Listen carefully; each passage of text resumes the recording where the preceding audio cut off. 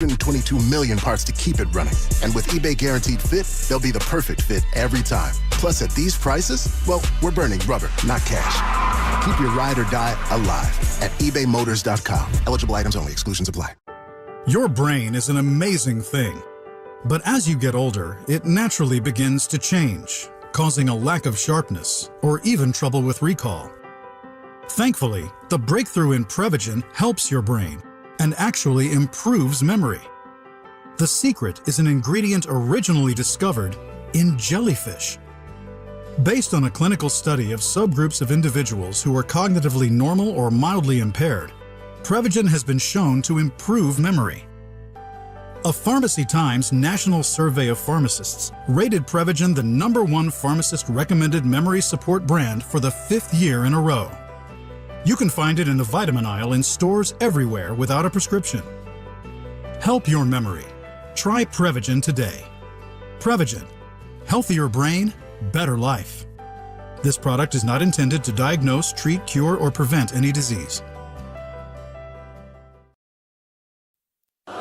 The IRS, the world's most aggressive collection agency. They can seize your property, bank account, and garnish your wages. They cause sleepless nights for millions of Americans. Don't be one of them. If you owe $10,000 or more to the IRS or state, get protected today. Call 800-312-9970. Coast One Tax Group, protecting your bank, home, and your sleep since 2008. With hundreds of 5-star reviews and an A+ on the Better Business Bureau. Call Coast One Tax Group, 800-312-9970. Stanley from New York owed $93,000. The IRS placed a levy on his bank account. Coast One released the levy and settled with the IRS for $2,000. Mark in Michigan owed $225,000. After Coast One stepped in, Mark walked away paying less than $1,500. Call Coast One now. A 10-minute call can save you up to 93% on your back taxes. Get your fresh start today. That's 800-312-9970.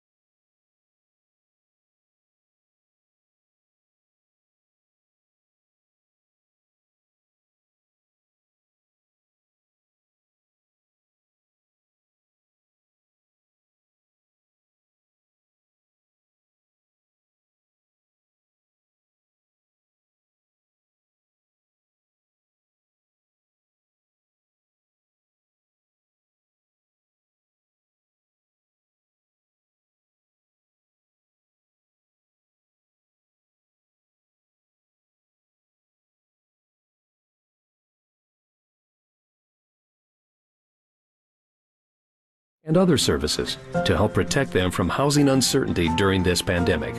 If you or a member of your household served in the military and need help to stay in or obtain housing, call the National Call Center for Homeless Veterans at 877-424-3838. Veterans without access to a phone should visit their closest VA medical center. The number again is 877-4AID-VET. That's 877-4-AID-VET.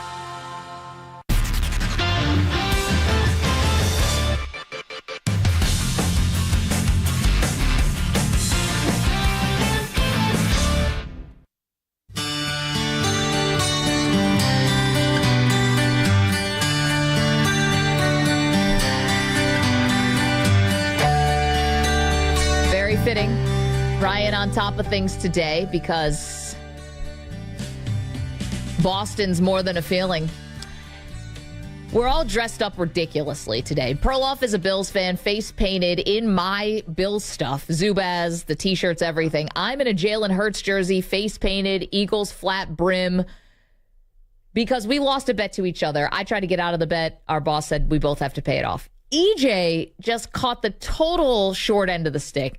He had nothing to do with the bet, but by virtue of being the executive producer of the show and not holding my feet to the fire, apparently, our boss, Spike Eskin, said that EJ had to dress up and had to wear Patriots stuff because he's a Jets fan. And weirdly, he's the most miserable one of the bunch today. He looks like a sad clown. Why do you have this frown on your face permanent here?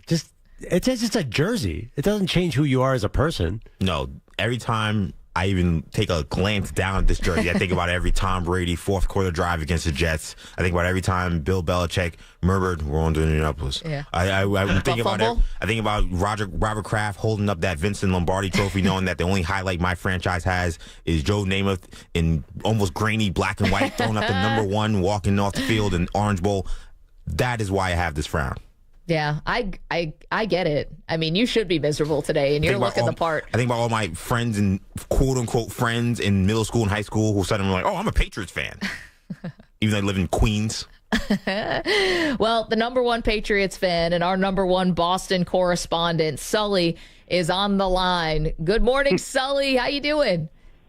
Maggie, how the hell are you? You guys look absolutely spectacular, and I'm so excited that I got up early and got to witness this on television, because if I would have seen this after, I would have been so bummed out missing. I mean, McLovin, I get it. The wig was hot, but I mean, hot as in temperature.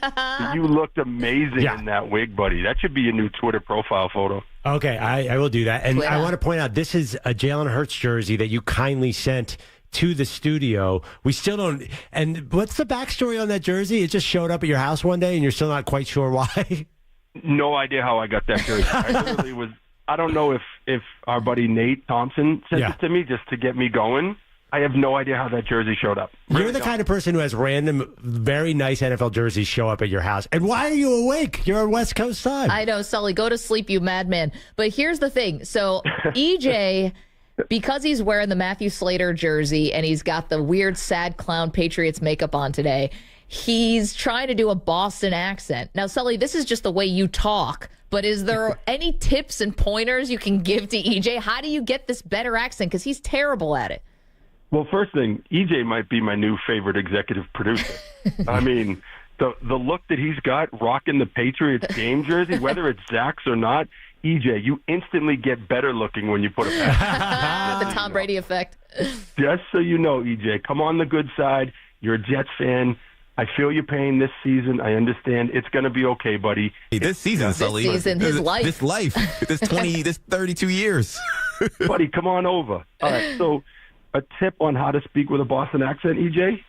Just be very lazy when you talk. Just drop every R. Just be lazy. That's how it works. You know, you look wicked smart in that jersey, so just go with that. You wicked good-looking dude. Like, there's also words I can't say on television. Yeah, Maggie that's my territory. The other day. And I also agree with EJ. Frosted strawberry Pop-Tarts, for sure, hands down the win.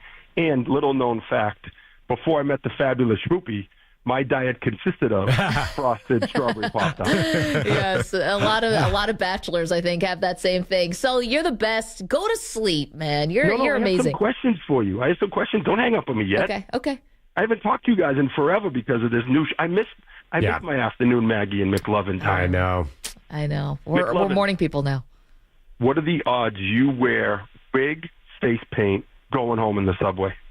Oh, that's a great question. I have a parent-teacher conference later today. Should I just keep this the Eagles face paint, walk in? Sure. Like, let's talk about my kids' goals for 2024. But the truth is, though, Sully, everybody kind of likes the Bills a little bit, so I don't think anyone would have a problem if I was wearing Bills face paint.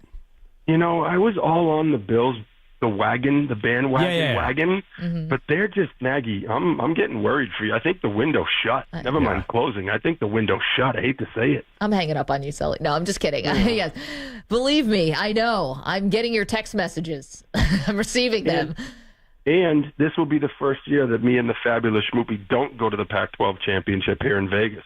Yeah, because no Utah. Oh, no Utah. But I showed you the picture of our friend that I was out with earlier last night. and there were Oregon and Washington fans all over Resorts World. Oh, cool. That is going to be a really, really fun atmosphere. Yeah. Do we want to say, Sully, do you want to say who you're hanging with, or you got to keep it anonymous? No, I don't care. You guys can say who it was. It was because of you guys that I met him. Yeah, Sully has become best friends with Pac-Man Jones. Awesome. It's amazing. You guys are friends, like not, media friends. You're friends. He's such a good man, and it was all because you guys had me around as your quote-unquote security for Media Week. Yeah. So when I was with Pac-Man, I also said, hey, by the way, you got to come on my friend's show this year. So when you guys come out here, we got to get Pac-Man on there. Get him early. He's better early than late. Aren't we all? Sully, thank you so much for weighing in. Now go to sleep. You're the best, and we will talk to you. I love you guys. I miss you guys, and congratulations on the new shift. EJ, hang in there, brother. I'm trying. That's for life. Love you too, Sully. We got a lot more to do, including more preview college football playoff games. Does your vehicle have over 75,000 miles? Well, get maximum high mileage engine protection with Syntec Full Synthetic High Mileage Motor Oil formulated for today's engines. Right now at O'Reilly Auto Parts, get 5 quarts of Syntec High Mileage and MicroGuard Select Oil Filter for only $34.99. Limits apply. See store for details. Ask the professional parts people about all the supplies you need for your next oil change. Try Syntec High Mileage exclusively at O'Reilly Auto Parts. I think we're lost again. Wait, what does that sign over there say? Caution wildlife crossing? No, next to it. If you're a 60 or older, you may be at increased risk of serious consequences from RSV, respiratory syncytial virus, compared to adults younger than 60. Ouch. I didn't know that. Not all dangers come with warning labels. Talk to your pharmacist or doctor about getting vaccinated against RSV today. RSV vaccines, including Pfizer's, are available. Learn more at bewareofrsv.com. Brought to you by Pfizer. Have over $10,000 in credit card debt? The stress from excessive credit card debt can ruin your life. Collection calls, sleepless nights. If you're feeling the financial impact with unprecedented economic challenges, DebtBlue is here for you. DebtBlue uses secret programs that most credit card companies won't tell you about. They'll help you consolidate or settle your debts for a fraction of what you owe. With DebtBlue's Success Guarantee, you pay nothing unless your debt is reduced or completely resolved. There's no risk. The more you owe, the more DebtBlue can save you. See how easy it is to get started with free information. Let DebtBlue show you how 10 minutes could save you thousands. Call now, 800-200-6895. That's 800-200-6895. I'm just living sky high right now. I'm very thankful for it. And the team at DebtBlue are phenomenal. They're able to work with you. They're great. Call for your free debt resolution information now. 800-200-6895. 800-200-6895. Has someone in your family lost a job recently, and now you can't afford your mortgage payment? Or do you have a rental property and your tenants aren't paying you? We can come to the rescue and pay you cash for your home immediately. Yes, sell your home and get cash all over the phone without dealing with real estate agents or having to waste time showing your home to lukewarm buyers. You don't need to lose your house to foreclosure. If you have equity in your home, we'll buy your home and give you cash within days, all in a simple over-the-phone and virtual process. Call now before your situation gets worse. Sell a home you can't afford or just need anymore and get the cash you need today. Call this number now.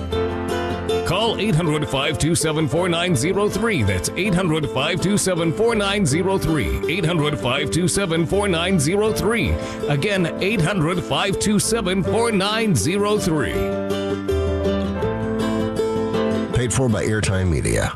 How's your car working these days, folks? Let's just say you're driving a vehicle that's out of warranty and it breaks down. Then what do you do besides panic? After all, auto repair costs are up 20% from last year, and they're going further up. When you have a car protection plan from CarShield, panic becomes peace of mind. Why? CarShield has my back when my car breaks down, and they can have yours too. Look, even if your car is just over 3 years old, it's still prone to expensive costs. There's no long-term contract. You get flexible monthly payments you can afford and lock in a price. That's the key that will never go up no matter how many claims you file. Get coverage like I did. Call CarShield today. 800-898-6155. Save 20% on your plan. Lock in your price and it'll never go up. That's key. 800-898-6155, 800-898-6155, or visit carshield.com/Levin. Save 20% today. That's carshield.com/LEVIN. Get ready to dive into the ultimate holiday deal with Consumer Cellular. Snag an incredible 50% off the Iris Flip when you buy before December 17th, making it only $34.50. The Iris Flip is all the phone and camera you need, featuring a user-friendly design, Wi-Fi and GPS capabilities, and powered by our rock-solid 4G LTE network. The Iris Flip is your ultimate flip phone companion. But hold on, there's more. Experience top-notch nationwide coverage, a contract-free plan, and always free activation. Plus, our 100% U.S.-based customer support is just a click or call away. Don't let this opportunity slip through your fingers. Act before December 17th to snag an incredible 50% off the Iris Flip. Just head to consumercellular.com and use promo code RADIO50 at checkout to lock in this jaw-dropping deal. Don't let this opportunity slip away. Seize the moment and make the switch today. KNBR and KNBR FM, your home of San Francisco 49ers football.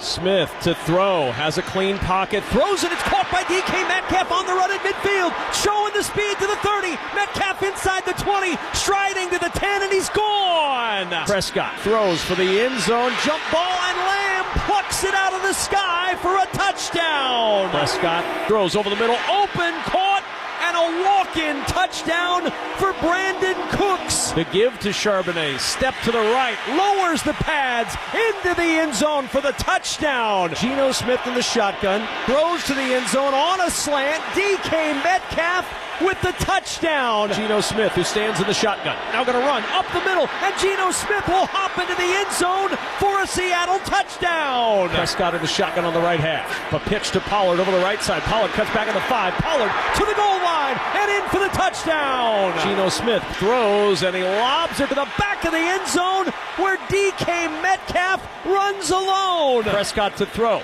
Throws for the end zone. Caught! Jake Ferguson, left side of the end zone with the touchdown. Dallas is going to win it, 41-35. And that should do it. All right, that should do it. What's up, everybody? Happy Friday morning. Not really the happiest Friday morning, if I'm being honest with you, because today is a big show here on the leadoff spot in what is going to be the final leadoff spot with yours truly, Marcus the Waterboy Boucher, and my guy overnight Dave behind the glass. Dave, one last time, we're playing radio today because it's a big weekend here in San Francisco. Everybody knows what's going on. It's the NFC Championship rematch game. 49ers and Eagles this weekend. That should be the number one focus. But there's also a lot of things going on here at The Sports Leader. And so as big as this game is, I feel like there is something we need to address this morning. And first of all, I want to apologize for everybody for not being on the leadoff spot yesterday. It's been a tough 24 to 48 hours, kind of digesting everything that's going on in the news that came out that everybody's heard by now that Paulie Mack is out on the morning show. I'm not going to sit here and talk about my future at KNBR. I'm not going to talk about the future of Brian Murphy. I don't want to speak on behalf of him. I don't want to speak on behalf of Paulie Mack. And I don't know what's going to happen with the future of the morning show. But I can tell you this morning, there's one thing that I'll forever be grateful for, and that's working with Murph and Mack for the last 3 to 4 years. And Dave, I already feel like it's going to be an emotional show getting through today, but that's show business, man. The show must go on. Someone's got to be here to talk about sports. Someone's got to be here to talk about guys like Lee Hammer, who's been a legend in the game for over 20 years, who lost his job. The 6 to 10 afternoon show, a show that I used to work on. Hell, back in the day, me and Dave used to be doing live radio from 10 p.m. to 1 a.m. in the morning. Yeah. And now Dave's been my producer for the last 2 years on the leadoff spot. Hell, he was the producer for Adam Copeland. He was the producer for Pecan. He's been here longer than I have, so he's seen stuff like this before, but this hits a little different. This one hits home. Not just Lee Hammer, FP Santangelo, our digital team that we lost, our producer of the morning show, Triple E, but especially my guy, Paulie Mack. And so today, We'll roll a couple up for Paulie Mack. We'll do the show in his honor. I just want to say how grateful I am for everything he's taught me in the world of radio. I know he's a big leadoff spot listener. He listened every day, would tell me whenever I made him laugh in the car. So those are the positives I want to focus on this morning, because I know there's been a lot of negative going on surrounding the future of these sports leaders, surrounding the future of the morning show and everything going on, man. But I love Paulie Mack. I love Murph. I love working on this morning show. And I hope you guys stick around to see what the future has in store, man. Paulie Mack and Murph did their thing for 18 years. I got to be a part of it for the last 3 to 4, man. And it's some radio I'll never forget. It was some of the best times we ever had on the radio, but everything comes to an end, and you got to move on to the next chapter. And as they say, in show business, the show must go on. So, Dave, we'll try to play some radio. It's my favorite thing Dave tells me every morning at 4:58, 2 minutes before the leadoff spot starts. Marcus, it's time to play some radio. So we'll try to play some radio this morning. We'll talk about the Warriors getting the win last night on 11-30-23 night, getting the job done without Andrew Wiggins, without GP2, without CP3. We can get into the start of Week 13 last night with the Dallas Cowboys and the Seattle Seahawks, the shootout back and forth. No punts allowed. 41-35 was the final score. So much for all those primetime unders that we've been cashing in on left and right. Didn't cash in last night, but hey, hopefully we can end the leadoff spot this morning with a few Bobby Boucher's best bets. We'll get you some winners as we look ahead to the weekend, but everybody knows this weekend is all about 49ers and Eagles, and I want to try to keep that the main topic this morning because we've circled this date on our calendar for over a year now, going back to the NFC Championship game, where we all know what happened when we all saw the final score 31-7. Well, these are two different ball clubs now. This is a different scenario, and this weekend, after all the trash talk, after all the bad blood, after all the bad memories, the 49ers will have a chance to walk back into the Link this weekend as a 3-point favorite to take down Nick Sirianni and the Philadelphia Eagles. And we're going to have plenty of sound this morning from Kyle Shanahan, Brock Purdy, Fred Warner, all the 49er boys breaking down this matchup against the Eagles, trying to figure out a way how anybody on this planet can slow down the brotherly shove. It's one hell of a task, and this is one hell of a team you're dealing with the Philadelphia Eagles. Got the best record in football, 10-1, and arguably have the best roster in football head-to-head, comparing them to teams like the San Francisco 49ers, the Kansas City Chiefs, the Baltimore Ravens. This is the cream of the crop, folks, and that's why it's such a big, big game this weekend. And we've been breaking it down all week long, Monday through Wednesday. The surprise kind of the 49ers being the favorite on the road. Now, of course, what does that really mean in the big scheme? Do the players care about point spreads? No, probably not, unless we're talking about the NBA in-season tournament and they're out here trying to win a game by 12 points to advance. But this feels different this year. It feels like the 49ers are looking for some revenge because last year the opportunity was taken out of their hands when Brock Purdy literally had his UCL ripped out of his elbow after Hassan Reddick took him down. And then Josh Johnson comes into the game, and he gets put on his ass, leaves with a concussion. And next thing you know, we got George Kittle on the sideline asking Brock Purdy if he's ambidextrous and can throw the ball left-handed. Now, obviously, a lot has changed in that last year. From Brock Purdy's internal brace surgery that he had in the offseason, and Brock Purdy actually improving and looking like a better quarterback this year than he did last year, which is something that we should just applaud in general.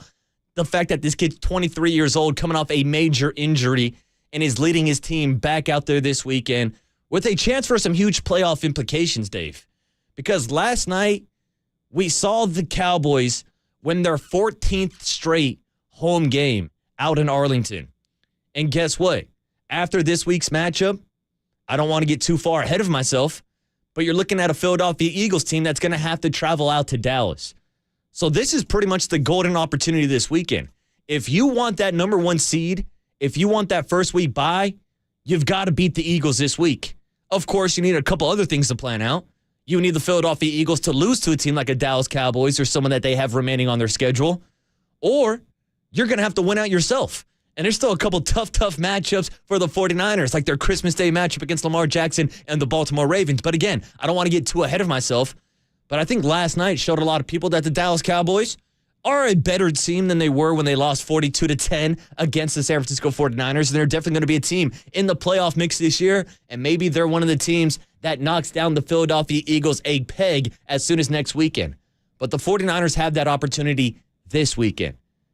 They've got an opportunity to kind of erase the history from last year, because it seems like the Niners are finally at a point where they're ready to move on. They've been asked a lot of questions this week about last year's game, about the rematch, about the bad blood, the back and forth.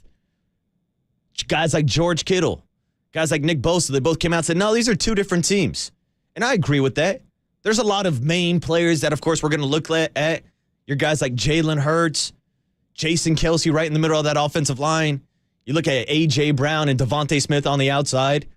But we should point out that the Philadelphia Eagles not only lost their offensive coordinator over the offseason, they lost their defensive coordinator as well.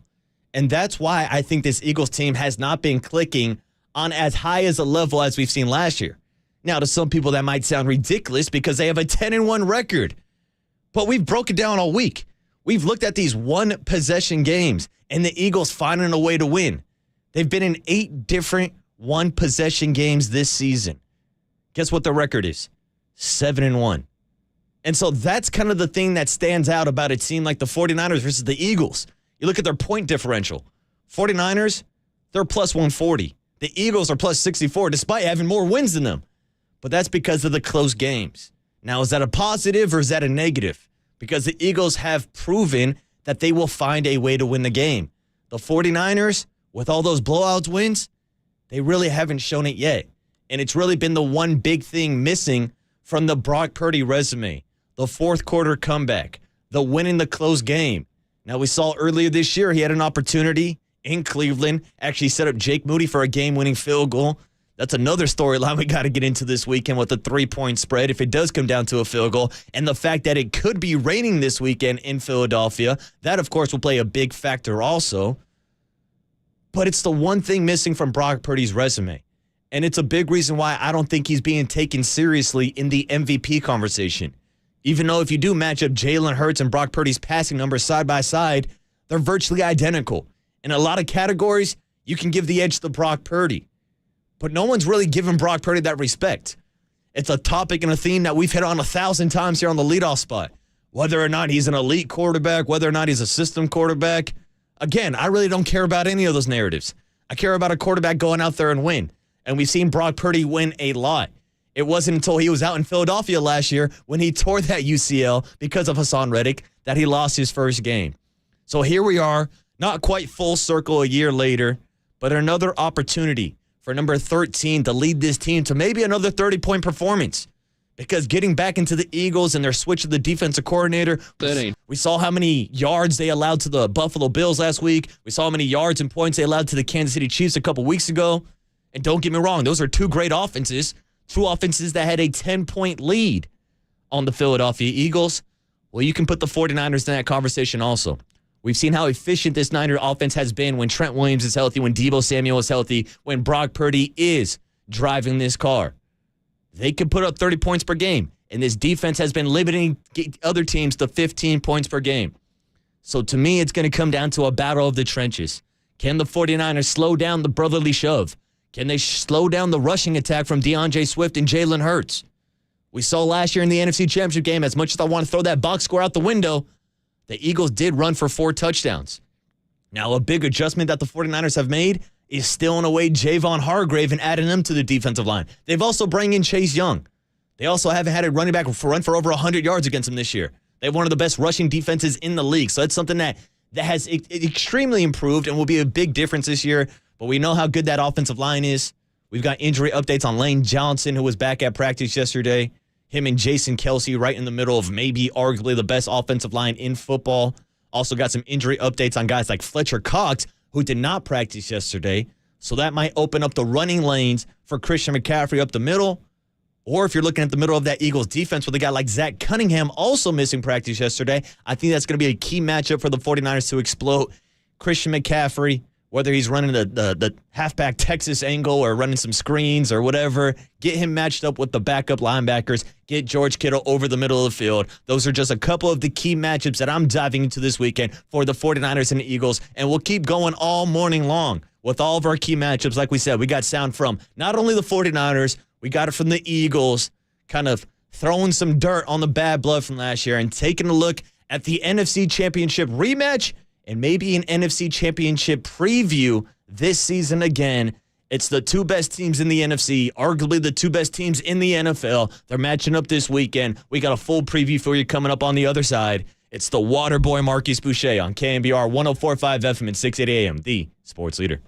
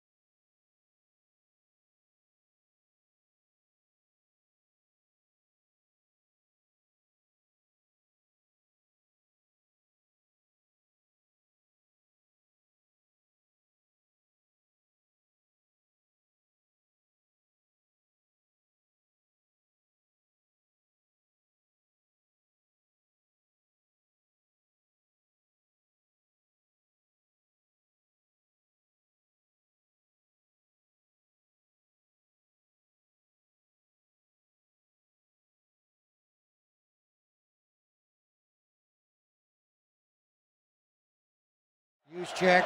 Ayuk, they're going to motion. Check out left. Purdy going to throw. Throws back right. Wide open. Ayuk. Touchdown! San Francisco.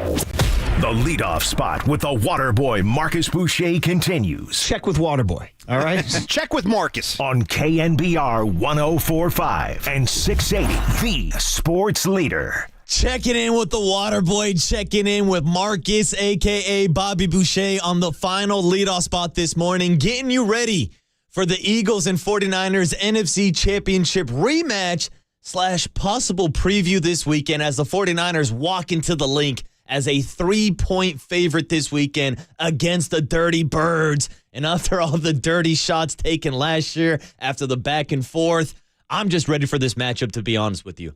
Because we've spent the last year talking about all the storylines, talking about Brock Purdy's injury, talking about Deebo Samuel at Media Row, running his mouth and saying that the 49ers would have won if Brock Purdy didn't get hurt, blah, blah, blah. None of that matters. Let's stop crying over spilt milk. This weekend, as Hassan Reddick told us, the 49ers got a chance to line that S up and prove it. No more talk. I'm just hoping that someone will, keep an extra blocker in for Brock Purdy, and hopefully he doesn't go down with an injury, and hopefully the 49ers keep both their quarterbacks upright, because last year in the NFC Championship, let's be honest, it wasn't a game once Purdy went down, and especially once John Johnson went down.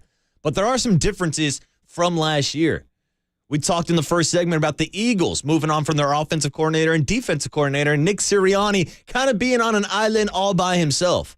Well, guess what? We got some sound from Nick Sirianni this morning talking about last year's NFC Championship rematch and if he views these teams as the same from last year or if he thinks it's going to be a different matchup this Sunday. This is a 2023, right? And it's not 2022. Very similar to what we responded with the Chiefs stuff, like going into the Chiefs game, right? There's different players on this team. There's different players on their team. Shoot, one of our better players from last year is on their team. This is about the 2023 Eagles versus the 2023 Niners. Both teams are doing well. It's going to be a heck of a battle. And both of these teams fell short of reaching their goal last year. We could talk about how the Eagles won the NFC Championship game. I don't think they're bragging about it. I think they're still pissed off about losing to the Chiefs in the Super Bowl. Now, we saw them get revenge a couple weeks ago when they took down Patrick Mahomes and the Chiefs. The question is, will the 49ers do this weekend? Well, this new 49er roster, in my opinion, which has improved in almost every significant area. We've talked a lot about guys like Mike McGlinchey leaving, Colton McKivitz seeing how he's going to match up against that defensive line this weekend. Of course, Jimmy Ward leaving, but Steve Wilkes in this defense playing better since they decided to move Deommodore Lenoir inside to nickel corner. By the way, shout out Charvarius Ward. Last week shutting down DK Metcalf and watching DK Metcalf just tear up Bland last night from the Dallas Cowboys. People were talking about him maybe being Defensive Player of the Year, but he was getting dogged all night long by DK Metcalf. But I digress. But I do want to focus on something that Nick Sirianni did say. One of their best players is now on the 49ers. That's Javon Hargrave, and that's definitely an angle I want to attack this morning when we're talking about the brotherly shove and the rushing attack from the Philadelphia Eagles. But since we played some sound from Sirianni, here's some sound from the other head coach, Kyle Shanahan, who had a similar message yesterday about how the game plan from last season gets thrown out the window because this is a brand new 49er team. You throw it out and start from scratch. I mean, you would if it's early in the year, but when you have this much tape, you don't like to watch what they were into last year, or we're just both different teams, different styles. You evolve all the time, and you evolve each week, and I think a lot of that stuff can, in my history, it hurts you more than it helps. And here's the thing. We never really got to see what the game plan was last year for the 49ers against the Eagles. When Brock Purdy went 4 for 4 before he got hurt, then Josh Johnson comes in for a couple plays, gets knocked out with a concussion. Like, who knows what Kyle Shanahan had up his sleeve? What he had on his, first 24 scripted plays, whatever the hell it is, when he's usually going out there and scoring points right off the riff? Well, we'll see what that script looks like this weekend and how they plan to attack that Philadelphia Eagles defense. Now, we've had some interviews earlier this week with guys like Matt Mayoko, Greg Cosell, Herm Edwards, some great NFL voices, who have pointed out the defensive backfield from the Philadelphia Eagles as possibly a weak link. Now, I'm not going to go full Deebo Samuel this morning and call James Bradbury trash, even though he is a weaker link. But look at their numbers this year against tight ends. I think that's somewhere where the 49ers can exploit. especially with the season that George Kittle is having. I know he's had some big games. I know he's had some quiet games. But overall this season, you could put his numbers up to Travis Kelce just from a receiving standpoint and make the argument that he's one of the top tight ends in the league. And he's been playing with like it since Brock Purdy took over as his quarterback. That Iowa State connection. I know they're rivals. I know they don't like each other as college teammates, but as pro teammates, these guys have unbelievable chemistry. But the question is, I guess going forward is, when George Kittle is your Mr. Team Chemistry, he's the vibe guy on the team. How are the vibes going into this weekend against the Philadelphia Eagles? Here was George Kittle's response on whether or not there's still bad blood between these two teams. You know, for me personally, it's week 12, week 13, and it's it's the biggest game on the schedule. It's the next one. It's a fantastic football team, a team who doesn't lose. They find every single way to win, whether it's overtime, whether it's grimy weather. You know, their players are making plays, and this is going to be our toughest challenge, in my opinion, so far this season. And also probably one of the most hostile environments besides Seattle last week. And it's going to be a fantastic game, and I'm just really looking forward to it. I don't really hold on to grudges or anything like that. There's not really that many people I don't like. I kind of love everybody, but that doesn't mean that they're not going to get my best shot and, a very physical 49ers team. Well, I'll tell you who's going to be holding on to grudges this weekend. The Philadelphia Eagles fans. Hell, they're still pissed off about 49er fans putting a Brock Purdy jersey on the Rocky statue last year. And we all know how, I guess vile is the right word for Philadelphia fans. I know they're passionate. We talked a lot about Philly fans and how the environment was so great during the World Series. And people would hit us up on the Golden State Lumber and Building Material text and you go, yeah, those are the same Philly fanatics that love the Eagles, that walk around town telling you to go blank yourself and then following up by go Birds. And look, we've seen the footage before. We've seen the crowd interaction with players. The 49ers know they're walking into a hostile environment, but there would be nothing better than silencing the link, than going in there, winning the ball game, and having Brock Purdy maybe put up an MVP-type performance. Because as we were discussing earlier, there's one big thing missing from the Brock Purdy resume. It's the big comeback win against a big team. Well, the spotlight doesn't get any bigger this week. This is the 125 game on Fox. It's America's game. All eyeballs are going to be on this matchup. And if Brock Purdy outplays Jalen Hurts, I think there's going to be serious consideration of Brock Purdy in the MVP discussion. Now, you can make the argument that he should already be in it, but still, on a national level, there's the argument about him being a system quarterback. Well, this weekend, he's going to have a chance to break the system. He's going to have a chance to beat the Philadelphia Eagles, the first team that beat him in his NFL career. Now, you got to put a little bit of an asterisk there because he lost the game, which he tore his ulnar collateral ligament. So there's going to be all types of emotions for Brock Purdy walking back into that stadium this weekend. And here he was at the podium yesterday talking about those emotions, about those feelings, and kind of the big picture view of him returning to the scene of the crime where they lost the NFC Championship game. I mean, yeah, I got hurt there and everything, but, for me, it's week 13. We're going on the road in a hostile environment. We're late in the season, so every game is obviously big for us. And so that's where I'm at with my mindset. Am I going to go back and feel a certain way? None of that. It's a new year, two new teams, slightly different in ways. So that's how I'm looking at it. Brand new ball game this weekend.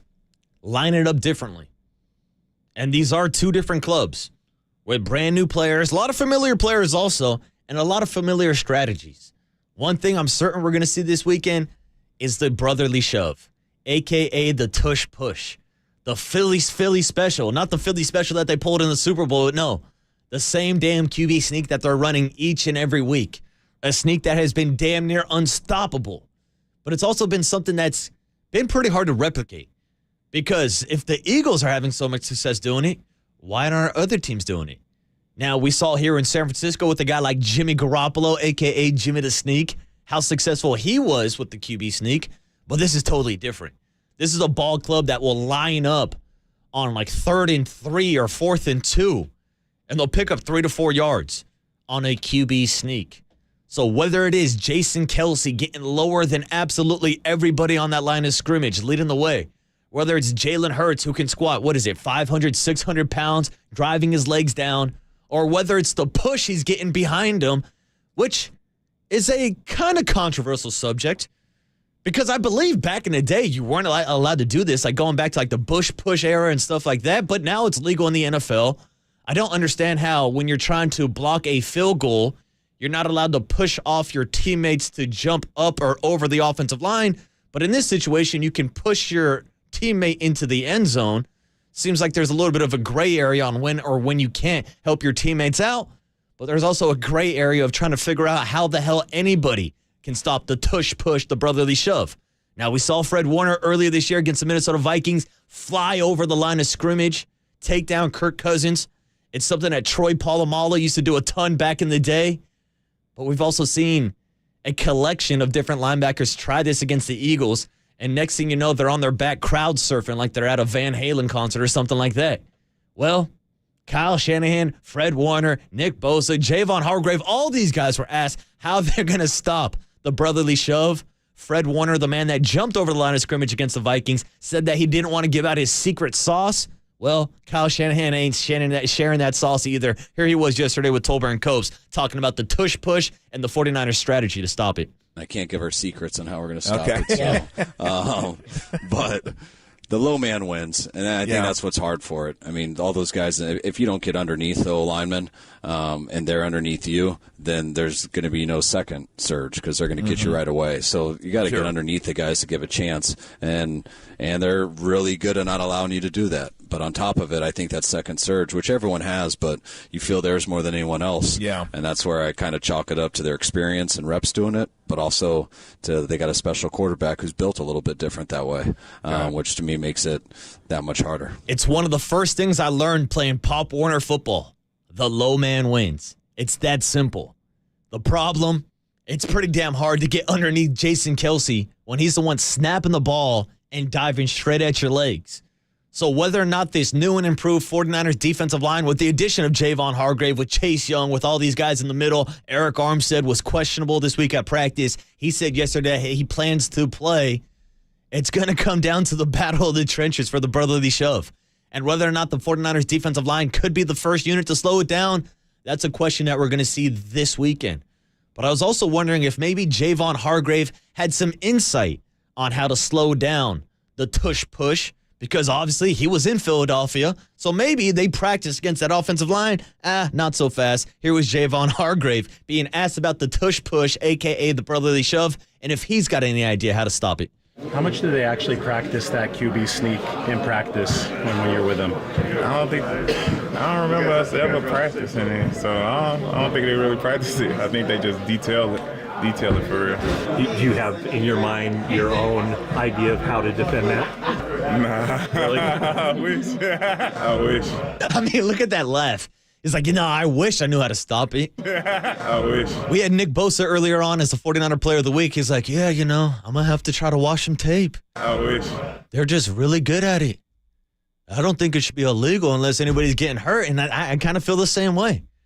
Now, I think there will be some questions on whether or not the NFL will allow teammates to push guys into the end zone, but as far as this weekend goes, it's going to be a legal play, and you're going to see it a lot from the Eagles. Now, Nick Bosa did tell us on Tuesday that the number one strategy is to not let the Eagles get into these situations. You have to play first and second down like it's third down almost. Hell, Herm Edwards was on air cracking himself up the other day. He's like, man, you wouldn't believe it. It's like 1st and 8 every single time. And I'm just saying, yeah, he's right. You're almost guaranteed to get 2 yards. I mean, if they really wanted to test the limits of the brotherly shove, I wouldn't be surprised if they lined it up and ran it 4 straight times. They could probably pick up 3 yards per carry and just continue to get first down after first down after first down. So it's obviously going to be a big factor. But if the 49ers can put them in third and long situation, obviously that changes everything. Now, of course, to stop them from getting to third and short and fourth and short situations, the 49ers got to slow down the rushing attack from the Philadelphia Eagles. A rushing attack that ranks 8th in the NFL with 133 yards per game. Now, going back to the box score from last year, they ran for 148 yards and 4 touchdowns against the 49ers. Now, I will point out, because of the game script, they ran the ball 44 damn times. So that's only 3.4 yards per carry, but still, the fact that they got into the end zone 4 different times against that defense was a red flag for me. And that's why this offseason, I thought it was a big, big piece for the 49ers puzzle to improve their rush defense. Well, they not only improved theirs, but they made the Eagles weaker by taking away one of their best players, the man you just heard from, Javon Hargrave. Here's the captain of the 49ers defense, Fred Warner, talking about Javon Hargrave, how much of an addition he's been to this 49ers team, and how he can help the 49ers slow down the rushing attack from DeAndre Swift and Jalen Hurts this weekend. I'm happy he's on our side, not their side this time around. Just has been so consistent for us in terms of getting just disruption up there in the middle of our defensive line has been such a key piece to what we do all season long. The ability to be available every single week, staying healthy and being as disruptive as he is, physical, out the stack. He fit right into what we do as soon as he got here, so I'm not surprised at all at the way that he's produced and been the player that we needed him to be. And you pair him up with Eric Armstead, with Nick Bosa, with Chase Young now, and I think this 49er defensive line is going to have a much, much better performance than it did last year in the NFC Championship game. And we should point out that the 49ers this year actually have the second best rushing defense in the league, only allowing 82 yards per game. So it's definitely going to be a strategy this weekend against the Eagles, but you're going to have to figure out a few strategies to show down Jalen Hurts, to be honest with you. He's the best quarterback in the NFC. Now, that's not saying much because most of the other good quarterbacks are over in the AFC, but still, he's the biggest problem. We've seen the 49ers struggle with mobile quarterbacks before. So a big key this weekend is to keep Jalen Hurts in the pocket, which is easier said than done. Well, Kyle Shanahan had a game plan for that also yesterday. Here he was talking about how the 49ers can slow down Jalen Hurts, a perennial MVP candidate. Yeah, you want to try to keep him out of those situations first and foremost. I know it's possible to stop, but I think it's pretty proven that it's extremely hard. So you try to keep him out of those situations, and they do such a good job of balancing everything out with the dropbacks, the play actions, the RPOs, the quarterback run game, the regular run game. So it's really impossible to stay ahead of them in terms of who has the chalk last. And they got a lot of answers in their run game and stuff, which could put him in some pretty good situations. So you got to be able to weather the storm when they get you. Let it be a first down and not a touchdown. Play very disciplined, very sound, and when you get your opportunity to make plays, you can't miss them. Interesting choice of words from Kyle Shanahan. You've got to be able to weather the storm, because that's another angle we got to attack this weekend. Whether or not it's going to be raining in Philadelphia this weekend.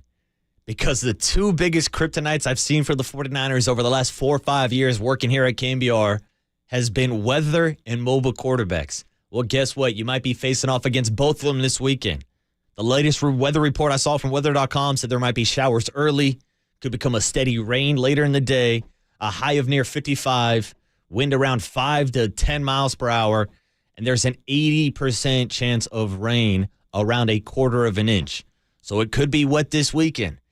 And we've seen the 49ers, again, struggle in the rain, struggle with the elements. Here was Brock Purdy talking about whether or not he will put on a glove this weekend. Dave, you know the saying, no glove, no love. Well, we'll see if Brock Purdy is gloved up this weekend in Philadelphia to help deal with those elements. Yeah, I think, sort of just going into it, like just being ready for, obviously the rain. In Cleveland, it sort of came out of nowhere in a sense, like mid-drive it started raining, so it was a little tough to deal with that one drive. But to maybe have a plan of if I need a glove, if I don't, if it's downpouring, if it's a slight rain, that'll just probably be one of those decisions once we get there and, you see the weather and how it is right before the game starts. But those are things that I'll definitely be thinking about. And listen, this is Brock Purdy, who played 4 years at Iowa State. I'm sure he's played in plenty of rain games before. I know there's some concern because we haven't seen that success, and really the only test he's been tested so far in the weather, in the elements, has been against a really good Cleveland Browns defense, and he still put them in an opportunity to hit the game-winning field goal, but Jake Moody missed it. And I think that's what it comes down this weekend when I'm looking at the bet, at the spread as a degenerate gambler, trying to figure out why the 49ers are 3-point favorites on the road and whether or not Jake Moody can come up clutch in one of those situations. Hey, he'll have a chance this weekend. Now, my gut instinct tells me as a gambler, it doesn't make sense to not take the Eagles +3. A home underdog, a team that's 10-1, a team that has a mobile quarterback, a team that has shown that they can win in the rain. But this is the last leadoff spot, baby. You think I'm going out taking the birds? Nah, man. This is personal. This is a revenge game. This is an opportunity for the 49ers to shut up all the critics, to shut up everybody who's been complaining about them, bitching and complaining about losing Brock Purdy last year. It's right in front of you. If you want to have any opportunity to be the number one team in the NFC and earn that bye week, it's got to start this weekend in Philadelphia. We're taking the Niners to win. I'm not touching that spread. We took it as one of our Waterboys Wednesday winners. Hell, who knows if it's one of Bobby Boucher's best bets. Nah, you don't need to bet on this game. Just sit back, relax, and enjoy. 125 this weekend on Fox. 49ers against the Philadelphia Eagles. But to wrap up the leadoff show this morning, you know we're not going anywhere without giving you Bobby Boucher's best bets. We'll take a look at the Week 13 NFL schedule, some of the other big matchups, and some of Bobby Boucher's best bets. It's the Waterboy Marcus Boucher on KNBR 104.5 FM and 680 AM, the sports leader.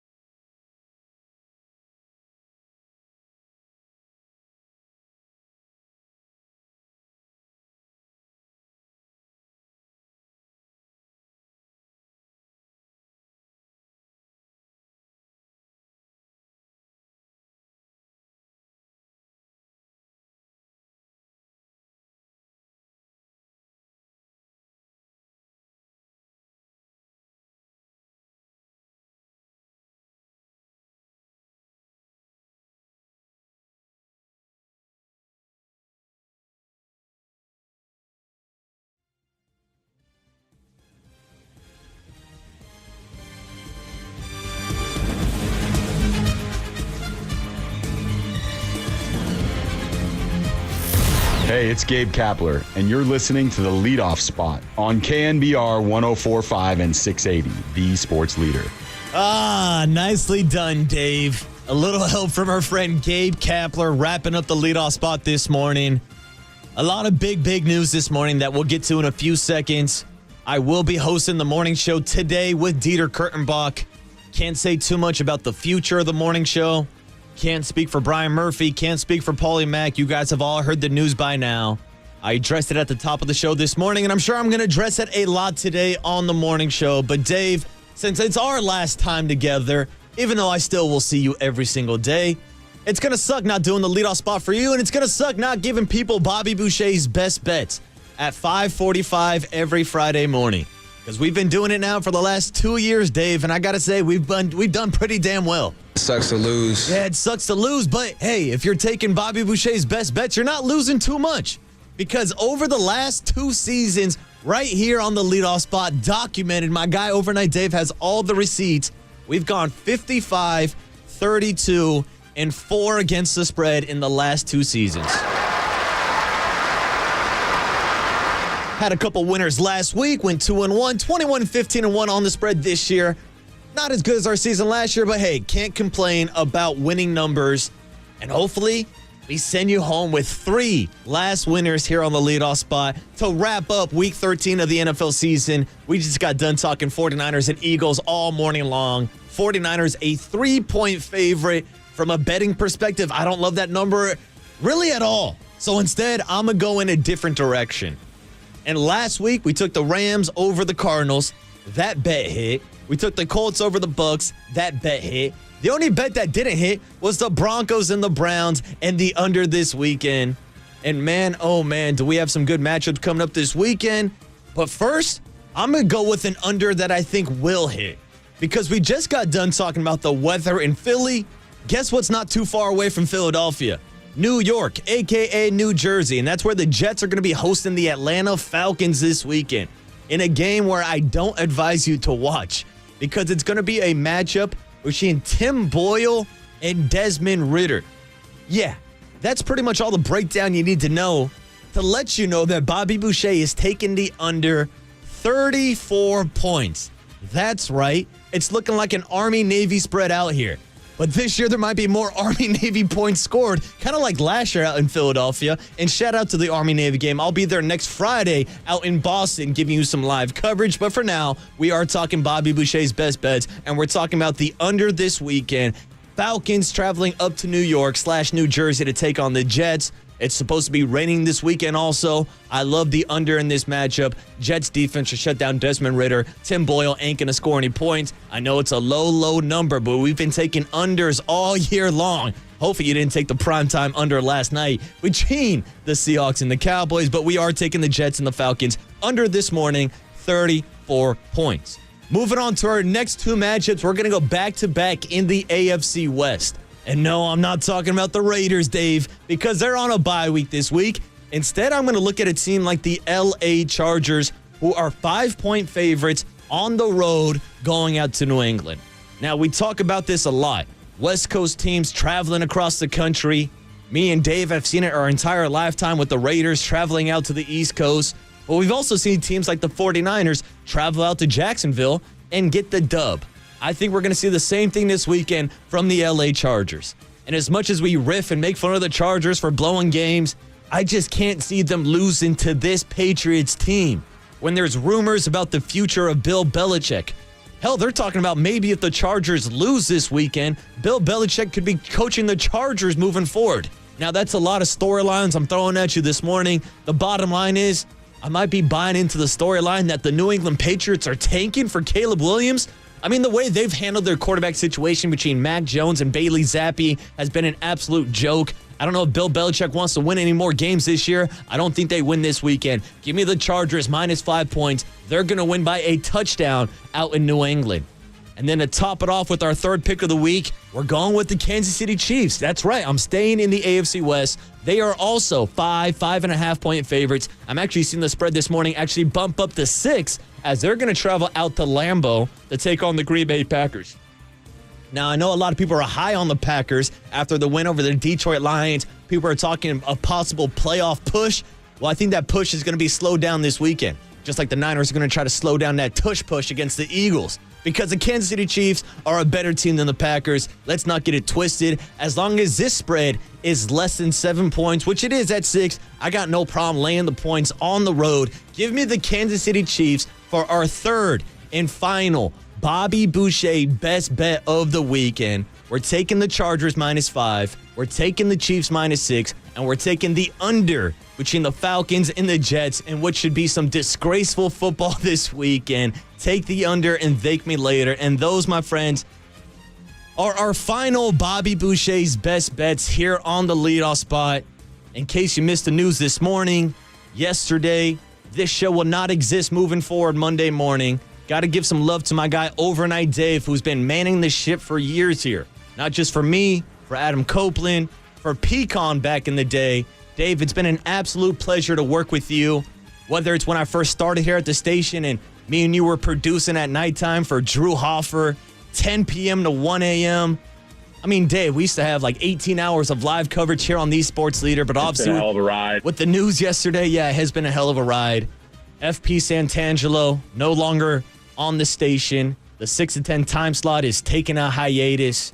Really sucks for the industry of radio. Sucks for guys like Lee Hammer, who have been here for multiple decades, way longer than I'll probably ever be here. And then, of course, whether it's our digital team, whether it's our morning show producer, Triple E, as much as we riffed on the kid, he was a part of the Murph and Mack family, and that all leads to the big news today of Paulie Mack no longer being a part of the morning show. I said it this morning, I'll say it again. I can't really talk about what the future holds. You'll just have to tune in next Monday to find out. I'm not going to come on here and speak on behalf of a Brian Murphy. I'm not going to speak on behalf of Paulie Mack. But I have been talking the last couple of days, and he wanted to make sure to have me tell all the listeners, thank you for the last 18 years, man. What Murph and Mack did was incredible. An 18-year run in this industry. And for whatever reasons, the higher-ups, the higher powers have decided that ride has come to an end. And now Paulie Mack will not be a part of the morning show. It's been a difficult 24 to 48 hours. Brian Murphy can take as much time as he needs. Again, I'm not going to speak about his future. I'm not going to speak about my future. But one thing I will tell you that it was an absolute honor to be a part of an 18-year partnership for just 14 years. Excuse me, for 4. I spent the last 4 years of my life every single morning getting up, laughing with Murph and Mack. And I'm sure a lot of listeners spent a lot longer than that, going back 18 years. So this morning, we're all rolling up for my guy, Paulie Mack. And hey, how about we go win one against the Paisan for the Paisan? We all know how much Mack hates Nick Sirianni. Hopefully this weekend, the 49ers can honor his legacy with the win, and hopefully they can just get the job done. I think that's what everybody wants. They want the Niners to win. They want to get kind of back to normal.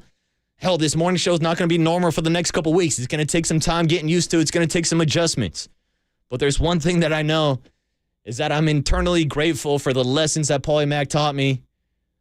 The back and forth riffs, how every morning he would come in and tell me how I made him laugh on the leadoff spot. Like, I know my guy Overnight Dave is always on the Golden State Lumber and Building Material text line, and we appreciate everybody texting in this morning. Dave's not going anywhere. If you want to talk with our guy OD, you can always send in a random text at 2, 3 in the morning. He's going to be here every single night. But I'm not big at like looking at the reaction and pleasing other people. I've always been someone who I've always kind of said I don't care what people think, but I care what Paulie Mack thinks. So anytime he told me I made him laugh, I knew I was having a good show. I knew I was having a good leadoff spot. And hopefully I still get a couple of those texts moving forward. That's my guy, Paulie Mack. I'm sure he'll get back on his feet. I'm sure he'll be all right. I know this is a tough time for everybody who's been listening to the morning show for the last 18 years. Again, the last 3 to 4 years of my life has been hanging out with Paulie and Murph and Triple E and Copes and Overnight Dave and everybody here at the Sports Leader. It's a dark time right now, but hopefully the 49ers will lead us back into the light with a win this weekend. Hopefully the Dubs will continue to win. Big win last night on 11/30/23 night. I don't know if we're talking particles this morning or anything, or if they're out there, but hopefully my guy Paulie Mack's putting out some good particles for the 49ers to get a win against the Eagles. We all know how much Paulie Mack hates the Eagles, hates Sirianni. Hell, let's get rid of that bad blood. And like Hassan Reddick told us, let's line that S up and do it again this Sunday. And as Paulie Mack always told me, there's magic coming out of this box, kid. Let's try to make some magic. We'll see what happens moving forward. Coming up next, it's me and Dieter Kurtenbach. Today, we'll let you know the future plans moving forward with Murph, with Paulie Mack, with everybody. But that's so long for us, Dave. It's been a hell of a run the last couple years on the leadoff spot.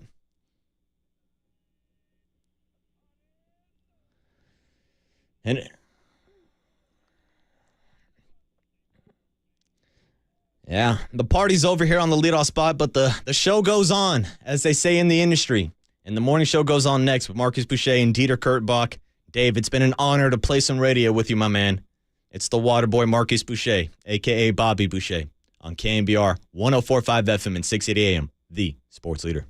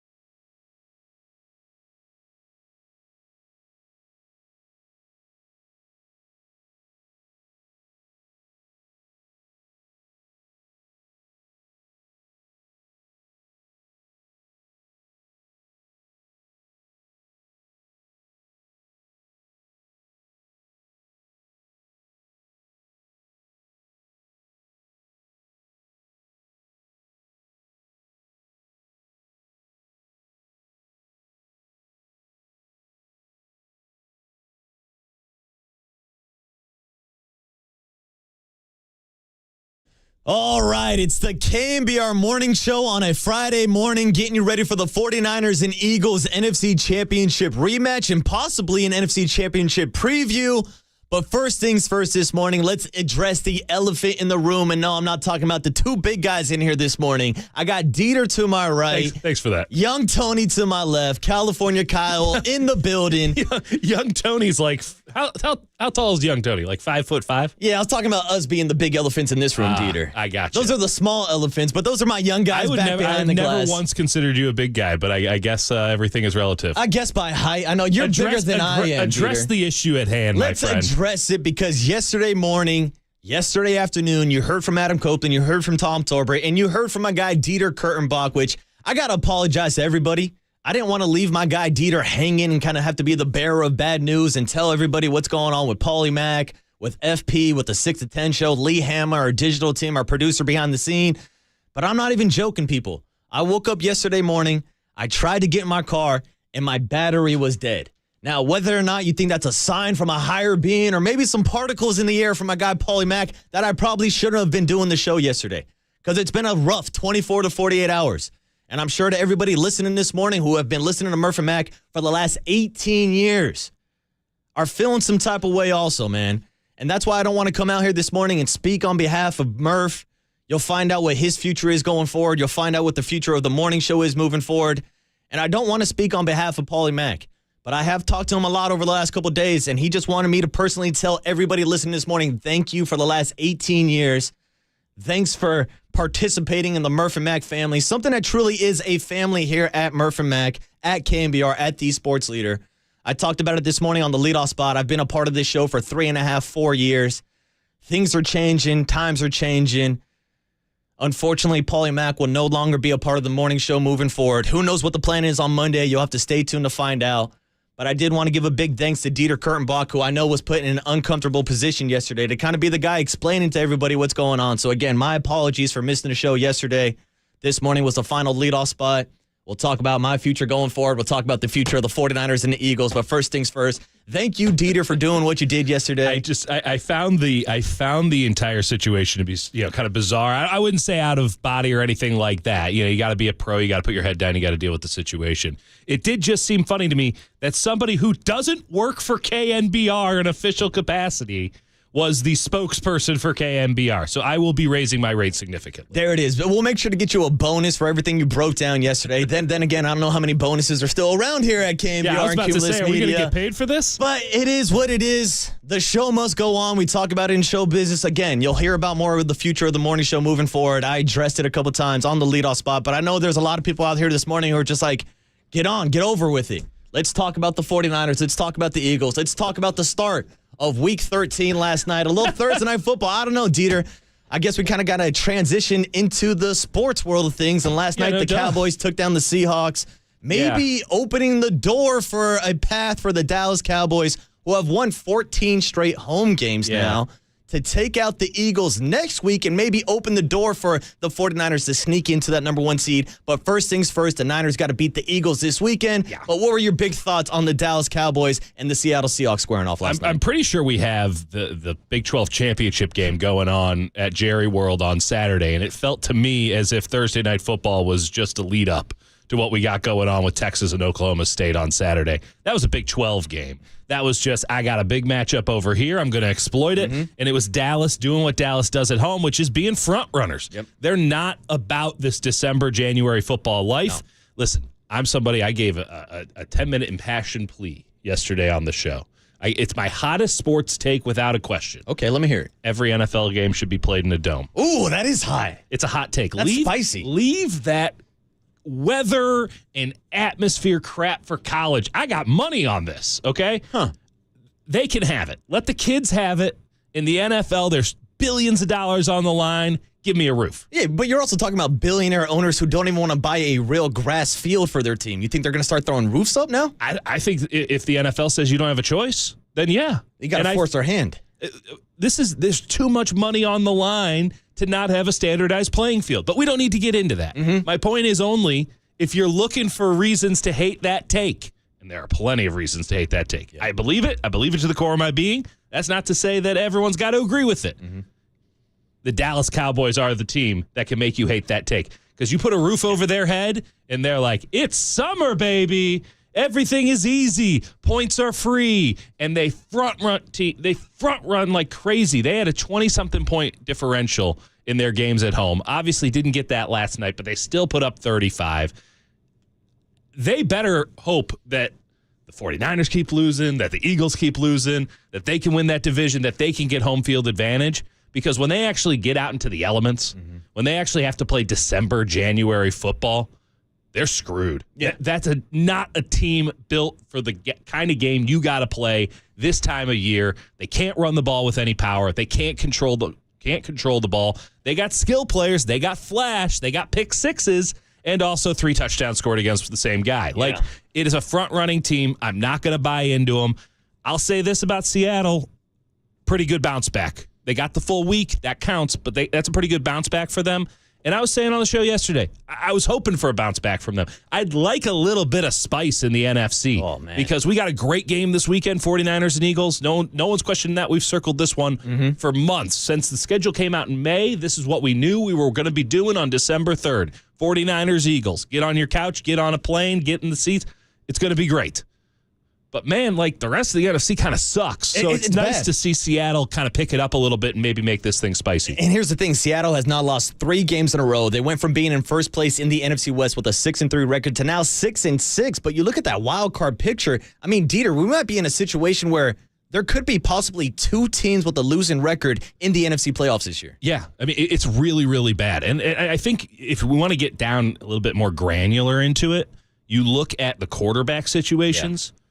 I mean, Brock Purdy might be the second best quarterback in the NFC now that Jared Goff has decided to get the yips again. Starting to throw those interceptions again, starting to remember, oh, yeah, I'm Jared Goff. Yeah. I mean, it's pretty rough fumbling the ball with those small hands. Kyler shows up, and it's like, am I the second best quarterback in the NFC? No, but the fact that we can even have that conversation while he hasn't won games is pretty interesting. So it's Jalen Hurts, who is the MVP frontrunner. I think he was better last year. MVP frontrunner, I get that. I'm not knocking. Jalen Hurts is awesome.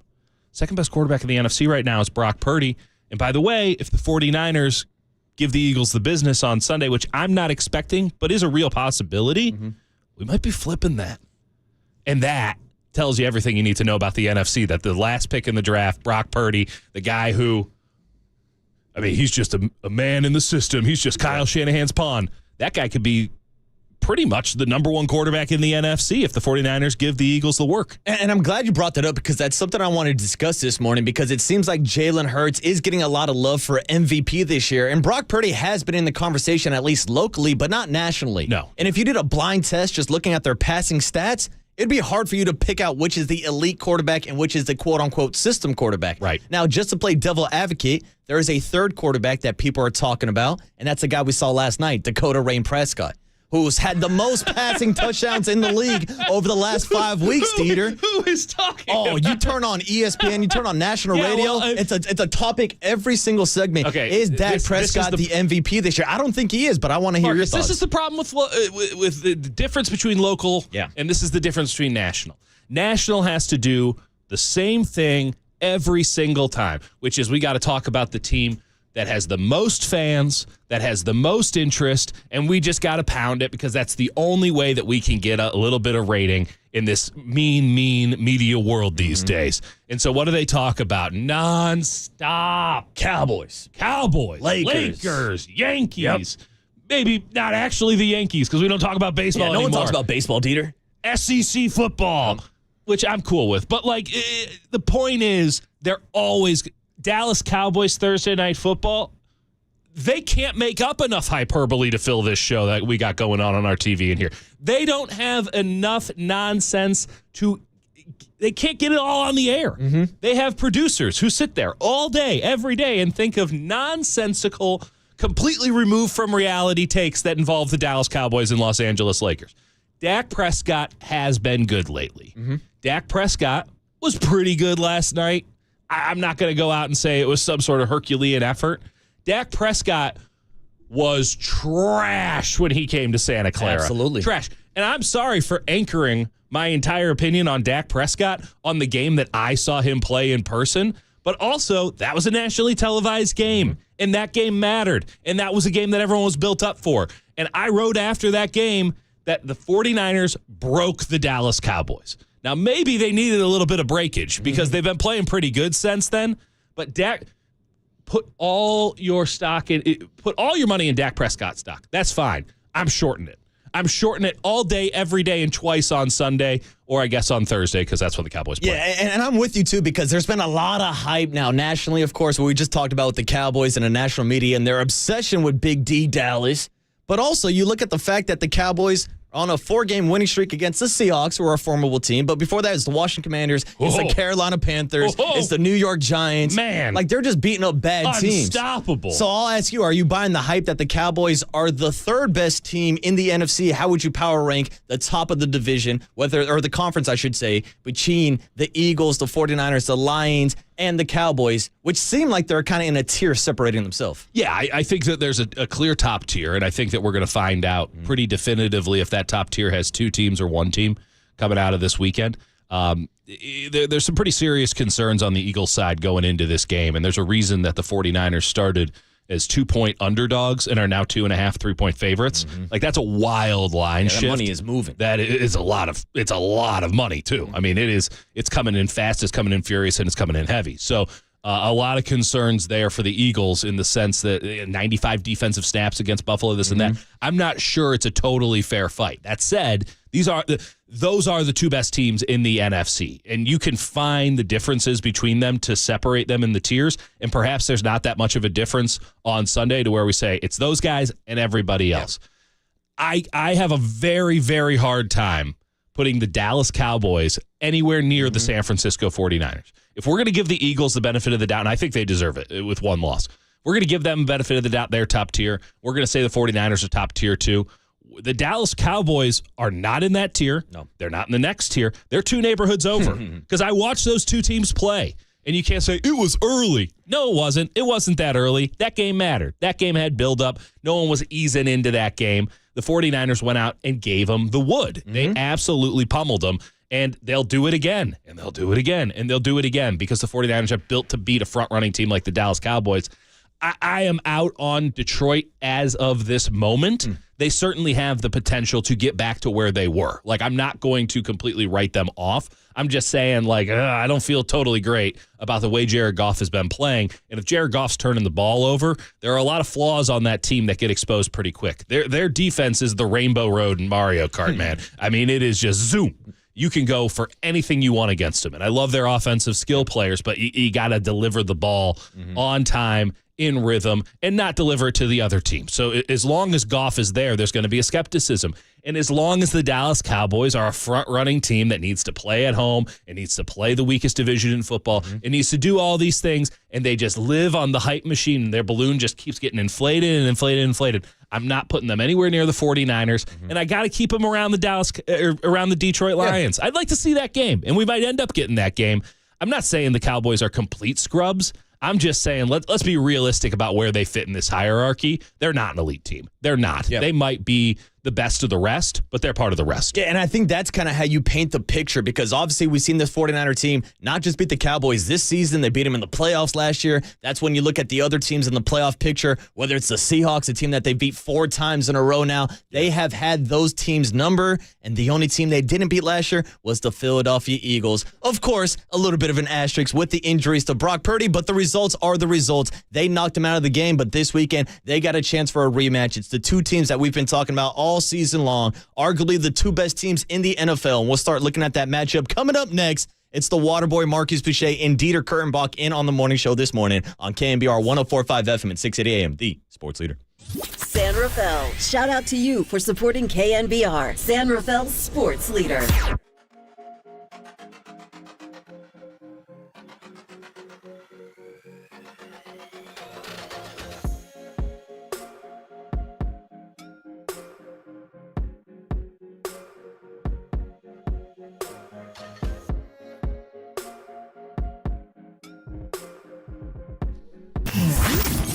Here's what's trending now. Trending now. On KNBR.com. 49ers head coach Kyle Shanahan stopped by the afternoon show yesterday for his weekly hit with Tolbert and Copes to break down this weekend's matchup against the Philadelphia Eagles. To hear that podcast and more, check out what's trending now on the all-new KNBR app.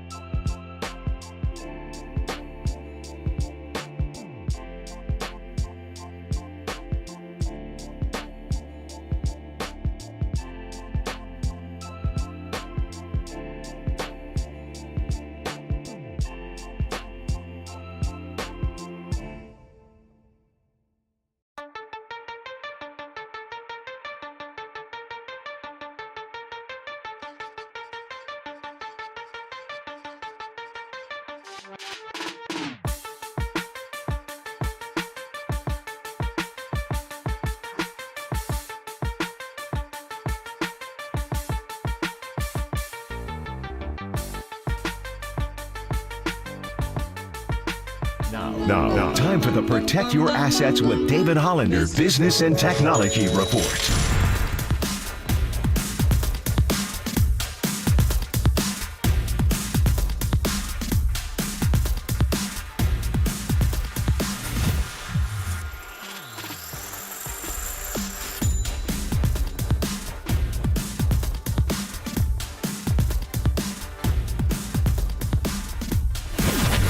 This has been the Protect Your Assets with David Hollander Business and Technology Report. Do you want to pay less taxes this year? Learn more. Listen to David's show every Saturday morning on KNBR or call 1-866-PROTECT.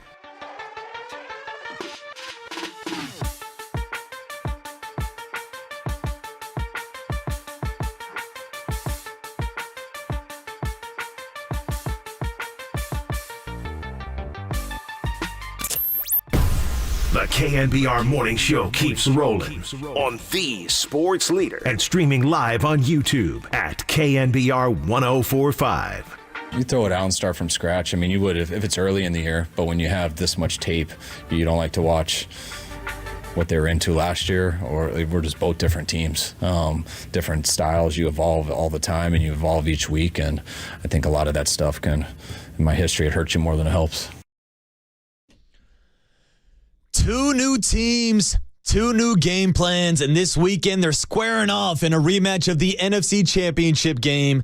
A game that we all know ended 31-7, but hey, it's different this year. I'm not going to lie, Marcus. I had no idea what the final score of that game was until you just said it. I only have it because I got the box score up, and that's something I want to talk about this morning with Deaton Kurtenbach in this morning on the morning show with Marcus Boucher, filling in for obvious reasons, things that we can address later on in the show. But getting into this box score, getting into the game plan from Kyle Shanahan from last year. What was the game plan, Dieter? Well, I mean, the 6th play of the game plan went out the window. That's what I'm saying. So we didn't even really get a chance to see Kyle's strategy to attack this Eagles defense. They were very confident going into that game, though. I mean, more so than any other game I had ever covered the 49ers play. I mean, they were talking some off-the-record serious smack. And it's easy to do that given the circumstances of what happened in the game after the fact. Yeah. I think it's important to note how much smack they were talking. Maybe not when the tape recorders were rolling, but beforehand when you're asking for honest opinions. And that's a good point because obviously we all heard about what was on the record, whether it was Deebo Samuel at Media Row calling James Bradbury trash, whether it was the takes of Brandon Ayuk saying that they were planning on exposing that defense. Right. This is all stuff that we heard out in the public, but you're in the locker room, so you knew about this before the game even happened. They felt very confident that their particular brand of offense, if delivered correctly from Brock Purdy, and they obviously feel confident about that, had the ability to really carve up the Eagles. I mean, mostly it was Bradbury. They really did not think he was very good. Trash. I agree. I agreed with that sentiment. Like, he's not. And by the way, they're still soft back there. Mm-hmm. Now, they can stop the run a little bit this year. We'll see how well they can stop the run on Sunday, because that is going to be the foundation of a Kyle Shanahan offense, no matter what the circumstances are. Mm-hmm. They brought in some dogs. I mean, bulldogs, Georgia Bulldogs. Literal up dogs. front. They are, they're scary boys. Mm-hmm. That said, 95 snaps or so against the Buffalo Bills in the rain, overtime. And it's important to note this. The 49ers had a mini-bye, right? Mm-hmm. They played on Thursday. Now they get to play on Sunday. Every hour counts, man. If you are trying to recover from playing an NFL game, especially a game at this juncture in the season, where there's not a lot of advantage to be found scheme-wise. It's really about who can run through another one's face in a lot of cases. There's so much physicality. There's so many injuries that are never going to show up on a report. Everyone is just battered, bruised, mentally broken to a certain degree. Every hour counts. And so for the 49ers, I mean, even having this game as, the 1 o'clock Pacific, 4 o'clock Eastern game, that matters for them. That's a little bit more rest for them. And the Eagles having to play an extra 45 minutes or so of football, real time, that matters on a late game, kind of going into a late game. The 49ers have a decisive as you can get for a regular season, decisive physical advantage in this game. They're healthy, Eagles are not. They're rested, Eagles are not. So if the Niners lose this game, now we're going to have a real big conversation because there are some advantages going San Francisco's way here. If they win it, it's not to say, the Eagles couldn't have possibly won all. Let them say that in Philadelphia. I think anyone with a reasonable analysis of the game, and I'm really putting the prognostication machine to work here. I think that we can still get a reasonable outcome to this game. I think we can point to this game in a couple of weeks and say, hey, that still matters. Mm-hmm. But, man, the Niners do have some advantages here. The line says it. The guys who are throwing big money down are saying it. They got to take advantage of it. If they can't take advantage of it now, it's not going to be this good again for a long time. No, and this is the window that we've been talking about. We've obviously had this game circled on our calendar since last year in the NFC Championship game. And then once the schedule came out this offseason, we've all been looking at that December 3rd date. But getting back to what you're saying about the Eagles playing all those extra snaps against the Bills, I think we also got to remind people that they played a really difficult game against the Kansas City Chiefs the week before. Yeah, and they played on a short week then, Monday going into a Sunday. So that's back-to-back tough matchups against two of the better teams in the AFC, arguably two of the best. And who do they get next week?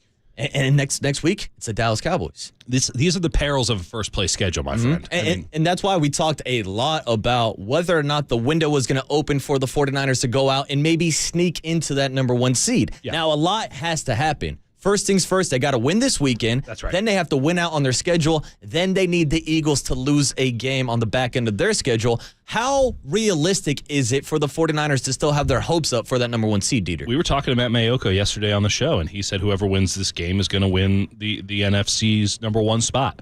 And by the way, the value of that number 1 spot, I talked about this probably ad nauseum yesterday. The value of that number 1 spot since they changed the playoff format. Huge. It makes this game awesome. Because both of these teams know there's a week off in it for us. I mean, the 49ers can't get that week off if they lose this game. The Eagles are feeling really good about getting that week off if they win this game. Yeah. For the 49ers, they win it. Hey, now the pressure's on the Eagles. And they can't slip up once. No. They can't. I'm not saying that the Niners have to win out. I agree with your sentiment, like that is the direct path. They just have to lose one fewer games than the Philadelphia Eagles down the stretch. Because anyone can get got in this league. Oh, and there's so many good teams left on the schedule. I mean, Niners still got to play the Ravens on Christmas. I mean, there's still some good teams left to be played for the 49ers. Not as daunting as the stretch that this Eagles team is on right now, but still, I mean, would it surprise you at all if Lamar Jackson gave the 49ers the work? So, it wouldn't. It is. This is a big one. This is one we're going to be pointing back to. I think it's very realistic. I think. I don't know if I'd go as far as to agree with Matt Mayoko that this is the deciding game for the 1 seed. I just think too many wonky things can happen.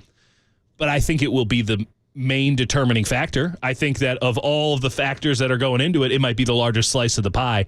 And that's awesome because that means that we're going to get both teams' best. The Eagles could have easily, under previous playoff formats, said, man, we're tired. Let the Niners have this one. Let them build up a false sense of confidence. We'll get them later on down the line because we're both getting buys, and we'll probably be the 1 seed or maybe not, and we'll figure it out when it comes. Now that 1 seed is the only one that gets the bye and it's home field advantage. It's all in on number 1.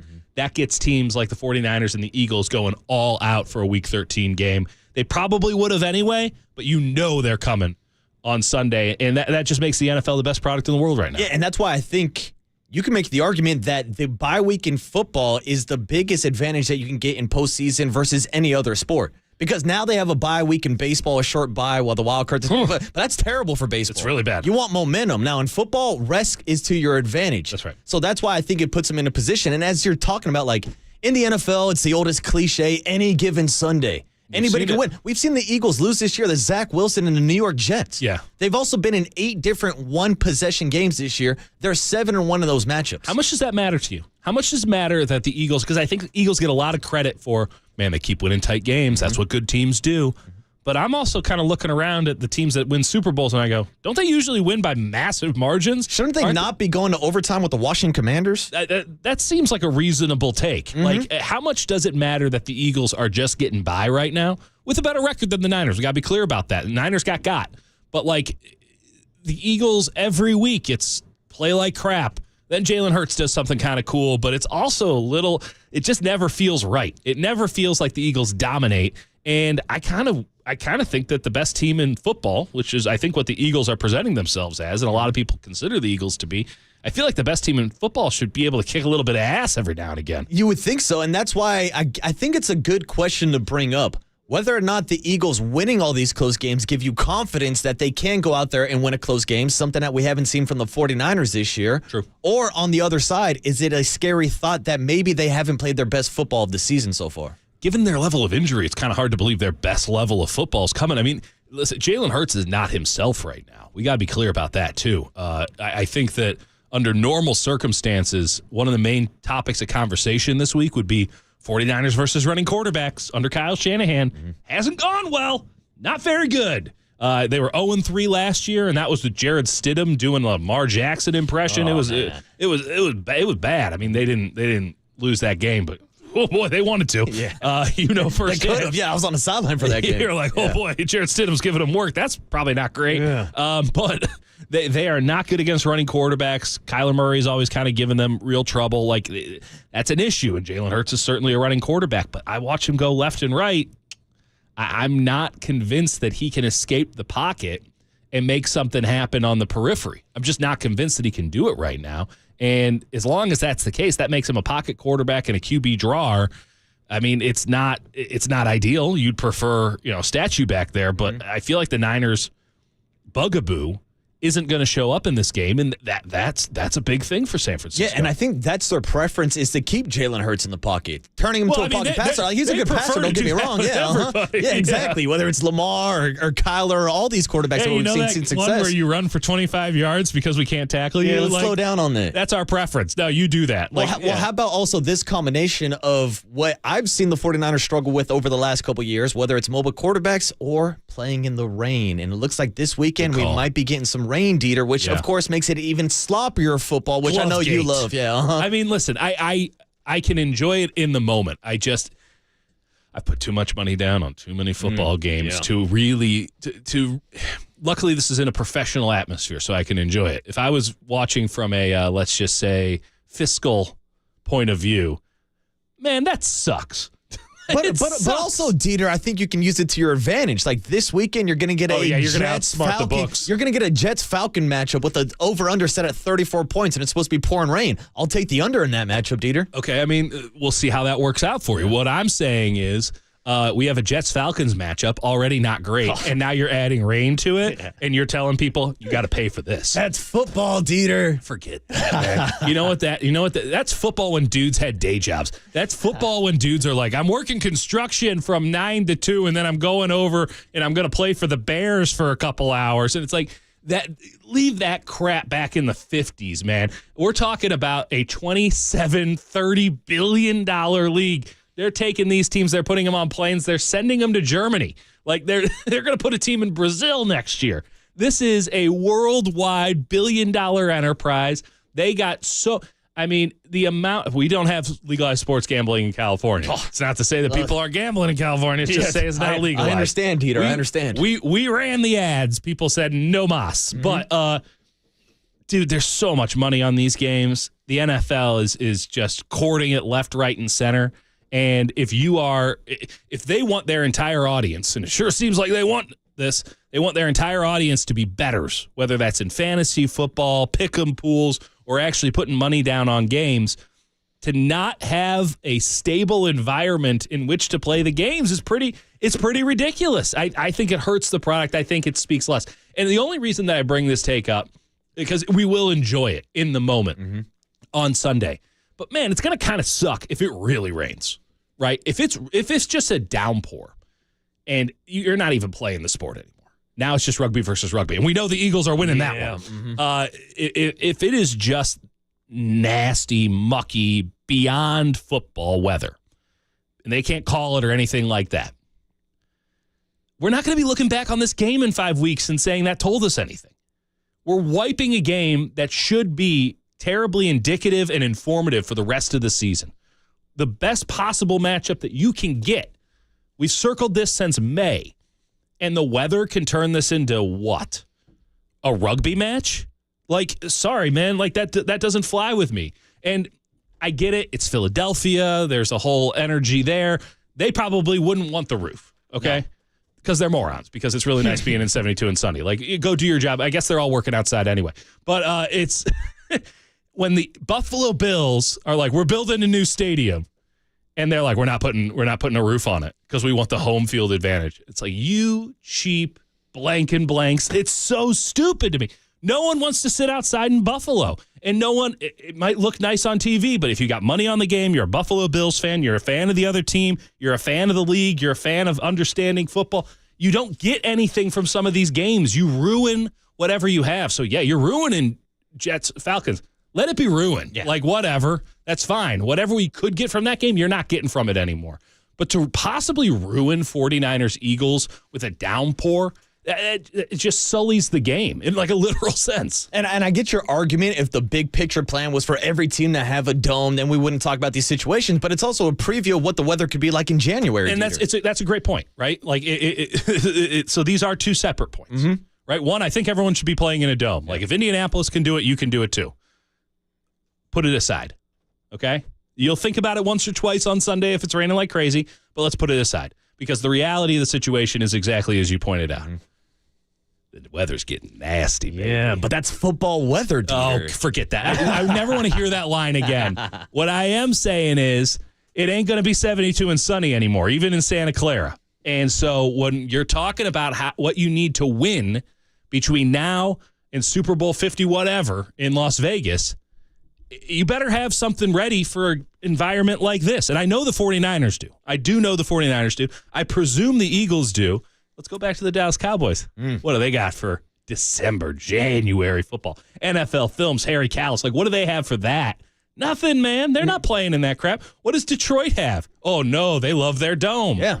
The reality of the situation is that you need to be able to play outdoors, play in mucky weather, take on the elements. It might not be great for the league overall, but in the here and now, it is the reality of the situation. You got to be a pro about it. You got to take care of your business.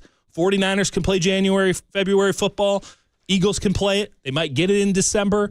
Rest of the NFC, man, get out of here. And that's why I think a lot of these billionaire owners think that they have a home field advantage playing in some of these cities. Like I think like someone like the Miami Dolphins are a great example, how they have shade over half the stadium. Yeah. So their sideline's like 80 degrees, nice and cool. On the other sideline, it's like 115. Well, and how's that working out for the Miami Dolphins now that the temperatures are normalizing down in Miami and then it's they only lose 75. That home field advantage, yeah. Oh, you're cooking in 110 degrees over on that sideline, Buffalo. Yeah, it's September 9th. Who gives a damn? It's like, actually, this is actually loosening me up a little bit. Yeah, I need it. You're like Tiger Woods. You need a little bit of that humidity. Also, I will point out, since you want roofs on all the stadiums, apparently because of the San Jose airport, Levi's cannot put a roof on their stadium. Listen, you get what you pay for. The city of San Jose and Santa Clara County paid for that stadium. Hey, don't be taking shots at my 408, Dieter. Listen, you're the one who paid for it, so you're the one who gets to complain about it. Oh, boy. 10 years of Levi's Stadium and all the memories that have been made on the field, fantastic. I don't know if anything has a nice thing to say about Levi's Stadium or outside the field, but at least, beer's only $23. Yeah, only 23, and I can tell you the 49ers play there, but they'll be playing this weekend out at the Lynch in Philadelphia, where there may be some weather concerns, and on back-to-back weeks, it's going to be interesting to see how that field holds up also with all those snaps being played on the field. We're going to attack that angle on the other side, and I also want to get into discussion on whether or not you can pick out the elite quarterback versus the system quarterback. We'll break down Jalen Hurts versus Brock Purdy on the other side. It's Marcus the Waterboy Boucher and Dieter Kurtenbach on the KNBR Morning Show this morning on KNBR 104.5 FM at 680 AM, the sports leader.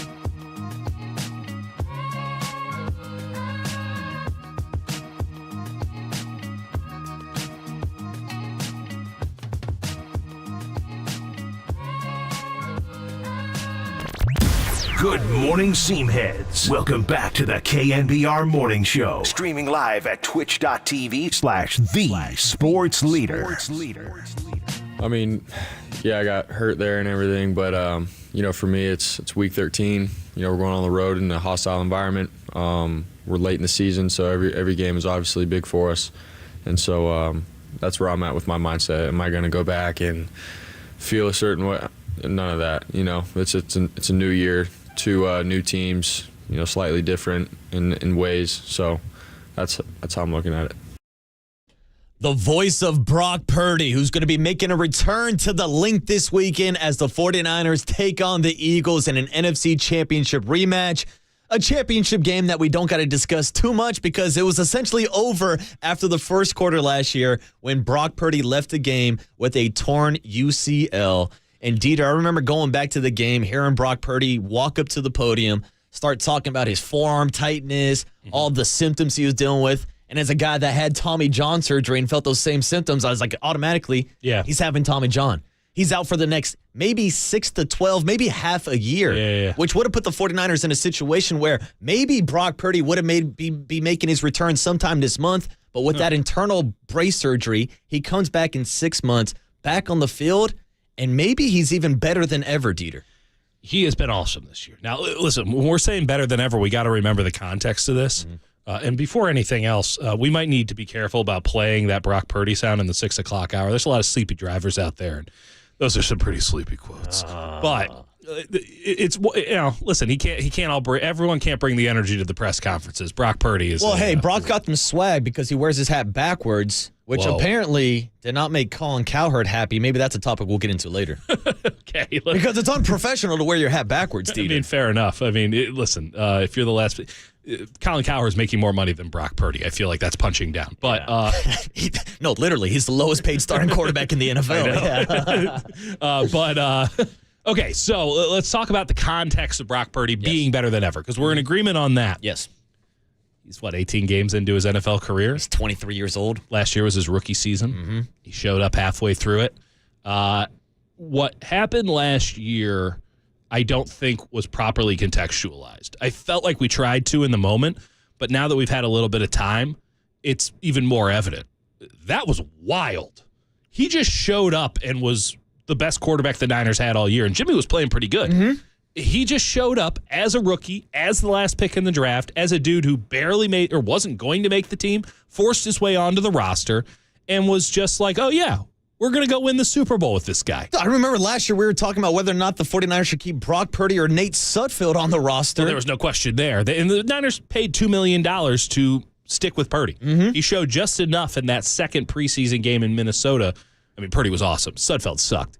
And it was pretty blunt. Like, I guess you have to keep this Purdy guy. There's a little bit of something to him. He shows up in that Dolphins game, and you go, oh, a little something to this guy. You're like, what is this? And then it keeps going. And then, he goes to Seattle, and you're like, damn, that was a really good throw to George Kittle. Like, anyone who wants to get on him, fine. System quarterback, fine. You drop Brock Purdy onto the Carolina Panthers, I'm not sure it's going much better. No. I'll be blunt about it. I don't know. You put Bryce Young on the 49ers, I think it's going pretty good. But he is so in control of the 49ers offense. He is so understanding of where the ball needs to go and when the ball needs to go there. He is the offensive coordinator of this team right now. He is. Kyle Shanahan's calling the plays, but Brock Purdy is the offensive coordinator. And I think he's been that since pretty much day one, right? And the trust is built and built and built. But Brock's trust in himself has built and built and built. And he gets himself into a little bit of trouble with this sometimes. He's got still a little bit of a wild streak. He ain't a good Christian boy going to church every day. He's got a little something you got to keep an eye on. Loose, yeah. I'm just saying, a couple Busch Lights, you never know. Hey. But I'm saying this dude is making some big-time throws, some money throws. And everyone's going to point to the Ayuk one against Seattle, and that is where you should go first. There was about 4 or 5 other throws in that game that if you see where the safeties were, you see where the corners were, you know what the coverage is. Brock is up there. He's diagnosing. He's canning plays. And then he is just delivering dimes. He is throwing dots. It is really impressive to watch him play quarterback right now. And, we've seen a lot of other quarterbacks, right? Like, you see the quarterbacks that the 49ers have gone against. Best quarterback I've seen play in person this year is Joe Burrow. Mm-hmm. Joe came in, he was sick. It was better than Purdy has ever looked. But Purdy does have some of those flashes. You can see some of that. But every single thing Burrow did was like that. It was so good. He was in complete control. The Niners' heads were spinning on defense. Steve Wilkes was about to get his ass fired after that game. Had to bring him down from the sideline. You Or get bring him down from the booth. Sideline. Yeah. It was rough because, I mean, Joe Cool was out there, and I forgive the blasphemy of using the name, but I mean, it is apt with this Joe Burrow. That's why I go with Joe Shiesty instead of Joe Cool. That's cool by me. But he was out there. I mean, he was laughing. Mm-hmm. He's like, what, are you going to just run cover 2 on me all day? Oh, okay, here you go. Bang, bang, bang, bang, bang. Total control. That's the best quarterback I've seen. But, like, people talking Dak Prescott. Dak Prescott made one big-time throw in that game. They were down by 3 touchdowns. It's just like, I see Brock do what Dak Prescott doesn't do, what we'll see if Jalen Hurts can do. I mean, what he is doing puts him in an elite camp. He has the control. He has the understanding. He is the offensive coordinator. Not a lot of dudes do that. Mm-hmm. Talked yesterday on the show. Difference between a 1 or a 2 read quarterback and a 4 and a 5 read quarterback. It's eons of difference. And you got Justin Fields out there running a screen every play. You can still win a game. You got the astronaut out there with an extra S throwing interceptions because he's just kind of – there's a lot of bad quarterbacks in the NFL. Mm-hmm. There's not a lot of guys. Jared Goff is still a 1 to 2 read quarterback. He's not getting you that entire field. Remember in Madden, like 06, when they had the cone of vision? Oh, one of the worst additions they ever made in Madden. Horrendous addition of Madden. Unless you were playing with Peyton Manning, he had the entire field. That's Brock Purdy right now. And that's there's a couple other quarterbacks that got that, but that's Brock Purdy. And so you have that already. Great baseline. Mm-hmm. Already, you think you can win a Super Bowl because you got that guy. He can see it all. He can get it there. But when he's making these just dank throws, I mean, just bomb throws, hitting that hole in cover 2, moving safeties around with his eyes and then zapping one in between them. When he's doing stuff like that on top of that, dude, that class is 5, maybe 4. We're going to see. Might be even 3 at the end of the week. It's Mahomes. It's Allen. That's about it on guys who can make that kind of play. And Brock Purdy, as of the last couple of weeks, has been making those kind of plays. Yeah, we're talking about it earlier. There's going to have to be a serious MVP discussion if he goes out there and does what he did against Seattle. Maybe take away that interception. Yeah. Does what he did against Seattle. Does what he did with the week before that. If he translates that into a game against the Eagles, and he's out there, and he's throwing damn near perfect, and he's putting up 300 yards, he's going 3 tutties, and he's just tearing them up, carving them up, laughing at the Eagles' defense. How do you not put him in the MVP conversation? And that's the thing, because I know here locally we've been talking a lot about Brock Purdy being in this MVP conversation. But also on a national scale, I think it's a little ridiculous that after every win, is Brock Purdy elite? After every loss, is he a system quarterback? Now, listen up. I don't think anybody's going to confuse me and Dieter for being Jimmy Garoppolo guys. Nope. And you can obviously see the upgrades that Brock Purdy has provided this offense. And that's where my response is to the system quarterback argument. Regardless of what system he's playing, and we know it's the Kyle Shanahan system, he's ran it better than any other quarterback in San Francisco. That's right. The only guy I've seen run it better is Matt Ryan when he's winning MVPs with the Atlanta Falcons. That's right. And I don't know if Brock Purdy is quite at that level yet. I don't know, man. That's a pretty apt comparison. I'm going to go watch some 2016 Matt Ryan tape because that's the kind of weird stuff I'm into. Yeah. We're not here to kick shame, though. It's just Matt Ryan, he went out there and won an MVP and was up, 28-3? Yeah. In a Super Bowl? Mm-hmm. Well, hell, we'll take it if pretty that's damn what good, yeah. You're giving me this 49ers team up 28-3 in a Super Bowl? I'll take it. Yeah, I'll put money on the 49er defense to hold that 28-3 lead. Even though they didn't hold the lead in the Super Bowl a couple years ago, but we won't get into that. Is Tom Brady on the other side? No, I'll take it. Exactly, we'll take that, and that's why we will take Brock Purdy in the MVP discussion. I was talking about it on the leadoff spot earlier this morning. This is the opportunity for him to have his MVP-type moment. That's a good call. After Jalen Hurts beat the Buffalo Bills with a walk-off touchdown, he is currently the favorite in Vegas to win the MVP. Brock Purdy has not had that moment yet. As good as he has played, he has not done it on a national stage like that. But this weekend, 125 on Fox, it's America's Game of the Week. If Brock Purdy walks into Philadelphia, I think you're going to see those MVP odds jump through the roof because right now, Dieter, he's actually like the 6th favorite behind guys like Jalen Hurts, Dak Prescott, who we were just talking about, Patrick Mahomes, Lamar Jackson, and Tua Tagovailoa. But I think there's going to be serious consideration after this weekend if Brock Purdy can get the job done. Listen, I think Jalen Hurts is awesome. I really do. I want to give a lot of love to Jalen Hurts right now because he plays the quarterback at a very high level. I think he is as impressive a quarterback as exists in the league at this moment in a long time. Like the way he comports himself, the way that he's able to unite that team. You see Jason Kelsey and said crying over how much he loves Jalen Hurts. Like he is a dude's dude through and through, tough as nails, right? It makes that thing work. We're going to get into the tush push later, but that's an awesome play. That requires some sacrifice on Jalen Hurts' level. It requires a quarterback that can squat plus 500 pounds. Right, but he's going in to the war every single time. They're running that 5-6 times a game. Yeah. Not a lot of quarterbacks are going to want to take that kind of punishment, but he'll do it, and he keeps finding ways to win. He's an awesome quarterback. Now, do you put him in that elite category? Oh, yeah. I do, but you look at some of the numbers, and you're like, man, this doesn't really line up with the quarterback that I see. And I think that the numbers kind of lie in the modern era because offenses are so different than they were even 10 years ago. Yeah. And there's so much more scoring. Defenses are just weird. Some teams have it figured out. Some teams don't. I guess that's always been the case, but it seems even more pronounced these days.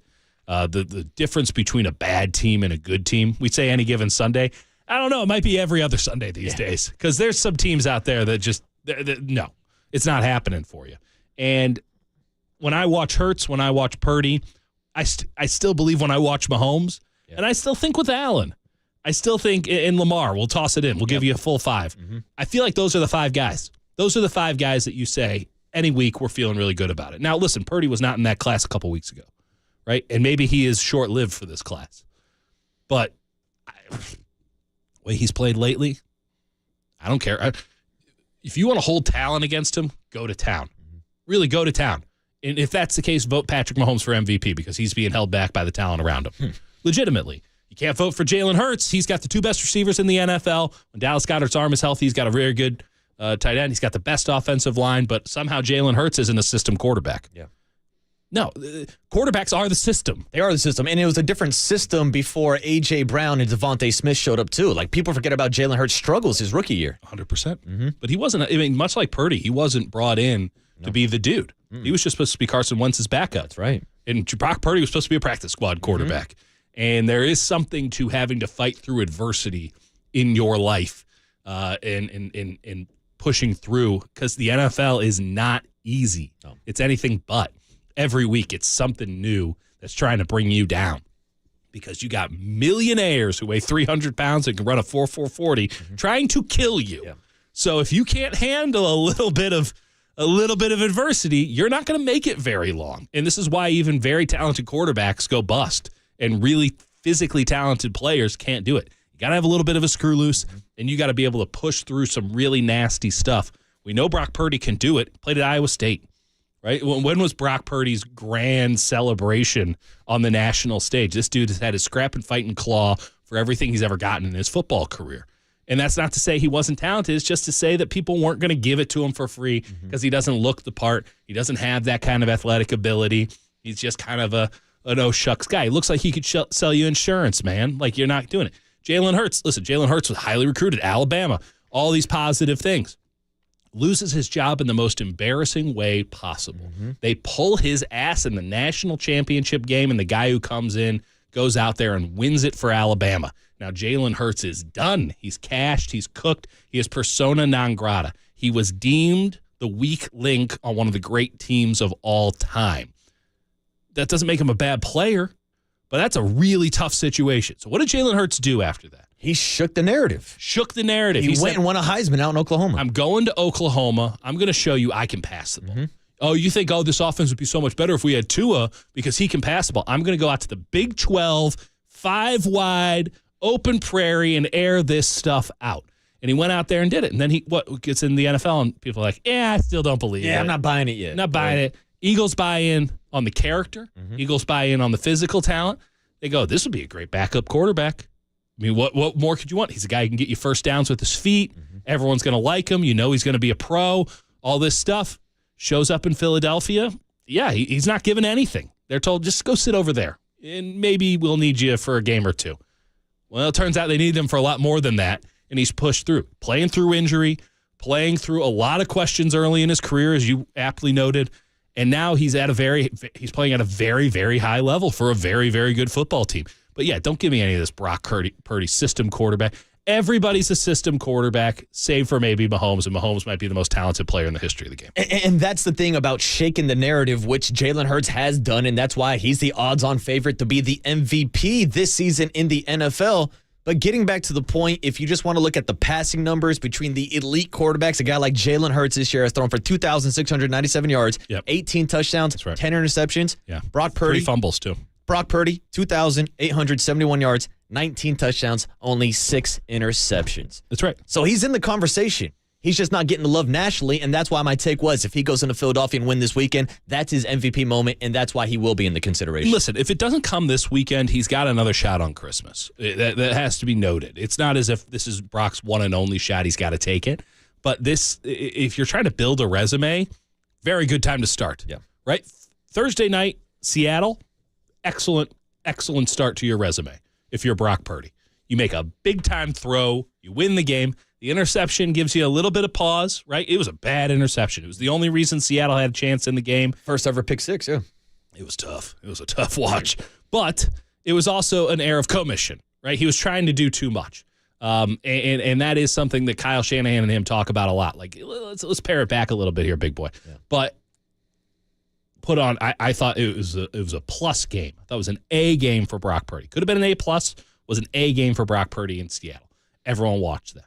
And in fact, they probably didn't watch the entire game because it was so obvious that Brock Purdy was going to win that game for San Francisco.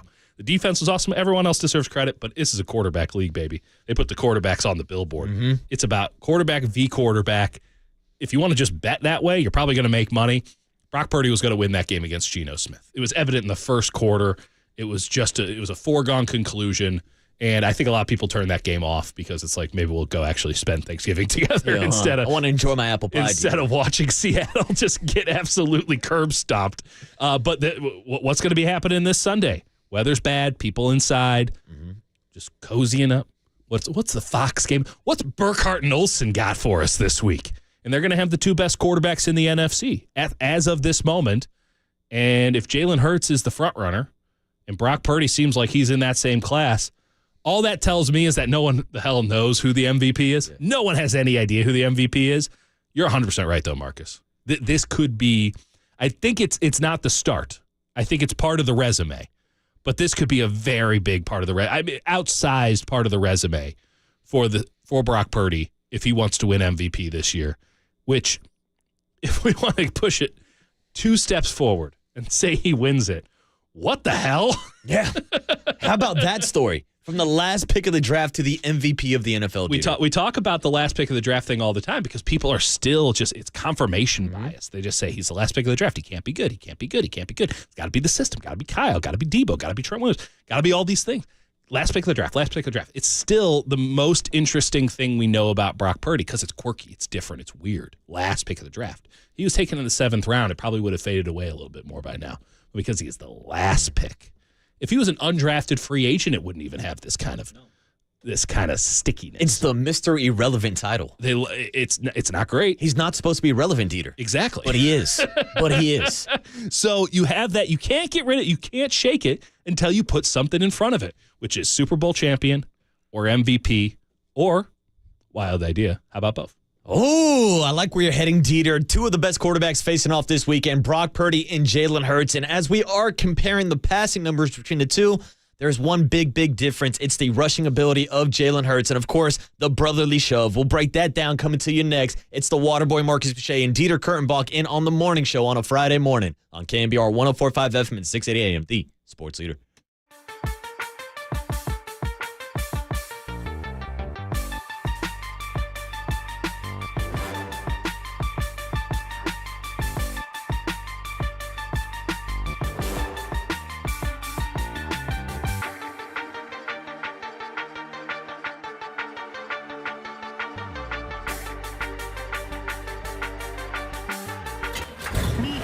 from the Chilton Auto Body Traffic Desk.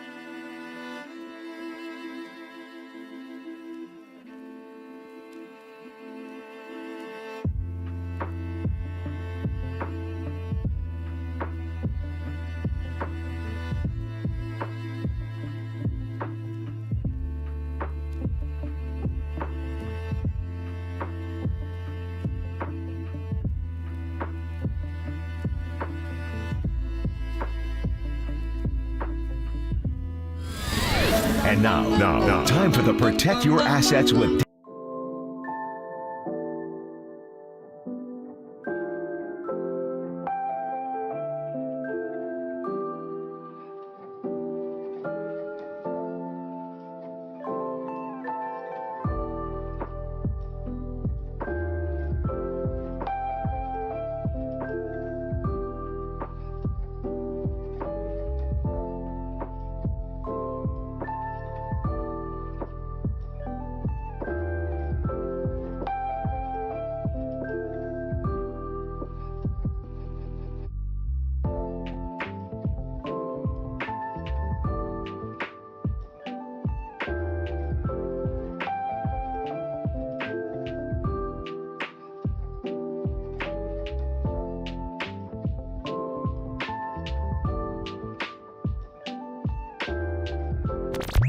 Good morning, Giants gamers. Welcome back to the KNBR Morning Show on the Sports Leader and streaming live on KNBR.com and the KNBR app.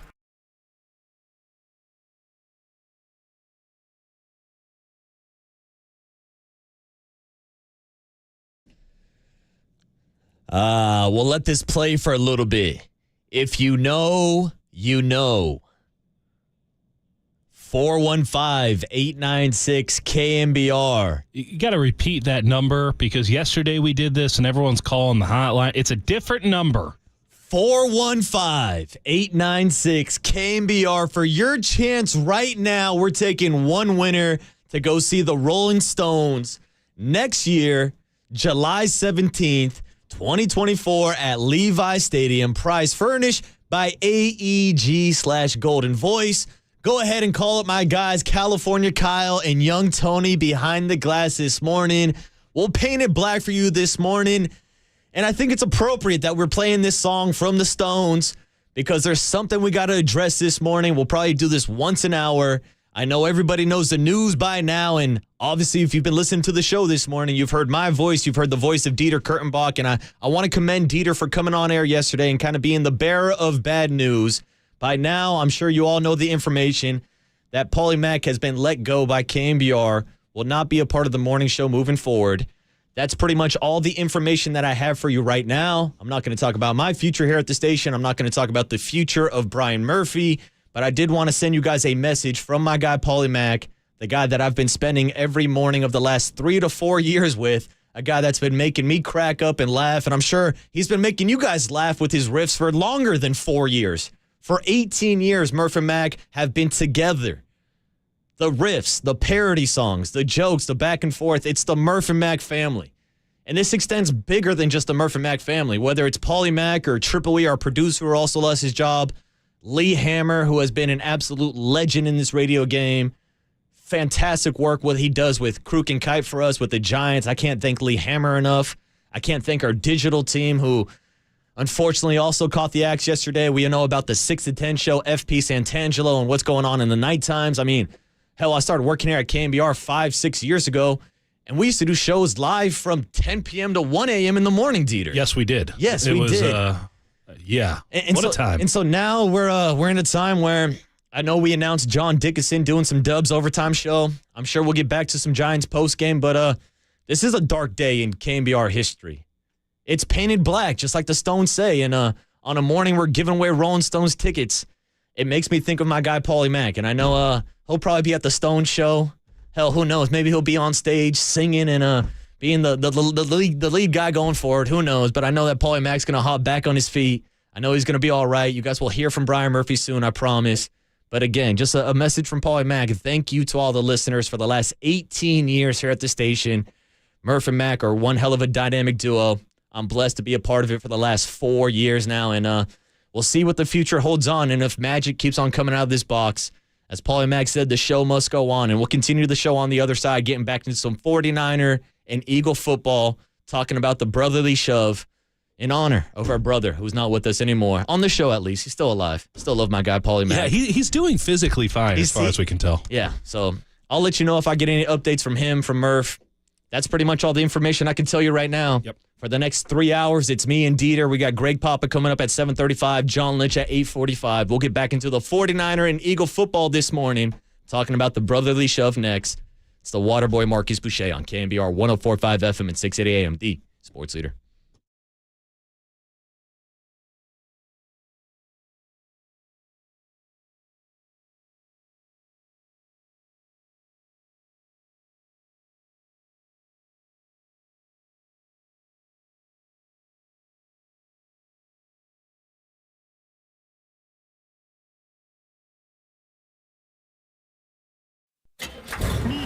From the Chilton Auto Body Traffic Desk.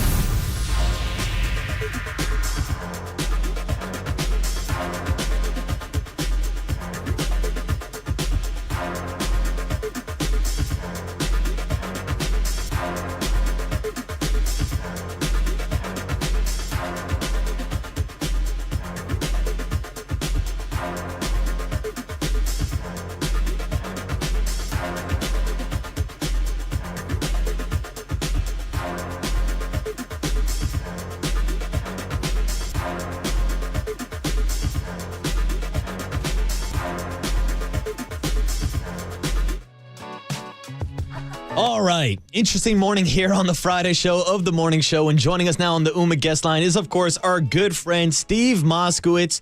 Steve, good morning. How we doing? What's the latest on the ERC this morning?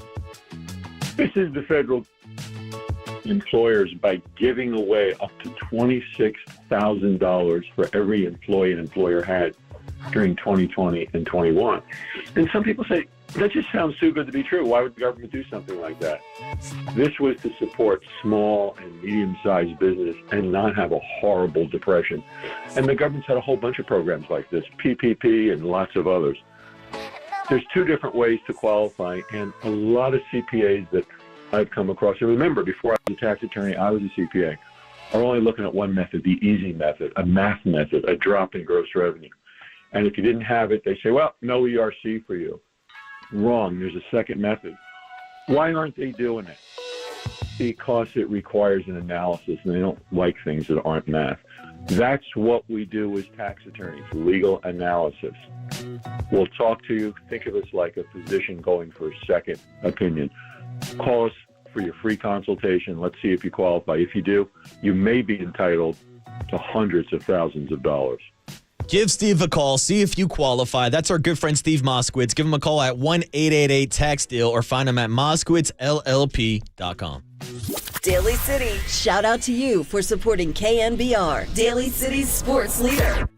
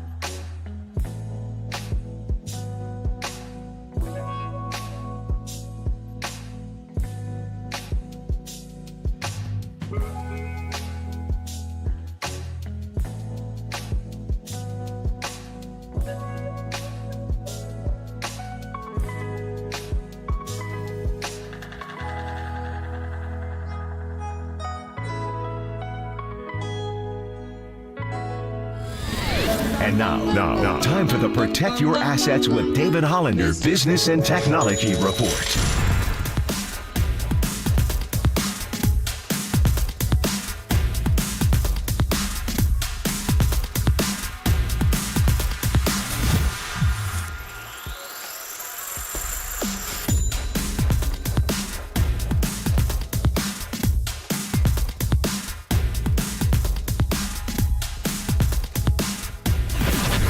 This has been the Protect Your Assets with David Hollander Business and Technology Report.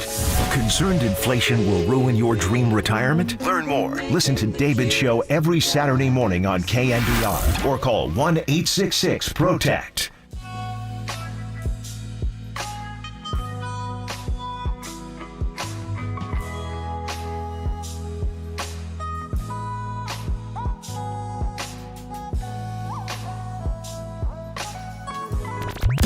Good morning, Dub Nation. Welcome back to the KNBR Morning Show on the Sports Leader and streaming live on YouTube at KNBR 1045. I can't give our secrets on how we're going to stop it. So. But the low man wins, and I think that's what's hard for it. I mean, all those guys, if you don't get underneath the linemen and they're underneath you, then there's going to be no second surge because they're going to get you right away. So you got to get underneath the guys to give a chance, and they're really good at not allowing you to do that. But on top of it, I think that second surge, which everyone has, but you feel theirs more than anyone else. Yeah. And that's where I kind of chalk it up to their experience and reps doing it, but also to they got a special quarterback who's built a little bit different that way, which to me makes it that much harder. Welcome back to the morning show on a Friday morning. It's Marcus Boucher and Dieter Kurtenbach getting you ready for the 49ers traveling out to Philadelphia to take on the Eagles as a 3-point favorite. And the voice you heard, of course, was Kyle Shanahan, not talking about the secret game plan. Kind of the same message that Fred Warner had yesterday when asked about it at his locker. He said, I ain't giving up the secret sauce. I don't know if we're talking about like In-N-Out Burger and secret menus. I saw Brock Purdy went viral the other day for his triple order that he goes with. But, Dieter, I'm sure you could take down a triple, a double, and maybe even more on top of that. What are you trying to say? I don't even know what I'm trying to say here, but the big picture is it's me and Dieter this morning, and we're talking about the big brotherly shove that the Philadelphia Eagles have been running against everybody with tons of success. I guess the question this morning, Dieter, is do the 49ers have the secrets? Do they know the answers? And can they figure out a way to slow down the rugby scrum that is the brotherly shove? Well, if you hop on the San Jose Mercury News website right now, you'll see a column by me that says that the 49ers do have the secret. Nice plug. You're welcome. Listen, I asked Fred that question because I know that Fred knows that I know that Fred knows. When they played the Minnesota Vikings in week 7, something like that. Yeah, sounds about right. Monday Night Football game, Vikings, they lost. Yeah. Vikings lined up for the tush push. Now, they don't run it as well as no one runs it as well as the Eagles. I mean, come on, it's the Eagles. But they were ostensibly running the same play. And the 49ers did something that no other team has done when they play the Eagles. You got to understand, and I'll try to keep this as succinct as possible, I promise. The Eagles aren't playing football when they run the tush push. They're playing rugby. And that's not a pejorative statement by me. Is that a bad thing? I love it. This is fundamental stuff. This is simple leverage, simple physics. They get a 3-man point on the left side. You'll notice the right side doesn't do anything. They just hold. Not like wrapping around. They just hold the line. And the left side creates a point, and they go. And that's the best left side of an offensive line in football. Jason Kelce, you got Landon Dickinson, you got Jordan Mailata. Unreal how good that left side is. Dickinson leads the way. Kelce and Mailata come in behind him. That is a rugby scrum, rugby maul, rugby ruck, whatever the hell you want to call it. Fundamental baseline of it is they get low and they keep driving. They move the line of scrimmage a yard. That is not what offensive linemen typically do. You think that is what they do. That is not actually what offensive linemen do. On pass protection, they're stepping backwards. You're just keeping their line and constantly falling backwards. On runs, they're oftentimes blocking left to right or right to left. Yeah, I mean, how many times do we see Jason Kelce pull down the line of scrimmage? Correct, or they're getting way the hell upfield. So it is not as straightforward, typically, or really ever, as just move this line of scrimmage 1 yard on the left side of this offensive line. You guys put your splits together, foot to foot, and go. Create a unified force that's going in the exact same direction and hit these guys at the exact right height as low as possible so that your legs keep moving and you keep pushing. The 49ers are going to do something on Sunday that's different than what every other team has done. They did it against Minnesota. They're going to run the exact same play. They are going to run the push-tush, is what I call it. You are not trying to play a gap. There are no gaps. You're not trying to get around it because you can't get around it. You are going to go. And this is what the 49ers are going to do. Fred confirmed to me a little bit, just say. They are going to hit it straight on. And while the Eagles go for their yard, the 49ers are going to go for their yard. And they are going to run the damn Oklahoma drill on an NFL field and see who gets that yard. Now, do the Eagles have an advantage? Absolutely. Because not only is the left side elite, not only is it heavy, not only do they run this all the time, not only do they have a quarterback that can squat 260 pounds and is built like a linebacker, but they also, get to know when the ball is snapped. Yeah, they got the snap count. Yeah. But the 49ers get off is elite. Their entire system is predicated on getting off the line of scrimmage like that. They're going to go 6-man line. They're going to go head-to-head. They're going to go Oklahoma drill, and they're just going to try to push those dudes back. And this is what Fred Warner's going to do. He's going to play Jalen Hurts. He's going to be spying the quarterback.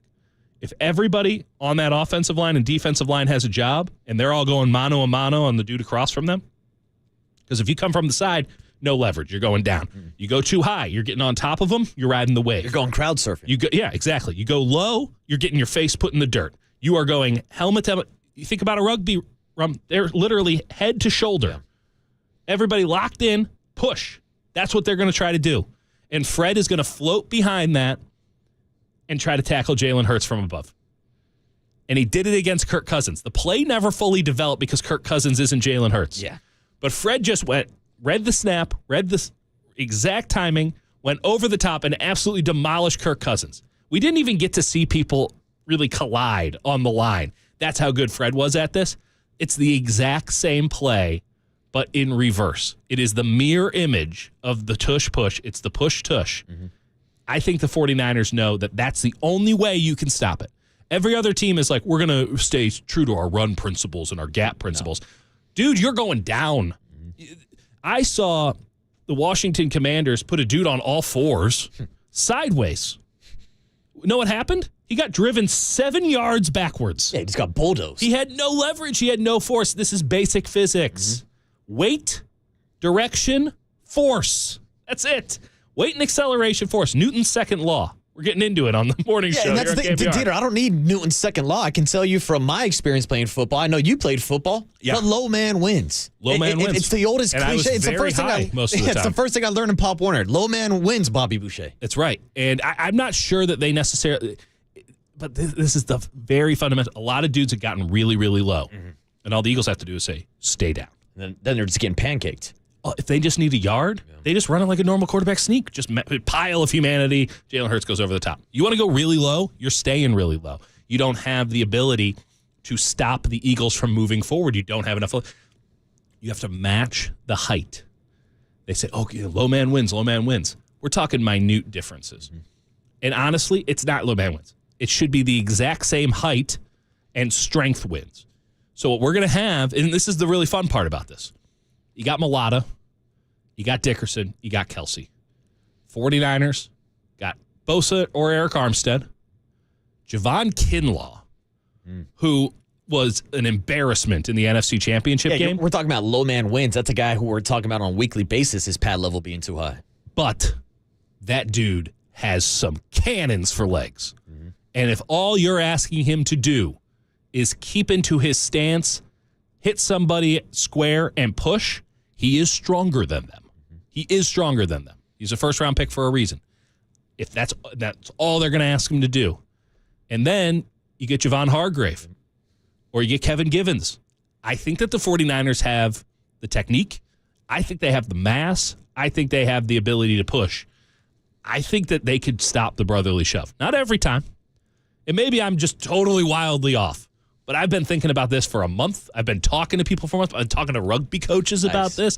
I've been talking to NFL coaches about this. I've been talking to 49ers players, players on other teams. Anybody who wants to talk about it, sounds like. It's all I can think about. Yeah. It's consumed me.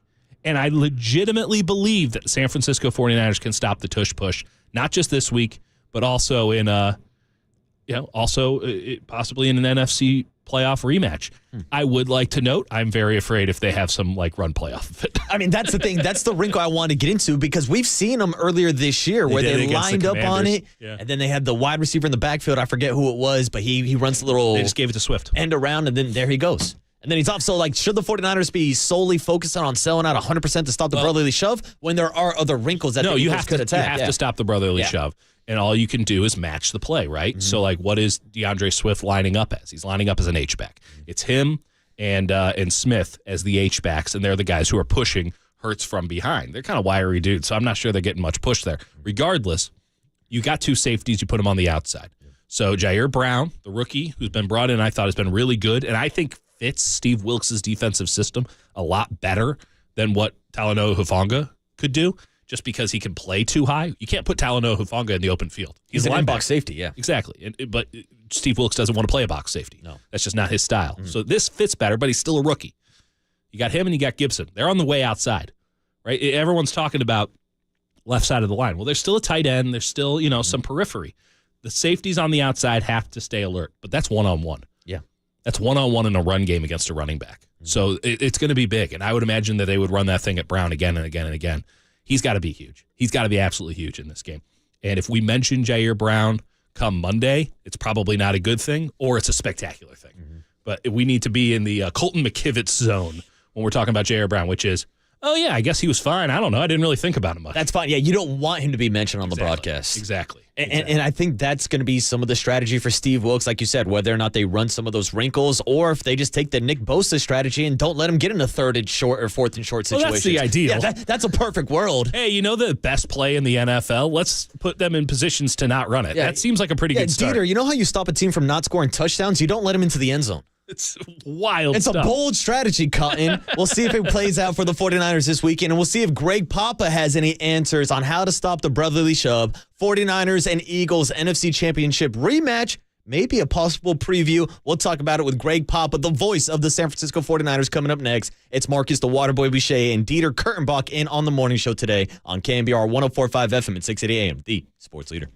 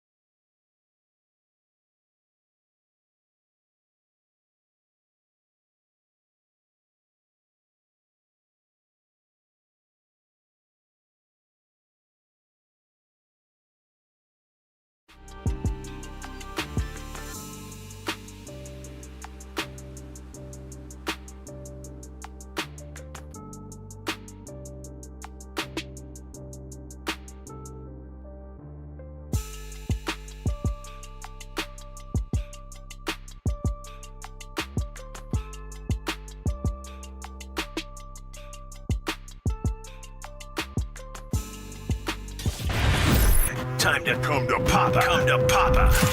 We now prepare you for game day with the voice of 49ers football. Touchdown, San Francisco! Greg Papa.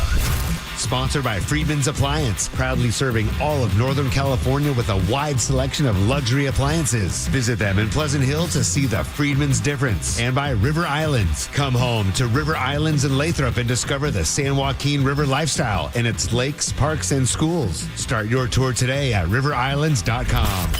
On KNBR 104.5 and 680, the sports leader.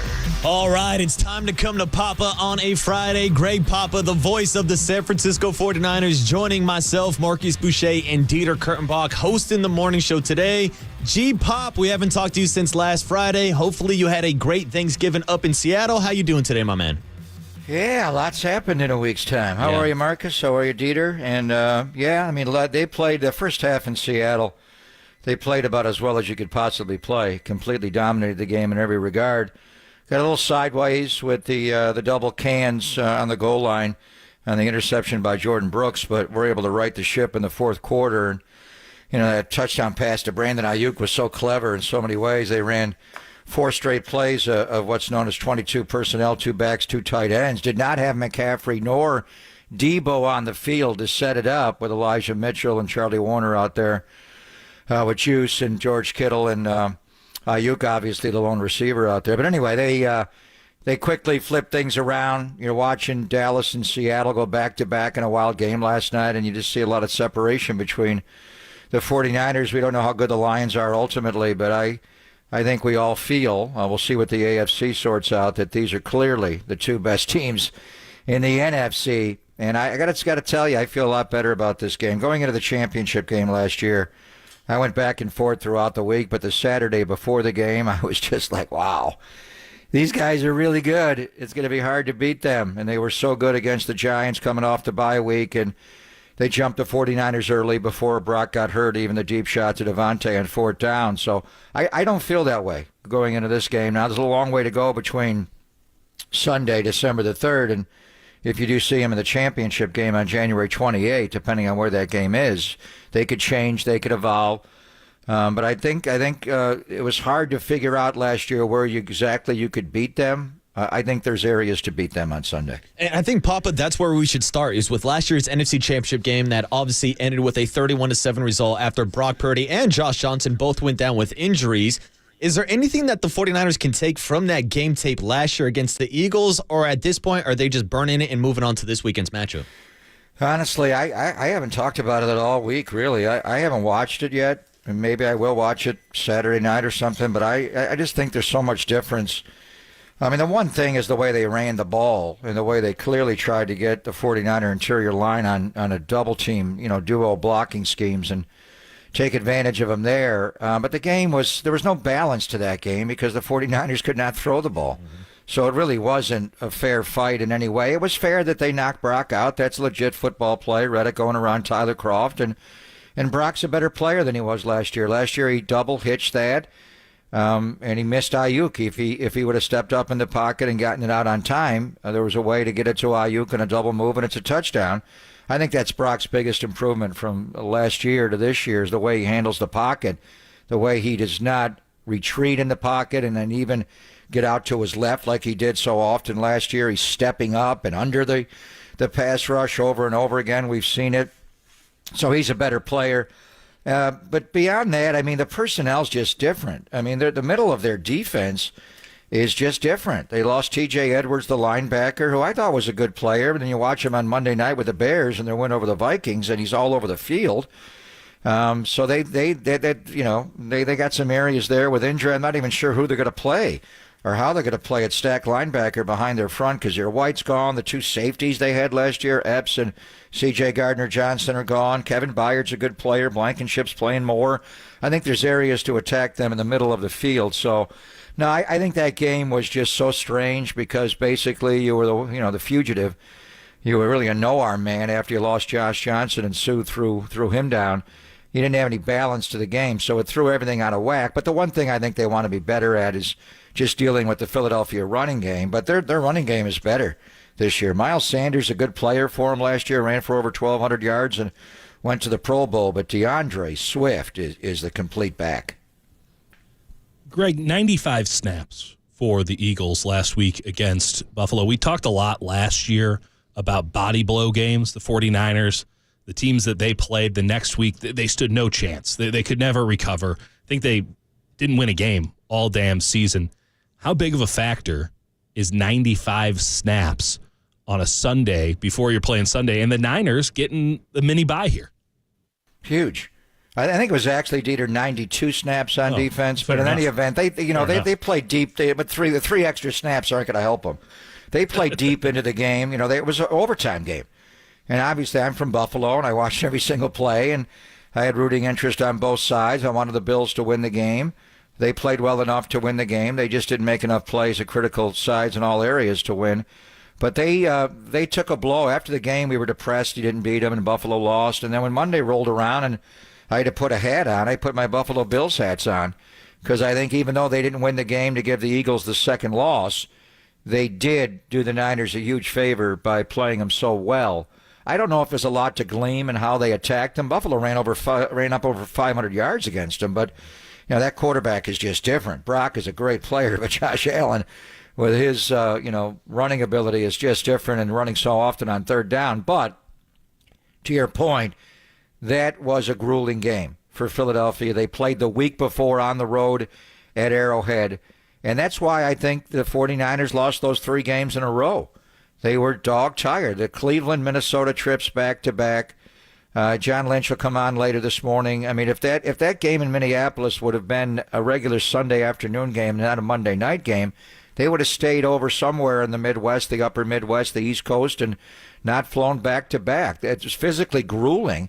And then on top of it, the Browns had a bye week. The Bengals had a bye week. It was the imperfect storm for them to go sideways a little bit. And then a couple of injuries, obviously, to Debo and Trent and Christian in the oblique. And so I think it's the other way around. Not only 92 snaps, Dieter, but is Fletcher Cox going to play in this game?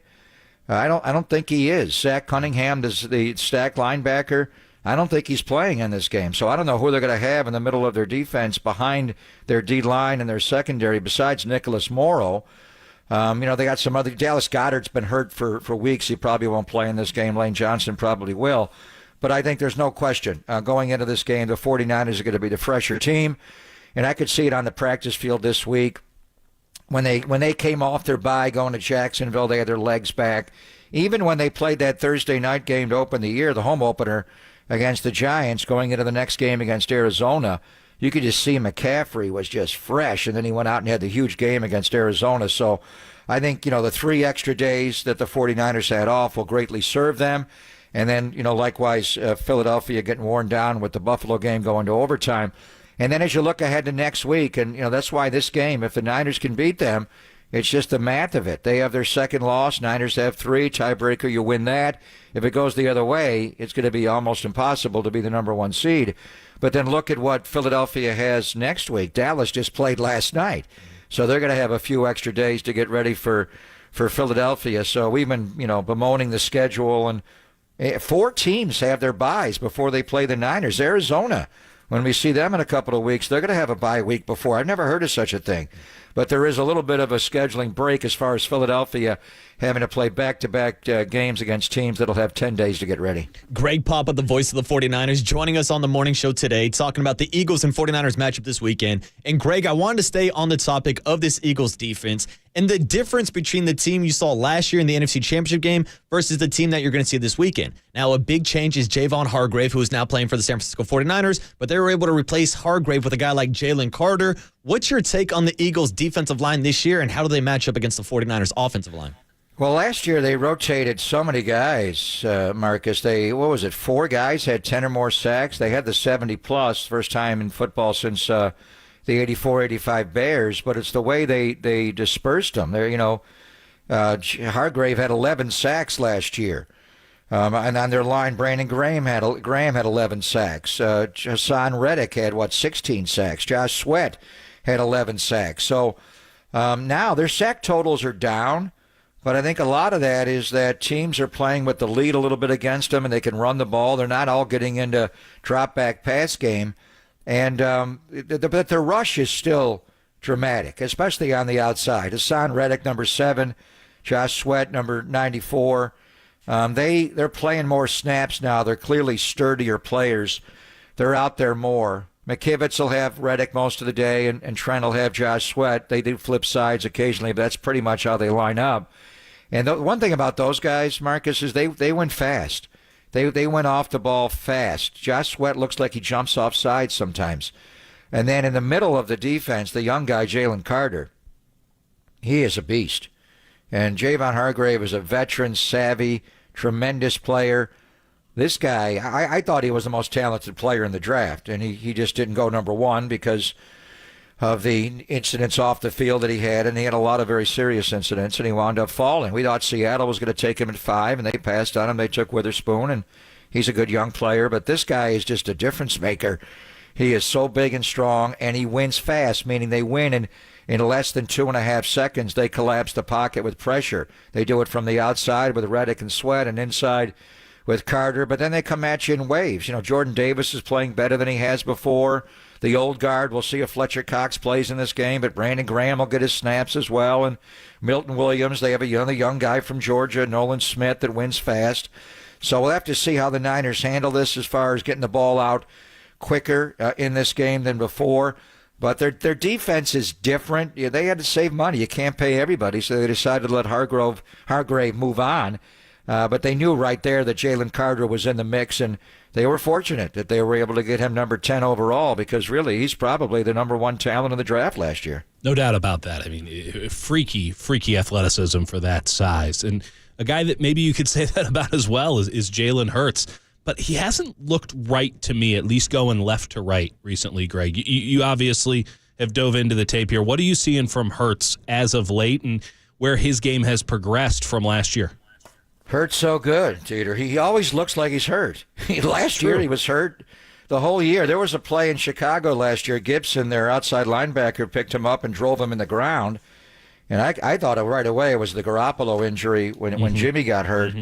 And something was bothering him. I think they admitted after the season it was a scapular or something was wrong, but he wasn't right, and he wound up missing games. They wound up losing with Gardner Minshew at quarterback, and even the wild card game against the Giants last year, he hit Devontae on the first play of the game in a deep shot, but he wasn't throwing the ball the same, and he looked like he was guiding it, and he underthrew him a little bit, but he just doesn't come out. Indestructible, that guy. This year it was a knee. He hurt his knee against the Jets, the one game they lost, on his left knee, and then you could see him the week after against Miami on the Sunday night game.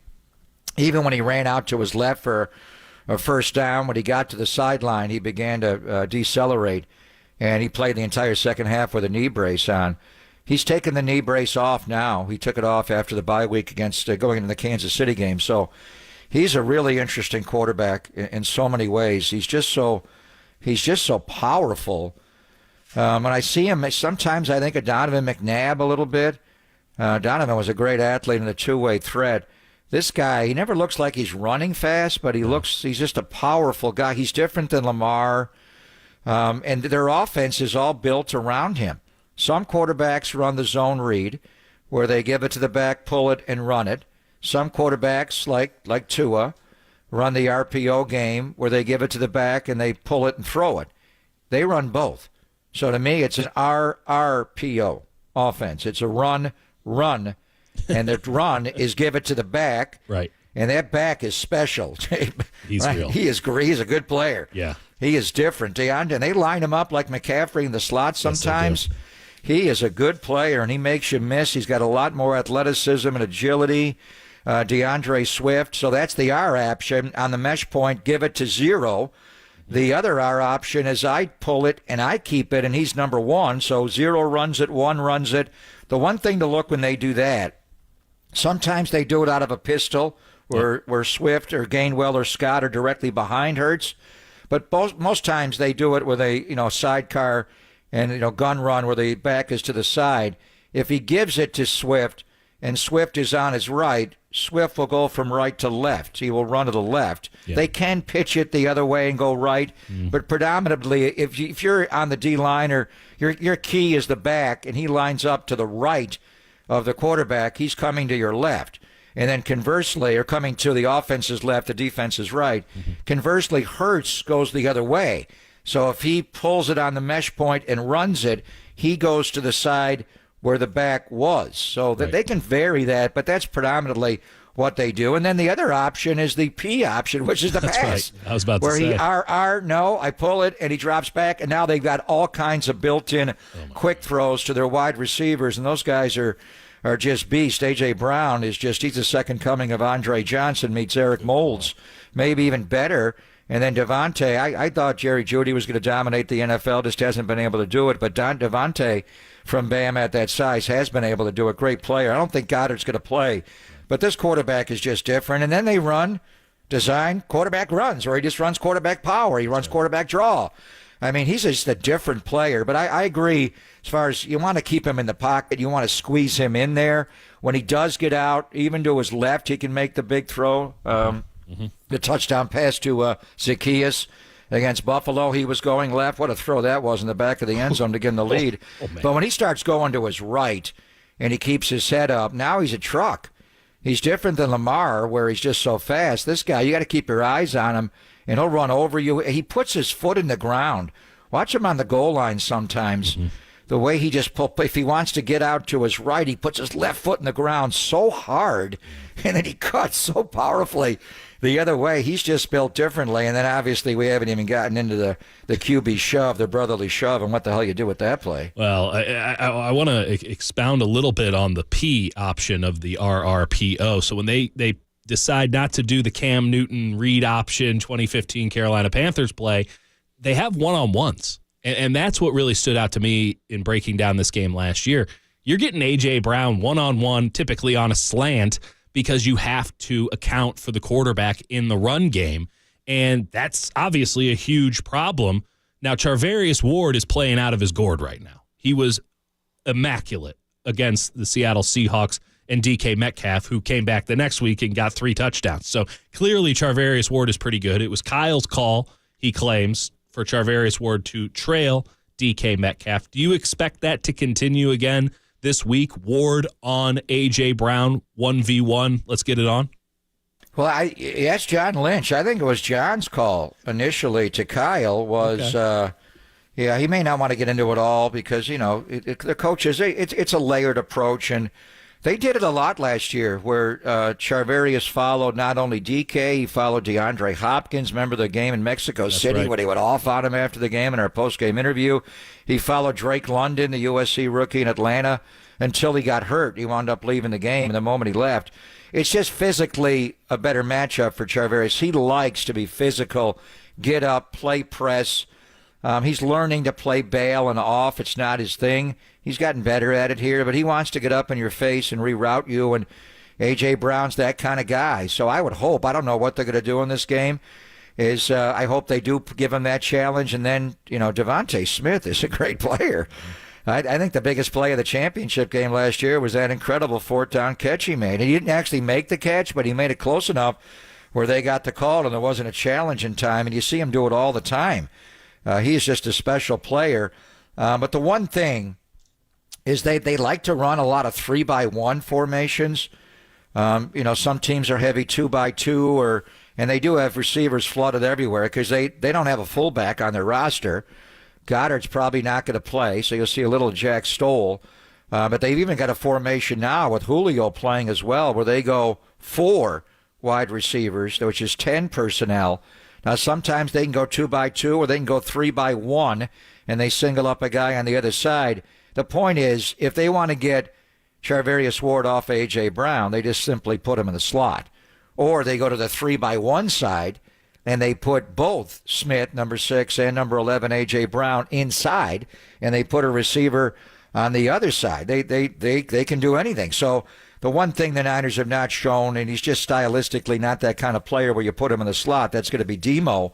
But what do the Niners do if they go 10 personnel and have 4 wide receivers on the field? Do you bring Isaiah Oliver in the game and have him take one slot and Demo take the other, and Ambry and Charvarius play on the outside? So it'll be a great chess match. But I'm with you. I think that matchup Mooney man against A.J. Brown is the way to go because he's just so physical. Greg Papa, of course, the voice of the 49ers on the UMA guest line with Marcus Boucher and Dieter Kurtenbach on the morning show today, talking about some of those big plays last year in the NFC Championship game. But, Greg, to me, there was no big play bigger than when Brock Purdy got taken out by Hassan Reddick. And here we are, not quite a year later, but now Brock Purdy is going back to that same field. He'll be at the Link this weekend. How would you evaluate Brock Purdy's progress since last season walking into that game and where he is as a quarterback versus last NFC Championship game? He was terrific last year the moment he came in. I mean, when he came off the bench for Jimmy against Miami, he threw one ball to the sideline. You thought, what's going on? But then right down the field, the touchdown to Juszczyk, the Tampa Bay game, he got the blitz right away and got ear-hold on the first play. The second play, he got hit again, but he took a personal foul. So many big plays. He played so well last year. But the one area of his game that he has improved, and it's the play you're talking about when Reddick got around Tyler Kroft, is his pocket presence and a plan in the pocket to not retreat in the pocket when you get pressure from the front side and then actually roll out to your left as a right-handed quarterback. And Brock can make that throw, but that's a hard throw. You want to step up in the pocket, climb in the pocket, and then get out to your right if you can. And I had so many plays this year. There was a touchdown pass to Kittle early in the year where he just stuck his right shoulder under the outside rush from McKivitz's side, came out, stepped up, got out of the pocket, made the throw on the run. It was just wow. So that very play that got him hurt was a good football play by Philadelphia and a bad play.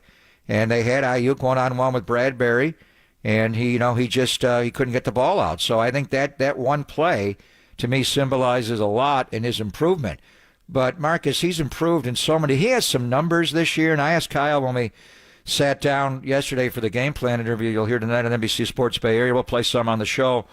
JD's going to be in for John today. John's got a family situation he's got to be at, so John Dickinson will be with me.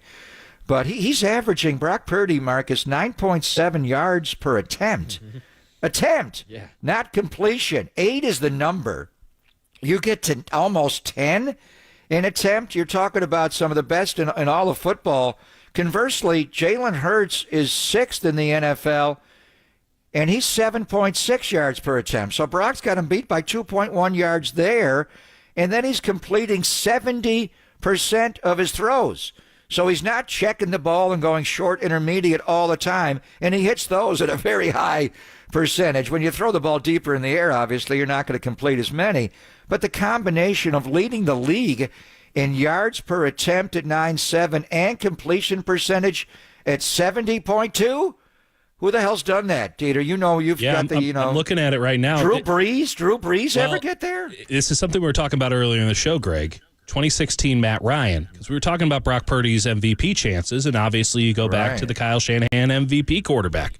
Here's Matt Ryan in 2016. 38 touchdowns, 7 interceptions, 70%, 9.3 yards per attempt. Wow. 117 rating and a 79.6 QBR. Here's Brock so far this year. 19 TDs, 6 interceptions. So you got to get the TDs up, and the interceptions got to stay down. 70%. I got him at 9.4 yards per attempt, but it's still elite. And 112 rating with the 75 QBR. He's in the zone.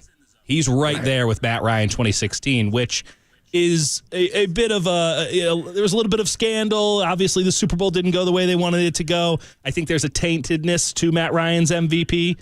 It did not feel that way in the moment. He was unquestionably the MVP that year. He was absolutely awesome. Brock has been pretty much as good. And that was Matt Ryan's second year with Kyle. And I remember the first year was a little bit of speed bumps along the way. And then Kyle went upstairs that year to call plays. And I remember they came into Oakland in week 2 that year. And, they pretty much didn't allow a lot of audibles and no huddles and those kind of things in the offense back then. And the Raiders were vulnerable to a no huddle. And Kyle let Matt Ryan jump into a no huddle right away in that game. And he had the Raiders reeling. They could not handle the no huddle, and so he just took off from there. And that's one of Kyle's favorites, obviously, is Matt Ryan. So that's a good comp that I haven't looked at yet. But you're right on point with that one. It was wild to me, some of the numbers, Greg. I'm just like, it can't be this similar. It can't be this similar. But I mean, especially if is that the only one? Did Breeze ever get there? Breeze had the completion Breeze had a bunch of 70s. Yeah, no, this was like but did he have the yards per attempt number in the 9s? Give me 2 minutes, I'll let you know. Yeah, we'll go ahead and look that up for you here. Last couple of minutes we're on geeks. the Uma Sorry, guest line Marcus, we're with geeks. Greg Papa. Sorry, Perfectly fine. I love the breakdown from a Greg Papa every single Friday. Of course, you can hear Papa. Oh yeah, Greg, he did it all the time. I mean, 9, no, but he was in the mid 8s, some 7s. A lot of dink and dunk. 9's dramatic. That's a big jump to get in the 9s. That's true. I mean, when you got Michael Thomas though for a 5-yard dig route every single time, you might as well take it. Exactly. Yeah. Last couple minutes here with Greg Papa getting ready for the 49ers and Eagles matchup this Sunday out in Philadelphia, where it's looking like there's an 80% chance of rain. So, Papa, I wanted to ask you about the element factors. We know these are two of the best teams in the trenches in the entire NFL. We know how good the 49ers run the ball and how they can stop the run. Who has the advantage if this does turn into a sloppy game, a game where you're forced to run the ball more than passing? The Niners are built to go play in the rain.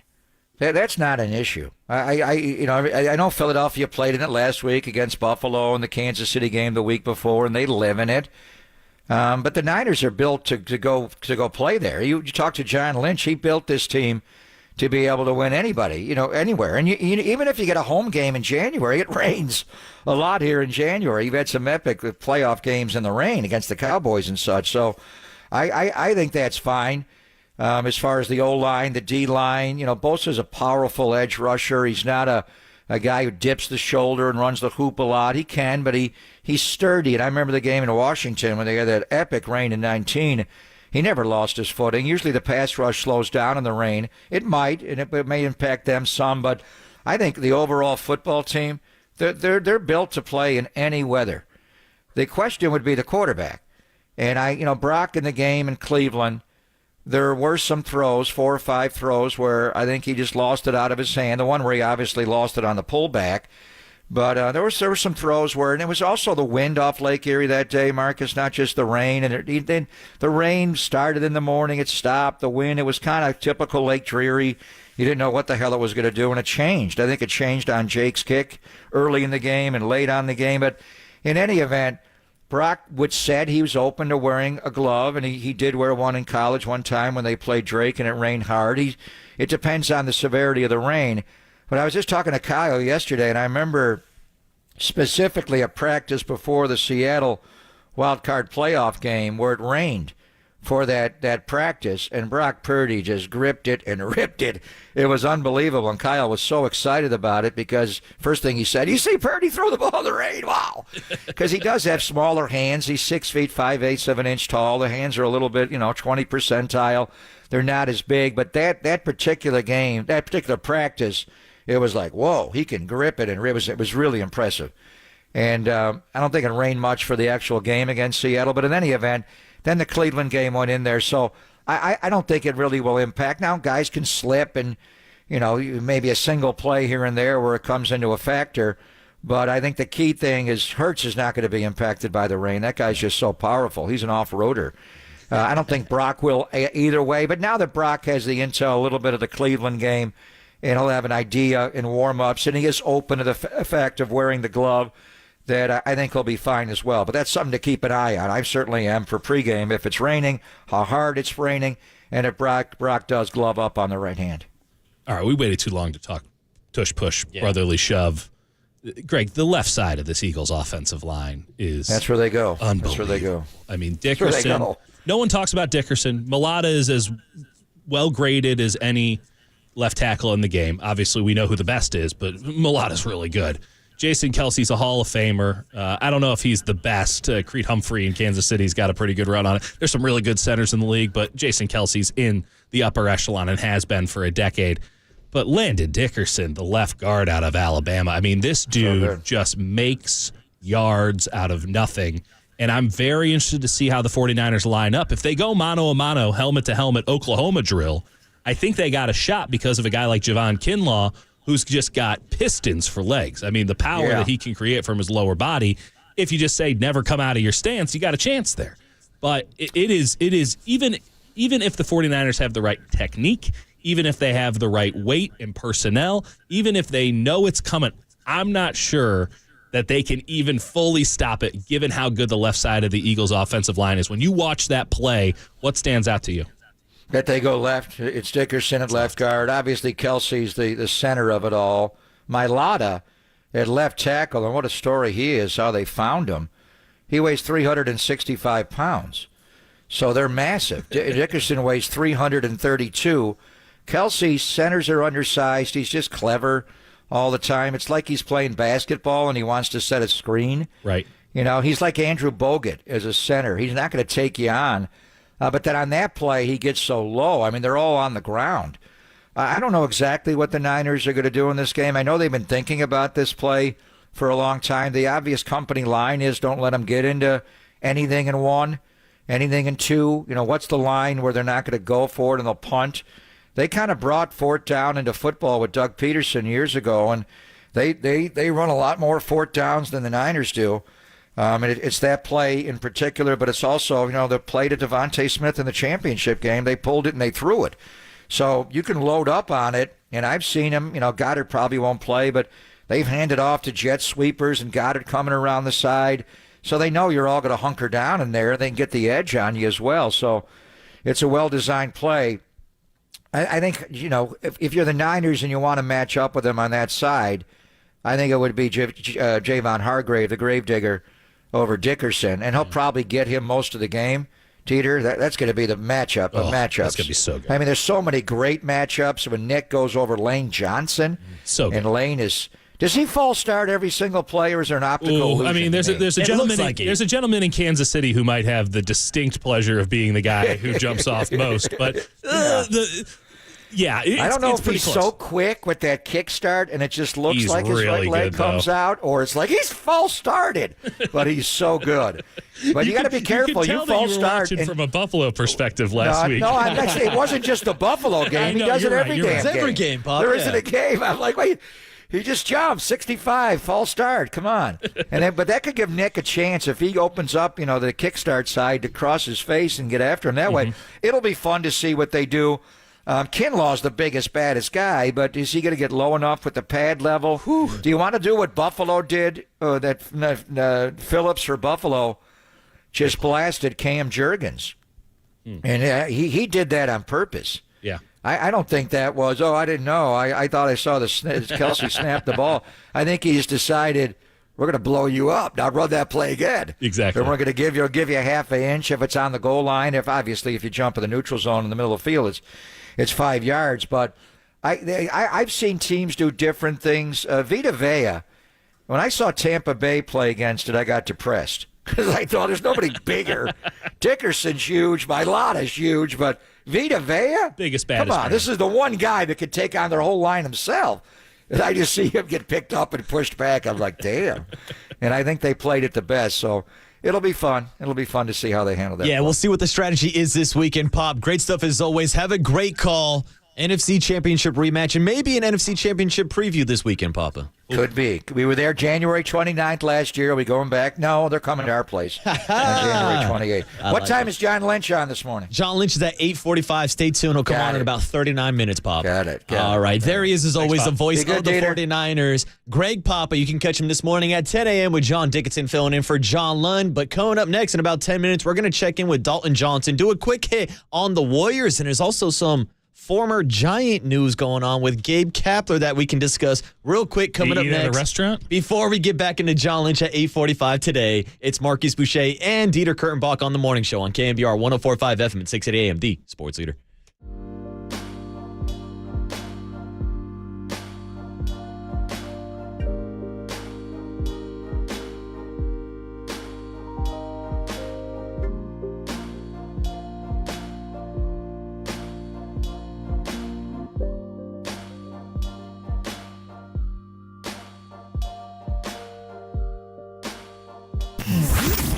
Here's what's trending now. Trending now.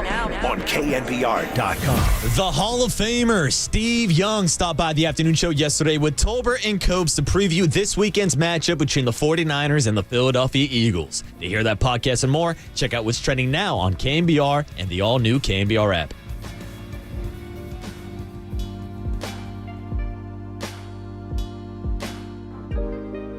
KNBR Morning Show. Streaming live at twitch.tv/the sports leader.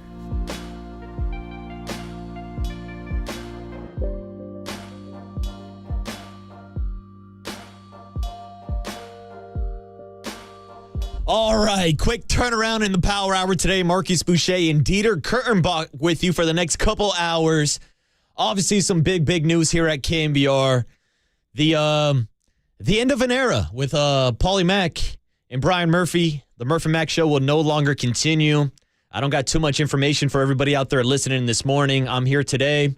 We'll figure out what the morning show looks like on Monday morning. I highly suggest for all you to tune in to find out, but I'm not going to come on here speak for Brian Murphy. I'm not going to come out here speak for Paulie Mack. These are two guys that I worked with every single day for the last 4 years. And man, oh man, did we have a good time. They're institutions. Almost like too good of a time.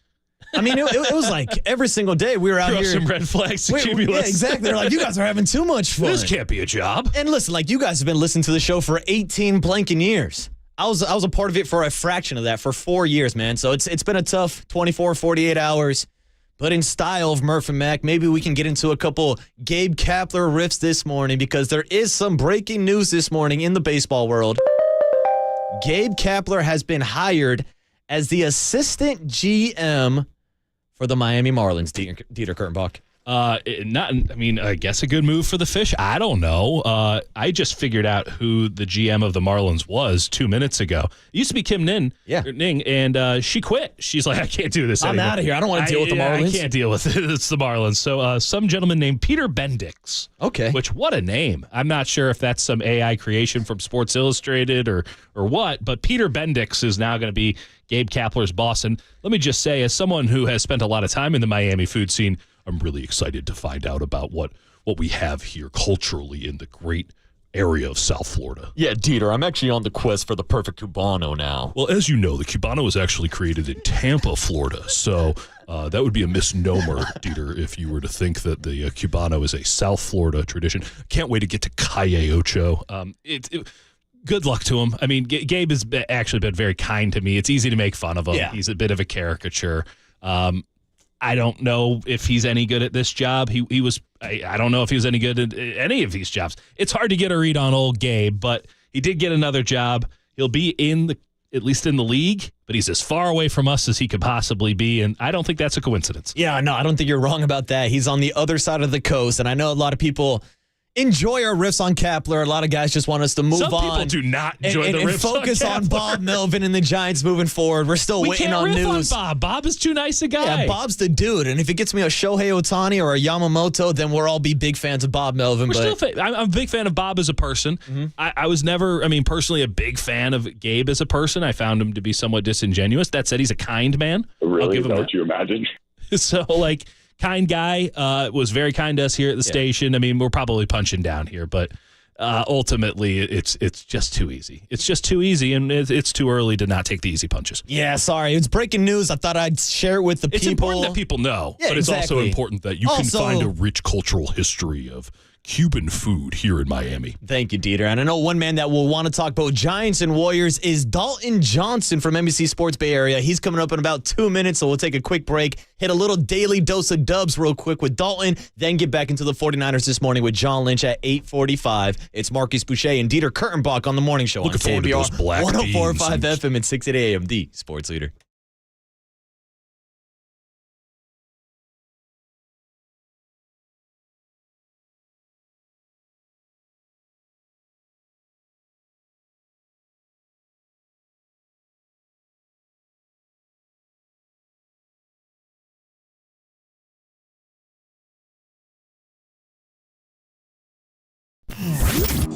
Here's what's trending now. Trending now. On KNBR.com. 49ers head coach Kyle Shanahan stopped by the afternoon show yesterday for his weekly hit with Tolbert and Copes to break down this weekend's matchup against the Philadelphia Eagles. To hear that podcast and more, check out what's trending now on the all-new KNBR app.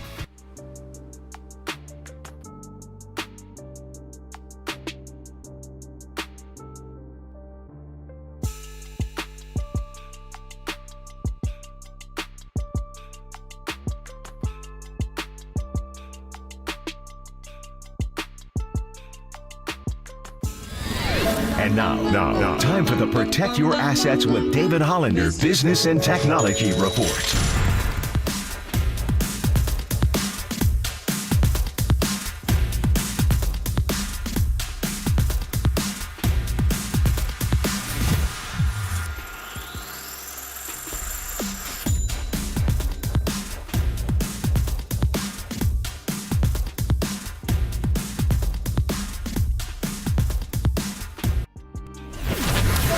has been the Protect Your Assets with David Hollander Business and Technology Report. Do you want to pay less taxes this year? Learn more. Listen to David's show every Saturday morning on KNBR or call 1-866-PROTECT.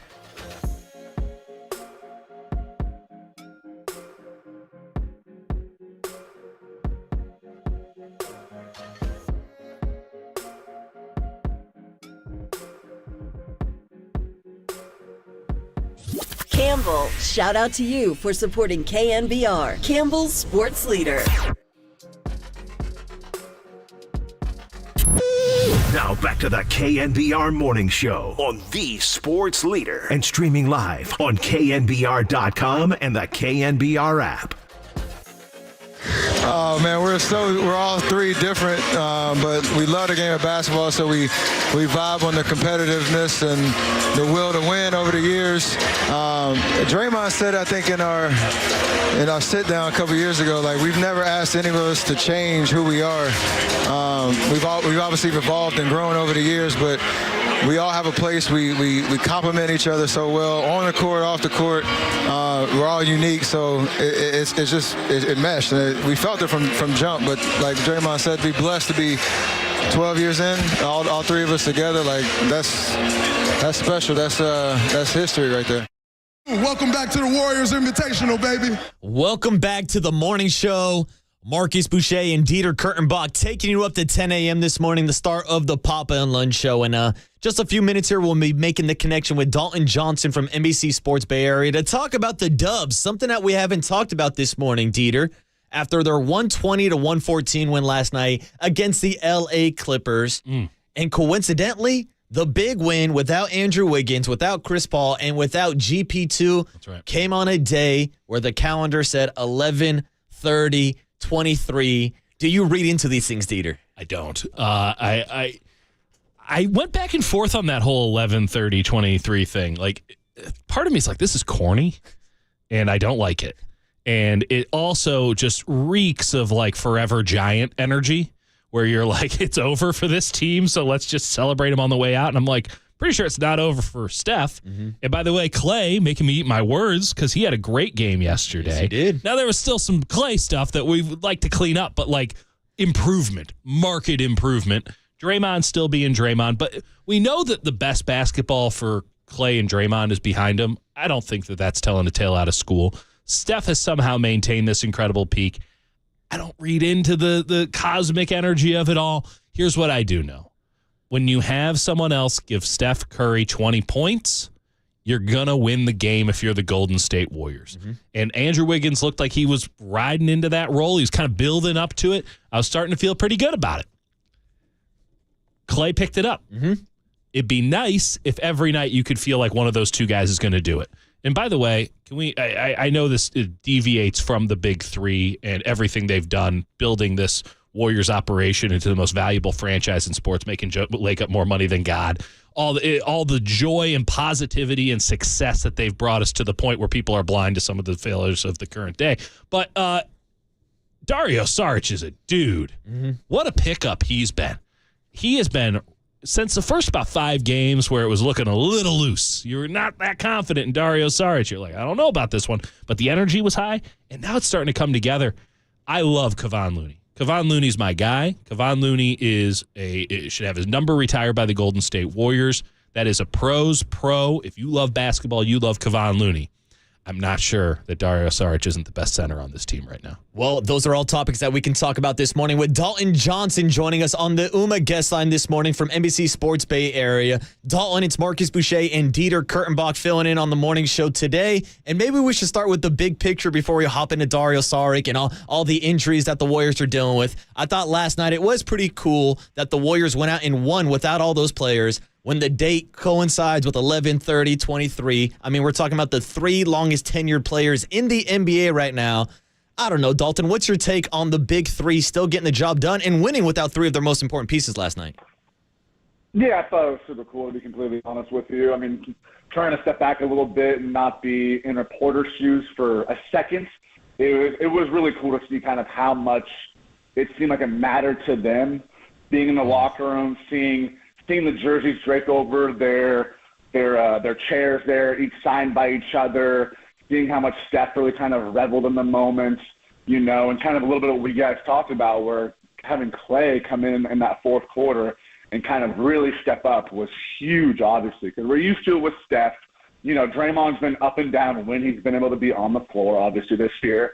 It's funny that after the first quarter, when it's a day that celebrates maybe the two greatest shooters of all time, one of the best defensive players of all time, and it's Draymond who was leading in points after the first quarter. But then, of course, Steph comes through with the free throws. Clay comes through with some big-time shots. I actually thought that Draymond was really solid last night, too. Yes. So, overall, a really good win in a night where you could have gone, okay, they need this win. It would be understandable if they lost when you're losing those three guys. No, Dalton. So no, it would not have been understandable, because after that Sacramento game where they blow the 24-point first half lead, they're up by like 18, 19 points in the first half against the Clippers. They come out for the third quarter and just absolutely lay an egg, let the Clippers right back into the game. By the way, the Clippers, trash. So it's like it was not acceptable for them to have lost that game, and that's what made Klay Thompson's performance so impressive. Beginning of the fourth quarter, there was a moment, and you could feel it. Basketball's a game of feels. Everyone says it's a game of runs, but there's an emotional tide to a game of basketball. In the beginning of the fourth quarter, you're like, damn, they might lose this game. Like, the Clippers could take it right here, right now. Paul George has been quiet. No one can stop him if he decides that he wants to not be playoff Paul. This might be the moment. Kawhi's looking a little bit spry. James Harden's out here doing his step backs. You're thinking this might not be so great. They've realized they shouldn't give the ball to Westbrook anymore. Like, this might be a problem. And Clay just holds the line, man. What have you made of Clay's season to date? And do you think that that's the game that gets him going, which I've now asked for the 5th time this year?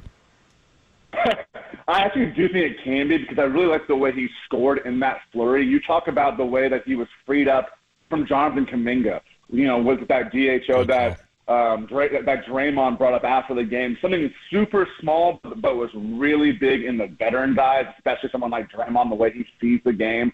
But so to see Clay hit that outside shot, getting freed up like that, is vintage Clay. But then to see him also muscle up on Paul George like he did, get excited with the crowd, flex on the crowd, have another strong layup soon after that. So it's the fact that he was scoring in a multitude of ways in that quick flash of 10 straight points like he did, where, as you said, a game of feel where the Clippers easily could have taken control of that game, and all of a sudden you blink your eyes, and it's kind of way more vintage Clay, where next thing you know, the Warriors are up by 13. So, yes, this is probably the 5th, might be the 6th, 7th, 8th, 9th time that we do ask, is this the game for Klay Thompson? But it felt way more like a complete game for Klay Thompson. And, what I mean by that especially is the fact that he did it in the fourth quarter, because we've seen even on a few of these nights where Klay has scored 20-plus points, which, hey, he's done now in 4 of the last 5 games. It's been more of first half or one big quarter, but way more early in the game, like we saw in Sacramento, when he had 17 first-half points and only 3 in the second half. Because a lot of the times you see second half, his shot is way shorter, the legs look a little beat down. Yeah, right? So for him to do that in the fourth quarter really opened my eyes a little bit, and the patience he played with and the less of frustrations. Because we've seen the outward frustration with Klay Thompson this season. And he was taking pretty good shots overall. He continued to hunt pretty good shots overall. Yeah, every game you're going to probably have at least one shot where you're going, okay, Klay. But there weren't, continuous of those. There weren't 2, 3, 4 of those in a row. Because we've seen games where you're going, how did you just take 3 of these shots in 90 seconds? So I just thought it was a way more patient, controlled, 4-quarter game for Klay Thompson. Yeah, now Klay has scored 20 points in 4 of his last 5 games, looking like he's starting to heat up a little bit. And, of course, Dalton Johnson is our guest on the Uma Guest Line this morning. And, Dalton, it's a great time for Klay to heat up because, obviously, as we were just talking about on the court last night, there was no Andrew Wiggins, there was no Chris Paul. Now, we know that, essentially, Gary Payton's season is over with that torn calf. What's the latest you're hearing on Chris Paul and this Andrew Wiggins story about him slamming a car door on his index finger yesterday?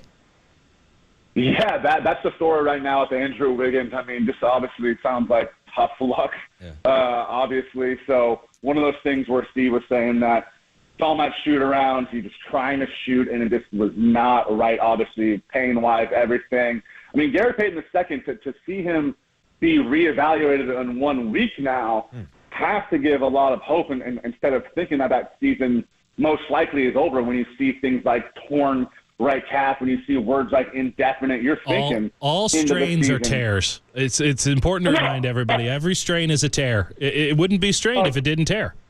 Everyone thinks, oh, he's just pulling the muscle. No, you're tearing the muscle. That's what a strain is. So thanks, Shams. That was appreciated. Right. I think the words like tear and indefinite is what gets people like, whoa. Totally. Of course. Yeah.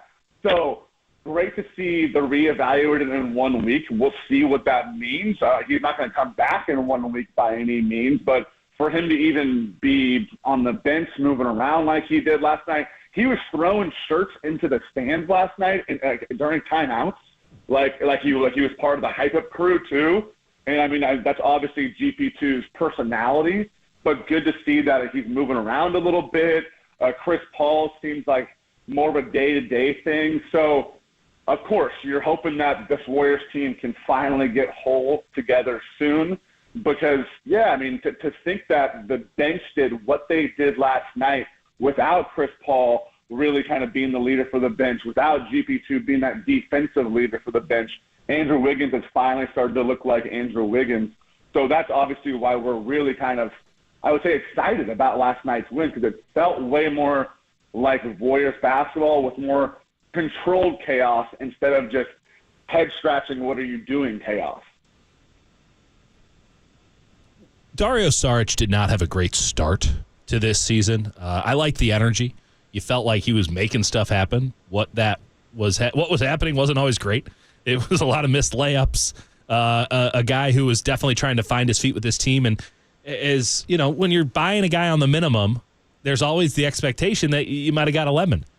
But Saric has been really solid and really consistent and kind of a godsend for this team as of late. Well, what's clicked for Dario, and what does it say about his game that Chris Paul wasn't in there last night? We've made a lot about Chris Paul and Dario Saric and that connection. He wasn't in there last night, and he's still providing a winning effort and a winning performance. That's a great point because, yeah, so much of it has been about, you know, the already chemistry coming into the season when it came to Chris Paul, when it came to Dario Saric. But, I mean, really the group that did great last night off the bench was this group that was Dario Saric, Corey Joseph, Brandon Podziemski, Kuminga, and then Clay with that group, too. They were a plus 12 together playing for almost 14 minutes. So that was an interesting group to look at. And I think Dario, he's someone who just kind of – it's like he gets the most out of everything that he has, if that makes sense. Where, yeah, he was struggling a little bit, trying to kind of find his feet, but he's not the most athletic, but he's kind of sneaky athletic at times. I hate to say that. That's so cliche of me. You mean he's a white guy? I don't like that I said he's sneaky athletic. Right, yeah, I'm like, oh, God, that was bad right there. But he really does kind of get everything out of that he has, and you see him kind of play with this edge. He does have really good footwork around the basket. So, yeah, he was missing some around the basket, but obviously the dimension that he brings as a spacer, as a shooter, is just what this team has been missing. We've seen the passing has been really impressive at times, finding cutters, but he had a play last night where he was the one who cut and went backdoor wide open for a layup too. So he's such a smart basketball player that I think he fits the system really well, but it was definitely a great point to bring up. Eye-opening to see him do it without Chris Paul, because that's kind of been his safety valve this entire season, is the guy that he's the most comfortable with. But I just think that he's starting to feel comfortable in this entire system right now. And he's provided great depth off the bench for the Warriors this year. We'll see what his role is moving forward. But, Dalton, that's something I wanted to talk to you about, is the depth of this team. Because after this offseason, when Jordan Poole was traded for Chris Paul, a lot of people said it was the end of the two timeline with the Golden State Warriors. Well, last night I thought was a great example of seeing guys like Moses Moody in the starting lineup. You bring up Jonathan Kuminga, you bring up Brandon Podziemski. What are your thoughts on these young guys stepping up in the wake of some of these injuries for the Warriors? Yeah, that's a great point. I think it's we obviously wanted to put to rest this two timeline thing, but at the same time, we're like, all right, year three leap for Jonathan Kuminga and Moses Moody. It's been kind of up and down for both. I would say Moses Moody's been more of that steady rock, as we've kind of seen even the first 2 years. But then when Jonathan Kuminga, man, he was really, really good last night. I mean, I think that was his best game of the season. You just look at the efficiency of what he did on both sides of the ball. And then Brandon Podziemski is someone where, we could talk about two timelines, but I think that he has to play. Like, there's no reason he shouldn't play. I mean, at the same time, though, Steve Kerr said like a week or two ago that, he's going to be in the rotation. There's no way he's coming out of it. And then the first game in Sacramento, when he's trying to get his rotation down to 10-9 players, he's a DNP. And then last night, he says, after he plays so much in the fourth quarter, that he's going to play in the fourth quarter because he recognizes things so well. And I think that's, again, where you have to say, this isn't your typical rookie, especially someone where, the Warriors are really happy about someone like Trace Jackson-Davis, right, he's going to be 24 years old in February, I believe. Brandon's only 20 years old, and, he played 2 college seasons, but he really essentially played 1. But you look at the way he does so many little things. He takes charges so well, and he wants to take charges. You even see him on free throws where he's behind the three-point line, and he looks like he's Usain Bolt, ready to go for a track meet just to get in for that rebound. So it's all those type of things that you're going, this can't come off the floor.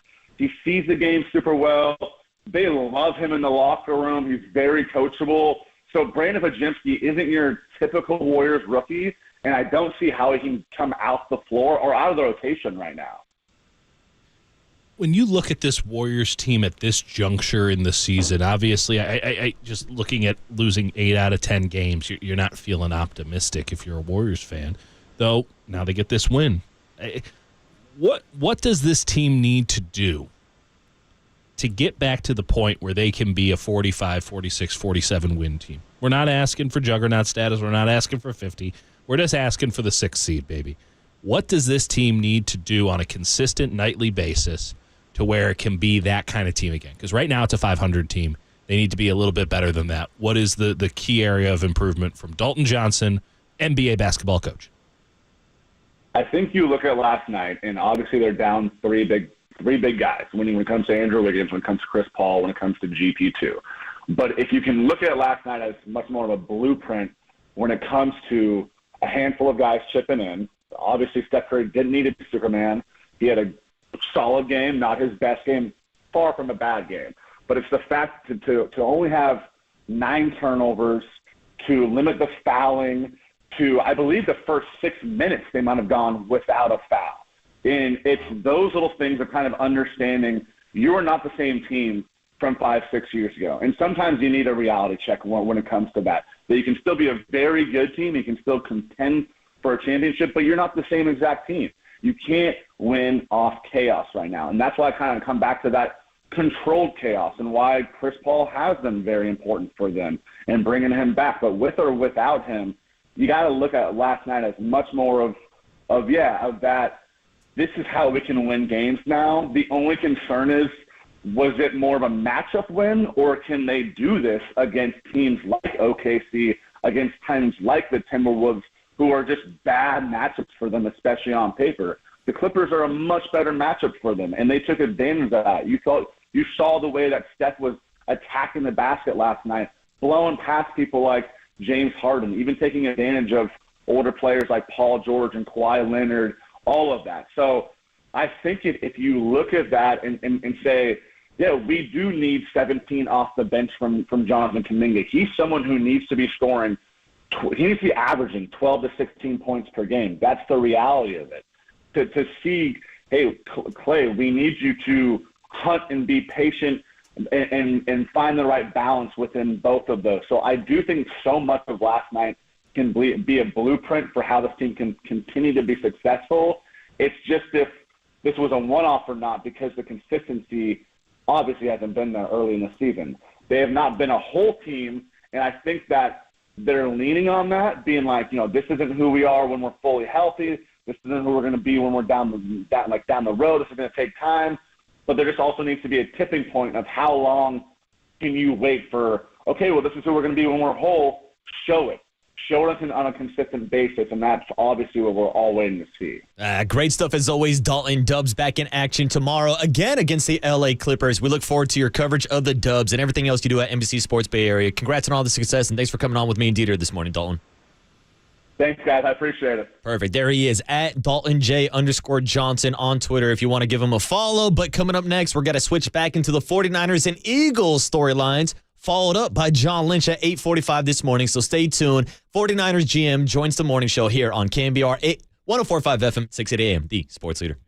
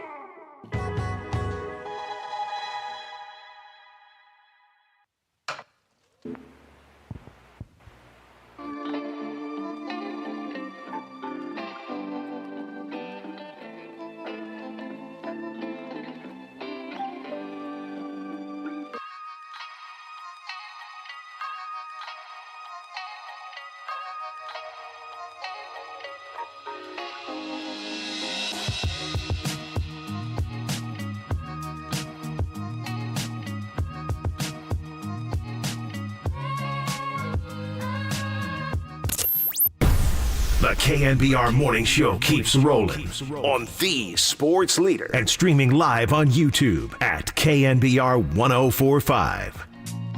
This is a 2023, right? And it's not 2022. Very similar to what we responded with the Chiefs stuff, like going into the Chiefs game, right? There's different players on this team. There's different players on their team. Shoot, one of our better players from last year is on their team. This is about the 2023 Eagles versus the 2023 Niners. Both teams are doing well. It's going to be a heck of a battle.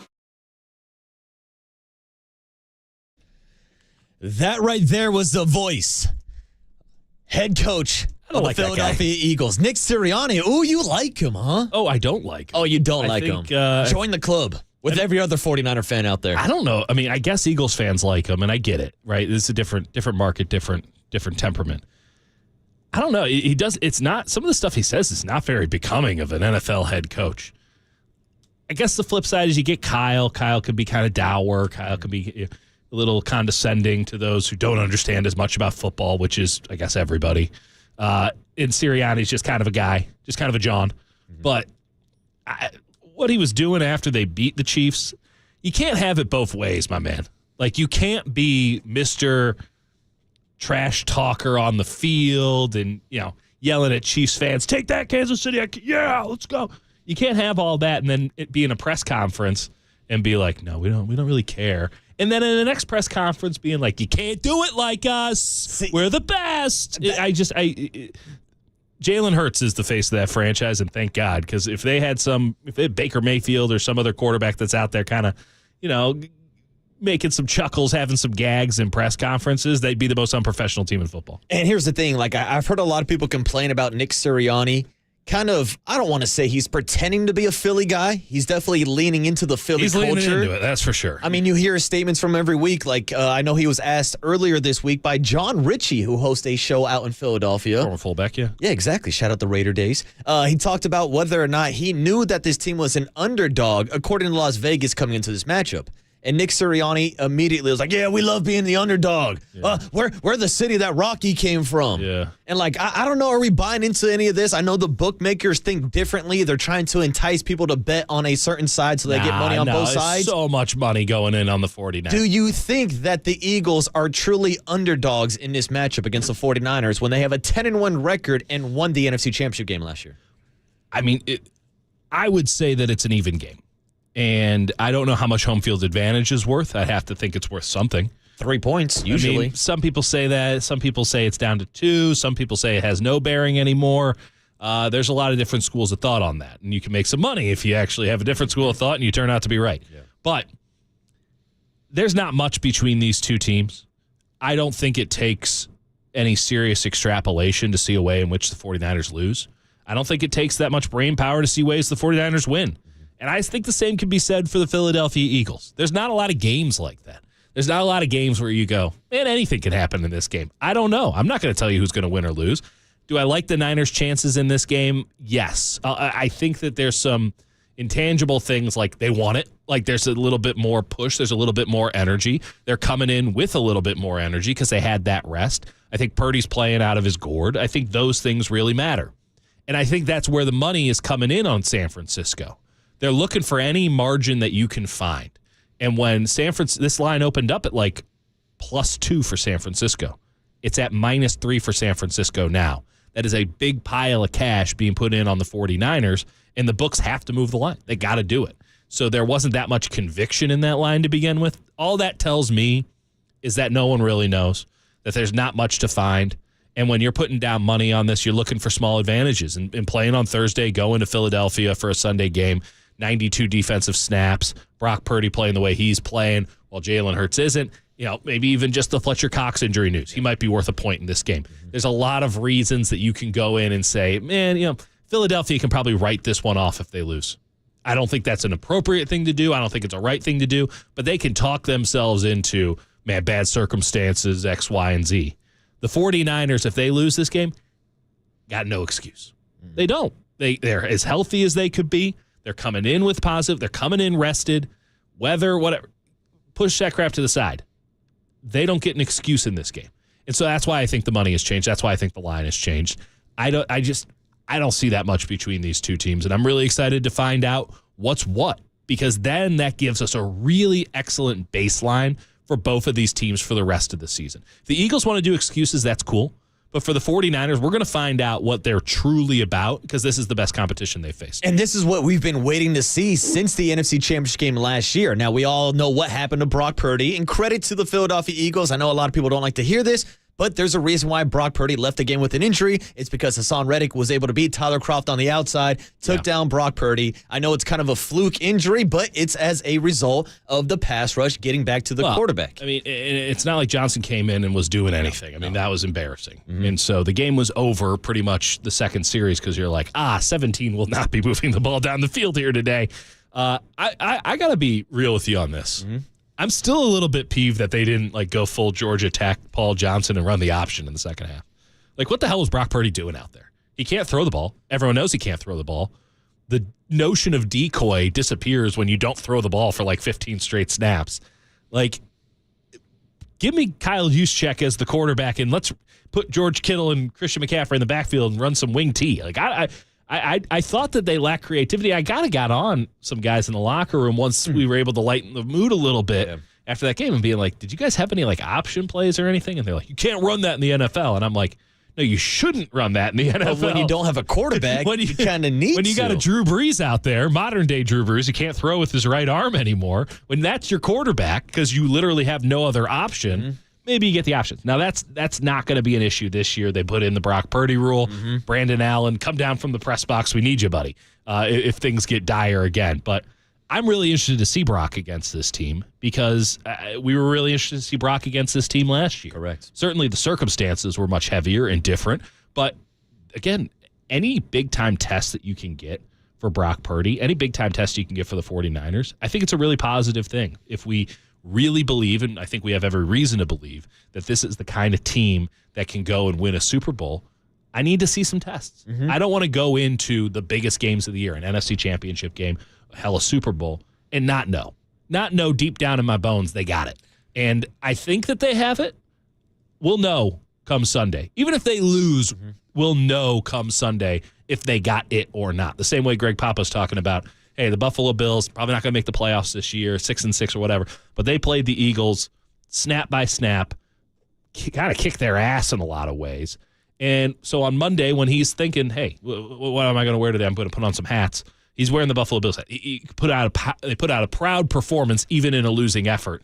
I'm not saying that's a positive for the Niners. I'm saying, win. Yeah. That's the ideal. But you can still put in a very positive effort. You can still put in a winning effort. You can still put in an effort that you can look back to and say, hey, there's not that much. That's stuff that we can figure out during the week. That's stuff that we can adjust if these two teams play again. I need to see a professional, high-end, we know this is a big game. We're going to bring everything we got effort. And I fully expect them to have that come Sunday in Philadelphia. And I think that's what all 49er fans want to see. And hell, I think most Eagles fans want to see too. They just want to see these two teams match up. No, Eagles fans are rabid, man. Yeah, they are. But I also think that they're also complaining about 49er fans and players complaining about the outcome of the game without Brock Purdy. And there's a level of fairness to that. Yeah. But, we're going to have to find out on Sunday. Talk is cheap, as Hassan Reddick said. We're going to find out on Sunday. This is going to be good stuff. Yeah, they're lining up on Sunday to face off again. NFC Championship game rematch, and we'll talk about it next with 49ers GM John Lynch on the other side. It's Marcus and Dieter on the KNBR Morning Show on 104.5 FM, 680 AM, the Sports Leader.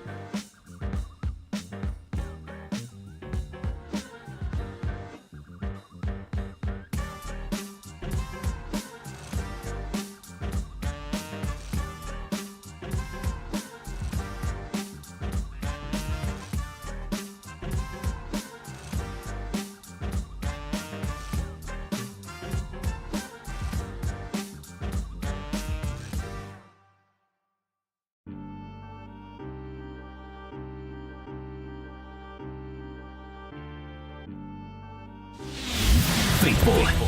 Here's 49ers GM and Hall of Famer John Lynch on KNBR 104.5 and 680, the Sports Leader. Sponsored by Nick the Greek. We welcome you to our house. Come taste the difference of our delicious local Greek flavors and become a fan. All right, it's the KNBR Morning Show today with Marcus Boucher and Dieter Kurtenbach taking you up to 10 a.m. And joining us on the UMA guest line this morning is, of course, 49ers GM John Lynch.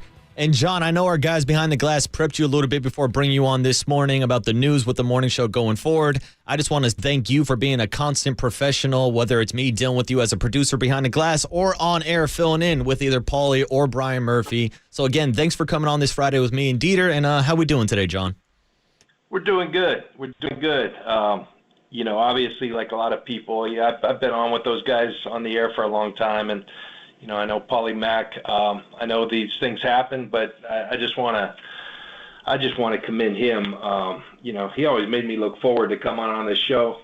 He had a tremendous sense of humor. I think he's just good people, and I appreciate that. And so I wish Paulie the best. I've talked with Paulie, but I did want to kind of acknowledge that and appreciate you guys being here today. No, definitely. I appreciate those words. I know how much forward Paulie looked talking to you every single Friday, and not really sure what the plan is moving forward, but we're glad to have you on this morning, John. I can tell you it's going to be a letdown today, John. Yeah. We're not bringing the Paulie energy for sure. Yeah, we'll make it work this morning with me and Dieter, and I guess we'll start off by taking a quick look back to Thanksgiving. John, I'm sure it was a little bit more enjoyable eating the turkey after the game, after the win against the Seahawks, right? It sure was. Those Thursday games always, they really are a pain, man. I watch what it does to players. I watch what it does to coaches. I mean, it is a quick turnaround. I used to have a coach who said, I don't want players who are looking for the light at the end of the tunnel. I want guys that just keep digging. And I think so that's true, but there is always that carrot, man. If we find a way to go get this win, it's going to be really sweet because you get that. It's not really a bye, but you get a mini bye. You get more rest. And around the holidays, all my kids were home. We've got kids who've left the house. 2 are out in the working world, 1 at college and 1 at home. To have everybody home we just kind of celebrated Thanksgiving on Friday. It was pretty cool. But the most important thing for, that obviously is important. And our team got to do that, be with family at a holiday where that's really what you should do. But then the added bonus is the extra rest we get. We should be healthy, firing on all cylinders. And we'll need all of that because we're going into a tough environment playing against an excellent football team. Obviously the rest for the players, but what does a couple extra days do for Kyle Shanahan? You get that big brain working. You almost have to say, hey, Kyle, maybe we don't overthink this. You're doing pretty good on regular rest. Let's not go too far here. He does a pretty good job of that. One thing I've always appreciated about Kyle, when he works really hard, but family's extremely important to Kyle, and he knows the toll that this takes and the sacrifice that all these coaches make with their families. So he really gave all those coaches some legitimate time off to be with their families. Now, I know Kyle, he's got a system at home, and he was grinding, right. As we were talking throughout the weekend. But I think he does allow for that, and I think you have to. If all you ever do is press the gas, at some point you're going to pay for it. So Kyle's got a good balance on those type of things. Yeah, 49ers GM John Lynch joining us on the UMA guest line this morning. And, John, of course, we're going to flash back a little bit to last year in the NFC Championship game and everything that happened. I would just like to get your perspective as a former player on how long those kind of matchups stick with you. Now, obviously, it's a different situation with the injuries you were dealt with at quarterback last year, but how much of the game tape can you focus on from last year? How much motivation do you take from that loss, or do you just try to move on to the next matchup this weekend? They don't ever leave you. I still think about the 1999 NFC Championship, where Kurt Warner threw it to Ricky Prohl with a couple minutes left, and the greatest show on turf. We had stifled them the whole day. I mean, so those things don't ever leave you. They're always a part of you, and it's kind of what you do with that. Now, the one thing that I think I've learned as a player, I learned as all my time in the league as a broadcaster, and now in this role. These teams are ever changing, and good organizations tend to stay good. They're an excellent organization. They're well put together. They're well constructed. They're well coached. They got big time players. But the teams are different, and this is a new year. So yes, do you take some motivation? Yeah, just going to Philly. You're going to be harassed. It's going to be a great environment. All those things, but you look forward to those challenges, and so yes, you take some motivation, but you also have to remember a lot of the guys on our team and on their team weren't there. I thought Sirianni said it well, when he spoke of Javon Hargrave. I mean, Javon, one of our best players last year is now on their team, so it changes, but sure, you carry those things with you for a long, long time.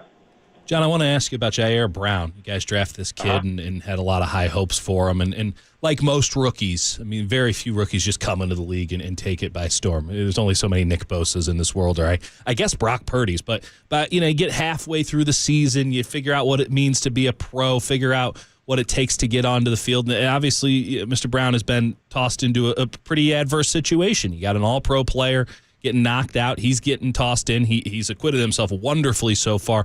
What have you seen from Brown, and how do you see him fitting in Steve Wilkes' system overall? There's obviously a reason you liked him when you drafted him. Yeah, we liked him a lot, and I thought it was a perfect situation actually to come into, because we had Deshaun Gibson, we had Talanoa, both excellent players.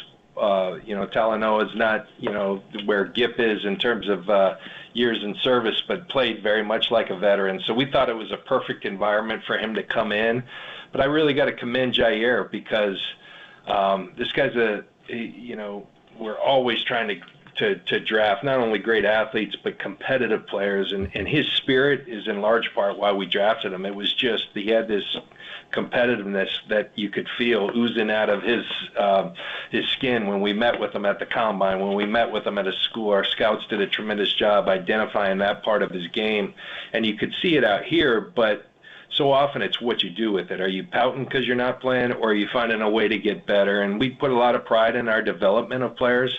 We call our development program the Mine, and that means coaches staying after practice working with these guys. It means extra work in the weight room.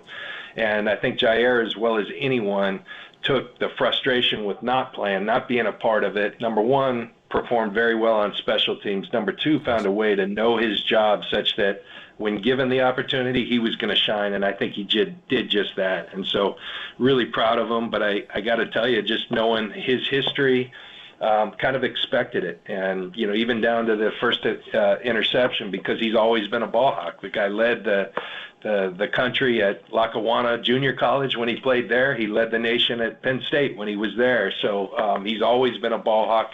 I love the kid and his teammates. He's really, you can't help but love the kid, because he gives you everything he has, and he's a very talented young man. So, every week's a challenge. He's got to be up to it. There'll be challenges this week in what Philly presents, but real proud of Jair with the way he stepped into, tough shoes to fill with Talanoa being out. With Talanoa being out and then George Odom picking up an injury, obviously we know who the 1 and 2 are at safety, but are you guys in the market for a safety right now? We're still working through that. We made some, Taylor Hawkins is a kid who came on our practice squad last year, impressed. He's back this year. He was injured early in the year, but Hawk is a guy we like. Went out and signed Eric Harris, a guy who's played a lot of football and can help us in special teams. And we'll continue. It's hard. They're not growing on trees this time of year, right. In terms of being out there. The trade deadline has passed, and so it's tough to lose 2 safeties in 5 days, and especially 2 of the capabilities of those guys, what they gave to our team. But, we'll do our best. Fortunately, a guy like Isaiah Oliver has some versatility to his game where he can go back there, play some safety. And a guy like Eric Harris and Taylor Hawkins, those guys can, help supplement and fill. So, we're good with our depth, and those guys will be ready. A guy like Eric Weddle, you can't take him off of like a practice field doing flag football somewhere or something like that? Gosh, Oh, now you keep bringing up bad Sorry, memories. John. Sorry. Hey, it's in my memory too. Yeah, without Weddle, those guys don't beat us. And No, he was unreal. Phenomenal. Like, the Off guy the was street. coaching Pop Warner, and with his son down in San Diego. Next thing you know, he's playing a real big part. I think played most of that game with a torn pec. It was a pretty courageous effort by Weddle. What a dude. Yeah, and John, you know better than anybody how big of an impact injuries can have on a single game. And that's why going back to last year, I think a big storyline this weekend is going to be Brock Purdy's return to Philadelphia after the torn UCL, after the offseason internal brace surgery. I would just love to get your big picture perspective on the Brock Purdy that's walking into Philadelphia this weekend versus the Brock we saw walk into the game last year in the NFC Championship game.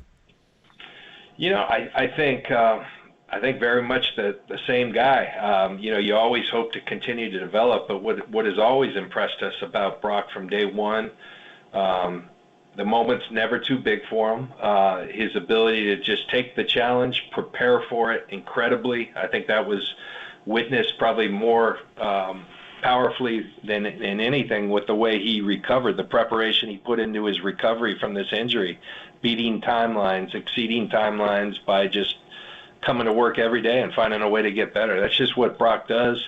I don't think Brock's making too much of that, and that's not just lip service. Obviously he knows that this is where the unfortunate injury happened, but I think what more so is on Brock's mind is the challenge of playing against a really good football team and finding a way to go beat them. And that's the way Brock thinks. That's the way he functions. So as he said, not trying to get too sentimental or anything. He's got a big challenge in front of him, as we all do, and he's doing his best to be as prepared as possible to go let it rip and see how we come out come Sunday.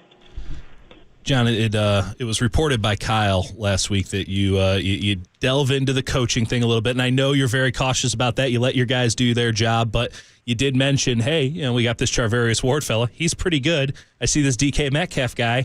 Maybe they should be hanging out a little bit more on Thanksgiving night. That move works. I don't know. I mean, are we going to make another proclamation here with A.J. Brown coming up this week, or is the message already been sent?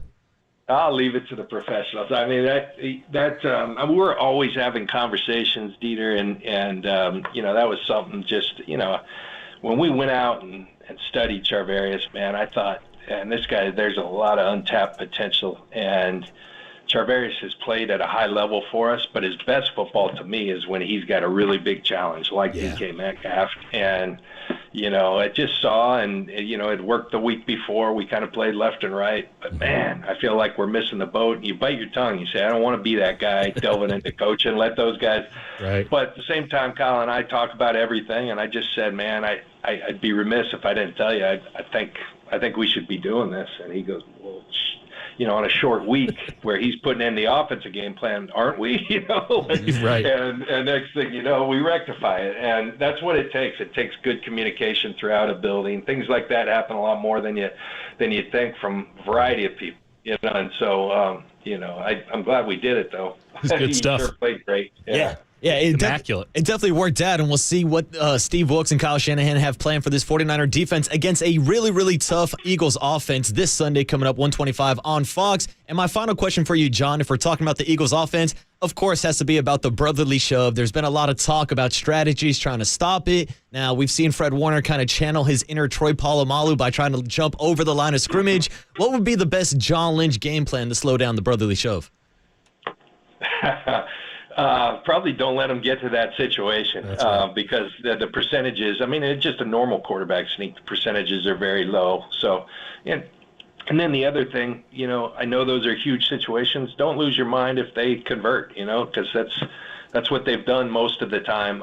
They're uniquely equipped to do it. I think the more we play against Jason Kelce, my admiration, I think we're looking at a first ballot Hall of Fame player. Yes, and so I think he's extremely integral to that. The size of their offensive line, they've got a quarterback. It's rare you have a quarterback who was a power lifter, squats over 600 pounds. So, everyone can have their feelings. Is this what we want football to look like? I give them a lot of credit for taking advantage of how they're built, and they've used it very well to advantage, and so we gotta try to negate that advantage. I think the best way, you don't get in those situations. That's hard to do though, because they're good, they function at high levels. So understand that, hey, if we allow them to convert, so be it. We're going to play the next play. I also do know that I think of the 2 times they were stopped, we were one of them last year. So it's not impossible. And, we got to we'll have a plan. I love Kyle's joke that we're going to go scrimmage and do it 10 times. 10 live reps. Left. Mm-hmm. Yeah, you really don't do that. But we will have a plan, and we'll do our best to try to defend something that's really difficult to defend. Looking forward to the matchup this Sunday, John. Appreciate again you coming on this morning. Appreciate your kind words for Paulie Mack, and best of luck to you this weekend. Thanks a lot, John. Thanks, fellas. Thanks, you John. guys have a good weekend. Thank you. There he is, 49ers GM John Lynch, talking about this weekend's Eagles and 49ers matchup. Dieter, we got about 55 minutes left on the show today. Hot damn. I'm going to say, I'll take a wild guess and say we're talking 49ers and Eagles for the rest of the show. Anything that there from John Lynch that stood out to you that maybe makes you more confident going to this 49er-Eagle matchup? Not confident. I don't think that's John's job. Mm-hmm. I think there was some enlightening stuff. I do think that there's a lot of things that with the 49ers going into this game, because everyone's riding high off of Thanksgiving and the way that they've played as of late, every football team has flaws. You don't want to highlight them too much. You don't want to focus on the negative too much. I know that's ridiculous for me to say. But, not you, Dieter. Jair Brown, the rookie safety, has been really, really good. And I'm very curious as to how things work out for him now moving forward, because I'm not sure that Talanoa Hufanga was the right fit for a Steve Wilks defense. Steve Wilks wants to play too high. He is a defensive backs coach. He wants to make sure that they have a blanket of pressure, whether that's in man-to-man or if they're playing zone, or hell, if they're mixing the two of them together, which I'm yet to see Steve Wilks do, and some teams do it. But he wants to make sure that he has safeties playing the pass. And Talanoa Hufanga is brilliant, and we got to be real about it, as a linebacker. You can call him a box safety, whatever. In the modern NFL, that makes you a strong side Sam linebacker. And he is a brilliant player. The best box safety, best Sam linebacker in the NFL, in my estimation. But that's not what really Steve Wilks wanted to do with him. And I think we saw that play out throughout the season. And Hufanga's a smart dude. He was starting to kind of figure out, hey, okay, I need to put myself in better positions, better spaces, because he does get a lot of leeway in that defense. But I do think it was part of the problem that the Niners are having on defense. Now, Jair Brown was built to be a free-roaming safety that can deliver a little bit of a hit. And we've seen that so far, but he's still a rookie. And I have a long-standing policy that when we talk about December, January football and the muck and running the football and offensive lines, man, the NFL is about quarterbacks. But when you get to December and January, it's also about safeties. Who are the dudes who are defining the defense? Defensive line's very important. I'm not saying anything else isn't important. I'm saying there's an outsized importance on safeties come playoff time, because they define, and leading up to the playoffs, because they define the defense. And so I'm curious if the fit of Jair Brown into a Steve Wilks defense, which is better, is more powerful than having a rookie out there now in very complicated situations against high-level competition. Fascinated to see, and we're going to get the ultimate test of that, I think, this weekend in Philadelphia. Jair Brown, 27, that's the player I'm keeping my eye on all game. And so John's kind words were there. He's very high on the kid. I think there's a lot of things to be high about. I got no negative notes on Jair Brown so far, but we just haven't seen enough. The sample size isn't big enough, and there's got to be some skepticism about a rookie. And you're right. And it's actually interesting that this was something I talked to John Lynch a couple weeks ago about. Yeah. The decision to draft a guy like Jair Brown. And he actually compared his skill set similar to a guy like Talanoa Hufanga. Yeah. And I asked what the game plan was, because it sounded like Jair Brown was going to have a redshirt season this year behind Tayshaun Gibson and Talanoa Hufanga. And Gibson steps out. Correct. Jair steps But do you think those two guys can complement each other and both kind of coexist in that 49er defensive backfield? Well, I know that Gibson and Brown can. And so there's the positives there, right? Yeah. Like if you're comparing him to Talanoa Hufanga, I do think they're different kinds of safeties, but it's not as if, Jair Brown's out there just arm tackling dudes. He's delivering some wood. Yeah. So there's positives to be gleaned there. Again, it's just he's closer to a true safety in the sense that we understand it. A too-high safety, if we're being specific. He's closer to that than Hufanga was. Hufanga needed to be in the box. And when he was in the box, he made things happen in a positive way. But it forced you to be a cover 3 team, with Tayshaun Gibson. And Tayshaun Gibson's been a very good safety. He's been a noble servant for the San Francisco 49ers. But he ain't Ed Reed. I mean, you don't necessarily want that dude as the sole final line of defense back there. And I think Steve Wilks knew it, and that's why he wanted to play a bunch of too high. But you also don't want Talanoa Hufanga 20 yards away from the line of scrimmage. So Jair Brown is a guy who's built to actually play that role the way Steve Wilks wants to play it. Again, I see very positive things moving forward. And by the way, Steve Wilks is going to have to adapt. I mean, and we'll see. I mean, Steve Wilks was on the hot seat not that long ago. I don't think that was a fake thing. So we'll find out. There's an off season. You adapt. You develop. Steve Wilks is just trying to figure himself out. He's trying to figure out a ready-made defense. There's going to be give and go. And you get a full off season. Now maybe you can give a little bit more and you can go a little bit more. I think that him and Hufanga can play together because I like Brown's athleticism to cover the whole field. And I certainly know that Brown can play with Gibson. I'm just saying it's really tough. This is my main pet peeve with the NFL product right now. Like, let me see some safeties, baby. Let me see some safeties on this game. You don't have to zoom in on the quarterback. We know where. I got an 85-inch television. I can see the quarterback. Give me the all-22 angle. If I'm watching on a 4:3 tube TV, I might need a little bit of zoom help from Fox and CBS and all that. I don't need the all-22. How about 20? 18? I'll take 17. Because I'm not even getting wide receivers. I mean, it is zoom out. Zoom out. I know these cameramen sometimes like to get a little artsy-fartsy, and that's cool. Like they're artists. I mean, they're beautiful in their craft.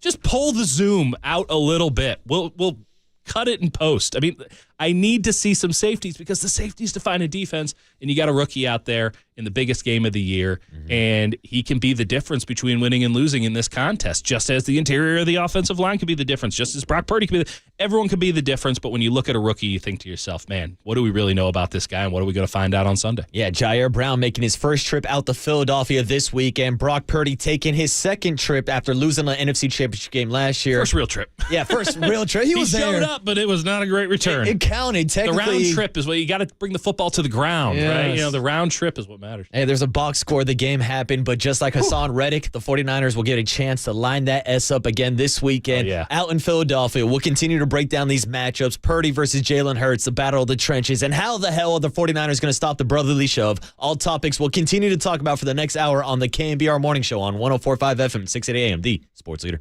Only God knows.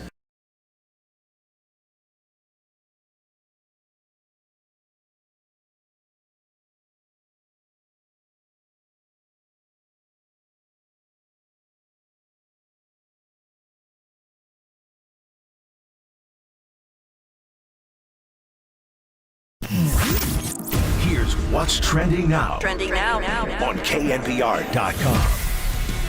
Warriors beat writer for The Athletic, Marcus Thompson, I believe he's a columnist, joined Papa and Lund yesterday to discuss Steve Kerr's decision to take out Moses Moody. Ooh, this is old news. So Marcus Thompson's going to be on the air later today. You can listen to that. And by the way, you should go to KNBR.com and check out the KNBR app. That went great.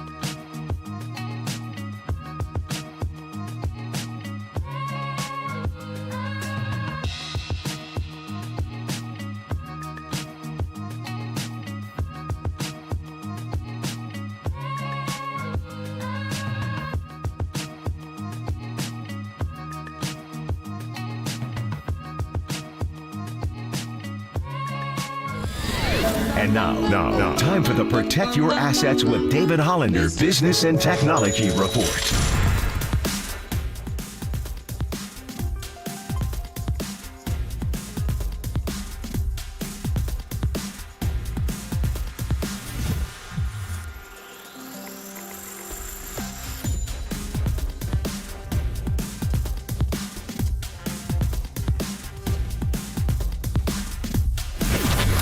This has been the Protect Your Assets with David Hollander Business and Technology Report. Concerned inflation will ruin your dream retirement? Learn more. Listen to David's show every Saturday morning on KNBR or call 1-866-PROTECT.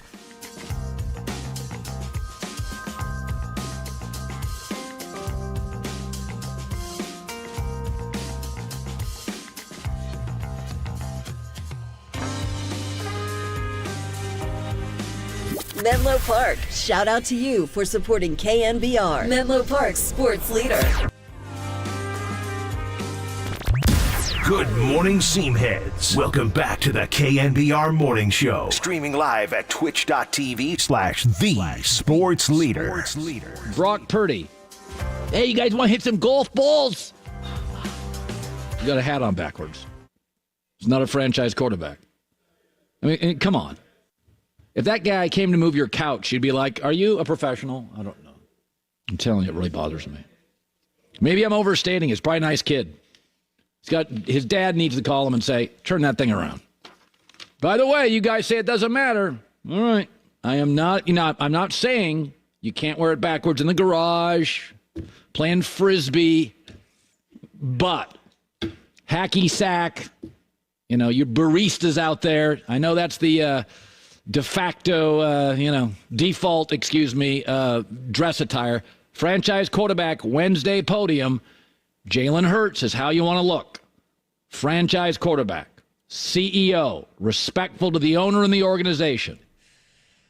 Well, that was one hell of a take from Colin Cowherd. That's a gag. And discussing it this morning is Marcus Boucher and Dieter Kurtenbach on the KNBR Morning Show. And yeah, forever. Dieter, I know a lot of guys are playing for clicks, but this ain't it. This is one of the worst takes I may have ever heard in my life. Colin Cowherd declaring that Brock Purdy can't be a franchise quarterback because he wears his hat backwards. Well, do you know the genesis of this?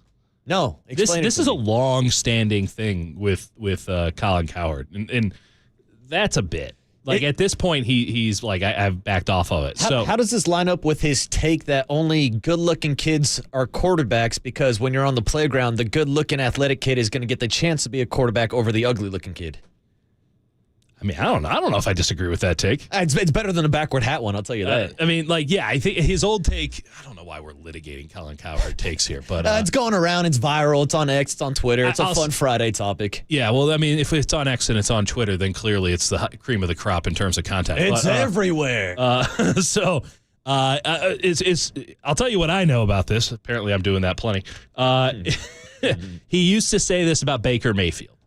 That Baker Mayfield was unprofessional, that he was kind of going up there with the hat backwards. And I believe it was in particular that he was doing interviews at the combine with his hat backwards. Ooh. And so his take was, hey, man, you're showing up for a job interview with your hat on backwards, much less a hat on. Like, that's not, how can I bet on you to be my franchise quarterback if that's the case? And that became a whole thing. And now, over the years, a lot of guys go up there. I think Tom Brady was up there with some backwards hats on. Yeah, I've seen photos of Rodgers with a backwards hat. I've seen photos of Peyton Manning with a backward visor. Let's get to the actual nut here. Let's crack the shell and get to the nut of this. Cracky, Dieter, cracky.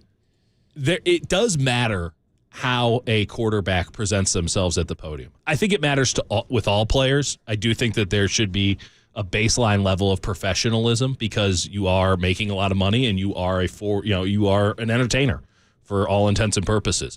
I do think it matters how you present yourself, but especially if you're the quarterback. Now, Brock gets a pass. Why? Because he makes less than $1 million and can't afford a suit? You bet your ass that's why he gets a pass, man. Brock Purdy can't afford a forwards hat. Come on. What are we doing, Brock Purdy's Howard? paying rent. I mean, again, that's a gag. I guarantee they'll be like, dude, if you don't know, you don't know. It's an inside joke, all that. And it's easy to take stuff out of context. It is Twitter. But, Cowherd's gotten plenty of bad takes. He's gotten plenty of good takes. He gets better listenership than us, I'm pretty sure. So take it for what it's worth. You got to tell us. I'll say this. Brock is a bit sleepy at the podium.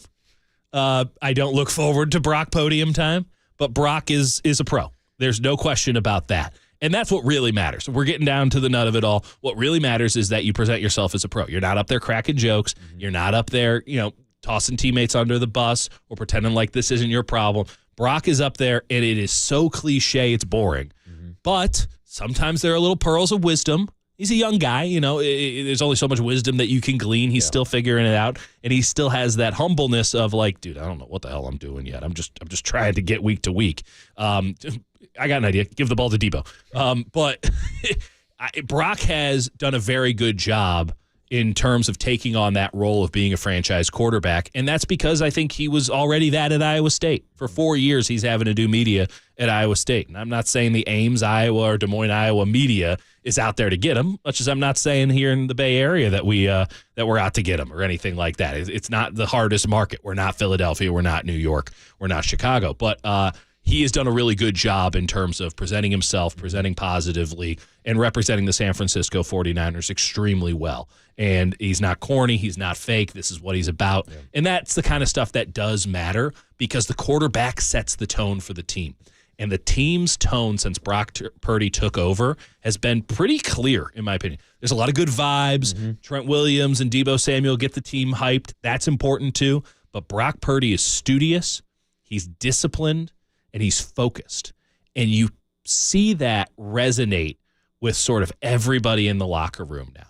Maybe I'm making a mountain out of a molehill. Maybe I'm just projecting that onto people. But it does feel as if there is a more concerted effort towards game plans and the game with Brock in charge because Brock is so militant about having everything Kyle gives him be committed to memory and executable at a moment's notice. Brock is about that. He's not going to win playing backyard football. We see some stuff where he can make plays playing backyard football, but he's going to win because he's the offensive coordinator on the field and that Kyle trusts him implicitly, which he does now. That matters a whole lot. That carries in through the room. Brock's locker is in the corner of the 49ers locker room. That energy emanates out from there. And listen, we don't need to bash Jimmy Garoppolo anymore. He was very good at the end for the 49ers. He certainly had his moments of positivity, took the team to a Super Bowl, at least as their quarterback, even though he handed it off most of the time in the playoffs. Yeah. But Jimmy did not have that kind of energy.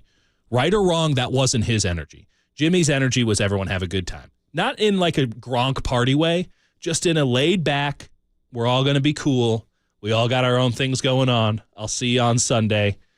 He wasn't getting in anyone's ass about being prepared. He wasn't creating an environment as he's the starting quarterback. Whether he likes it or not, he has to create the environment. The environment is created around him. He didn't create an environment of study. He didn't create an environment of seriousness. He created an environment of positive vibes, baby. We're living life day to day. It was Matthew McConaughey. Just all right. We're just getting by. And in 2019, that was a pretty important thing because the 49ers hadn't won yet. And now they're starting to win, and you can get in your head a little bit. You can start thinking a little bit too much about, are we good enough? Can we do this? And if you're a studious guy, if you're a dork, maybe that's not the right energy you need. But with Jimmy Garoppolo, it's going to be, hey, man, it's all going to work out one way or another. That kind of laid back, almost stoner mentality, that might be what that team needed at that time. But when you get deeper into it, and now you're the team to beat, being laid back ain't it. No. That's not what you need. Brock Purdy is fitting the time and place for the San Francisco 49ers. He has this team buttoned up week in, week out. And I don't care if the hat's on backwards or forwards. He's still kind of boring up there at the podium, but that's what this team needs. And I think that the energy that Brock Purdy's putting out there is exactly what Kyle wants. And I think it's exactly what San Francisco needs. And I'm very interested to see how it presents on Sunday in Philadelphia because Jalen Hurts, by the way, does the same thing. Jalen Hurts is like the ultimate. You talk about locker room lawyers and stuff and guys working the sides and stuff. No one does that in Jalen Hurts' locker room. You got Jason Kelsey and Jalen Hurts. All that crap with Antonio Brown earlier in the year, squashed. Jalen Hurts dealt with it, man. Yeah. That guy is as good as it gets as well. So two really high-level quarterbacks and all of those little things that you don't really talk about and you don't really think about all that much. You're just looking at the stats and you're thinking, this guy's good, this guy's good, this guy sucks. there's a lot more that goes into being an NFL quarterback, being a high-level quarterback. Jalen Hurts and Brock Purdy got it down pat. They nail all of it. A+ across the board. Yeah, but the only big difference is one wears his hat forward and the other one backwards. I'm sure. I guarantee Jalen Hurts had that hat on backwards. Yeah, exactly. And I know it's a bit. I know we're riffing on Colin Cowherd. And even like you talking about Brock Purdy's energy at the podium. Yeah. Now, I think it's a big, big difference to see his energy at the podium versus his energy on the field. No doubt. Because he plays what they fire in him. You see him celebrating with the guys. You see him getting hyped SOB. up. Yeah. And that's the kind of guy, that's the leadership you're looking for. Again, nothing taking shots at Jimmy G or anything like that. No, it's but we smart. see more of a decision maker and a guy that's willing to go off script, dare I say, off the system, and make plays with his legs, with his arms, improvising by himself. I mean, look at the touchdown pass he threw to Brandon Ayuk. That's right. Everybody thought it was a bad pass when it came out of his hand. Yeah. And Kyle Shanahan said he convinced us while the ball was in midair that he made the right decision. That's the difference in this Kyle Shanahan system with Brock Purdy, because we can get into the conversation about elite quarterbacks, system quarterbacks. Who gives I've a damn? said it once. I've said it before. Brock Purdy is running this system better than any other quarterback that Kyle Shanahan has had in his system in San Francisco. Hell, we were comparing him earlier today to Matt Ryan, his MVP season when Shanahan was coaching So the that's Falcons. as good as anybody's played for Kyle Shanahan. That's kind of the playbook and the path that Brock Purdy is on right now. There's a little bit of Jesus take the wheel with Brock Purdy at quarterback. I mean, and we've seen it bite him in the ass, and we've seen it be exceptional in this incredible moment.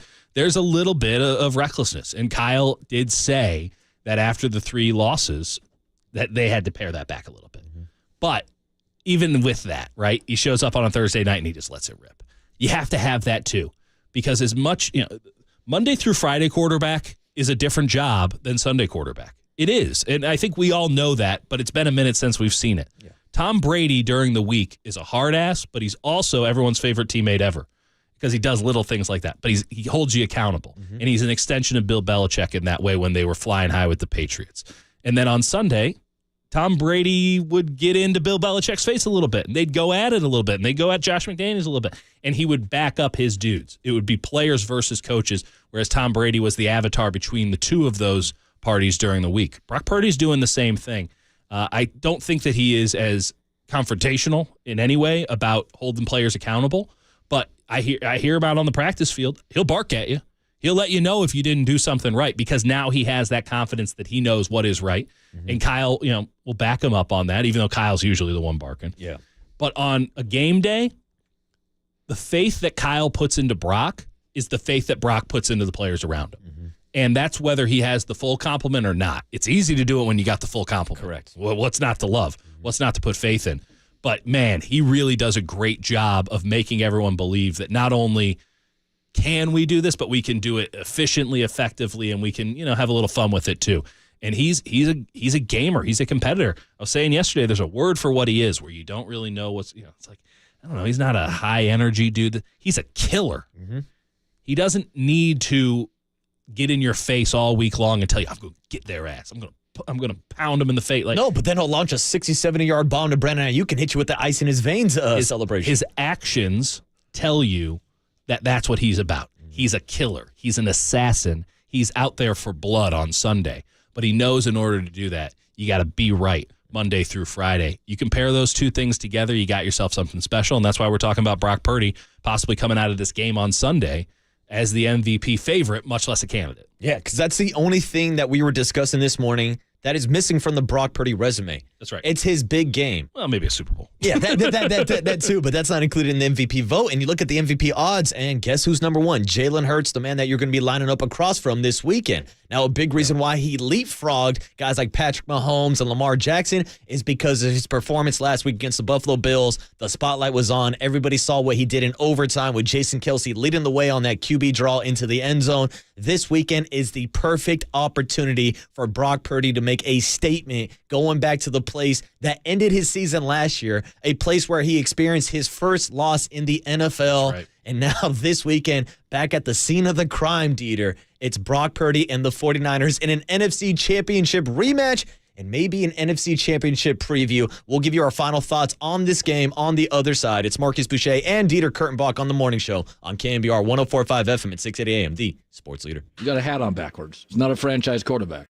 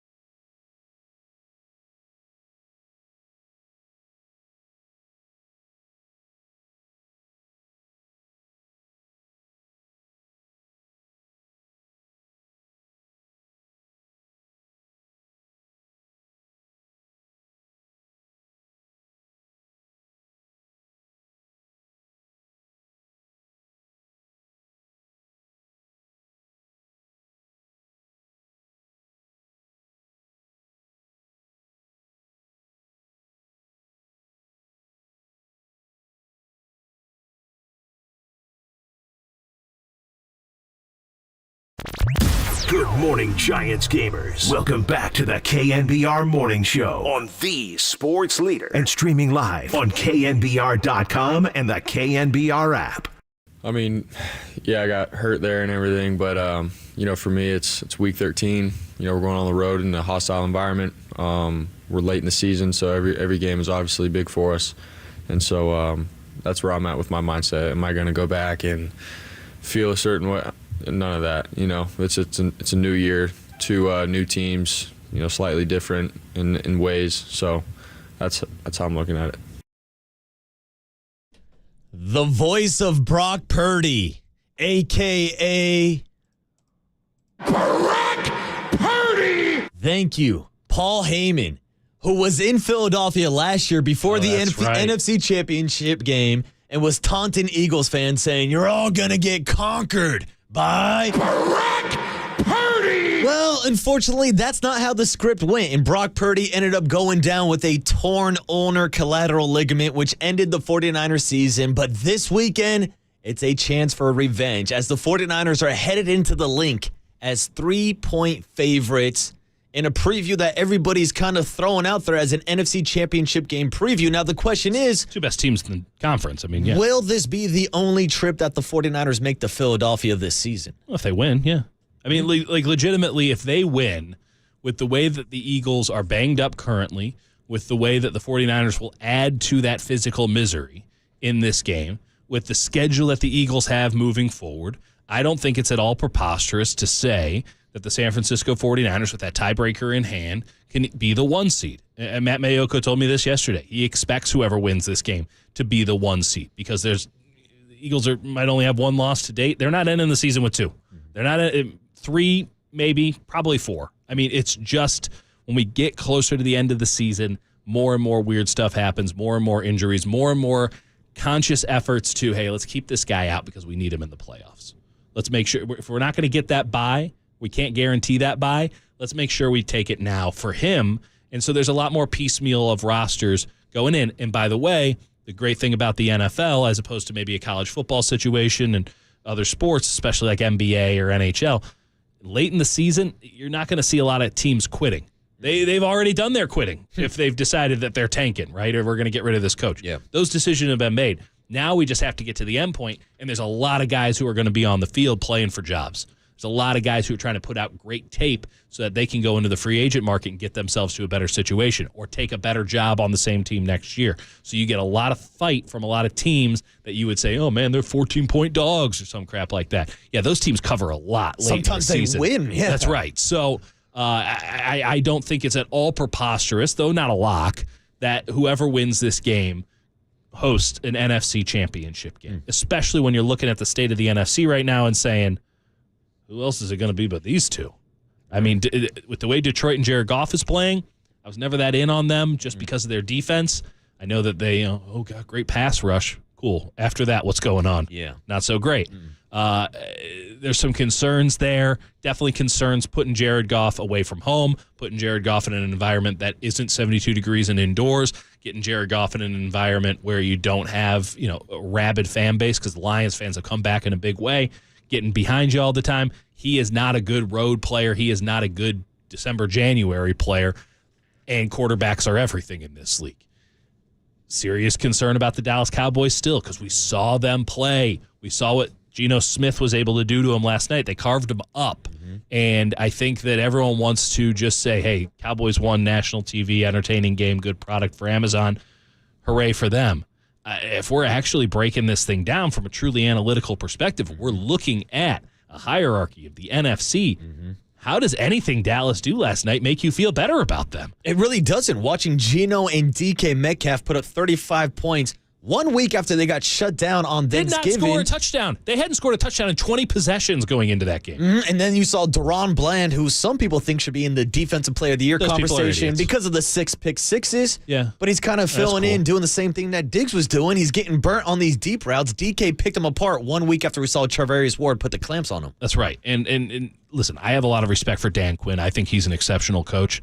But the notion that Mike McCarthy is somehow a different kind of character these days, You're going to get disappointed if you start putting your faith in, much like the San Francisco Giants in free agency, start putting your faith in Mike McCarthy. Guess what's going to happen when we get to the Christmas season? There are no presents under that tree. You got rocks in your socks, Dieter. It's been Cole every year for me for 35 years. But they can go.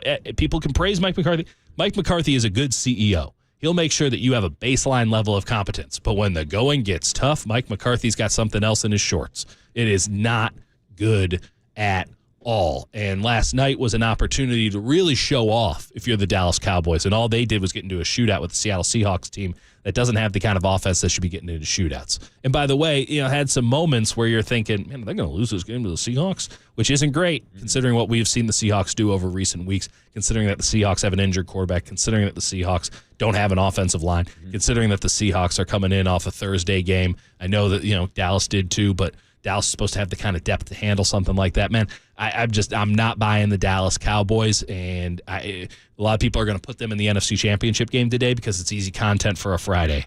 Anyone who's having that same opinion come Sunday at 7 p.m. or whatever, come Monday morning, they can't be trusted. I mean, Dieter, I was driving in this morning, and ESPN Radio was literally talking about how the Dallas Cowboys can secure the bye in the number 1 seed in the NFC. I mean, they can. They could. They would have to do it by beating the Philadelphia Eagles next week at home. They are on a 14-game win streak in Dallas. And because they're front runners and because they're playing in a dome. Yeah, they're playing teams like the New York Giants and the Washington Commanders. I mean, if I got to play the NFC East other teams every year, I'd get a little bit of a cushion too. And by the way, when you're not winning your division every year, you get that sweet second place schedule. Some of the teams that finish in second place, like the Bears. You don't notice it at the end of the year because it doesn't flip and matter. But there's a lot of crappy teams that finish in second place because there's a lot of crappy divisions. I mean, look at the NFC South last year. Look at the NFC South this year. First place would be a great pickup. Right? I mean, you got a situation where you got the Green Bay Packers technically still in the playoff hunt. The Rams are still in the playoff hunt. I mean, what are we doing here? What are we doing? What's the deal with that? That's kind of the NFC, and that's why when you look at the playoff picture, we've been saying it all year long. That's why there's different tiers, and the Eagles and the 49ers, in my opinion, are on a tier above everybody else in the NFC, maybe the entire NFL, and that's why this weekend is such a big game, Dieter. It's important to note that these are the two best. I mean, I don't know what you got going on. Maybe the Baltimore Ravens, and we're going to find out firsthand on Christmas. So that's a game that scares the hell out of me. That game scares me more than this Eagles game. And I've been thinking about this Eagles game nonstop for a couple of weeks, right? We've been looking forward to this probably in a way that we shouldn't have been, not taking it a week at a time because we've been looking forward to this Eagles game. That game against the Ravens really scares me because the way I watch Jalen Hurts play right now, I'm not convinced that he's a true running quarterback in the way that the 49ers get burned by true running quarterbacks. I know for a fact Lamar Jackson's that kind of guy. Lamar can run, and we've seen over the last 3, 4, 5 years, hell, pretty much in the entire Kyle Shanahan 7-year era, what's the two things they've struggled with? Mobile quarterbacks, and they've also dealt with weather that has slowed them down. Yeah. And I mean, like whether we're going back to Cleveland this year, whether we're going to Washington or Chicago in past history. Even in Santa Clara. Think about that game with the Colts where Carson Wentz gave them the word. And now we're in a situation where it's an 80% chance of rain this weekend. You're taking on a mobile quarterback. Dieter, kind of last thoughts here, wrapping it up. What's your biggest matchup you're watching this weekend, and what matchup do the 49ers need to win against the Eagles? It's the trenches, baby. We're coming to the trenches all day, every day, because it's December football. We got bad weather, and we got two great teams. And so we got to start where it's all going. I already mentioned I'm going to be watching the safeties because December matters with safeties a lot. But if we're talking about how the 49ers win this game, it's because they get an outsized performance from their offensive line, and they hold that Eagles defensive line in check. That's a big ask. I'm not thrilled with the middle of the 49ers offensive line. I think that Colton McKivitz has been fine, but fine doesn't make me sleep better at night. We know you got the best in the world at left tackle. He can't block 5 guys at the same time. So there's a concern there. I think George Kittle might have to stay in a lot more, which limits your offense to a certain degree. Now, you might not worry about it because the rest of the guys on the Eagles' defense kind of suck. But so you don't have to worry about George Kittle playing offensive line. At the same time, it's a big matchup, and it's something we got to keep an eye on. The matchup that really matters, though, is the best offensive line in football, Philadelphia Eagles, and in particular on 3rd and 1 and 4th and 1. 95% of the time they're getting it. They're getting the tush push. They're getting that yard that they need. That offensive line is awesome. I geek out about that offensive line. I love it. You don't have to. I'll do it for you. I'll pick up all the stock you can give me on the Eagles' offensive line. the 49ers defensive line has started to fly lately. And they've gotten some nice matchups, no doubt about it. When you go to Seattle and it's like, hey, Jason Peters, come on down. You know, 3 guys that I've never heard of. And I'd like to think that I know pretty much every offensive lineman in the game. Like 3 guys, I'm like, oh, boy, we're going to have to go. They even have Wikipedia pages? Like, what are we supposed to do here? Can I get an actual media guide? I need to read up on any of these dudes. Yeah, can I get like a MySpace profile, like some type of information or anything? I'm on LinkedIn looking at what they do in the offseason. They've gotten some nice matchups as of late, right? You know, but Tristan Wirfs had put Nick Bosa in a bind when they played Tampa. Nick Bosa gets back to being Nick Bosa, kind of for the first time all year. You got, Chase Young coming in, creating positive rotation. Eric Armstead, I thought, was really good in that game. Gravedigger, Javon Hargrave has been marvelous for this team. You got a little bit of rotation going. You got a little bit of positivity with that defensive line. You're starting to see the defense that we thought we were going to get and that has flashed at times. We started to see it kind of all come together the last couple of weeks. Yeah. And you got to take that momentum with the defensive line, and you got to bring every bit of it, and you got to find a little bit more. Because if you're going to win and you're going to get Jalen Hurts into a position where he is uncomfortable, you're only going to do it with pass rush, and you're only going to do it when you're rushing 4, because you got to play man-to-man on the back against a running quarterback.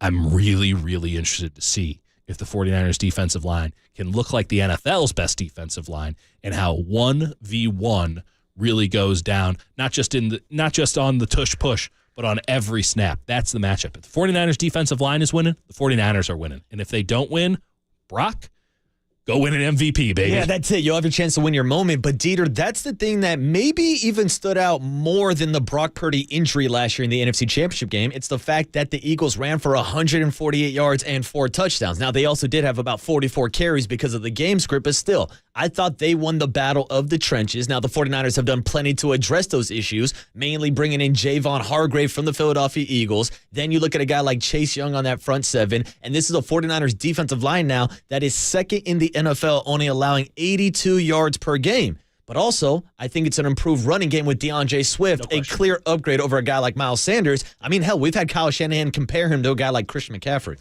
Swift is really, really good. And like Boston Scott and Kenneth Gainwell aren't bad either. And obviously you have the running quarterback. Yeah. They can get yards on the ground. The 49ers have gone 37 or 38 games without giving up a 100-yard rusher. Unbelievable. But they're not that good of a run defense. I mean, that's the thing. It's just a lot of that is game script. A lot of that is, teams don't really have 100-yard rushers anymore. And so you've kind of gotten away with it. This is the week that streak can be broken. I didn't write anything on it because I'm like, oh, that's a really interesting stat. Maybe we wait a little bit. This could be the week where they get the 100-yard rusher. If they don't, bodes extremely well for San Francisco because, again, you're playing a lot of man-to-man in this, and that means you're probably just going too high, and you're going to dare the Eagles to dink and dunk you. And we saw that happen to a degree because, obviously, the defense wasn't as cohesive in that game. We saw it to a degree when they played the Bengals. And Joe Burrow's like, you giving me all this? Yeah. And he took it. And he took it left, right, center, east, west, north. I mean, everything. He carved them up. I don't think the Niners have a choice but to play that same style of defense this week. I do think they're better equipped for it now. I do think they have a better feel for it now. I do think that it's the right call. Like you don't go against what is being forced upon you with that run pass option. Can Jalen Hurts make the same throws that Joe Burrow made? Can he be that kind of quarterback? Because he's dynamite on the deep throws. He's dynamite making something happen off script. He's dynamite and obviously doing the run game.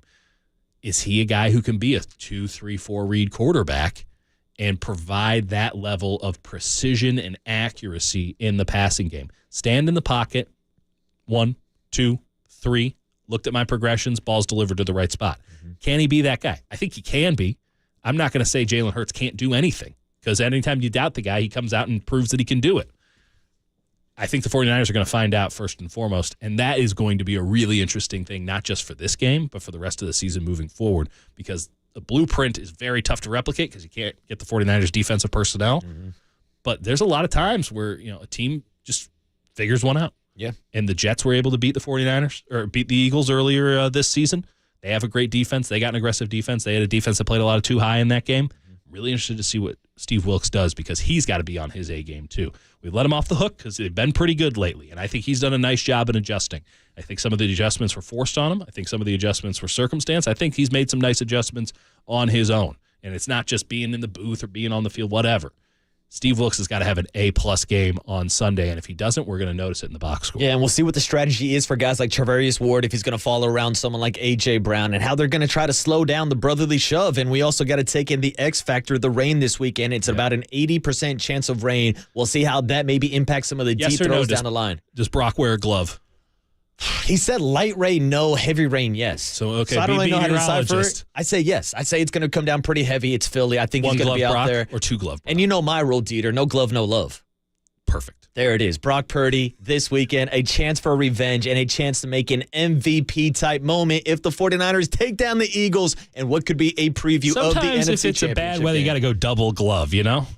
I'm a big fan of the double gloved. Yeah, you don't really get any feeling in your hand, but you double glove it just to be safe, right? The good old double bagger. All right, we'll end up the show here with 2 D-bags, me and Dieter, wrapping it up and handing the reins over to Greg Papa and John Lund. Excuse me, John Dickinson filling in for John Lund today. It's a John. It's the Papa and John show coming up next. Perfect for Philly, John. John and John. It's John and Papa next. Marcus and Dieter now on KNBR 104.5 FM and 680 AM, the sports leader.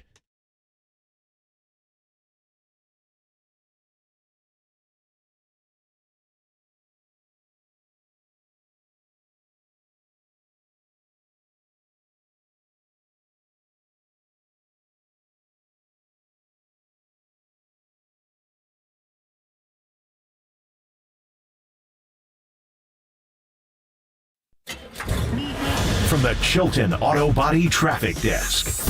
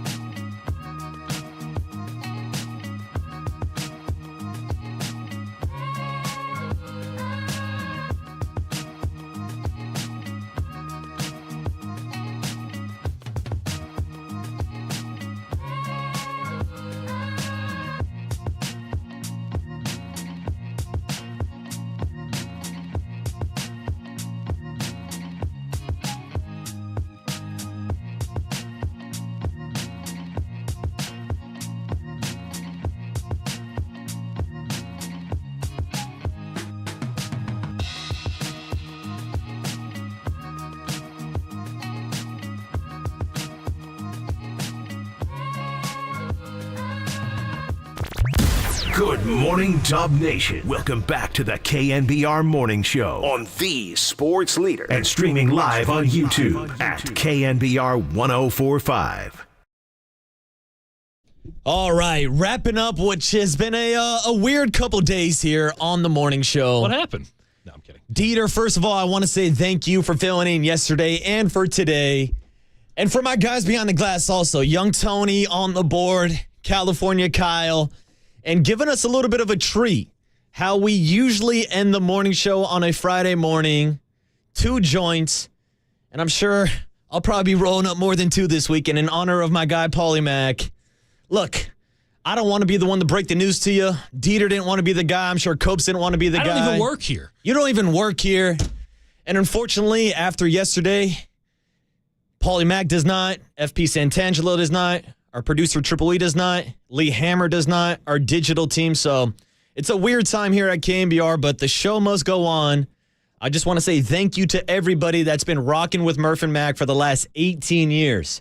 It was my privilege to be a part of this morning show for the last 4 years. Waking up every morning, coming in to do what people call work, hanging out with Paulie Mack, hanging out with Murph, sharing some laughs, and talking some 49er football. I know Paulie Mack is grateful for each and every one of you. That's why we call it the Murph and Mack family. Not sure what's going to happen to the family moving forward. We'll have some more news for you on Monday morning. But again, from the mouth of Paulie Mack, thank you for everybody who's been tuning in for the last 18 years to the Murph and Mack Morning Show. A new chapter starts on Monday. I'm Marcus the Waterboy Boucher. That's Dieter Kurtenbach. And the Papa and John Lund Show starts now with John Dickinson filling in.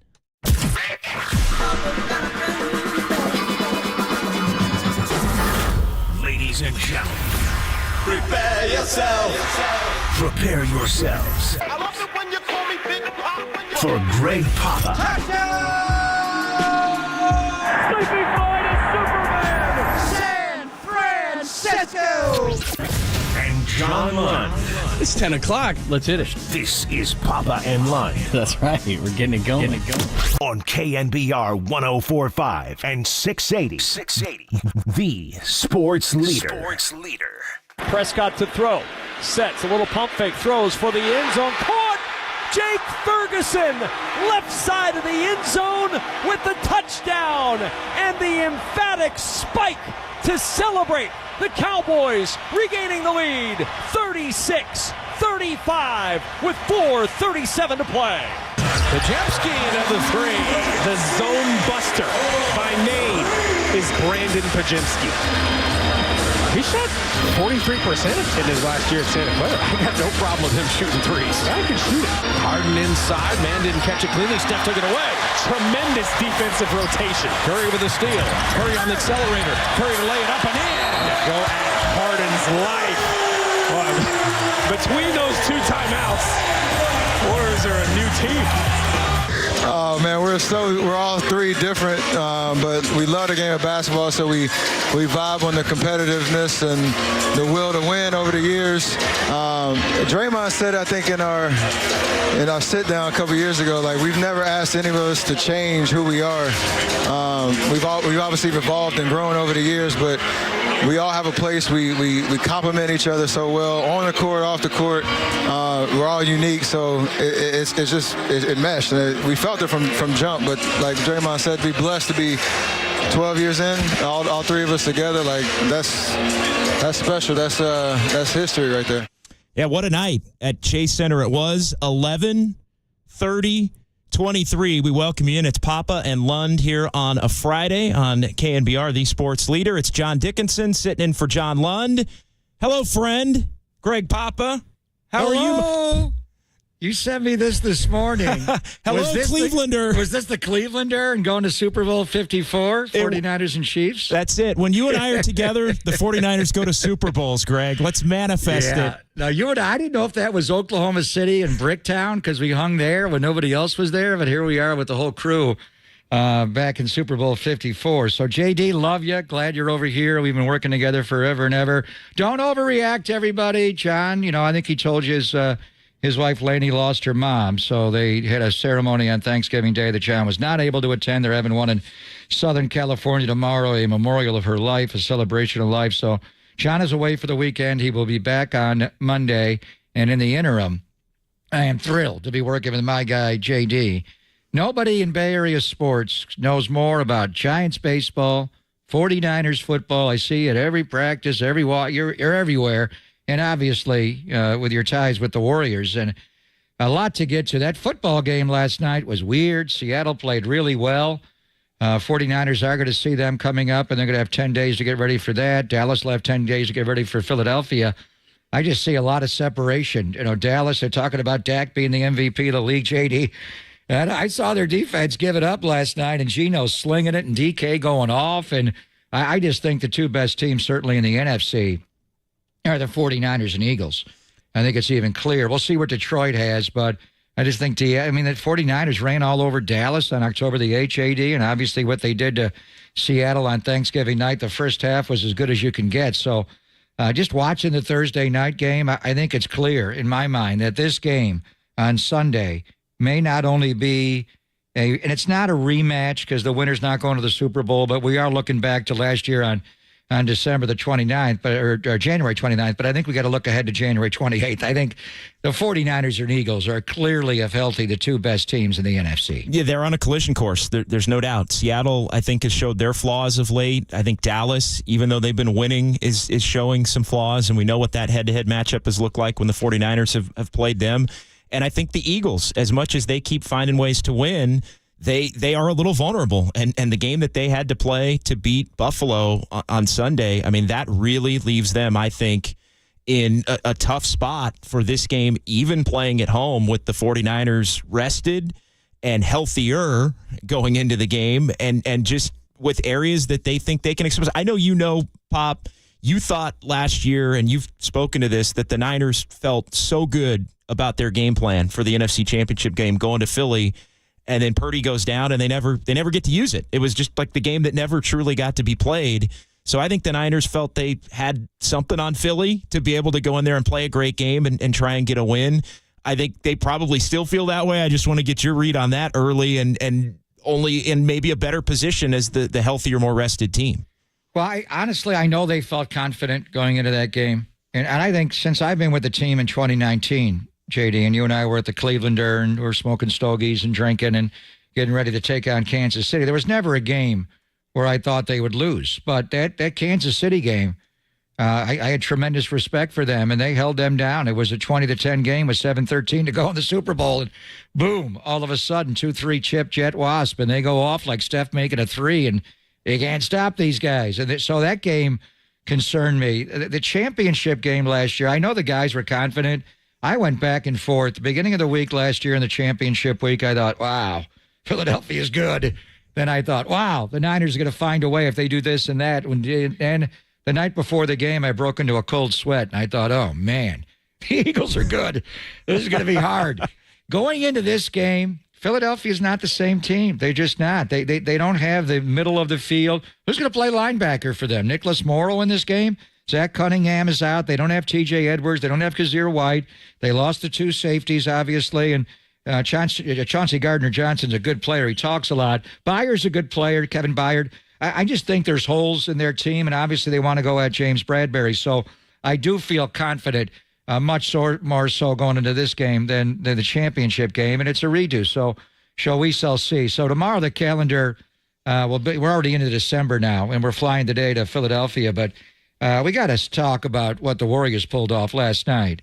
And I reached out to Raymond Ritter, who even noticed 11, 30, 23. I think it was Raymond. It was Kirk Lacob. Oh, was it? I said I had left it open-ended. I didn't want to say Raymond was this your genius. I just said who came up with 11, Clay's number, 30, Steph's number, 23, Draymond's number. And he wrote back immediately, Kirk Lacob saw a fan mention on social media over the summer, and that there was going to be an 11/30/23 date coming up during the year. He brought it up to everyone's attention. The Warriors asked the NBA if they could schedule a home game for us on that date. And they did. And to take it a step further, 11 plus 30 plus 23 is 64, and they've been to 6 finals and 4 championships along the way. And, Steph is Steph. It was great when Kalena and Fitz had the three of them on together. Draymond was at a loss for words. Are you kidding me? The first time ever? And but he got emotional, and you just think about the three pairing, and Steph with his dribbling, on ball, off ball, the greatest shooter. Clay, the ultimate catch and shoot guy. Could you have a better backcourt? And Mark Jackson said could be the best shooting backcourt of all time. We went, what? Are you out of your mind? You ever see Weston Goodrich and Clyde and Pearl? And what are you talking about?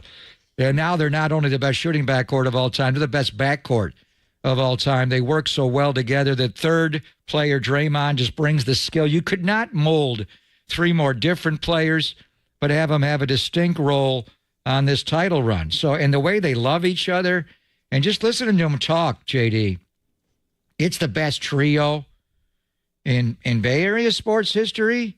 I mean, we did have Willie, and Juan. It was pretty good for a long, long time. We had Joe, Jerry, Ronnie. How many years did they play together? And then, and Jerry wasn't there for 4. He was there later for the 3. Keenan was there, but talking Hall of Fame type players. I mean, it's talk about the history of the NBA, and it was Elgin Baylor, it was Wilton, it was Jerry, but they were there so briefly and never won a championship. Baylor got hurt early in 71, 72, and then they won the title and, had the 33-game winning streak and went 68-13 and all that.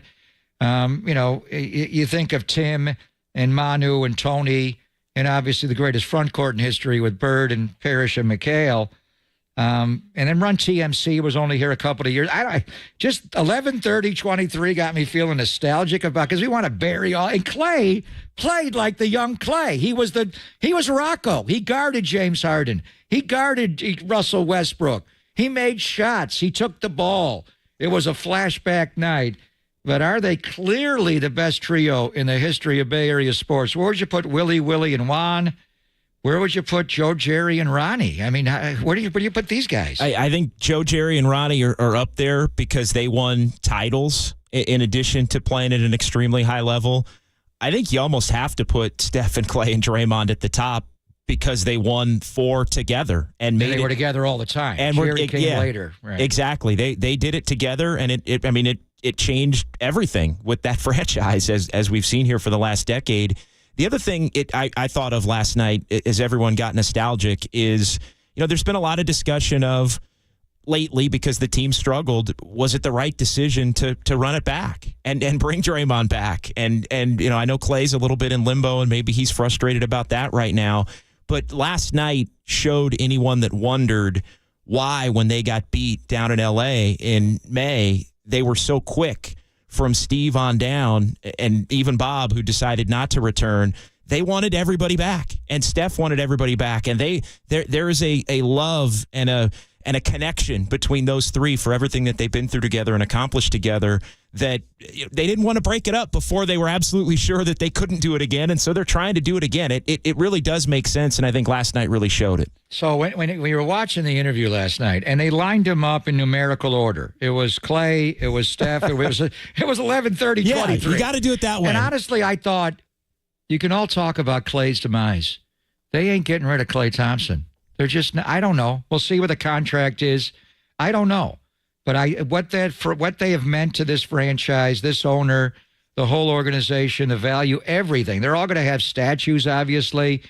I mean, how fitting would it be for them to never wear another jersey and just be Warriors for their career?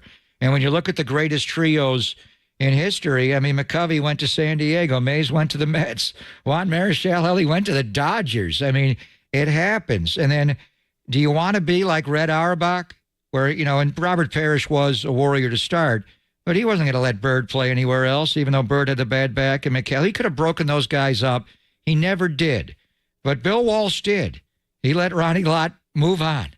Joe Montana went and played for the Chiefs. Yeah. So, I mean, ultimately, when you watch them and what they mean to the organization, and let's have a night, and let's line them up, and you're there all the time, JD. Do you really see Klay Thompson playing for another franchise in the Warriors? I don't, but with him not having a contract and some of the things you hear about what he thinks his value is, I do start to wonder, to be perfectly honest, as this team struggles. But, yeah, we'll get into that. We got a great show coming up. Matt Mioko's going to join us. Mike Quick, the Eagles color analyst, former wide receiver for them, he's going to be joining us. We are going to talk a lot of Warriors and 49ers today. It's a huge Friday. It's Papa and Lund. JD in for Lund on KNBR 104.5 and 680, the sports leader.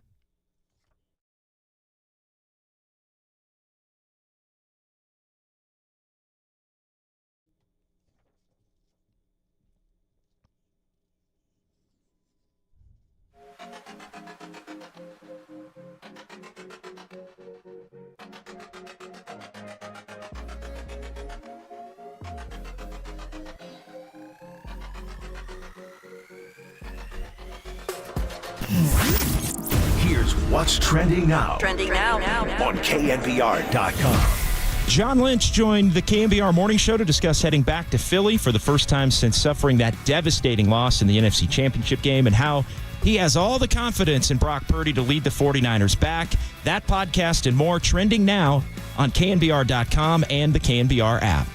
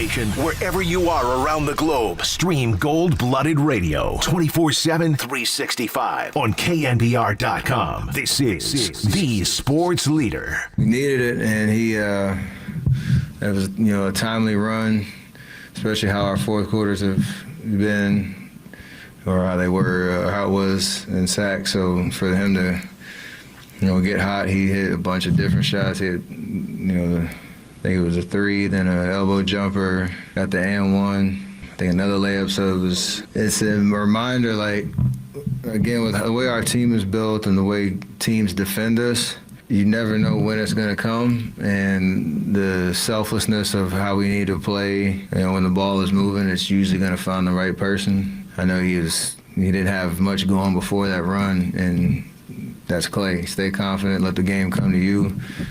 Good things happen. It was great to see him smile. Got the crowd into it. It was much needed. All right, welcome back.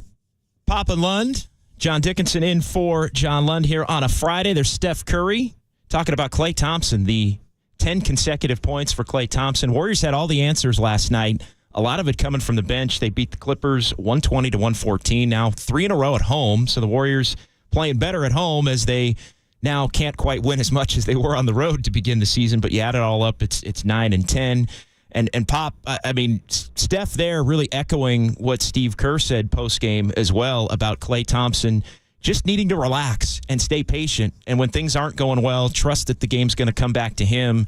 And he's going to be fine. And he just take good shots because, as we've seen, when he takes a lot of bad shots and he chases misses, is the way I put it. He misses a couple, and then he thinks he's got to make 3 or 4 in a row to get everything back on track, and then it turns into a really bad half or in some cases a really bad game. He didn't do that last night. And the Warriors can win games with him going 8 of 18. They can. That's not a great overall line, but you can win games with Klay Thompson playing at that level if it's in the context of everything they do. People forget, JD, but I know you were there and watched as I did. He did miss shots before he tore his ACL and before he tore his Achilles. He did.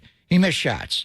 Klay was he's the ultimate catch and shoot off the ball two guard.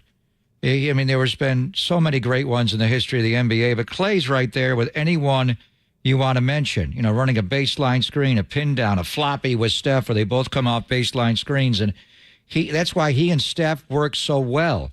Steph Curry would not be Steph Curry without Klay Thompson. And his ability to play off the ball, and Steph can play on the ball or off the ball offensively. He's so skilled in shooting, passing, and dribbling. But Klay was just a perfect teammate, plus the size. And why did it all work? Where Monte Ellis and Steph did not work, Klay's ability to guard the ball. So last night, and he's starting to make shots. I think he's backed off chasing shots, rushing shots, dribbling into off-balance shots. When he's off, I wish they would just show him. I'm sure they do. Just a video clip of just all your catch and shoots. Just catch it and shoot. Don't dribble it at all. Hell, we saw the guy score 60 points on a Monday against the Pacers years ago, dribbling 11 times. Right. So but he can dribble, and he's gotten better with it. Well, even late in the game when they broke the trap and he got it inside to Moody, he made a play off the dribble last night. No, and there's been this thought of he's got to do all these other things. So I think he's got that in his head. Hey, your game's a little different. You're getting older, and that's fine. You're right. He can do it. But I think at times, even as a veteran player that's one of the greats of all time, he gets a little caught in his head with, I got to be different. I got to try to evolve and do these different things. And I think sometimes it's led to him not just having that grip it and rip it type of mentality. The game in Phoenix the night before Thanksgiving, I thought that was classic Klay. And it was a game, until Paul got run. And it fell apart in the second quarter. But there was one where he caught it right on top of his head, and he just caught and shot. That's Klay Thompson. But really, last night, it was so beautiful. You could not have aligned it any better. 11-30-23 to celebrate Klay, Steph, and Draymond is amazing. And then you go into it, you're not going to have Gary Payton II. What? You're not going to have Andrew Wiggins? And we wondered, how did he hurt his finger? He slammed the car door. You ever done that, Pop? Not the car door, but I have in my home. And that is beyond, when the door frame closes on the finger, it is a moment of terror. Never a car door. It sounds like you have experience. I did it multiple times when I was a child. I did it. My Somebody mom slammed it on your finger, not your own. No, I did, and it was I just got out of the car too quick and through the door. What does that feel like? It's awful. I mean, there was a time where it's not good, especially when you're about 10 years old. When you take it out and it's flat. Well, you take it out and it's flat, and there was one time. There were two that I remember. One was when I was about I was maybe 5 or 6. And I'm left-handed, and I think that was some of the thought was like, well, I'm left-handed. I try to slam the door with my right. I didn't get my left hand out quick enough or whatever. And so I remember the little finger, the pinky finger on my left hand as it came out of the door. And I remember the nail being just broke, like it was up and at an angle, and the finger was bleeding. That's an image I still remember as I've gotten So which old. finger is it? Is it completely over now? Is it healed completely? It's completely healed now. You wouldn't know. And then the other time was the middle finger on the left hand. Of course. And yes, the middle finger got the brunt of it, and it was as purple and black as you could possibly imagine it being. I remember Sacramento King colors. I remember growing up there. And I remember going to the doctor, and the doctor said he took out this little laser pen, and I'm like, what is this? And he says, and he takes an index card out of his coat, and he says, all right, here's what I'm going to do. And he takes this little laser pen, and he puts it up to the card, puts a little hole in the card. And I'm like, you're going to do that to my hand? Like what? I was like, what? You did it twice. And so he takes this little laser pen right up to the nail, and he just doop, and all of a sudden just, blood and everything just, and I'll never forget it. It felt like my finger was going to pop, like it was just going to fall off. And the moment he hit it with that laser, it was like I was in heaven. It was like the release of all of that. So I have done it. It's really painful. Yeah. I'm not sure Andrew did it to that extent. Which finger, which hand is it on? His shooting hand? Right hand. Hand. It is the right hand. As Molly always said when he hurt his left or his right hand, he's a left-handed player. There's no such thing as a non. You play basketball with both hands. What are you talking about? Anyway, but wasn't it all aligned for Clay to have that game last night, 11-30-23, no Wiggins and no Gary Payton II? Your two best perimeter defenders can't go. So I thought John and I were talking, we heard Wiggins not play. Let's put Clay on Harden. Yes. Let's go back to the old days. I remember when they put him on Tony Parker years ago. I'm like, what's he doing? He guarded Tony Parker in that side pick and roll to Duncan pretty well, and he guarded Westbrook. He guarded Harden. Last night was a flashback game. Kawhi Leonard, all the old antagonists were all there at once, and they're not the players they used to be. Now, it's a tough cover to put Clay on De'Aaron Fox. You maybe don't want to do that. But where James Harden is at this stage of his career and Clay, I think it was a great matchup. So it's just aligned. But now, Gary Payton II is going to be out a while. Chris Paul is going to be reevaluated on him Monday. And then after that, it's going to be the next week before Payton. How long is Wiggins going to be out? I'm sensing the rematch Sunday in L.A. is going to be a different story without those three guys. No, I would think so, and it sounds like it's going to be a short-term thing, but probably not tomorrow. And then the Warriors get 3 days off, so I think at that point they're hoping you get Wiggins back, you get Chris Paul back when you play Portland coming up on Wednesday, and then you start to get on some semblance of a roll. The news was good on GP2 that it was just a strain as opposed to a tear. So I know initially they said torn calf. That's not the case now. Initially, and Steve Kerr was asked about it to just clarify, because there was the Shams report that it was a tear and out indefinitely and it was going to be an extended period. That moved down to a strain and reevaluated in a week. And so that to me, sure, could be multiple weeks, but the tear was, to me, months. I mean, the tear was going to be, we'll see you February or something like that, potentially. Maybe longer. So I think that was good news on the GP2 front. Totally. All right, coming up, Matt Mayoka. We'll switch gears. We'll get back into some 49er football. Huge game with the Eagles. It's Papa and Lund on a Friday. JD in for Lund on KNBR 104.5 and 680, the sports leader.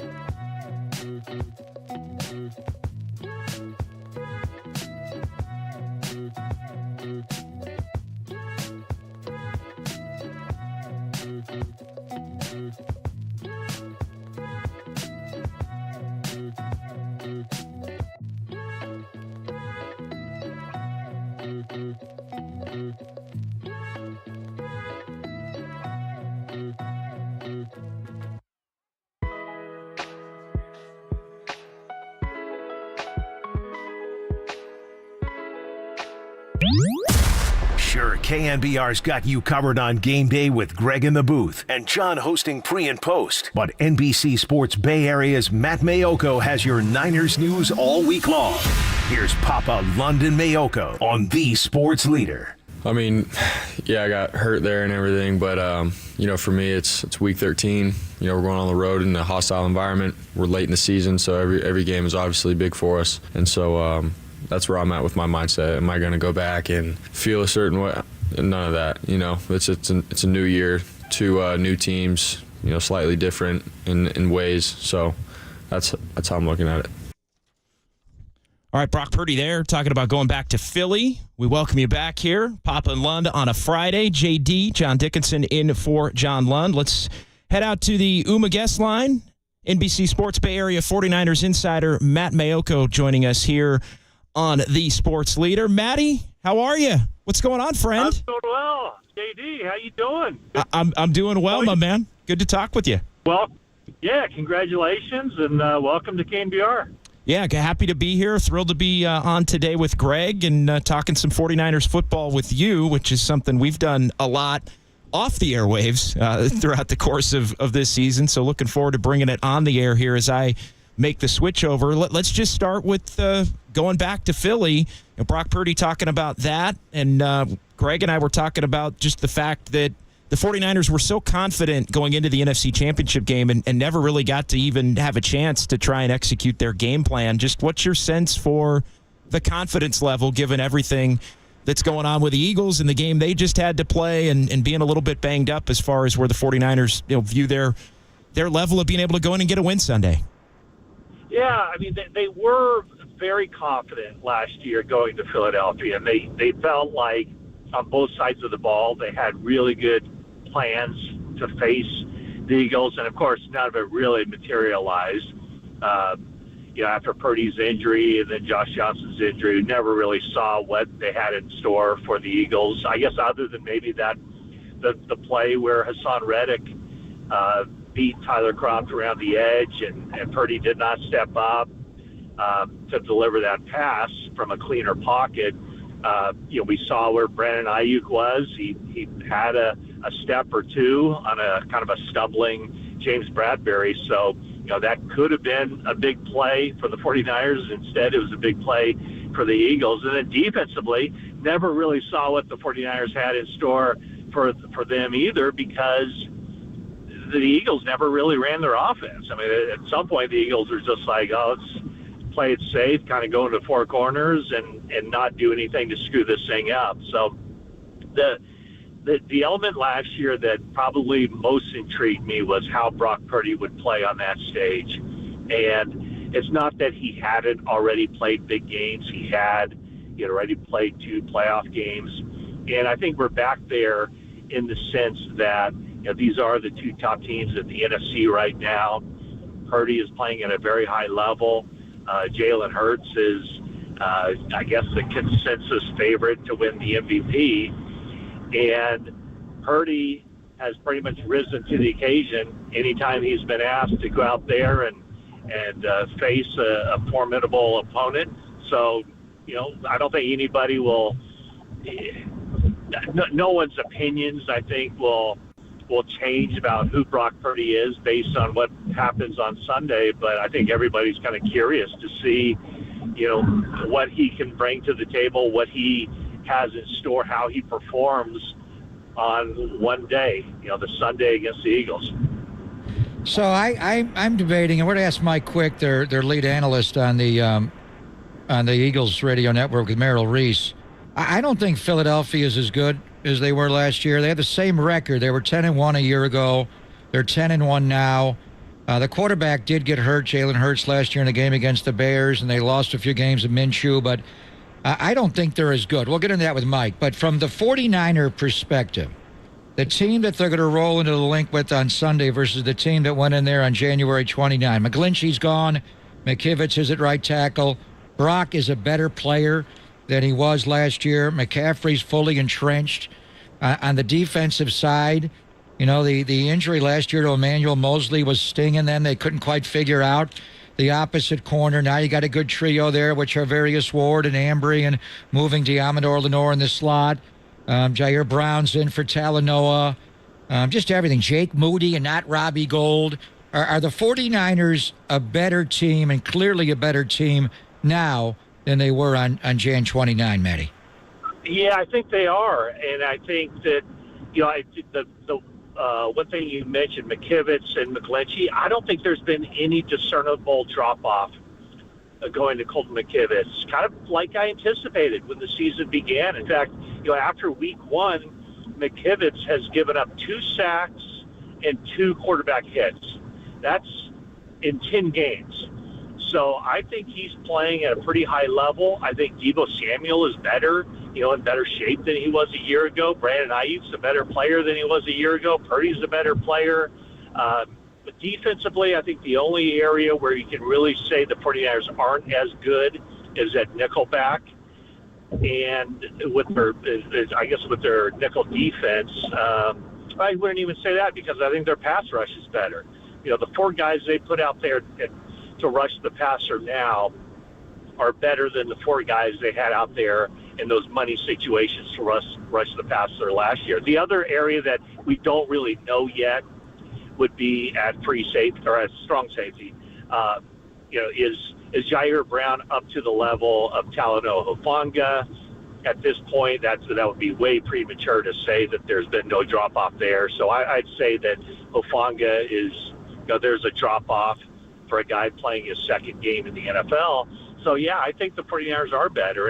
And the Eagles, there's some age on that Eagles defense. Fletcher Cox and Brandon Graham, the defensive backfield, their linebackers aren't as good.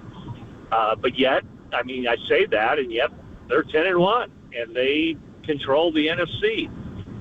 Things can change in a hurry, though, because if the Eagles lose on Sunday, there's a decent chance they're going to have a 2-game losing streak, because I think the Cowboys, despite how sloppy that game was last night, I think it's going to be really difficult for the Eagles to bounce back and play the Cowboys next week. So I think all things considered, this game sets up very well for the 49ers, and there's a reason, kind of against logic, that they go into Philadelphia as a 3-point favorite. Matt Mayoko joining us here. I got to ask you about the weather. I'm looking at the latest weather report. Looks like likely rain. I'm seeing 81% chance, although it could be scattered throughout the day and into the late afternoon with kickoff at 4:25 Eastern. Is the 49ers in weather and Brock Purdy in weather? Is that everything, something, or nothing, Matty? I think it's something. I don't know that it's everything, and I certainly don't think it's nothing. But it's not like Brock Purdy never played in bad weather conditions, playing at Iowa State. But he did mention yesterday about he'll be a little bit more prepared this time than he was going to Cleveland, where he really appeared to struggle with that.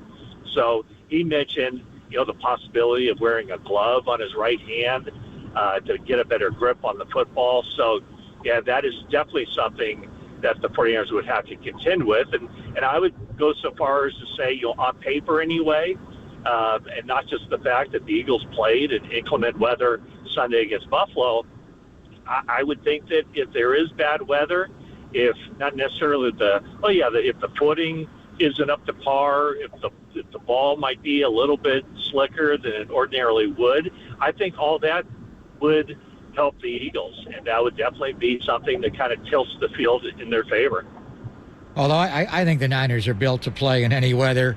But I thought it was interesting that Brock, nobody asked him, are you going to wear a glove on Sunday if it rains? He just brought it up himself. So I think he's looking to gauge the severity of the rain. The other side of it is Dallas Goedert. I was told early in the week he's not playing. But Dallas Goedert he did practice today for the first time. And he said, in my mind, I'm ready to go, but I still have to talk to the doctors. So would they clear him to go? From the Niner perspective, Matty, it sounds like Spencer Burford is back. Do you anticipate a rotation between Burford and John Feliciano there? And should there be any concern with Eric Armstead and this foot injury? And he did have the plantar fasciitis last year. Yeah, so the 49ers practice in about 40 minutes. We'll see if he's out there. He told my colleague yesterday, Jennifer Lee Chan, that he's going to play on Sunday, that they're just kind of taking it easy. As far as Feliciano, yes, I think that he will be on the field. They'll work him in. I think they like what he brings to the table. He's a veteran. He's steady, and I think that they found some benefits last year from having Spencer Burford and Daniel Brunskill split time. And I don't think Burford's taken probably the step forward as quickly as they wanted him to. So that's is something there where maybe he can benefit from playing whatever it is, 50% of the snaps and rotating a couple series here, a couple series off. So that's something to keep an eye on. And that's kind of the element of this game that also I kind of am excited to see, because we talk about the trenches and, what the footing might be like. And, the 49ers and Eagles are both, hard-nosed, teams that really thrive on the trenches. Well, everybody talks up the Eagles' defensive line. Everybody talks up the Eagles' offensive line, and rightfully so. Everybody talks up the 49ers' defensive line, and certainly in the last 3 weeks, they've earned that. But the one line in this game that people don't give much credit to is the 49ers' offensive line. And so this is an opportunity for them to show that they belong in that same breath as those other three lines that I talk about. And I think, going up against the Eagles, this is a tough matchup. Colton McKivitz against Hassan Reddick, and then those interior guys of the Eagles, a lot of young, really good players. And I don't know that Fletcher Cox is going to play in this game, but, those big Eagles defensive tackles going up against Aaron Banks and Jake Brendel and Spencer Burford / John Feliciano.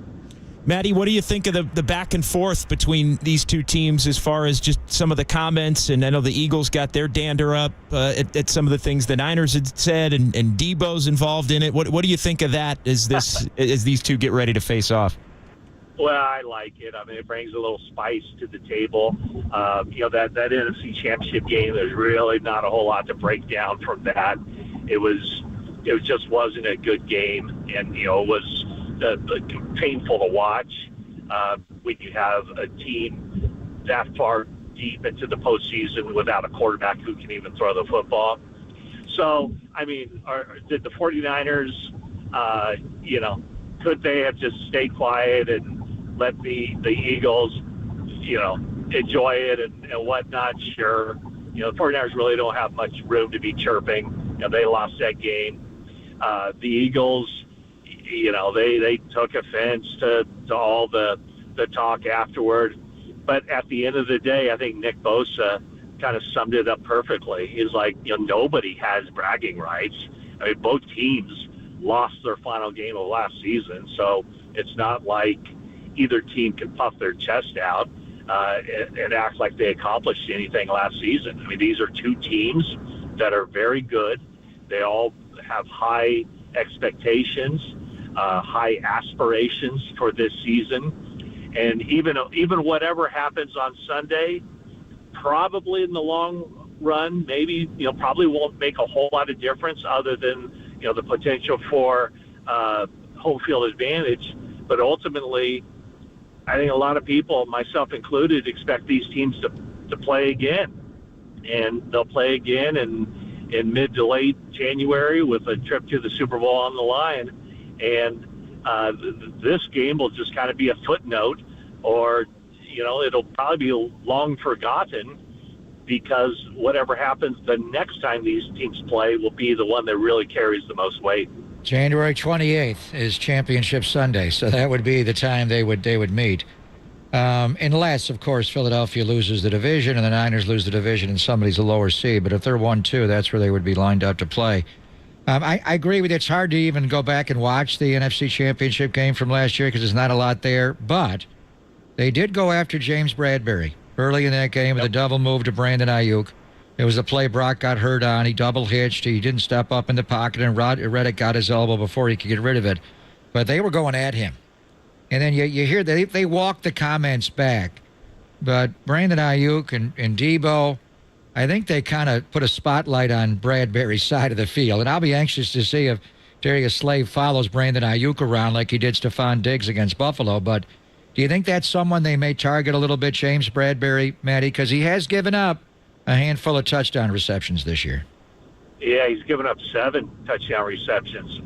Absolutely. I don't think that Deebo Samuel, spur of the moment, made that comment during Radio Row. I believe it was on the I Am Athlete podcast, where he called James Bradbury trash. I don't think he just thought that in that second. I believe that as the 49ers prepared for that game, they saw a lot of stuff that they could beat Bradbury on. And we saw it, 6th play of the game when they thought they had him. So, and I don't know that he walked it back, because Deebo Samuel said he doesn't regret anything he said. Yeah. So I do believe that was something that came up in the week of preparation to face the Eagles.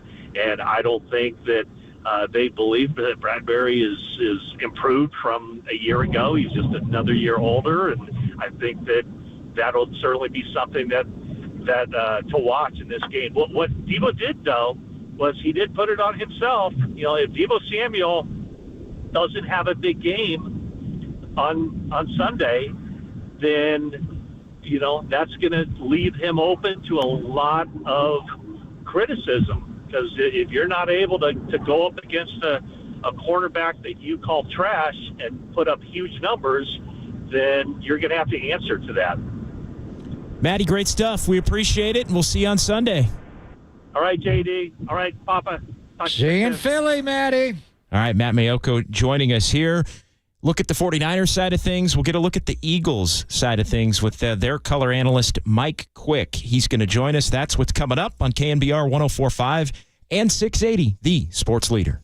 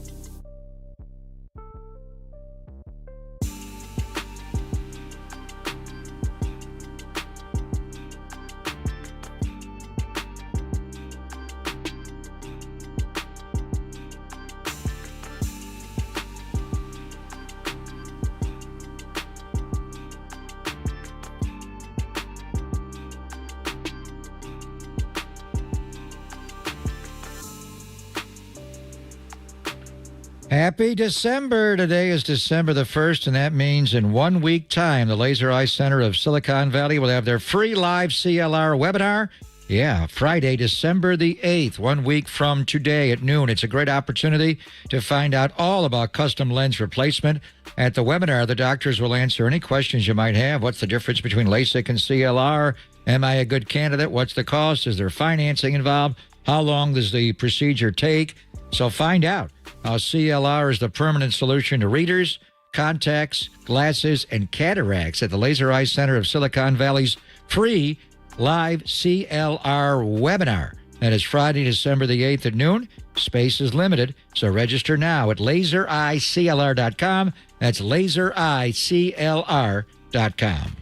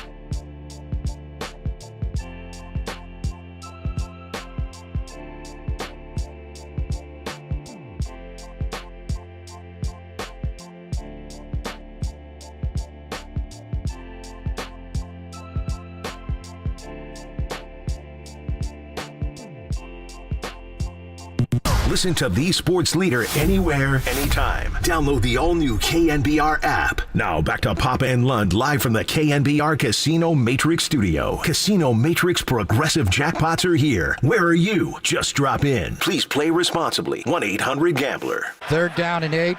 Bunch Here it formation comes. left. They single up A.J. Brown right. Hurt's going to roll right, throw, and it is caught by A.J. Brown on a low throw over the middle. How did he catch that ball? Looked like he trapped it, Tim. Jalen Hurts got that out immediately, thrown back across the body there as the 49ers brought pressure in the A-gap, and A.J. Brown has his second catch of the game.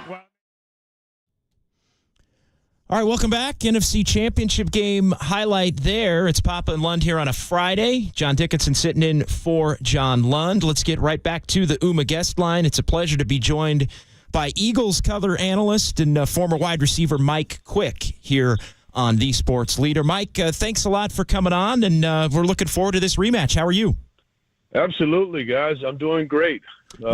Glad to join you guys. Yeah, Mike, just so where are you at with just where the Eagles are at right now? They keep winning close. They're winning these wild games. They're maybe not playing to the top level of their capabilities, but they're finding ways, and they did that again on Sunday against Buffalo.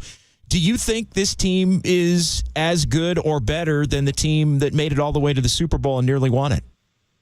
Oh, that's a real good one. I think this team is really talented in most areas, but I don't know if they're as good as that team. And in some areas, I certainly believe that they are. The wide receivers, the highlight that you just played, AJ, and I look at the wide receivers and the tight end when Goddard is healthy. I think they're as good as any trio in the game right now. Some areas they're really, really strong, but then they do have areas of weaknesses, and as all teams do. I agree with you. That's the strength of the team, is that offensive line, the quarterback, the back special, but those eligibles are a deal. I want to ask you about A.J. and Devontae, because stylistically they're very different, but yes. Is Dallas Goedert going to play, Mike, in this game? We kind of thought he wasn't, but I heard he practiced some today. Is he going to play? I can't imagine they're going to allow him to play. He's just a couple of weeks removed from that broken forearm, and I can't imagine him playing. But, you know, we have seen strange things, especially this day and age, with guys who bounce back and play. But I can't imagine it happening this soon. But he is a difference maker, and they're a different offense when he's on the field. Mike, what's your sense of just the Eagles as far as the head-to-head matchup? We never really got to see in the championship game because Purdy went down what the 49ers' true game plan was going to be. What did the Eagles? I know there's been a lot of talk and back and forth and boo-hoos and all of that, but do the Eagles believe that, hey, they had a favorable day because of that injury in the championship game, or do they truly believe? Do they fear the 49ers, and at what level do you think they fear the 49ers, Mike? Listen, if they don't, then they are mistaken, because the 49ers are a great football team. I look at that roster, and I don't know if there's a better roster top to bottom in the game, and that's a great football team. Schematically, I love what they do on offense. I think Shanahan does a great job in allowing Purdy to be Purdy and getting good use out of all of the talents that they have. And of course, I know it begins with McCaffrey. It all begins with that. And I think they know that they're smart enough to understand what they're going up against. This is perhaps the best football. These two teams may be the best two teams in the game right now. And I think everyone knows that.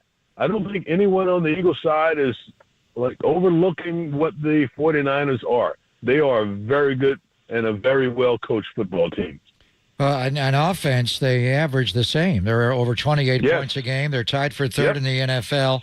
All right, we got to ask you about the wide receivers, because you were in the record book forever and ever as far as most yards in a single season in '83 until A.J. Brown arrived and went 1496 on you. Got off you to got a to great remind start. me, huh? Yeah, but you're still right there, and I know D-Jax is coming back. They're going to honor him on Sunday. But A.J. Brown, he was going off, and I actually thought he was your most valuable player most of the year. And then the Kansas City game, he only had one catch. Buffalo had a plan for him a little bit. How good is A.J. Brown? And talk about the skill sets of the two of them, because they're both equally lethal. As Kyle Shanahan said, they're both number ones, but they are really different, A.J. Brown and the slim reaper, Devontae Smith. Yeah, I agree with Kyle Shanahan. They both are number one targets, and that's exactly why, when teams find a way to take away AJ, then what are you going to do with Devontae? Because he is a different, as you said, different stylistically, but the results can be similar on any given Sunday because they both are so productive. They both are really good catches of the ball. At the catch point, they're as good as anybody. The Slim Reaper, he runs such crisp and great routes as well as anybody in the National Football League, separates really well, gets in and out of cuts, catches everything. And then the big guy, A.J. Brown, he just muscles people. Catches the ball like a 50-50 ball. It's more like an 80-20 ball when it's A.J. Brown because he's just such a big, strong guy. He runs through contact, catches the ball well. And the guys love to play.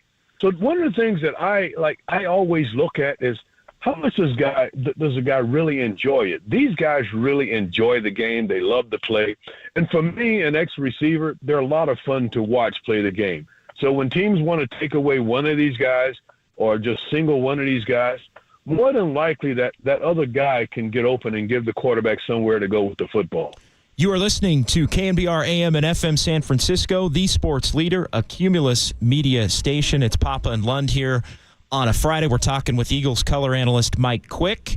Mike, what do you think the Eagles' game plan is as far as what they think they can attack against a 49ers defense that's figured it out here these last few weeks after some struggles in the middle of the season? So I think when I look at the Eagles offense, it's like the 49ers. They have a lot of different options in their system, a lot of different places that they can go with the football. And I think it has to be that. It has to try and keep the defense off balance, similar to what Kyle Shanahan's going to try to do. Give you a lot of eye candy, a lot of things to look at, and sometimes just running the same play over again. But just the diversity in the offense and getting the ball to the right matchups, that's going to be the key to this game. Both of these teams will move the football on one another. Both have really good defenses, but it doesn't matter how good your defense is if you have the right offense and the right plays dialed up because they're designed to find holes in the defense. So I think both these teams will be able to move the football, and it may come down to the team with the football last. That's how close I think this game is going to be. I think they're pretty equally matched teams, and it'll boil down to two things in my head. How well the quarterback plays on each side, and who turns the ball over the most. And so right now, if you look at the Eagles, they are -1 in that giveaway, takeaway category, and that doesn't bode well against a team like the 49ers. They have to make sure that they're on the plus side of that if they're going to win this game. And some of that's been the quarterback, obviously, Jalen Hurts. Why is he turning the ball over more this year, do you think, Mike? I think he got out slow. And I just think early in the season, this offense was not operating really well. And sometimes it's like poor decision-making on his part. But as of late, he's been playing really well. But, I say that, and then I think about the first half of both of the last games where he didn't play that well, but they always have found a way to finish games. And that, I think, is a hallmark of this football team, their ability to finish games. We were going to talk about this coming up a little bit. It's always a topic whenever the Eagles are involved, the tush push. Near impossible. Near impossible. Hold on. Yeah. It's now the brotherly shove. Yeah, right, exactly. From the city of brotherly love. Yeah, exactly. That's not what we call it here, Yeah, Mike, we call it something different from tush push even. Yeah. I'm sure you do. Near impossible to stop, though, obviously. Fred Warner kind of hinted maybe he's got the secret sauce. Is there a secret sauce, Mike? Well, other than avoid 4th and 1 or 3rd and 3, there it is. Just don't get in those situations where it's 4th and 1 or 3rd and they're really good at it. And I've seen other teams try it and just don't have the same success. I'm sure there's a secret sauce, but it didn't let it out. At least I don't know it. Yeah, that quarterback is strong, squatting 600 pounds. My God. Yeah, he's a strong kid. 8 of his 11 rushing touchdowns have come off that play. So you were talking about the options, and the Niners, they spread you out. McCaffrey's here, there, and everywhere, and Debo, and it's just formation. You guys are pretty much in the same formation. You may go pistol, you may go back to the side, but explain to me the offense, because, a lot of teams run a zone read with a quarterback, where the quarterback will pull it and run it. Some run an RPO where the quarterback will pull it and throw it. You guys do both. To me, it's an RRPO, where it's a run, and the options to run are give it to DeAndre Swift 0, have Hurts pull it and run it, or have Hurts pop pass it off the action. And so does he have an option built into every play, Mike, where if he likes the mesh point to give it to DeAndre Swift or Scott or Gainwell, he can? If he pulls it, he can read it and run it, or pull it and pass it? How does he handle the triple option? Does he have built-in options on every play? I think that's the way this offense works. I mean, there may be a couple of plays during the course of the game where you're not going to use the halfback.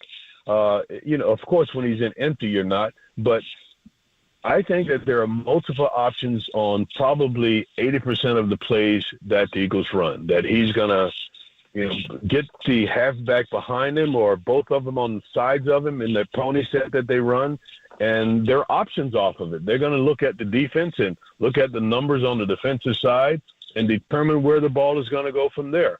And by the way, he can get to the line of scrimmage and don't like what he sees in the run game and check at the line of scrimmage to whatever he feels more comfortable with at the line of scrimmage. This offense gives him a lot of autonomy, so he has to be the guy who makes the right decision each and every time for this offense to work. How vulnerable do you think the Eagles are defensively, in particular in the middle of the field, if the 49ers look to try to attack them there? Yeah, that's what everybody's seeing in the entire National Football League. They see it the way you see it, the way I see it, is that that's a weak area of the Philadelphia Eagles. So I expect the 49ers and Kyle to attack them in those areas. And, I love McCaffrey. I love the way he plays. In fact, I was a fan of his father's. And I just think that he is a problem. I think he's a problem to deal with in so many areas of the game. So that's, it all begins with him. And yes, they will attack the middle, and I expect them to do that. Do you see any Westbrook and McCaffrey when you watch him play, his ability to catch the ball out of the backfield, Mike? Well, that part. But you know what I like most about him? That he can run between the tackles a whole lot better than I thought he would. Yeah. Like, I just think that he's really, really good. All the other stuff I knew. He catches the ball well. He can run. If you get him in space, he's a real problem. But I just didn't see where he is now as a runner between the tackle, and it's very impressive. Yeah, a lot of people thought gimmick, right? He's kind of a gimmick guy. You're gonna throw it to him a little bit, that kind of thing, or maybe he had become that. He certainly wasn't that in college for those of us that watched him out here. Is Jalen Hurts the MVP of the league right now, and is that a lock at this point if the Eagles keep winning? How do you kind of view that? Yeah, I think certainly if they keep winning, but heck, I think when you have Mr. Irrelevant in the conversation, it could be anybody. and certainly Purdy is in that conversation right now with the way he's played. Very impressive. Jalen Hurts, to me, is just unflappable. The guy never has any emotion at all on the sideline. You don't know if they're up 2 touchdowns or down. And last year it was the shoulder when he got driven on the field at Soldier Field. He played through that. What did he have this year? It looked like the left knee in the Jet game, and then the Miami game, he wore the braces. He coming out of the bye, he looks like he's over that knee injury, Mike, is he? Yeah, he looks like he's at full tilt right now. And, that, to me, really helps the run game in general when you can add him as a run threat. When you've got him as the +1 in the run game and the defense has to account for that. I think that really helps this offense in many ways. And he does, you're right, he was slowed down a little bit earlier, but after the bye, he seems to be much healthier now. And, he's back to being Jalen. And you're right, he's such a mature 25-year-old. I think he's still 25. But he's such a mature guy at that age. He's unflappable. He's very stoic. And you watch him on the sideline, you can't tell what's going on the field by his expression, by his face. He just gives away nothing.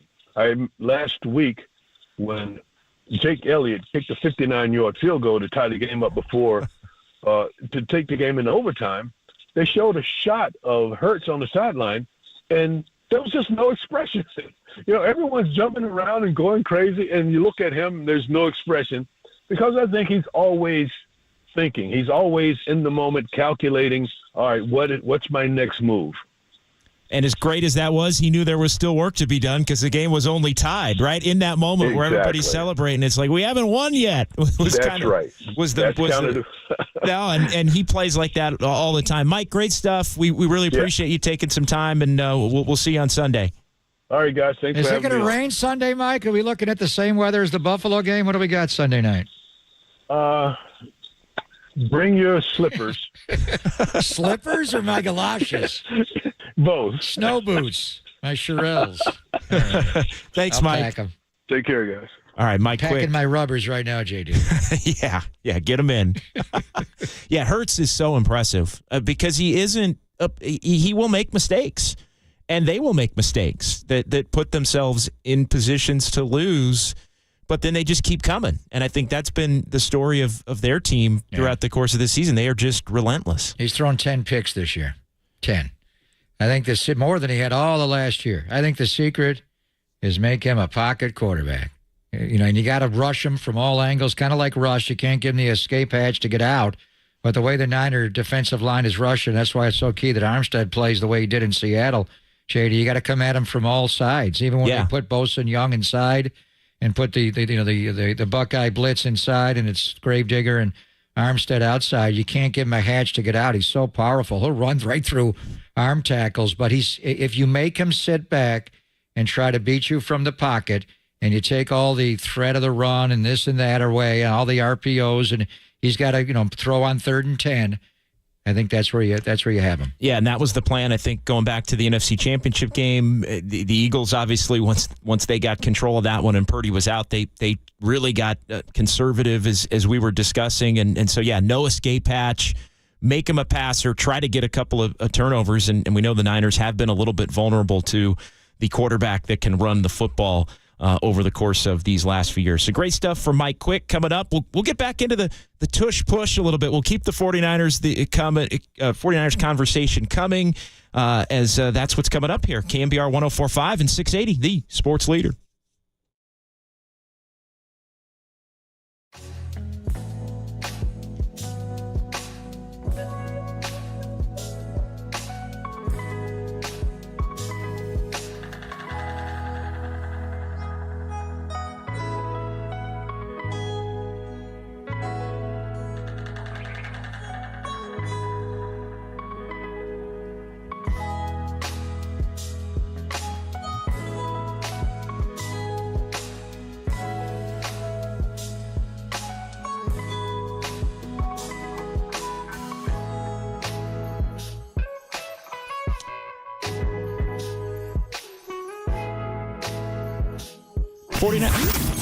Here's what's trending now. On KNBR.com.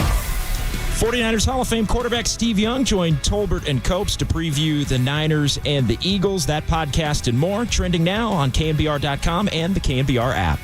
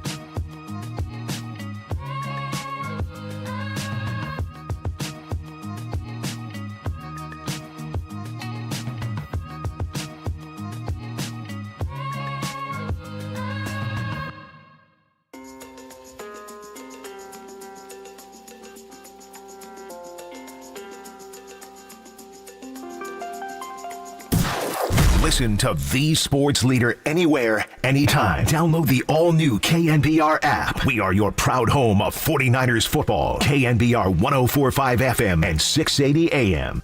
No secret sauce. I can't give away my game plan right now. Don't want to give too much away, but we'll try to have a plan for when they do run it. All right, Fred Warner there as we welcome you back. Pop and Lund on a Friday. JD, John Dickinson, in for Lund.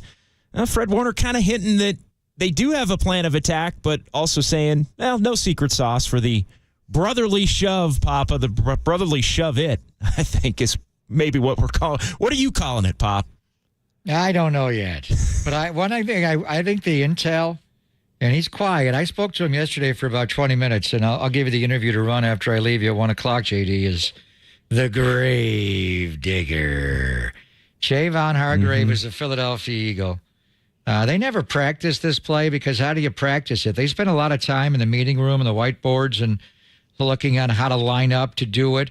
When it first started last year, to me it was the victory formation, where when teams kneel out a game or kneel out a half, they encase the quarterback and they put bodies behind. And normally what they put behind Hurts is A.J. Brown and Dallas Goedert, who are a tight end who blocks like Kittle, and A.J. Brown is the modern-day Andre Johnson. He's just big and strong. And they just push a quarterback that can squat 600 pounds. That is a ridiculous amount for an offensive lineman or any of those big guys inside. How many can squat 600 pounds? Javon Kinlaw was really happy by getting to that plate, but I don't know if he can squat 600. This quarterback, and watch him when he takes a snap. Every single snap, it looks like he's getting down to the squat position. He doesn't stand straight up. He gets down low, and he's kind of hunched. He's playing him through his legs. He's strong. That guy is thick. He's 6'1", 223 listed. I don't know what he actually is. And last year when you saw the play, and they weren't even calling it the tush push or the brotherly shove at that point, the people around the league were questioning whether it should be outlawed. This all goes back to Matt Leinart and Reggie Bush and the Bush tush and USC and their win over Notre Dame in 2005. This was not a legal play in the NFL. For most of the league's existence, this play was illegal. And then I don't know how they changed the rule and brought the college rule, but you saw Seattle used to do it with Marshawn Lynch. I remember them coming up behind and pushing him on the goal line. But you have a quarterback who's built like this and these linemen, and it's Jason Kelce, obviously the center, that gets really low, but it's the left guard, Landon Dickinson, who weighs, I'm working with you, JD, I'm thinking of Dickinson. It's Landon Dickinson, 6'6", 332 as a 332-pound guard. And then Jordan Mailata at left tackle is an absolute monster. He's from South Sydney, Australia, a different little bit of an upbringing, coming through. He was a rugby player, wasn't a football player. They got him in the 7th round in 2018 as a flyer and just taught him to play football. Now look at him. He's a monster. So they do tilt the line a little bit left, but it's Dickerson, it's Mailata, and it's Kelce. So if you're going to line up, and then the right guard, obviously Cam Jurgens is the young guy, then Lane Johnson, a right tackle. So if you're going to line up just over Mailata, Dickerson, Kelce, and we'll say also Jurgens, who do you want in there to push back? Do you want the gravedigger? Javon Hargrave was built low to the ground. He's more quickness. Do you want Kevin Givens in there? Do you want Armstead in there? Do you want Kinlaw in there? Do you want, now Chase Young, whenever I see him play, I see D tackle more than D end. He's so damn massive. Big. Do you want Chase Young in there? Do you put Bosa behind him? I mean, just to line up, we'll get into what you do when they snap the ball. And they're a little bit like De La Salle High School. I don't know how much you've watched them play, but they do, the cowboy up and down, and then they roll off the ball, De La Salle. To me, they false start every single play, and they just get away with it because they're so good, and they all fire together. On this brotherly shove, it's the O-line and the combination of how Kelce snaps the ball, the quarterback takes the snap, and they get a surge on you. And even when you stand them up and they don't get that initial penetration, they keep pushing from behind. Invariably, he will push. And Alex Kemp's the referee. How quick are they going to blow the whistle So just against their 5, how do you want to line up against the brotherly shove? Yeah, that's the question, because you mentioned a lot of different names, and I definitely want Javon Hargrave out there. I think that's the one that's absolutely. Givens is interesting because Givens. You mentioned Givens, He's and low. He gets low, yeah. and it is all about low. Kinlaw play too high, or do you want Kinlaw? I mean, Kinlaw's body type you want out there, but Kinlaw's skill set. It kind of makes you wonder. You said Givens, and I thought, well, maybe Givens over Kinlaw. Because initially I'm thinking, well, you want Kinlaw's how about Armstead? Body. You want Armstead. You definitely want Armstead. So you can't have everybody. You can't goal line short yardage defense. Line up what with does Bosa do? 11 defensive linemen. How about putting Bosa as a linebacker behind it? And he's coming up or in you and push the push. Yeah. If they're pushing from behind with A.J. Brown and, now Zacchaeus is doing it as opposed to Goddard, they have different guys. That's a big role, is the guy pushing behind.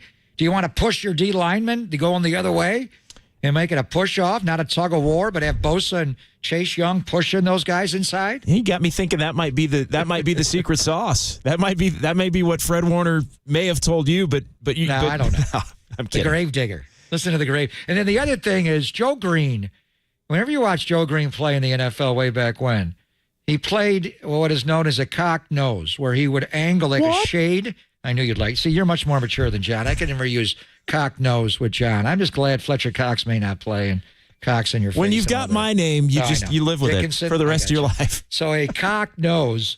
Joe Green would line up on an angle on a center and just obliterate him. He wouldn't take him head on. He'd take him from a shade. What if you put a couple of guys on each side of Kelsey rather than having somebody line up right over his head? You have 2 guys on each side and you cock nose and you just obliterate him.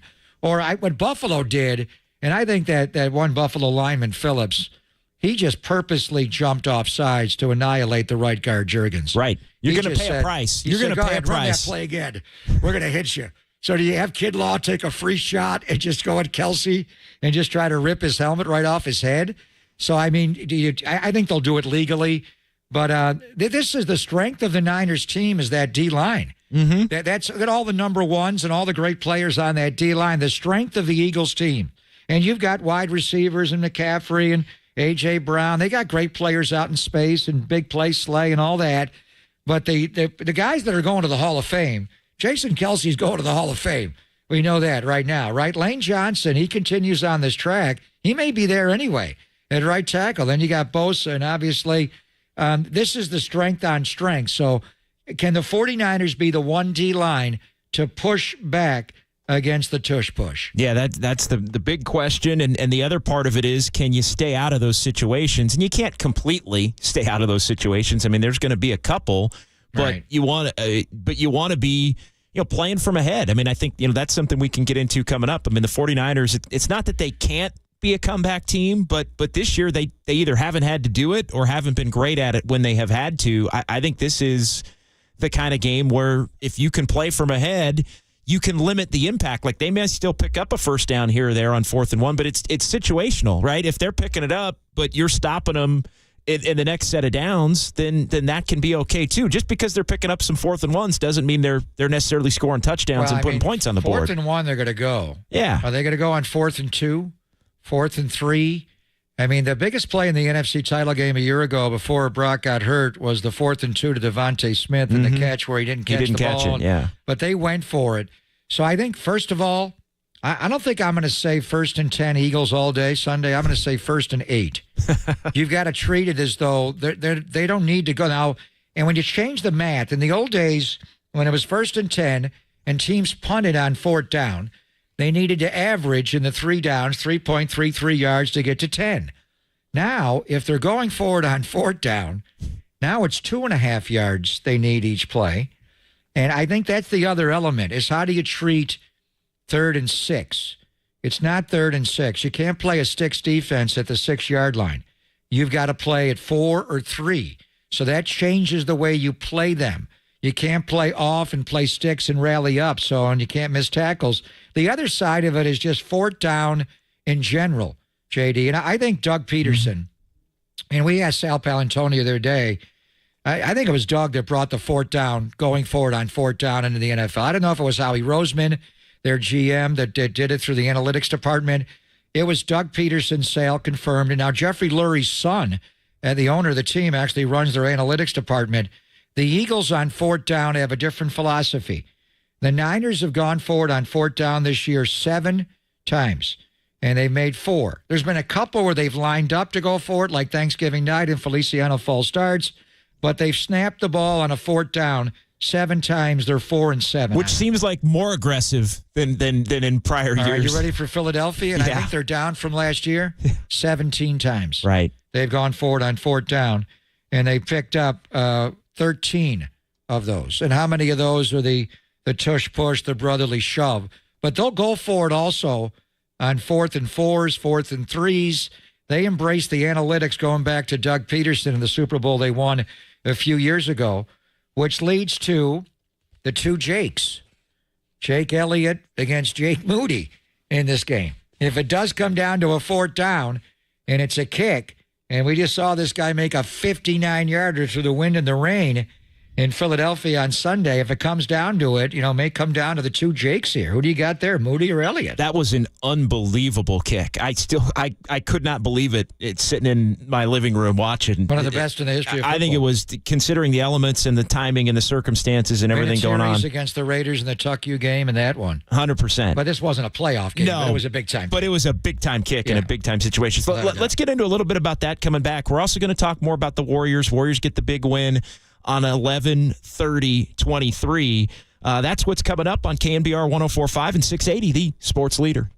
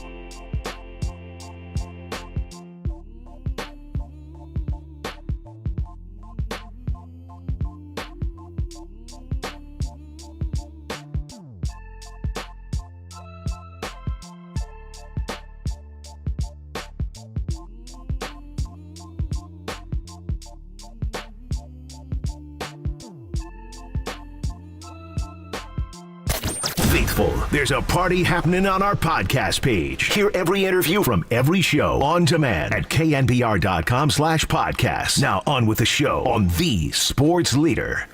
Probably don't let them get to that situation because the percentages, I mean, it's just a normal quarterback sneak. The percentages are very low. So, and then the other thing, I know those are huge situations. Don't lose your mind if they convert, because that's what they've done most of the time. They're uniquely equipped to do it. All right, John Lynch there on the morning show earlier here on KNBR, the Sports Leader. Papa and Lund. JD, John Dickinson, in for Lund here on a Friday. 49ers and the Eagles coming up on Sunday. Kind of what we were talking about earlier, Pop. Don't get discouraged. There's other ways to win the game if you don't get it, but by all means, stay out of those situations as much as you possibly can. Easier said than done, as you laid out. I want to go back to what you were talking about a little bit before the break, and we were getting into some of the other matchups with maybe the tail of the tape, and obviously the Eagles' offensive line against the 49ers' defensive line is where this thing, I think, first and foremost jumps off. But as far as you look at this game, what are maybe some of the other specific matchups that you think are key to this one, including the kicking game? Yeah, I'm obviously Jake Elliott is a terrific kicker, and he's made some long field goals in his career. He's made a pair of 61-yarders, but that 59-yarder that he made the other night, and it was essentially a night game, and when he hit it in late regulation to force overtime, outside of Adam Vinatieri making a kick in the snow against the Raiders in the Tuck U game, as far as weather and elements and a big kick, you miss the kick, you lose, you make the kick. In Vinatieri's case, both situations, you're forced overtime and the team won. So that was, but I am confident in Jake Moody and his ability. Jake did kick at Michigan for Harbaugh, and he had some gnarly weather. Illinois game last year, he made a game winner. I think he can handle it. He did have the one in Cleveland where he missed, and I think the win was a part of that. Overall, the Niners, the loss of George Odom on special teams, people are not talking about that because who the hell's a personal protector? No one knows what he does. He stands right in front of Mitch Wishnowsky and blocks the biggest threat to the guy, blocking the punt. In college football, they often put three guys in that spot. They have three personal protectors. Yeah, be extra sure. In the NFL, they do it with one or two. I think you'll see Isaiah Oliver do that a little bit on Sunday, and maybe Isaiah gets some snaps at safety as well in this game. But they're good on teams. Boston Scott's a good returner. They got Britton Covey, who's a good punt returner. I think the main thing is it'll be comparable there on special teams. I think going into the Seattle game, we kind of felt like Seattle may have a huge advantage in special teams, and D. Eskridge did pop a long field goal, but Terrell Luter was able to run him down. I think it's their offensive line and just how good they are, and they've got maulers in some spots. Mailata is a mauler. Landon Dickerson's a mauler. And then you got two guys. Jason Kelsey plays center like he's Draymond Green screening for Steph and Clay. He's not a take-on guy where he's big and strong. He'll fight you a little bit, but he just knows where to get on the side of a guy and just shield him like he's screening him in basketball, and the back just runs up. He's just smart. And then obviously on the brotherly shove, he's the epicenter of all that. I never seen a center get out in space more than that guy. Jesse Sapolo with the Niners, Randy Cross for Coach Walsh's teams. Normally you see a pulling lineman, you think it's a guard or a center or a tackle, not a center. It's Jason Kelsey a lot. So can you grab him, hold him a little bit, and not allow him to get out in space? But my main takeaway from the title game last year was, and it wasn't balanced because Brock got hurt. You had to run the ball every play, so you're not making first downs. Your defense is on the field the whole damn game. But they did run the ball right at the Niners, and they did it with a double-team duo scheme where they got onto Kinlaw, obviously, and rooted them out. They got onto Armstead a little bit. I think that's why you bring in the Gravedigger. Somebody's a little bit lower to the ground.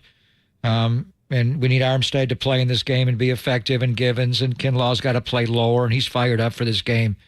But they ran the ball 44 times in that championship game, and they had 148 yards rushing, and they had 4 rushing touchdowns. Miles Sanders had 2. Remember Boston Scott's, and Hurts did have 1 in the game, JD. Now, again, it's hard to really criticize the defense much because the Niners couldn't throw the ball. Yeah. They had to run it almost every play. They weren't making first downs. Philly had the ball. But they cannot get 44 runs in this game. They can't get 34. You don't want them to even have 24. You want them to run it 20 times and throw it 40 times. And the Niners have the 44 runs. But I think when you came away from that game, you thought, they need a war daddy. They need a big D tackle. They do miss DeForest Buckner. They've got Bosa. They've got Armstead. And they had, Ebukam and Amenahue and other guys. But that's why I think they went out and got Javon Hargrave. And Javon collapses the pocket. He's a great pass-rushing D tackle, but he also plays the run. Armstead's playing great. And now you got Chase Young and Randy Gregory and all of them.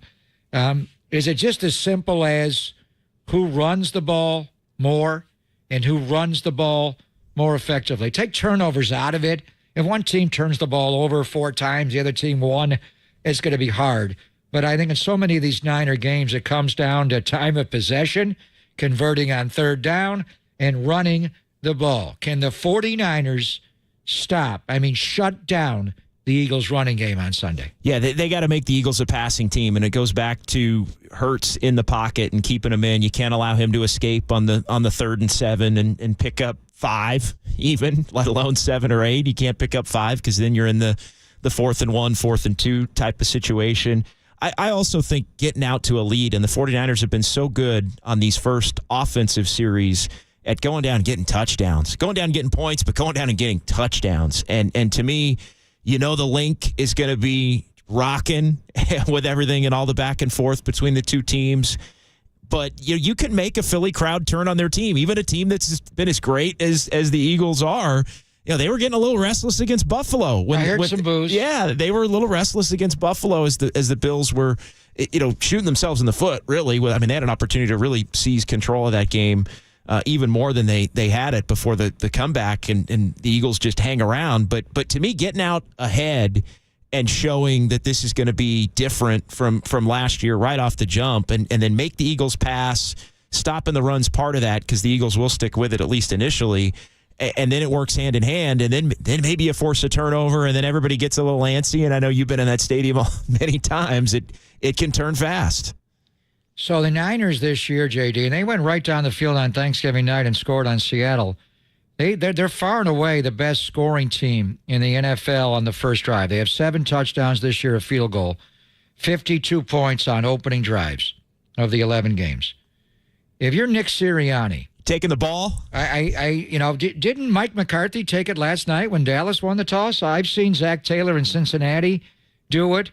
I saw Matt LaFleur on Thanksgiving Day, Green Bay going to Detroit. They took the ball. Yeah. They went right down the field and scored. It's coming back. If I'm playing against Kyle Shanahan's team now, Kyle wants the ball in the second half. I had a long discussion with him a week or two ago, and I said, is there any scenario where you would take the ball? He said, yeah, but probably not. He wants to lap the opponent. He wants to score before halftime ends and get the ball to start the second half. That's the way most coaches do it. But Sirianni, you're looking at the numbers, and it's like, damn, the Niners are so good on their first drive. How many of those are on the actual first possession of the game? Maybe we want them to go sit in the rain and cold and sit on their bench and watch us go down the field and score and then see what they do. Now, Philadelphia's come back, 4 straight games. They've been down at halftime and 5 overall. They can come back, but they don't want to come back against this team. This is not the Buffalo Bills, with all due respect to the Bills and their mismanagement. The Niners aren't going to give up a lead very much. So I'm just wondering if, to your point, knowing how good the Niners are and the openers in that first drive, if the Eagles do win the toss in this game, if they just take the football. I'd think about it if I were Philadelphia. I really would think about it and just go down and try to assert your will right off the top. And then, the place is going to be lit at that point and force the Niners to do something that they really haven't done well, at least this season, which is be a comeback team, Pop. So I even have the coin toss. Just Home team has to take it. Home team has to take it. Yeah, because the Niners are going to defer. We know that. And if they win it, they're going to take the ball. So just take the ball and give us the ball in the second half. That's fine. It'll all work. Yeah, it'll all work out. I think you've got the fly, Eagles fly. It is ground, Eagles ground. Make them run and stop the run. And mainly punt, Eagles punt is what you got to do. And I don't want to hear that song anymore. Is that? And the Niners have some classics going to their Super Bowl days. Obviously, we are the Niners, but even going back then in the '60s. But I tell you, when you go, I think I'm in Franklin Field in Philadelphia, and Chuck Bednarik and Steve Van Buren are playing, and the Dutchman. I'm like, where's this song from? What decade are we in? When they start playing that "Fly Eagles Fly," it is weird. It is, and I know you know it, and I know it because I was on hand for the NFC Championship game as well. I couldn't get it out of my head for about 2 weeks. It's tough because they played it so much. All right, John Dickinson in for John Lund. It's Papa and Lund here on a Friday. We'll pause here. We'll come back. We'll keep the 49er conversation rolling. 808 KNBR. If you want to jump in and join the conversation, you can do that as well. Via the phone lines, via the text, as well as that's all coming up here. KNBR 104.5 and 680, the sports leader.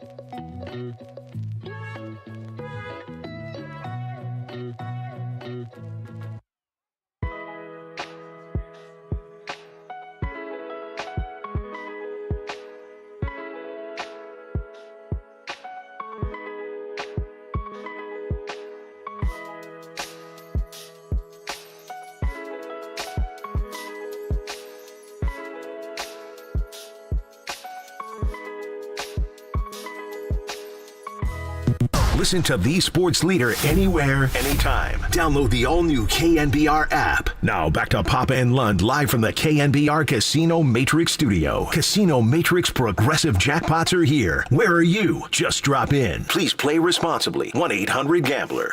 Fly, Eagles, fly on the road to victory. Fight, Eagles, fight. I can't believe. Oh, man. Can't believe they didn't burn that. I can't believe you didn't have that removed from every computer. You know what? I'm at Levi's today, and we're getting ready to fly in Philadelphia in about an hour. Are they going to let you on the plane? They played this song at practice yesterday. Oh, my goodness. They did, because they're going to hear them on Sunday. Now, they do play it after they score touchdowns, so we don't want too many of those. But they do play it in pregame festivities before the playing of the national anthem. So you do want to get them ready for all the elements there, including Fly, Eagles, Fly. This song was written in 1955. Okay. I thought if you had said J.D. Guess, I would have said probably 62, 63. Well, you know what? There was, in 1963, Jerry Woolman bought the Philadelphia Eagles, big sports fan growing up in the Washington area, and he got the Redskins fight song, Hail to the Redskins. Right. So he wanted a Philadelphia version of that, but it was written in 55, but I think the Eagles started to use it as their victory song in 63. Wow. It's a blast from the past, isn't it? That is. No, it really is. It seems late 50s, early 60s, now, without a doubt. The Niners do have some songs. We do know. Yes, they do. And I love Keena Turner, 49ers. We love that one, don't we? That's a great one. But there's actually a 49ers fight song. This is the more modern version one. Who we got in here? Ronnie, Keena, Joe. Is a young Fifi in this one? Is Jerry in this one? I don't think he is. I don't think so. Yeah. No. But they got an older one, too. They got a Niner fight song that sounds a little bit like Fly, Eagles, Fly, going back decades. So there you go.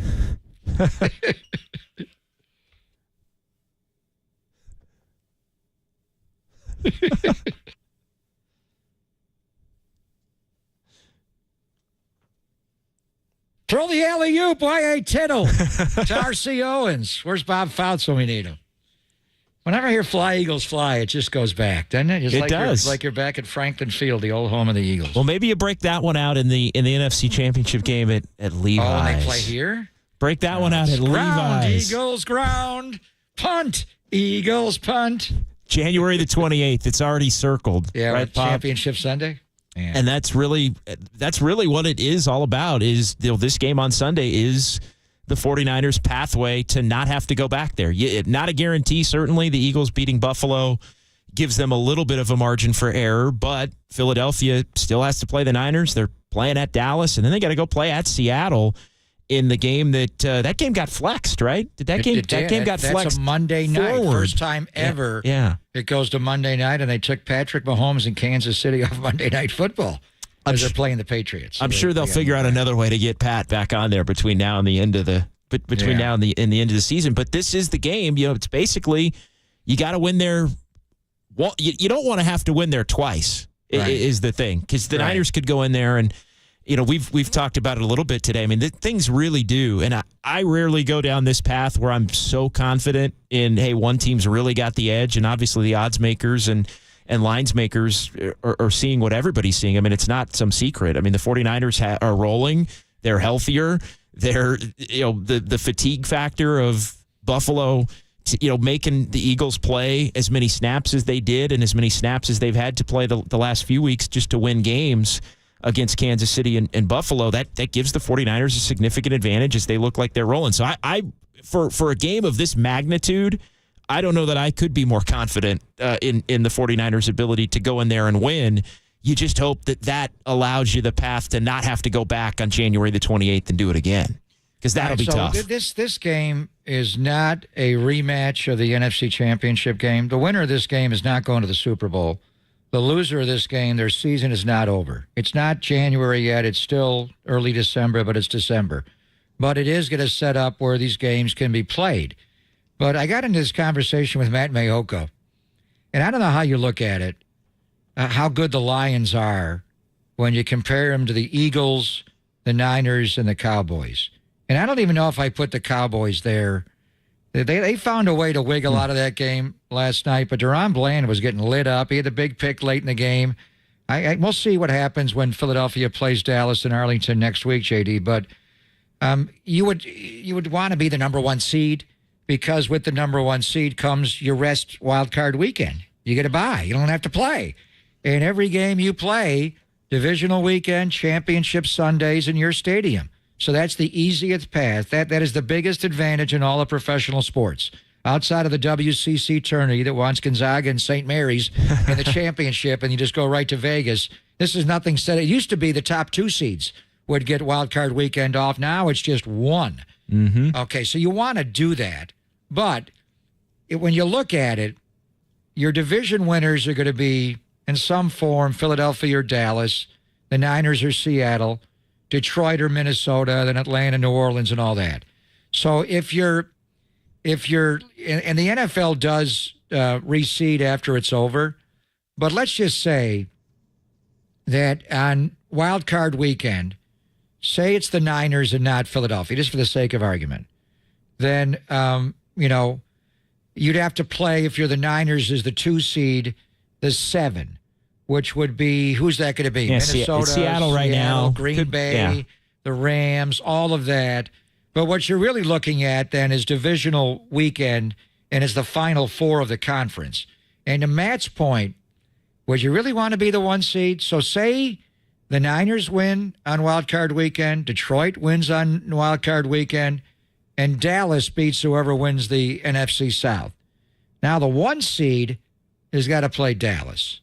So would you rather be the 1 seed rested? I would be, and I think anybody would have the weekend off. But the point is, on divisional weekend, would you rather play Dallas or would you rather play Detroit? I'm not sure, actually, who the better team is there. Yeah, I would rather have the week off for sure. Of course. There's no doubt about that. Yeah. I don't, from a 49ers standpoint, fear the Lions at all. I think the 49ers would score 50 points on the Lions. Like, I think they would expose. A lot of people feel that way. I'm not sure I do. And look, I think the Lions' offense is pretty state of the art. I mean, when it's rolling, and they've got a real good offensive line, and Aiden Hutchinson on the other side can wreak havoc. I think there's areas of the Lions' defense that can be absolutely exposed, and so I think the Niners would, in a playoff setting, if they had everybody on their offense and Kyle Shanahan could game plan it up, I think they would go big. So you think Dallas is clearly better than the Lions? Well, I didn't say that. Because you think that 49ers could lay one on Dallas? They already did. Well, they already did. Yeah. No, but I was thinking of it more in terms of the one team. I think the Lions are good, but I don't think the Lions are contenders. I think there's too many holes. I think they're having a real good season. It's kind of a little bit of a Cinderella coming of age season. But I don't think they're contenders. I think Dallas is actually the one team that, if they ended up getting matched up with the Lions, I think the Lions could put a buttoned-up game together, and Dallas tends to be shabby. They're playing each other, Yeah. Late in the regular season, December 30th on that Saturday at Arlington. I can't wait. Lions and Cowboys. I cannot wait to see that game, because I think that's, to me, the Lions are the kind of team where if they're I don't love them as a favorite in a game. I would love them as an underdog in a game. Right. I think they need a little of that edge to them with Dan Campbell and everything. And man, I was wrong about Dan Campbell. I thought that had some disaster potential for him to be the head coach, and he's done a really nice job, and they love playing for him, and they're going to lose the OC, and we'll see what happens then if how it all shakes out. But I don't fear the Lions if I'm the 49ers. Even if you have to go to Ford Field to play them? Even if you have to go to Ford Field. I think, and the place would be juiced. First game in 30 years is what it would be. I think January the Playoff 8th of 94 was the last time they had a playoff game there. So I think it would be a raucous environment, but I think it would be a good test, and the Niners would go in focused and could handle business. So what Mayoko's saying, and this game is big, and it's going to do huge ratings locally and nationally, and we're going to play it up big time. But is there a scenario where the 49ers lose this game on Sunday or don't get the number 1 seed for whatever reason and don't have to deal with Philadelphia at all in the playoffs? They're the 2 seed. Detroit's the 3 seed. Dallas is the 5 seed, beats the NFC South winner, and then Dallas goes into the Link in January and knocks Philadelphia out. And the 49ers host the NFC Championship game, and they play Detroit and Dallas in January and don't have to see gangrene at all. I think it's possible. And because Dallas it's all about matchups, right? I mean, Dallas matches up well with Philadelphia. And I know they've had some late game, can't quite beat them, couldn't the first time, but I think Dallas believes that they're coming for Philly. And if the Niners can take them out, I think Dallas is thinking, why can't we get the 1 seed? Even though they've been shakier and Seattle could have beaten them last night. So I think everybody, Dallas views it as a 3-team race. Now, we don't view it that way out here because of the dominance that the 49ers laid on the Cowboys, but I think Dallas is thinking about their pathway toward, well, the Niners will do us a favor, we'll beat the Eagles, and then you'll see where everything shakes out from that point. You're listening to KNBR AM and FM San Francisco, the sports leader, a Cumulus media station. It's Papa and Lund here on a Friday. JD, John Dickinson, in for Greg Papa. But yeah, I did that possibility definitely is on the table where maybe Dallas does the dirty work and you don't have to go back to Philadelphia and then you're feeling really comfortable. I think there is, the Niners obviously just finish ahead of Detroit. If you can't win this game, then obviously you're not getting the 1 seed if you don't win. Be the 2 seed and not the 3. Yeah, be the 2 and not the 3. Yeah. Just to eliminate any concern because that way you're getting the 2 home games. You're going to have to play the 2, but you're going to get the 2 home games and you may get a third if it winds up being Dallas knocks somebody out. So I think in that respect, I think the Niners could be deflated by losing to the Eagles, but you regroup quickly, you finish the season strong. You make sure you get the 2 seed and you kind of go from there. But I really like the Niner matchup against the Lions. Yeah, I obviously, just from a travel standpoint, I think they could go into Ford Field and beat them, but then you have to travel again if Philadelphia does advance onto the NFC Championship game. I wonder if you have to play a wild card game at home and then at Detroit in the divisional and then maybe at Philadelphia in the championship round, does the team even come back to the West Coast?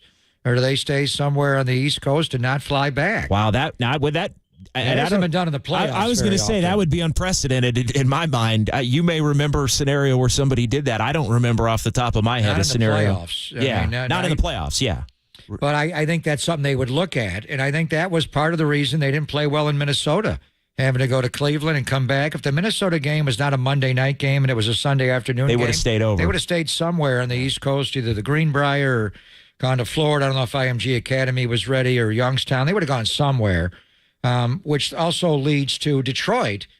And we're so locked in on this Eagle game like it's the Super Bowl or the NFC Championship game. Detroit has shown a lot of vulnerability. The Chicago game, it looked like they were going to get beat. They did lose on Thanksgiving Day to Green Bay. They play down to the opponent. They go to New Orleans.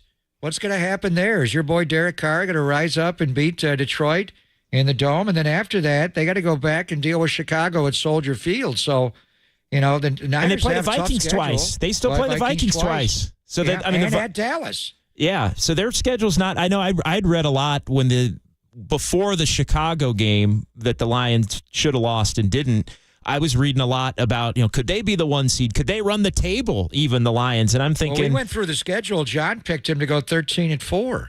Really? But they already lost the game on Thanksgiving to Green Bay. Are they going to lose one of these next 2 road games or both? Probably at one. New Orleans, at Chicago? I would say probably. I mean, I think they'll probably play better than Chicago because they'll know Chicago can beat them. I think a little of that was, that everybody was gassing them up. I think that week going into Chicago, talking like you guys were about getting on this big run, and then I think they play down to the opponent. So I think they would have a tough time, even as the 2 seed or the 3. I mean, they're probably going to end up being the 3.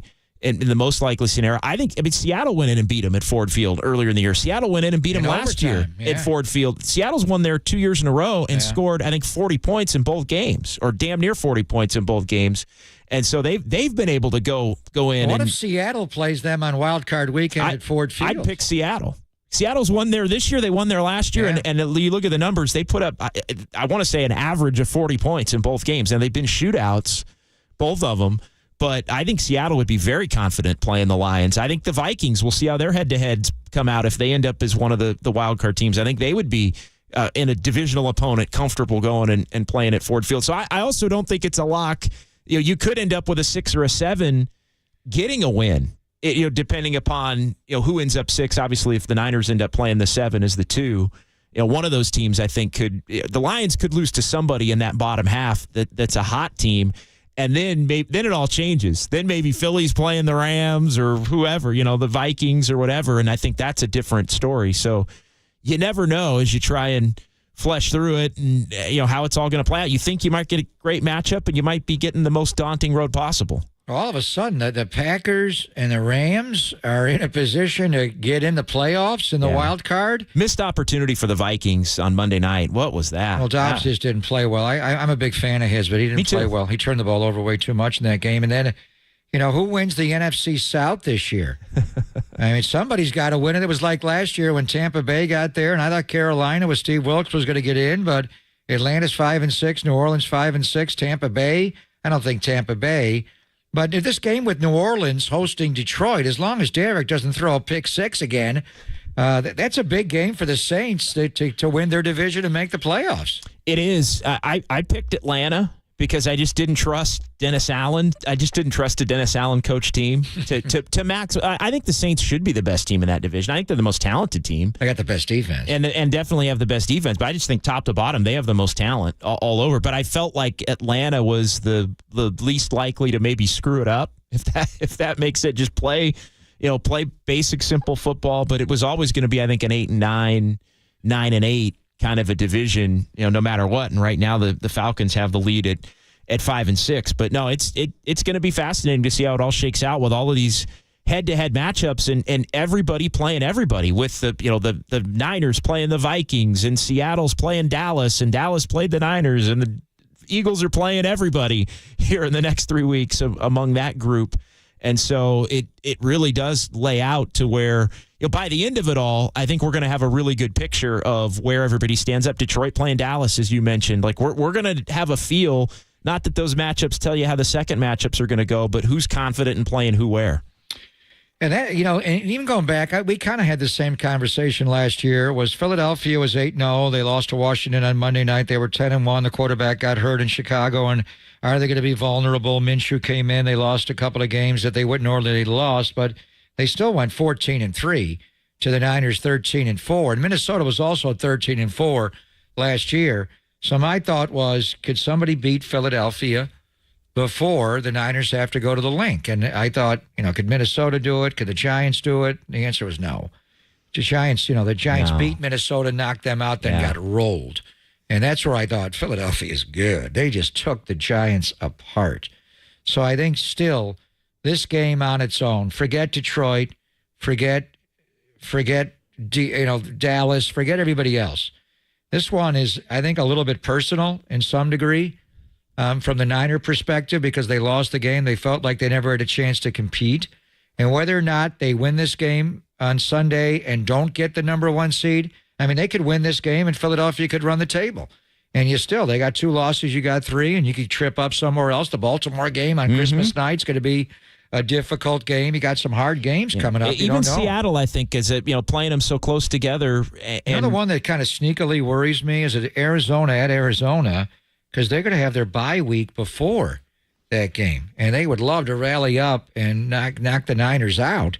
And they have a couple of weeks off to get fresh and lock in, and the Niners may overlook them after this gauntlet here, where you're playing all these games. This is, the Seattle, Philly, Seattle. The game after that's Arizona. That's the one. And then you get the Ravens on Christmas. That's game. The one. So the Arizona game is definitely the least talked about. But I think beyond that, how much of it is, and you remember the Niners, or even, the Raiders and Steelers would play in the 70s. You're probably too young to remember that. But the Niners and Cowboys met in 94 at Candlestick, and the Niners intercepted Troy Aikman, and they won 21-14 after losing the championship game during the 2 previous years, and they were able to get the monkey off the back and win, regardless of where the game is January 28th.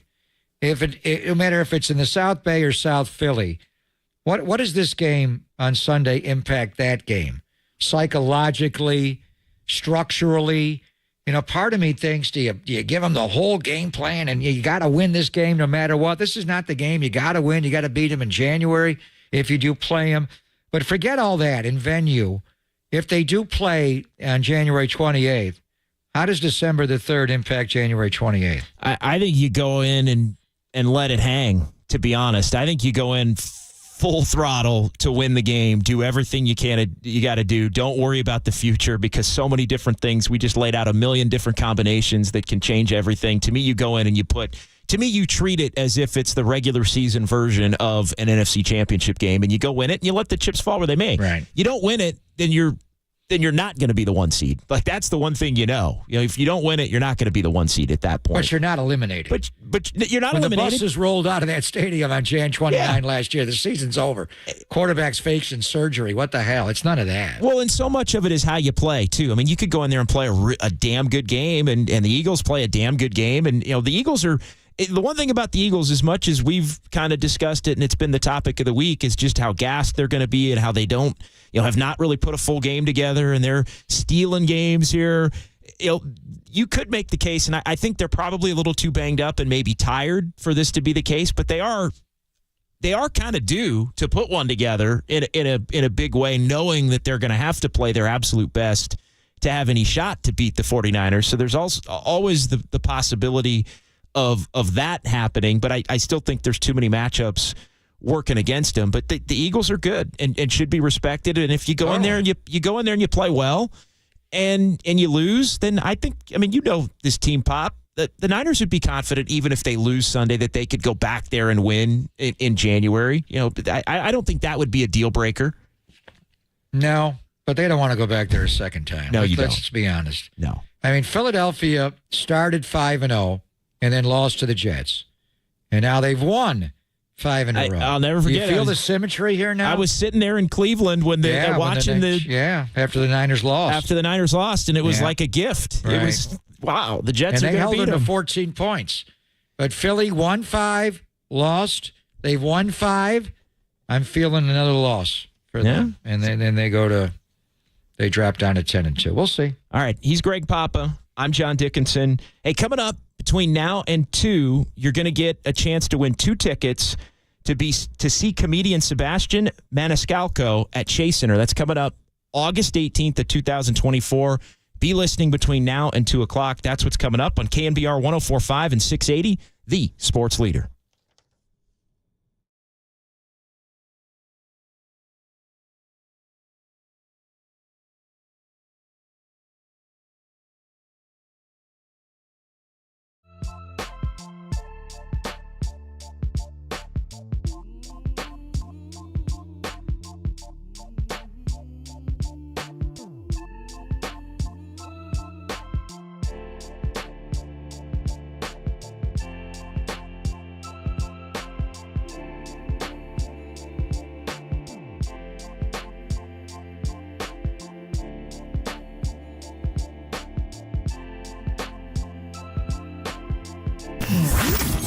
Here's what's trending now. Trending now. On KNBR.com. 49ers head coach Kyle Shanahan joins Tolbert and Copes to discuss the huge matchup in Philadelphia. Gave his thoughts on the tush push. That podcast and more trending now on KNBR.com and the KNBR app.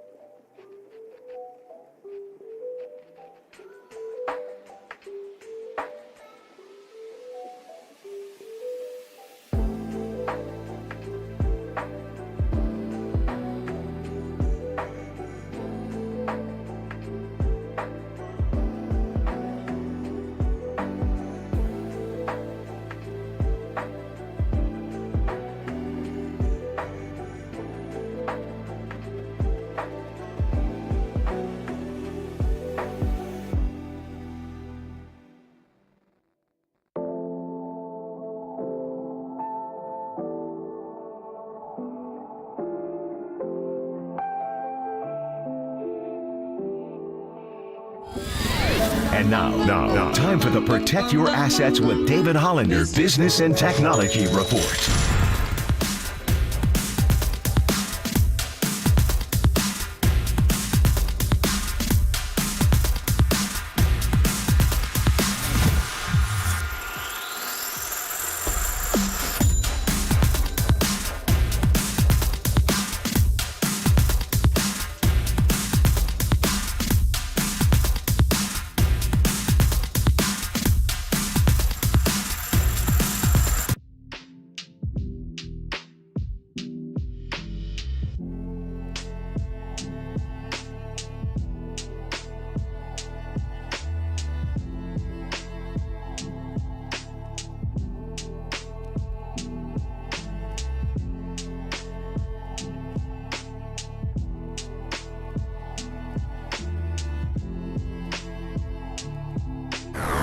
Faithful, filter out the noise and kick it with KNBR on the gram for everything 49ers. Follow the sports leader on Instagram at KNBR. Smith to throw, has a clean pocket, throws it, it's caught by DK Metcalf on the run at midfield, showing the speed to the 30, Metcalf inside the 20, striding to the 10, and he's gone! 73 yards, leaving Donovan Wilson and Malik Hooker in his dust. Prescott to throw.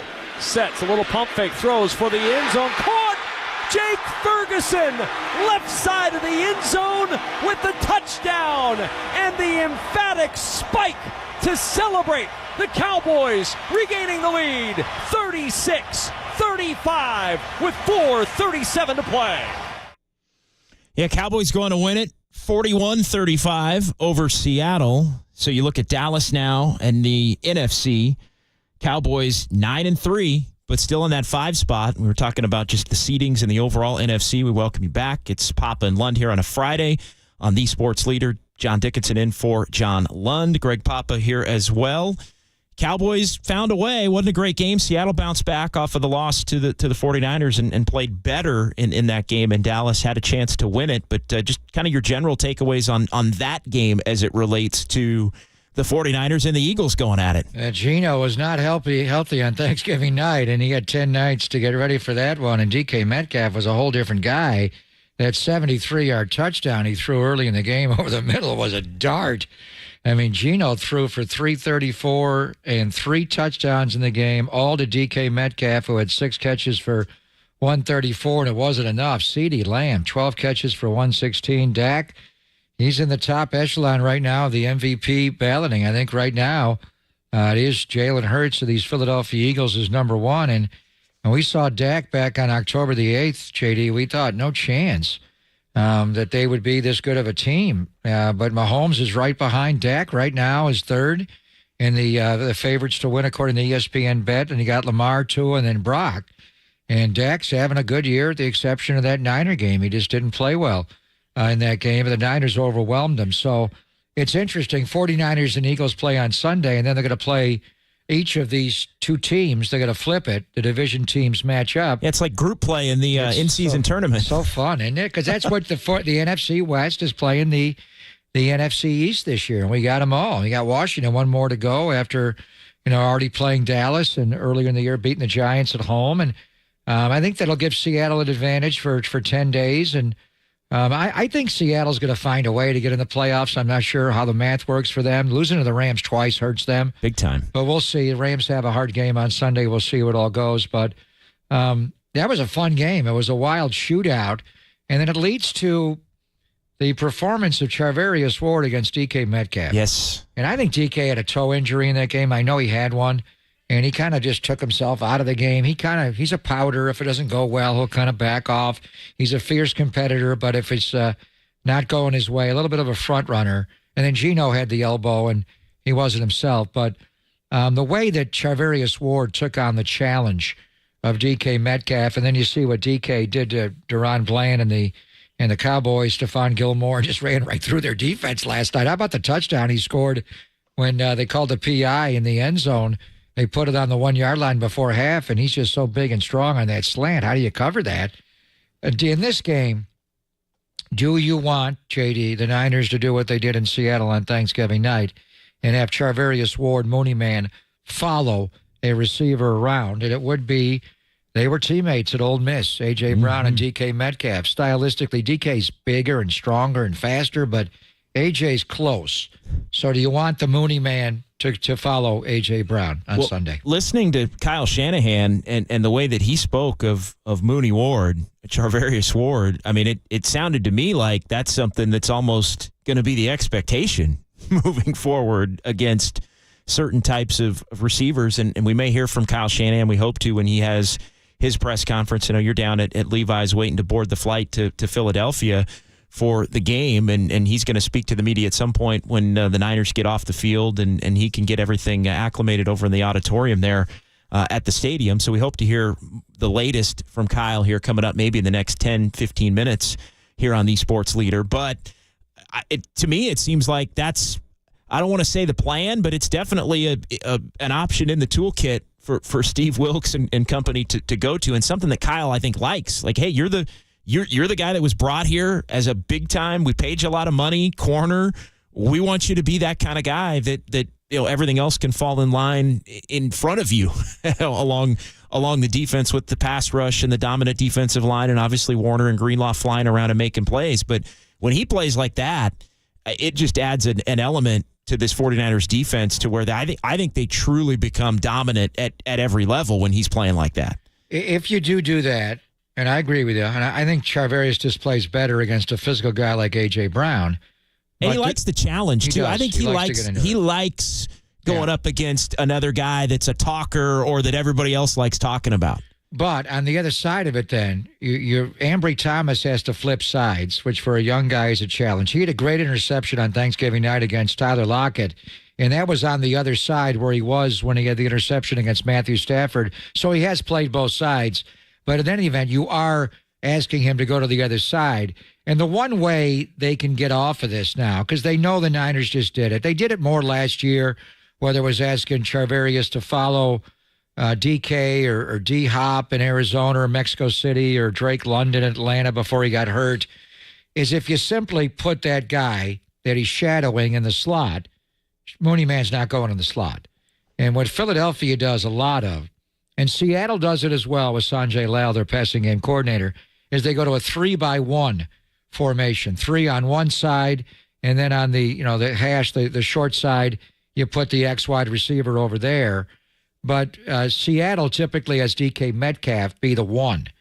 What Philadelphia will do is put A.J. Brown in there and Devontae Smith in there. They're out wide a lot, 77% for A.J., Devontae 67%. Devontae goes in the slot 31.7% of the time and A.J. 22%. And the way you quantify the receivers, when they go to that 3-by-1, you count from inside out. So the number 3 receiver is the one closest to the line of scrimmage. The 2 is in the middle, and the 1 is the outside receiver. So if they just simply, they could say, all right, Mooney, man, you go cover A.J. Brown. We're still going to go at you. And we're going to go at Ambry with Devontae. But if we don't like that matchup because the offense gets to move the chess pieces around, and you're not going to put Ward, number 7 ain't going in the slot. No. We'll just put our 2 best guys at 3 and 2. Zacchaeus will play 1. Maybe we'll put Julio over on the other side so we could double slot you where our 2 best guys are both inside, and now Demo's got to pick one of them up. And then when they go to that 4 wide receiver package, do you put 4 corners? Do you go dime defense and put Isaiah Oliver on the field? Or how do you treat Julio Jones on? Is he just a tight end and a wide receiver who can't run anymore? What do you do with him? I wouldn't be worried about Julio Jones to the level where I'm thinking I'm putting where I'm going to have to put somebody with speed on him at this point. So I think that's an area where I wouldn't panic about that. But there are 2 things I bookmarked as, all right, how does Philadelphia look to attack it? I think you touched on the other one earlier, which is the fact that I think the Eagles think, we're going to find out, but I think they think they can run the ball on the Niners and punish them and just run it right down their throat. They're going to try. And we'll see if the Niners hold up. I think, that's your best against our best, really. I mean, I think that's how both teams are looking at it, the offensive line of the Eagles against the defensive line of the Niners. But then the other part is the ability to move around the receivers and put the 49ers in where they've been vulnerable, which is that slot position over the course of this season. So I think that's exactly how the Eagles as they're searching for ways that they have an advantage. Good football team, but again, we've talked about a million different things where the Niners have the advantage. That could be one of really two areas where I think the Eagles do look to exploit Demo's it. playing well, though. He in the is. slot. No, he is. He is. And Ambry on the outside's been okay. I mean, he's played much. He's much improved, I think, is probably the best way to put it. Is they trust him now. They definitely trust him, and that definitely wasn't always the case. All right, we'll pause here. We'll come back. We'll continue the 49ers conversation. I want to get back into the MVP conversation because we were talking about Jalen Hurts. We were talking about Dak Prescott. I want to talk about Brock Purdy and what he can do between now and the end of the season. I think Sunday's a big part of that. That's what's coming up on KNBR 104.5 and 680, the sports leader.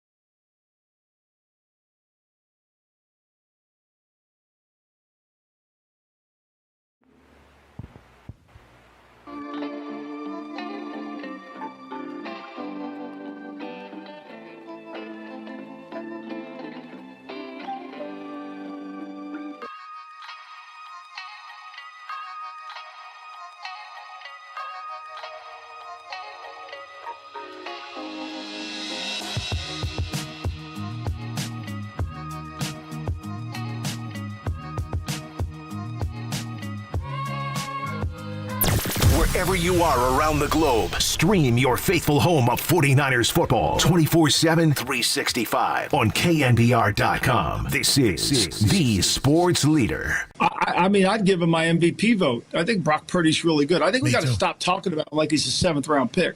Like at some point, as Bill Walsh used to say all the time, we have to grade on how they play, not where they were drafted. I mean, he throws interceptions. Everybody does. I mean, everybody's going to make some mistakes with the ball. He did that game, but then the throw he made at the end of the game was incredible, and they know who he is. The team loves him. The team loves him. There's no question about that. And so for me, I think he's a really good player. I think he'll come back into Philly. It's supposed to be, rainy. They might have some cold, in the 40 degrees. I think he'll play really well. I would be shocked. Look, I think both these teams, this will be like Rocky. There'll be another one. All right, that was Michael Lombardi on the Pat McAfee show saying at this point, Brock Purdy's got his MVP vote. John Dickinson, Greg Papa and Lund here on a Friday as I sit in for Lund. And we were talking about Jalen Hurts, Pop. We were talking about Dak Prescott. Pat Mahomes is always in the conversation.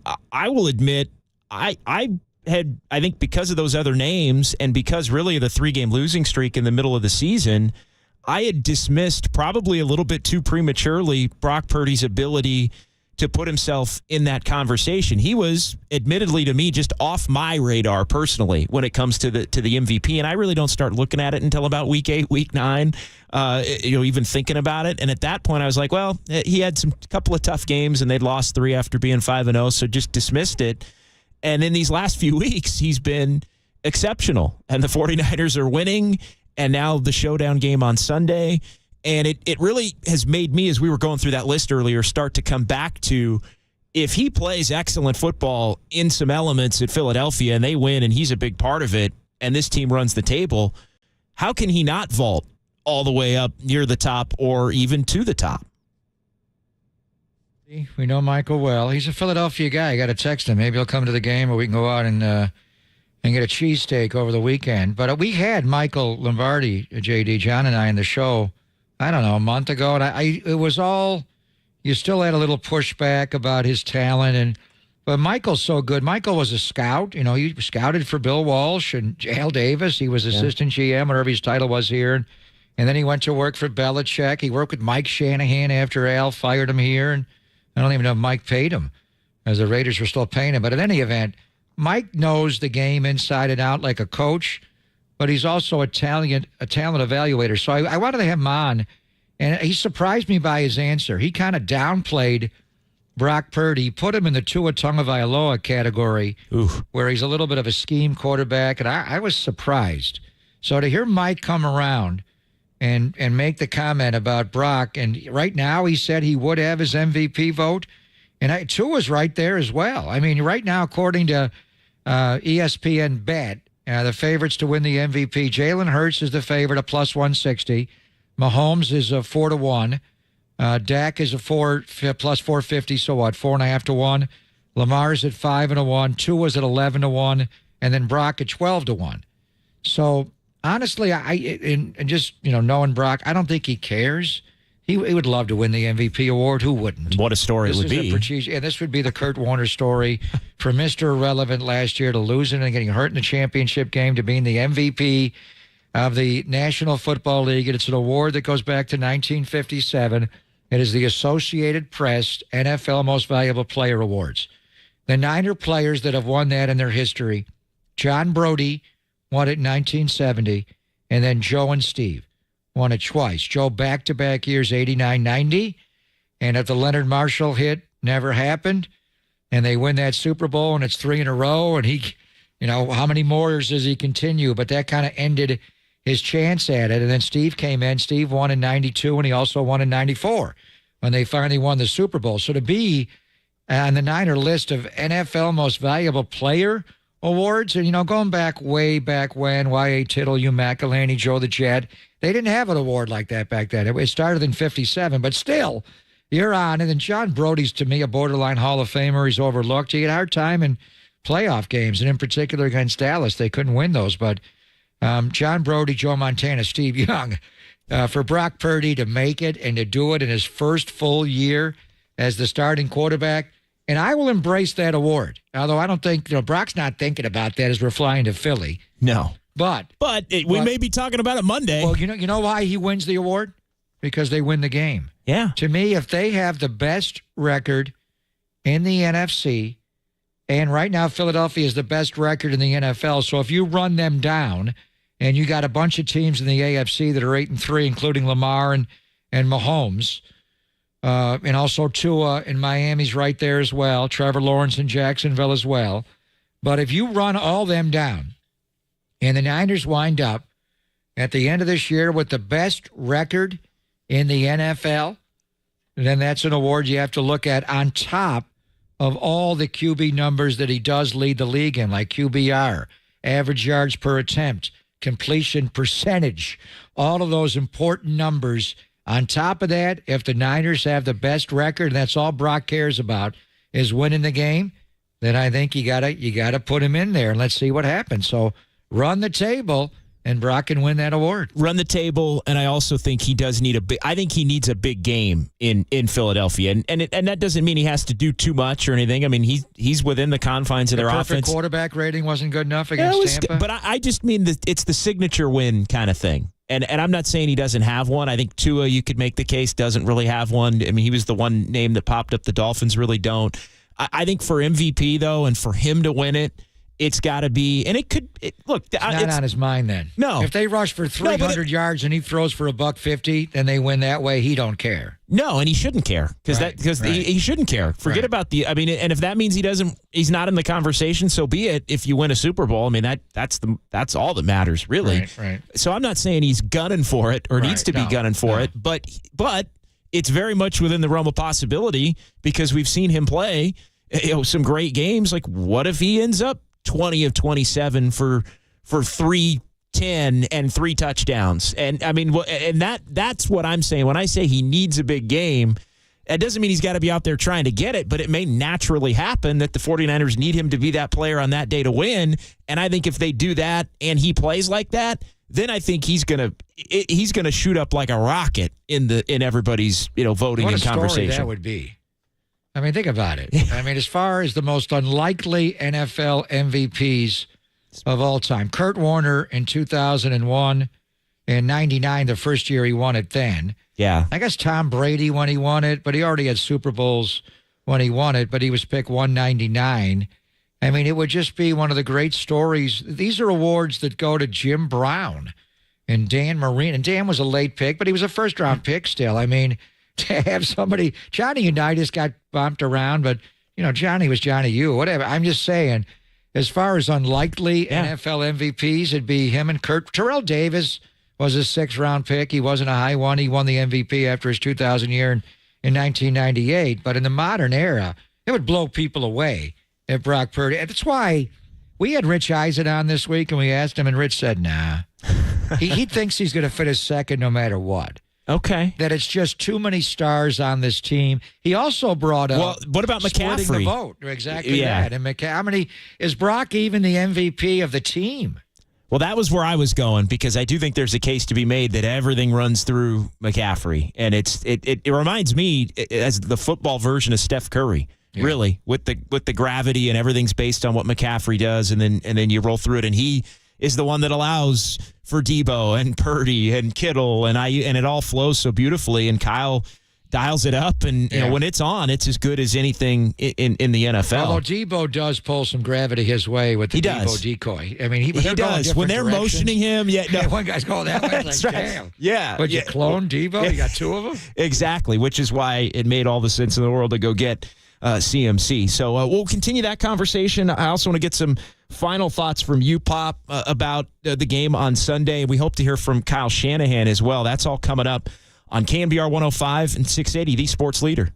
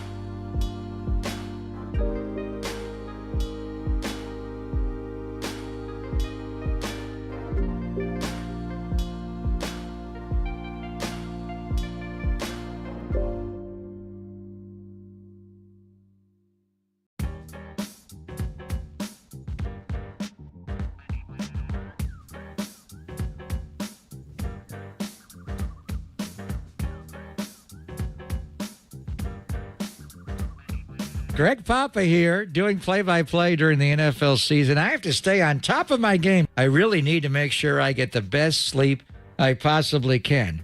Actually, because of my Sleep Number smart bed, which I've had for a couple of years, it does help me get the proven quality sleep that I need. Sleep Number beds allow you to adjust to your perfect firmness and support to sleep comfortably every night. And while you're sleeping, Sleep Number smart beds automatically respond and adjust to your movements to help keep you asleep all night long. And I sleep the best I've ever slept in my life, at least many, many years. J.D. Power now ranks Sleep Number #1 in customer satisfaction with mattresses purchased in store. Wow.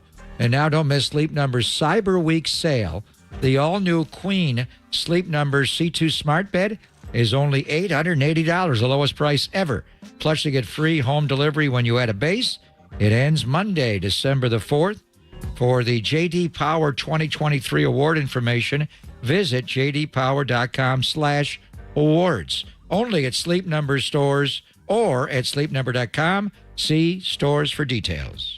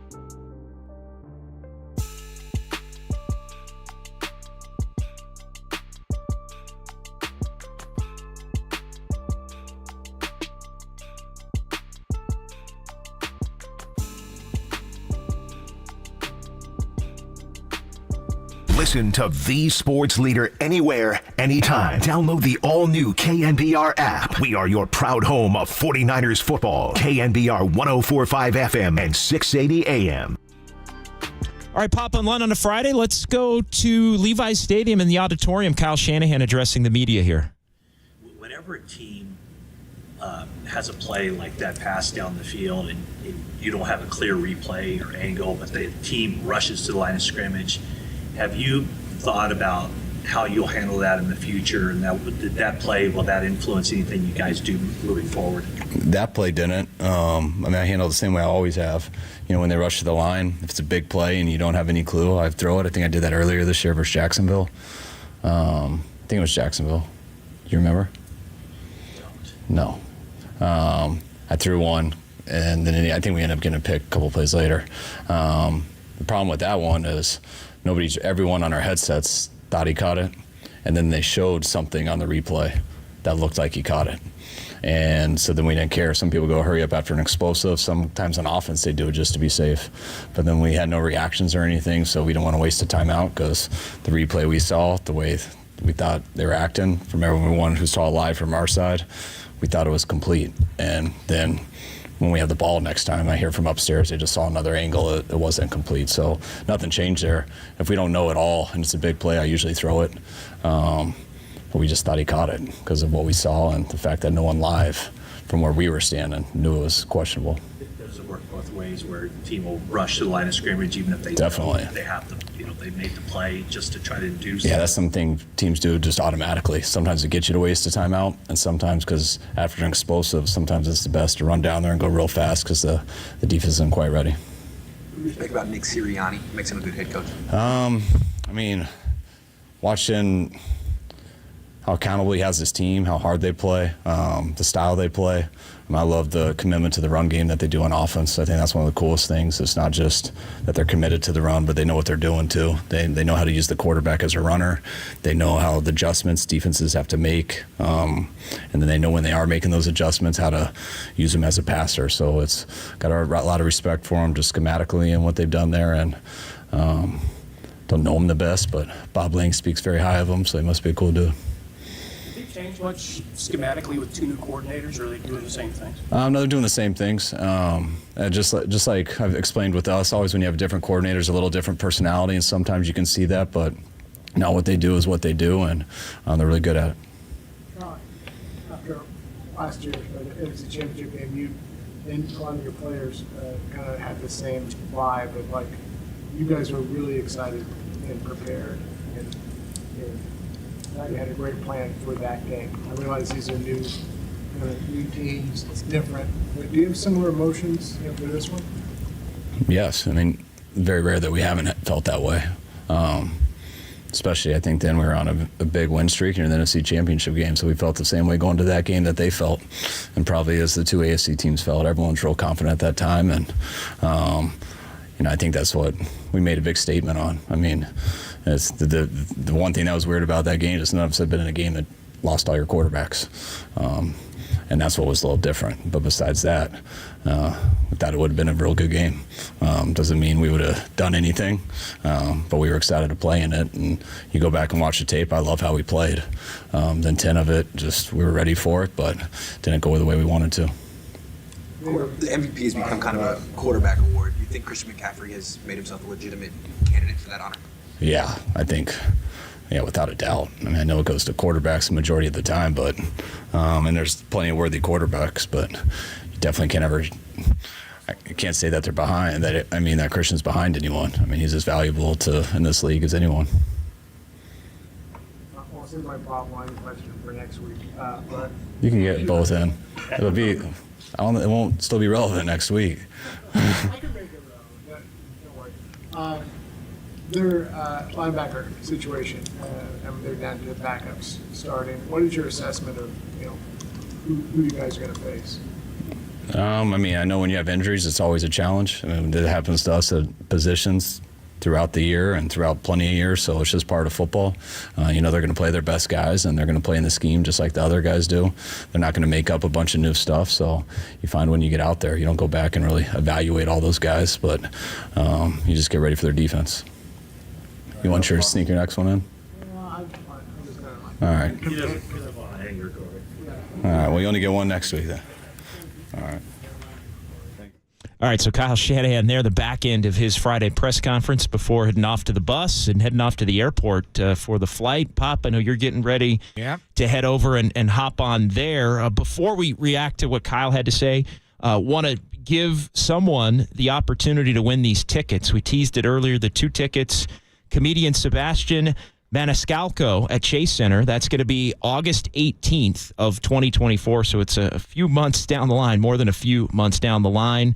But the cue to call and be the 10th caller right now to 415-896-KNBR, and you'll be the winner. Again, it's a contest line, 415-896-KNBR, and you'll win. That event is furnished by Live Nation. So, you can check it out and be the 10th caller to that number. Again, 415-896-KNBR to go see that show. Papa and Lund here on a Friday. John Dickinson sitting in for John Lund. And Pop, just kind of some final thoughts on the game, but I wanted to just jump off of what Kyle Shanahan just said about Christian McCaffrey, the question there from from Grant Cohn about McCaffrey being in the MVP race. Did he hurt his guy Purdy by going all in on McCaffrey? Well, then the follow-up would have been, Coach, if you had to vote for an MVP for your team, who would you vote for? And honestly, I don't know who I would vote for. As good as Brock has been, I think the epicenter of the 49er offense is Christian McCaffrey in the running game and the balance that they have. They are so balanced. And then, Brock, it's all off of that. Philadelphia's offense, it's a different way. They put you in conflict. It's the mesh point of the running game. And with Philadelphia, it's usually Hurts in a shotgun and DeAndre Swift to his side or sometimes behind, because when he's behind, the balance is they can run left or right equally. If the running back's to one side of the quarterback, he typically runs across on the give on the mesh point. But it's the same thing. They put you in conflict on the mesh point. He holds it. Is he giving it to zero? Is he pulling it? Is one going to run it? Is one going to pull it and throw it? And then he's got 11 and he's got 6, and we'll see if 88 plays in the game, Goddard. So that's the essence. And for the 49ers, and they do it more under center, but there are a lot of gun runs there. But it's is he going to hand the ball to 23 or not? And if he hands it to 23, then those linebackers better come up. They better step up. If they wait 1 second, McCaffrey's getting the edge or he's getting the cutback, and you're screwed. Now, if you step up too soon and he pulls it out, and then you got a Debo dig and an Ayuk slant or McCaffrey running the choice route. So really, it's a little like the Warriors. Yeah. When you had Durant. Remember that one year they all asked her, how you going to change, Clay? I ain't changing ass. Bleep. And at one point, they all took the same amount of shots. Have you seen the breakdown of the 49er catches? And Ayuk's up to almost 20 catches, yards per catch. But when you look at Kittle, Ayuk, McCaffrey, they're all in that same area. Yeah. Debo doesn't catch as many, and he's missed a little time. But he's more in the run game and the short passes and all that. It's just different. But and Kyle's not going to worry about the MVP, but I think it is a quarterback award. But if Brock does fall down in the voting a little bit, you'd have to ask who votes in the Bay Area. It's an Associated Press award. I don't think Josh has that vote in the Bay Area. Who votes for the MVP in the Bay Area for AP? Do we even know? That's a great question. I'm not sure. Maybe it could be. It's not Mayoko.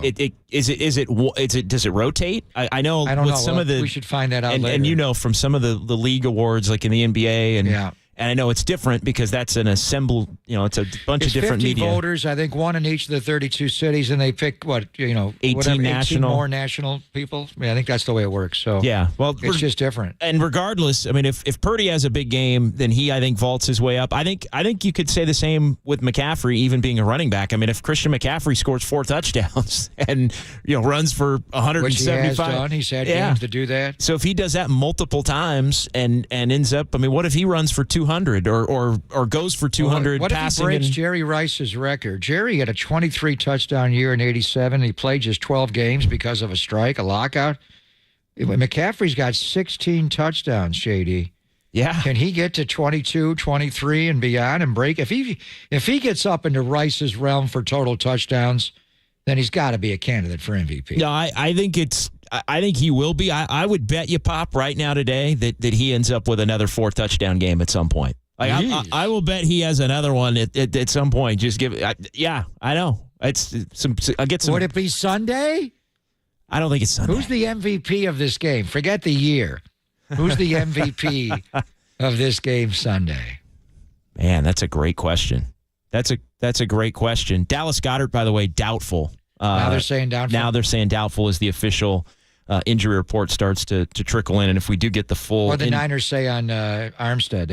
I haven't seen it yet. We missed that part of the press conference. I know Kyle usually comes out with his list, as you know, right at the beginning of the press conference and reads it out. So if we get the written part of that here in the next couple of minutes, or maybe the guys in the studio, Walter and Danny, can relay what he said at the beginning, because we were in commercial when that part started, so didn't get a chance to hear it. You're listening to KNBR AM and FM San Francisco, the sports leader, a Cumulus media station. Final hour here, Papa and Lund on a Friday. John Dickinson having a blast sitting in for Lund. Reunited, Greg. It's great to be back with you and doing shows and working with you again. Couldn't be happier. And I'm going to be in Philly. Are you coming? When are you getting in? Saturday? It's actually, so I'm doing the new Dubs show, the Dubs OT with JD. And we've got another show because they're playing at 1 in the afternoon tomorrow. So I'm taking a later flight. What time do you get tomorrow? Do we get any chance to hit the streets? I don't think so. I wish we could. I wish it worked out. This was an epic time when we were at the Cleveland in Miami, like the Tuesday before Super Bowl 54. Oh, my goodness. But the best night you and I had, because it was just you, me, and Devin Fox. In Oklahoma City, in Bricktown. Oklahoma City. There was no one in those bars but the three of us. And we were Devin's nuts. And you hung right in the middle of it all. She was fun, and that was fun. And nobody will ever tell me again in the rest of my life that you can't have a good time in Oklahoma City. Nobody will tell me. We went to Bricktown. We went to Bricktown. Which is named after Russell Westbrook for his jump shot. I thought it was the turnover. I thought it was the pastry shop. It was. Did I say that to someone? After Game 6. I saw you in the airport. Yes, we were on the same flight. Did some lady get mad at me?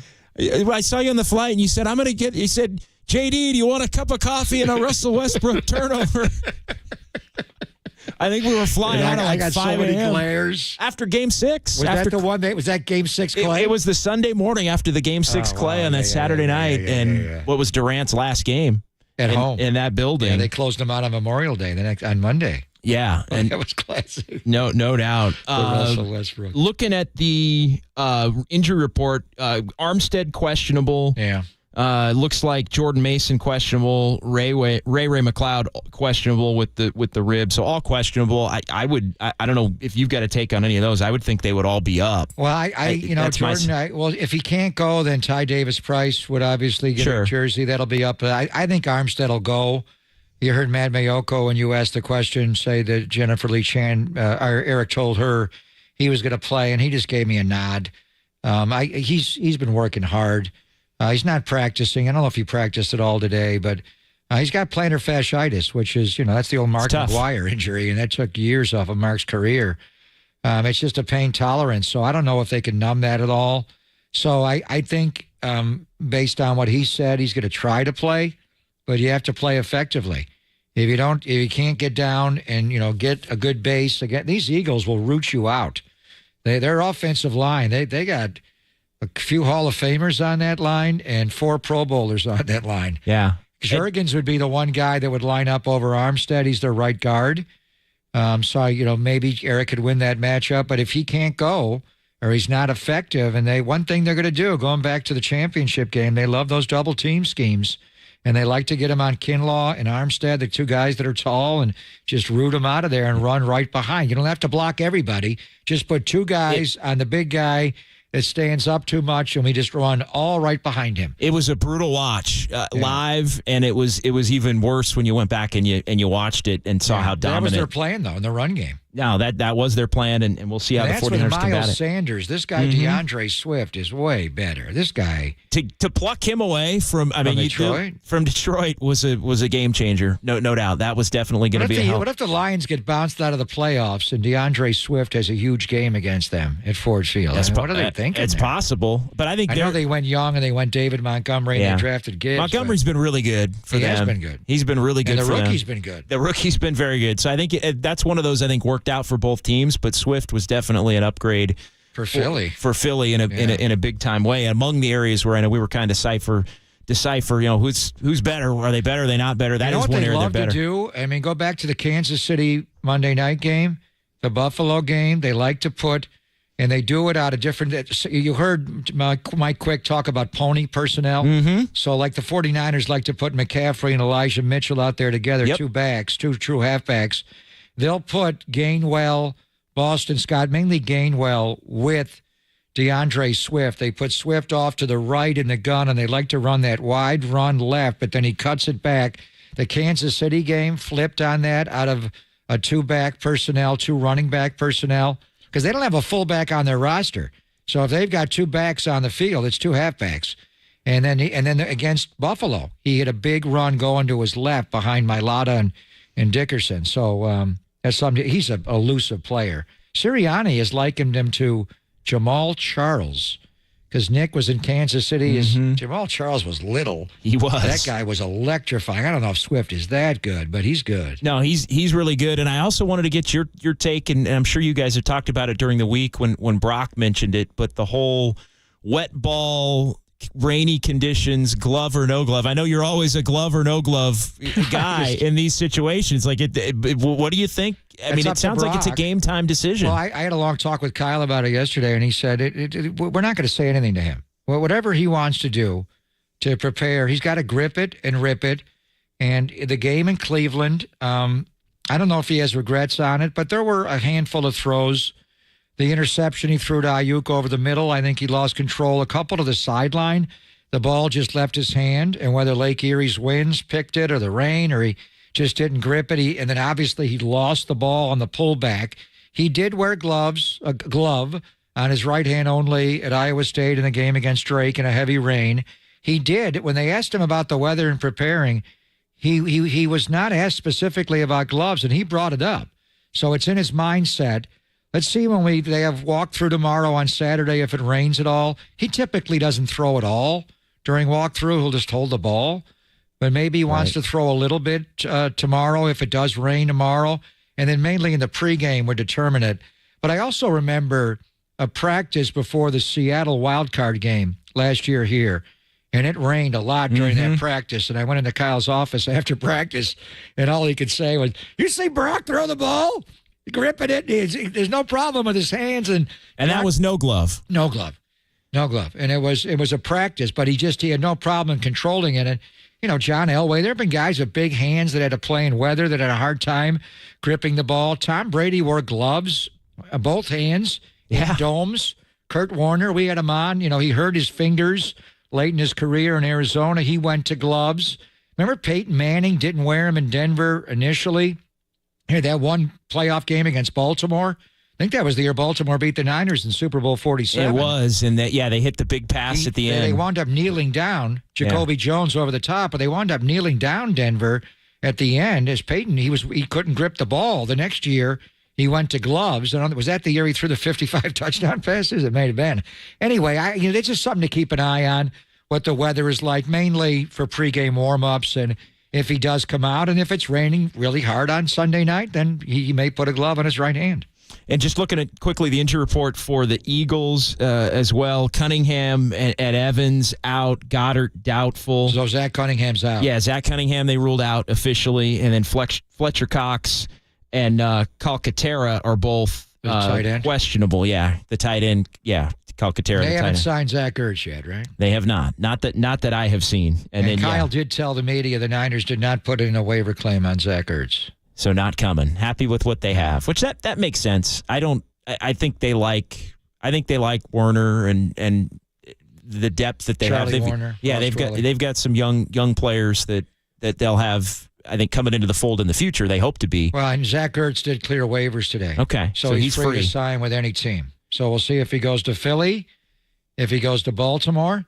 Are we going to see him one more time this year? Anyway, he signs in Philly, makes up with Howie Roseman and plays Sunday, or he might more likely to see him on Christmas night as a Raven. Whew. I feel like he's going to Philly, but not in time to be a factor on Sunday. I think he's going to Philly. Where's he at? Is he in Danville? Is he in Arizona still? You need your need your tracker. Text Julie and find out. I would say, yeah. You need to check. Well, I know you got to run. Before you run, there's a very special. The guys in the studio in the control room wanted to. It's just a very special presentation here to me. It's to you, but it's really. I think it's for us being reunited. Like the Clevelander. Yeah. When we're united, Pop, the Niners go to the Super Bowl. So just keep that in mind. Is that it? And where's the Super Bowl this year? Yeah. Oh, Vegas, baby. Here, all right, go ahead and hit it. Go ahead and hit it, guys. John Dickinson, super reporter, big game bounties, boots Is that Creed? Is that higher or Arms Wide Open? Oh, I remember. Who's that guy in the vocals? Good voice. How come he got the singing ability in his family? John Dickinson.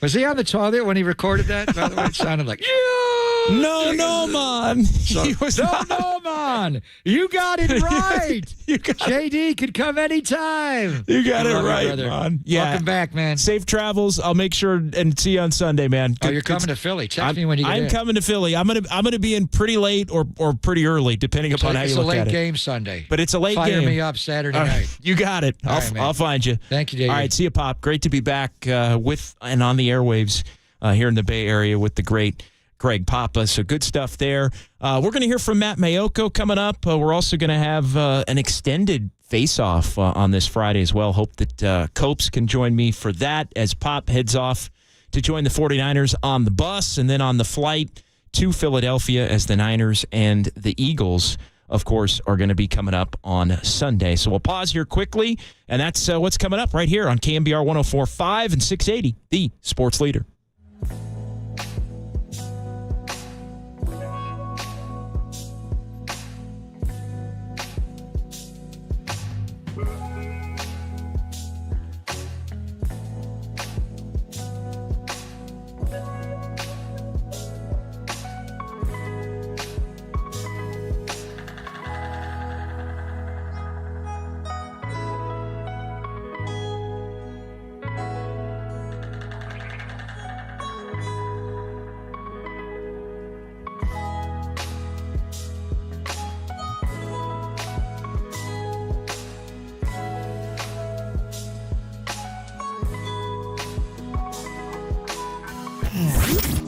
Here's what's trending now. Trending now. On KNBR.com. John Lynch joined the KNBR Morning Show to discuss heading back to Philly for the first time since suffering that devastating loss in the NFC Championship game and how he has all the confidence in Brock Purdy to lead the 49ers back. That podcast and more trending now on KNBR.com and the KNBR app.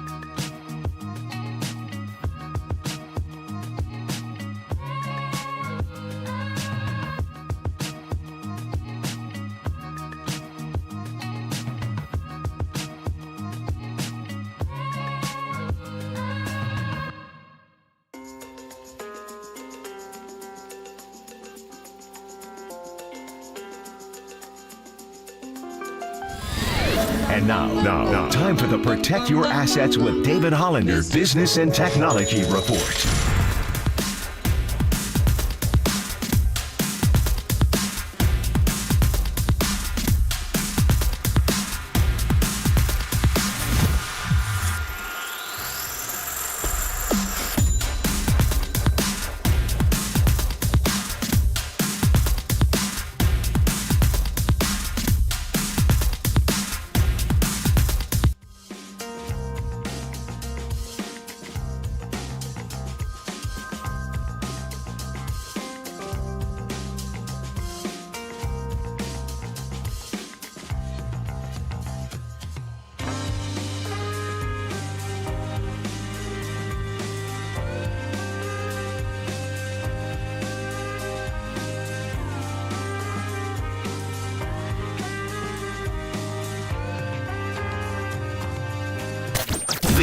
There's a party happening on our podcast page. Hear every interview from every show on demand at knbr.com/podcast. Now on with the show on the Sports Leader.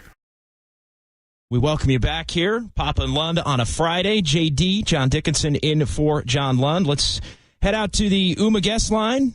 NBC Sports Bay Area 49ers insider Matt Mayoko joining us here on the Sports Leader. Matty, how are you? What's going on, friend? I'm doing well. JD, how you doing? I'm doing well, my man. Good to talk with you. Well, yeah, congratulations, and welcome to KNBR. Yeah, happy to be here. Thrilled to be on today with Greg and talking some 49ers football with you, which is something we've done a lot off the airwaves throughout the course of this season. So looking forward to bringing it on the air here as I make the switch over. Let's just start with going back to Philly. Brock Purdy talking about that, and Greg and I were talking about just the fact that the 49ers were so confident going into the NFC Championship game and never really got to even have a chance to try and execute their game plan. Just what's your sense for the confidence level given everything that's going on with the Eagles and the game they just had to play and being a little bit banged up as far as where the 49ers view their level of being able to go in and get a win Sunday? Yeah, I mean, they were very confident last year going to Philadelphia, and they felt like on both sides of the ball they had really good plans to face the Eagles, and of course none of it really materialized. After Purdy's injury and then Josh Johnson's injury, we never really saw what they had in store for the Eagles. I guess other than maybe that the play where Hassan Reddick beat Tyler Kroft around the edge, and Purdy did not step up to deliver that pass from a cleaner pocket.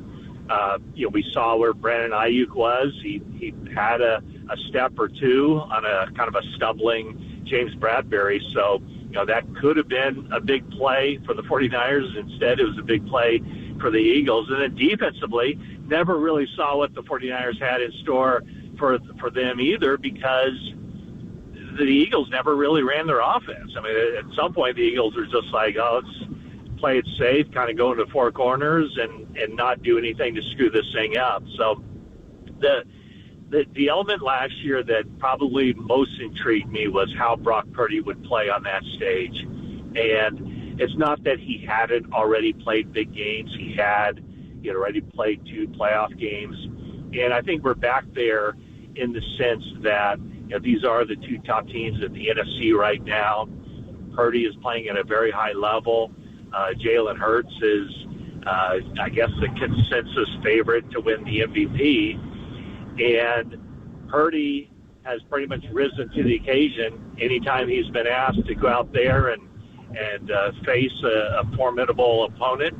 So, I don't think anybody will – no one's opinions, I think, will change about who Brock Purdy is based on what happens on Sunday. But I think everybody's kind of curious to see, what he can bring to the table, what he has in store, how he performs on one day, the Sunday against the Eagles. So I'm debating, and we're going to ask Mike Quick, their lead analyst on the Eagles radio network with Merrill Reese. I don't think Philadelphia is as good as they were last year. They had the same record. They were 10-1 a year ago. They're 10-1 now. The quarterback did get hurt, Jalen Hurts, last year in a game against the Bears, and they lost a few games of Minshew. But I don't think they're as good. We'll get into that with Mike. But from the 49er perspective, the team that they're going to roll into the link with on Sunday versus the team that went in there on January 29. McGlinchey's gone. McKivitz is at right tackle. Brock is a better player than he was last year. McCaffrey's fully entrenched. On the defensive side, you know, the injury last year to Emmanuel Mosley was stinging them. They couldn't quite figure out the opposite corner. Now you got a good trio there, which are Various Ward and Ambry, and moving Diamador Lenore in the slot. Jair Brown's in for Talanoa. Just everything. Jake Moody and not Robbie Gould. Are the 49ers a better team, and clearly a better team now than they were on Jan 29, Matty? Yeah, I think they are. And I think that, you know, the one thing you mentioned, McKivitz and McGlinchey, I don't think there's been any discernible drop-off going to Colton McKivitz, kind of like I anticipated when the season began. In fact, you know, after week 1, McKivitz has given up 2 sacks and 2 quarterback hits. That's in 10 games. So I think he's playing at a pretty high level. I think Deebo Samuel is better, you know, in better shape than he was a year ago. Brandon Ayuk's a better player than he was a year ago. Purdy's a better player. But defensively, I think the only area where you can really say the 49ers aren't as good is at nickelback. And with their nickel defense, I wouldn't even say that because I think their pass rush is better. You know, the 4 guys they put out there to rush the passer now are better than the 4 guys they had out there in those money situations to rush the passer last year. The other area that we don't really know yet would be at free safety or at strong safety. You know, is Jair Brown up to the level of Talanoa Hufanga? At this point, that would be way premature to say that there's been no drop off there. So I'd say that Hufanga is, you know, there's a drop off for a guy playing his second game in the NFL. So yeah, I think the 49ers are better. And the Eagles, I mean, there's some age on that Eagles defense. You know, Fletcher Cox and Brandon Graham, the defensive backfield, their linebackers aren't as good. But yet, I mean, I say that, and yet they're 10-1, and they control the NFC. Things can change in a hurry, though, because if the Eagles lose on Sunday, there's a decent chance they're going to have a 2-game losing streak. Because I think the Cowboys, despite how sloppy that game was last night, I think it's going to be really difficult for the Eagles to bounce back and play the Cowboys next week. So I think all things considered, this game sets up very well for the 49ers. And there's a reason, kind of against logic, that they go into Philadelphia as a 3-point favorite. Matt Mayoko joining us here. I got to ask you about the weather. I'm looking at the latest weather report. Looks like likely rain. I'm seeing 81% chance, although it could be scattered throughout the day and into the late afternoon with kickoff at 4:25 Eastern. Is the 49ers in weather and Brock Purdy in weather, is that everything, something, or nothing, Matty? Yeah, I think it's something. I don't know that it's everything, and I certainly don't think it's nothing. But, you know, it's not like Brock Purdy never played in bad weather conditions, you know, playing at Iowa State. But he did mention yesterday about, you know, he'll be a little bit more prepared this time than he was going to Cleveland, where he really appeared to struggle with that.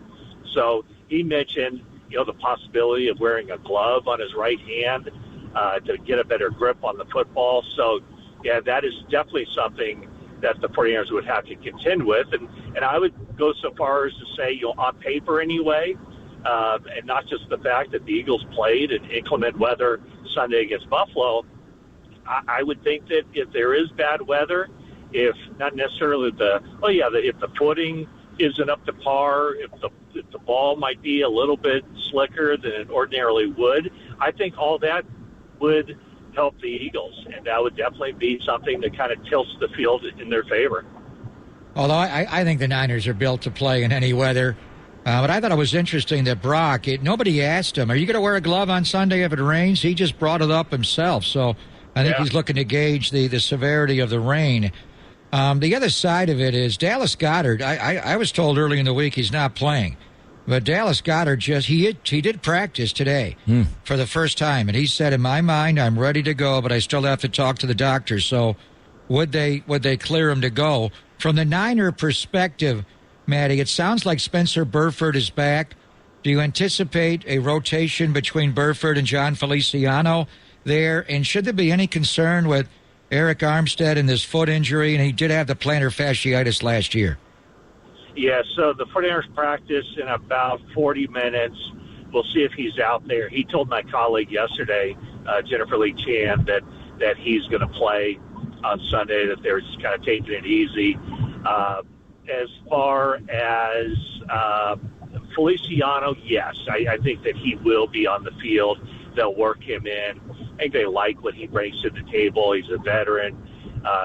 He's steady, and I think that they found some benefits last year from having Spencer Burford and Daniel Brunskill split time. And I don't think Burford's taken probably the step forward as quickly as they wanted him to.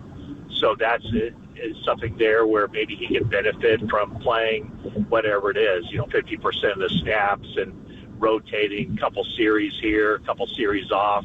So that's something to keep an eye on. And that's kind of the element of this game that also I kind of am excited to see, because we talk about the trenches and, what the footing might be like. And, the 49ers and Eagles are both, hard-nosed, teams that really thrive on the trenches. Well, everybody talks up the Eagles' defensive line. Everybody talks up the Eagles' offensive line, and rightfully so.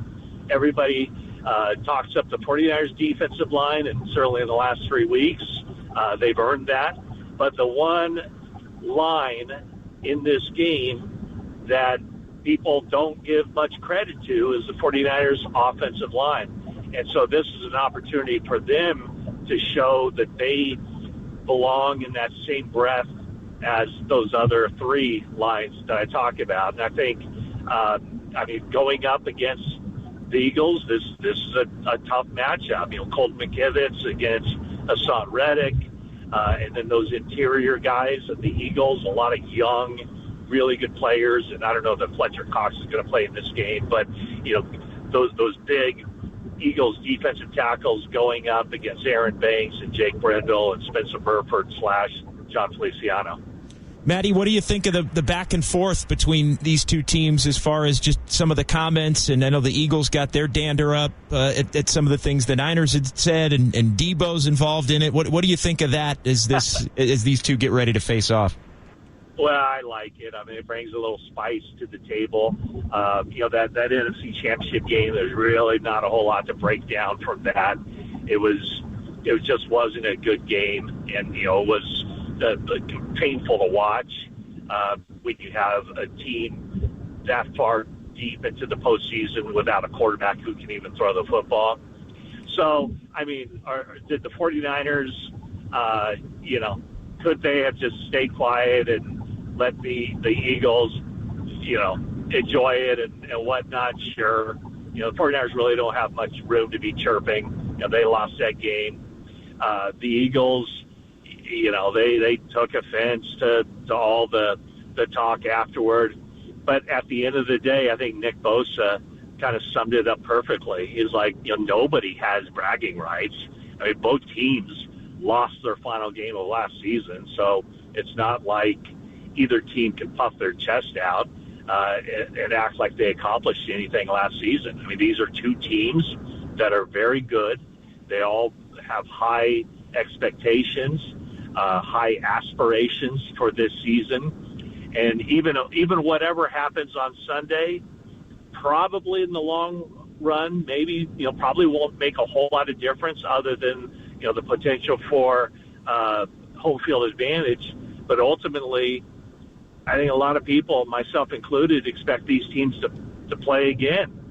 And they'll play again in mid to late January with a trip to the Super Bowl on the line. And this game will just kind of be a footnote, or, it'll probably be long forgotten, because whatever happens the next time these teams play will be the one that really carries the most weight. January 28th is Championship Sunday, so that would be the time they would meet. Unless, of course, Philadelphia loses the division and the Niners lose the division and somebody's a lower seed. But if they're 1-2, that's where they would be lined up to play. I agree with you. It's hard to even go back and watch the NFC Championship game from last year because there's not a lot there. But they did go after James Bradbury early in that game with a double move to Brandon Ayuk. It was a play Brock got hurt on. He double hitched. He didn't step up in the pocket, and Reddick got his elbow before he could get rid of it. But they were going at him. And then you hear they walk the comments back.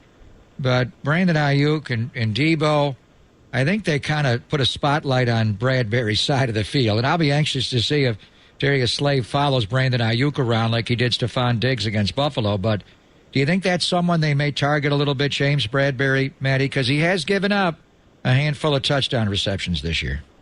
Yeah, he's given up 7 touchdown receptions. Absolutely. I don't think that Deebo Samuel, spur of the moment, made that comment during Radio Row. I believe it was on the I Am Athlete podcast where he called James Bradbury trash. I don't think he just thought that in that second. I believe that as the 49ers prepared for that game, they saw a lot of stuff that they could beat Bradbury on. And we saw it, 6th play of the game when they thought they had him. So, and I don't know that he walked it back because Deebo Samuel said he doesn't regret anything he said. Yeah. So I do believe that was something that came up in the week of preparation to face the Eagles.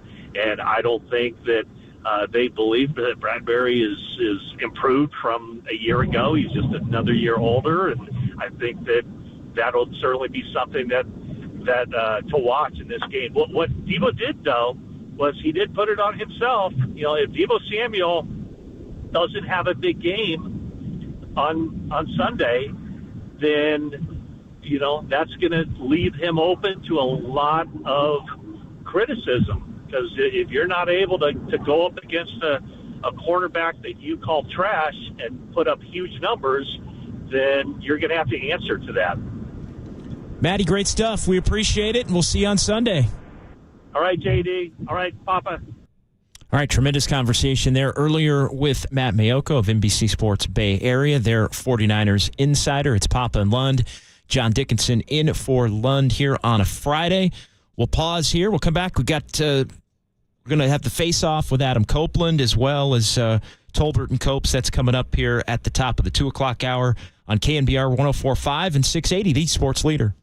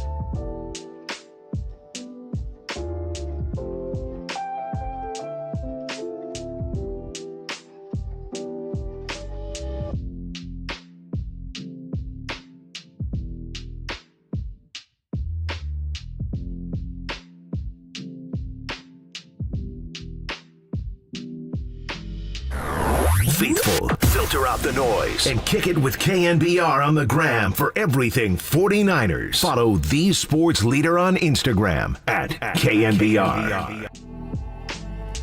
I would say this, I think he's got MVP play on his docket for this year. But that 3-game losing streak is just, and the fact that there are so many terrific players on his team, I think would cost him, to be straight up with you. I don't know. It's just, again, one of those things where you got to look at the player with the team with the best record. Even if they beat Philadelphia, they're still gonna be behind him.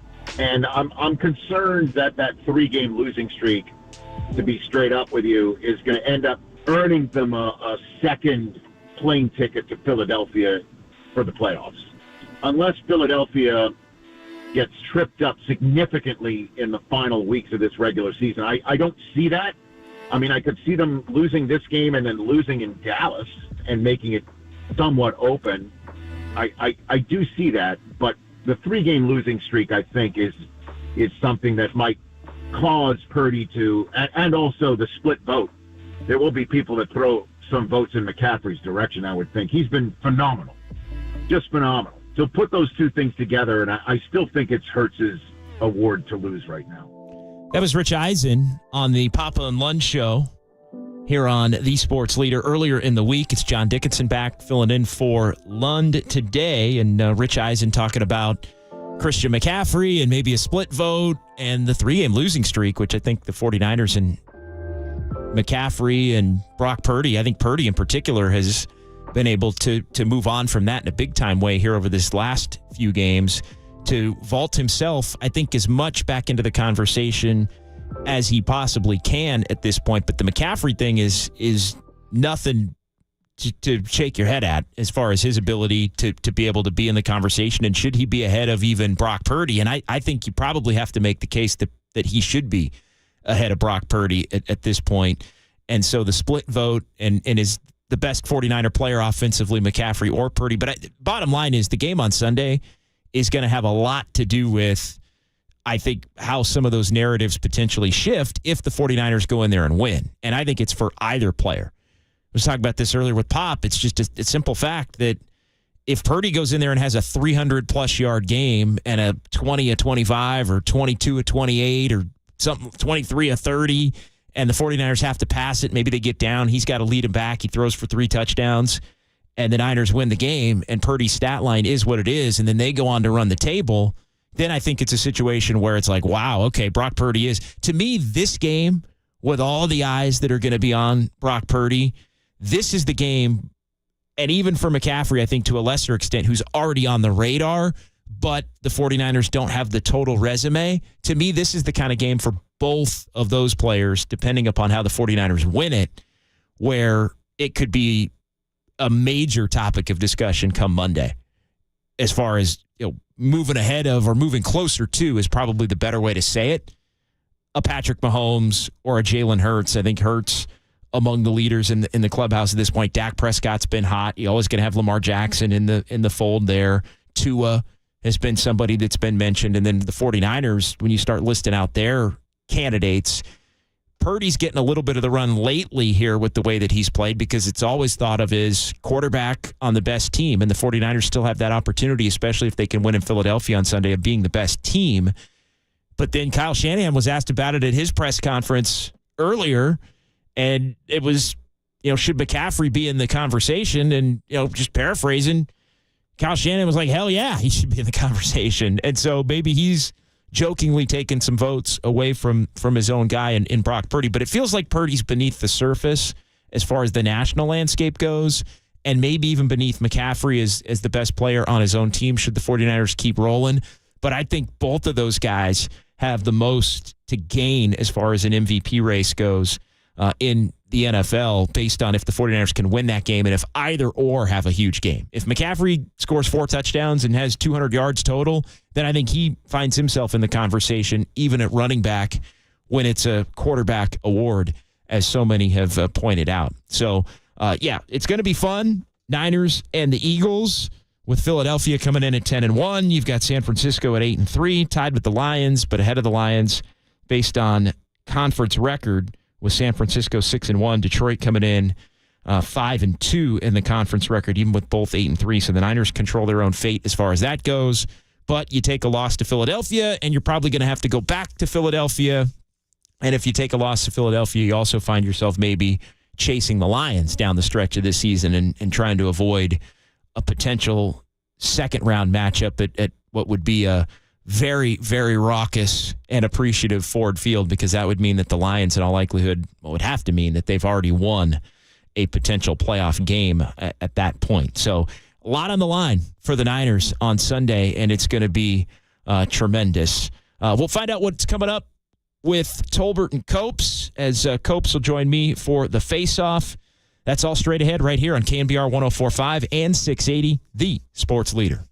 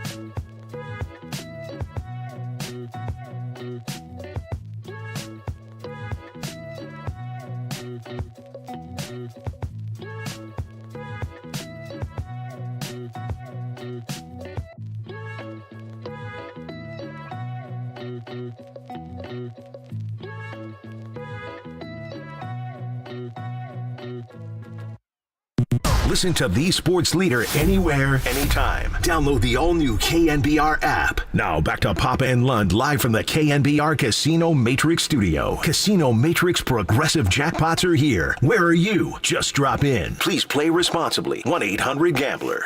Oh, man, it's an incredible feeling, blessing to play with two guys like that for 12 years. The success we've had is great.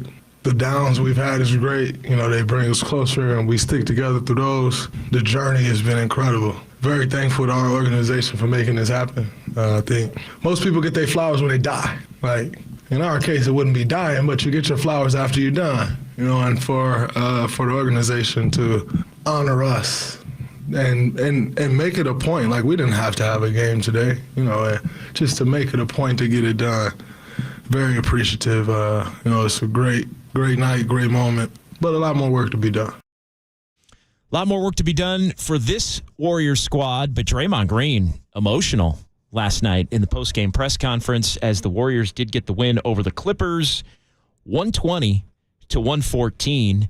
It's John Dickinson back here, Papa and Lund on a Friday, and it was 11-30-23 night over at Chase Center. 11 November 30, obviously the date, 2023, but Klay Thompson, Steph Curry, and Draymond Green, 11-30-23, and there was a wonderful mural-like banner as the backdrop last night for the post-game press conferences and the pregame press conference with Steve Kerr, and I think, you know, all three really significantly just emotionally impacted by that in a positive way, and it turned out to be what could have been a pretty catastrophic night, given where the Warriors were at, coming off of the loss in Sacramento on Tuesday and blowing the 24-point lead, not being able to get the job done.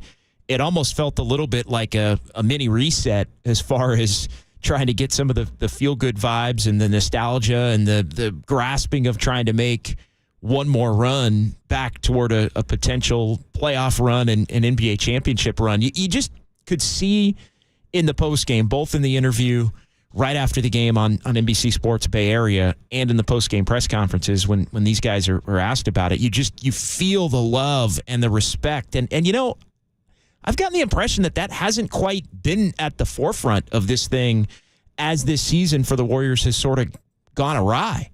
You know, the 6-2 start was great, but everything since that leads them to this point where they're a game under 500, you know, it was starting to feel like it was a bit of a powder keg, or that it was a little bit fragile. More than a little bit, to be honest, given everything that had happened. And Klay Thompson's getting into it with the media, and there's reports about the Warriors not being happy with Andrew Wiggins, and Draymond Green's getting himself suspended. And then you've got Steph Curry, who's just Steph Curry and trying to keep it all together and do everything he can to just put the team on his back until everybody else comes around, because this continues to be what the Warriors signed up for this season. But the love and the respect and the appreciation that Steph for Klay and Klay for Draymond and Draymond for Steph and all of that, that circular, emotion between those two and just the continuity of it, you can get a real picture of why it was so important when the Warriors were eliminated back in May. And I was down there at Crypto.com Arena when the Warriors were eliminated that Friday night in May the 12th. And you didn't know what was going to happen. You really didn't. And you kind of got the impression that anything was possible, that there could be something leaked, you know, that Steve Kerr wasn't coming back. Or immediately, I know Bob Myers ultimately didn't come back, but or Bob Myers is definitely out immediately rather than taking a couple of weeks to survey it or whatever. You know, this is likely the last time that the big three play together, sources say. Like, I was ready for any and everything when the Warriors were eliminated in L.A., and it didn't happen. And it didn't happen immediately, where basically that night you're like, well, they're running it back. Like, Draymond's getting a contract because they had to do that. We'll see about Steve Kerr. The only one that I think everybody kind of knew and the writing was on the wall was Bob Myers. I think everybody had kind of, you know, those in the know believe that it was just time for Bob Myers to move on. And I don't think it was really a money thing or anything like that. I just think it was time. And he was a little bit drained by a lot of the success and the expectations that come with that success. And Bob's got a lot of other endeavors and a lot of, life ahead to live that he was like, I'm good. I'm going to end this on a semi high note. And I think that the ultimate high note was getting back and winning that fourth championship, going back to 2022 and that season when it seemed so improbable that the Warriors would be able to get everybody back and be able to roll through that and all of that. So I think, that was how it led to that point. But it was a night where I think the Warriors needed something to hold on to that at least gives you hope going into the next game. And I don't mean to be, total Debbie Downer, like it was, completely, not even a quarter of the way into the season, just about a quarter of the way into the season. But the way things were going, it did seem like it was fragile. It's like, all right, for one night, positive vibes. Bench stepped up. Nice win. Klay Thompson contributed. You got to do these things and win. That was kind of the point last night of the first Dubs OT show with JD here on The Sports Leader. It was just, you can't talk about how you're going to be better and do better and win and all these things are going to happen while you're taking L's and while you're under 500. Like, you got to win games along the way to help propel yourself forward and to give yourself a little bit of breathing room to where you can't. Like, I believe that the Warriors can get it together and get on a run, but you want to get it together and get on a run when you're 500. You don't want to get it together and get on a run when you're 5-6 games under 500, because then that run's only going to get you back to 500. And then what happens when you have to, when you go through another down patch? Does that mean you're going to get back multiple games under 500? And you're just chasing your tail throughout the course of the whole season. I think that's the number one thing that the Warriors have to avoid at all costs right now when you look at what's ahead. And fortunately for them, they don't have a lot of games coming up on the schedule. They do play tomorrow afternoon in LA against the Clippers. And then it's multiple days off, Sunday, Monday, Tuesday, before playing Portland on Wednesday at Chase. And then they go to Oklahoma City. And then they have a couple of more days off after that game in Oklahoma City, Saturday, Sunday, Monday, after they play that one. So there is going to be a chance to hit the reset button, to get refreshed. But how the Warriors conduct themselves during this next week with these 3 games that are coming up, beginning with tomorrow's and then the 2 that I mentioned, Portland and OKC, that's going to tell a big part of the story as far as, can they get to that point? Can you get to that point winning, let's say, 2 of the next 3? You're 9-10 right now. Can you go beat the Clippers again? Can you Portland is it's not a must win because it's December, but that's a game you just got to get. Portland's among the bottom feeders in the Western Conference. Like, Portland is among that group of teams with, to me, San Antonio, and I think Utah, though Utah's played a little bit better. Like, those are the kinds of teams that I feel like they're already there are 4 teams that I think right now are already guaranteed to not make the play-in tournament. 4 teams right now. I think it's Portland, I think it's Utah, I think it's San Antonio. And I'm even going to throw Memphis in there, although Memphis will get John Morant back at some point and probably make a push. But I think their beginning to this season ends up probably being too much to overcome. And then we'll see. There's going to be another team that possibly won't make it.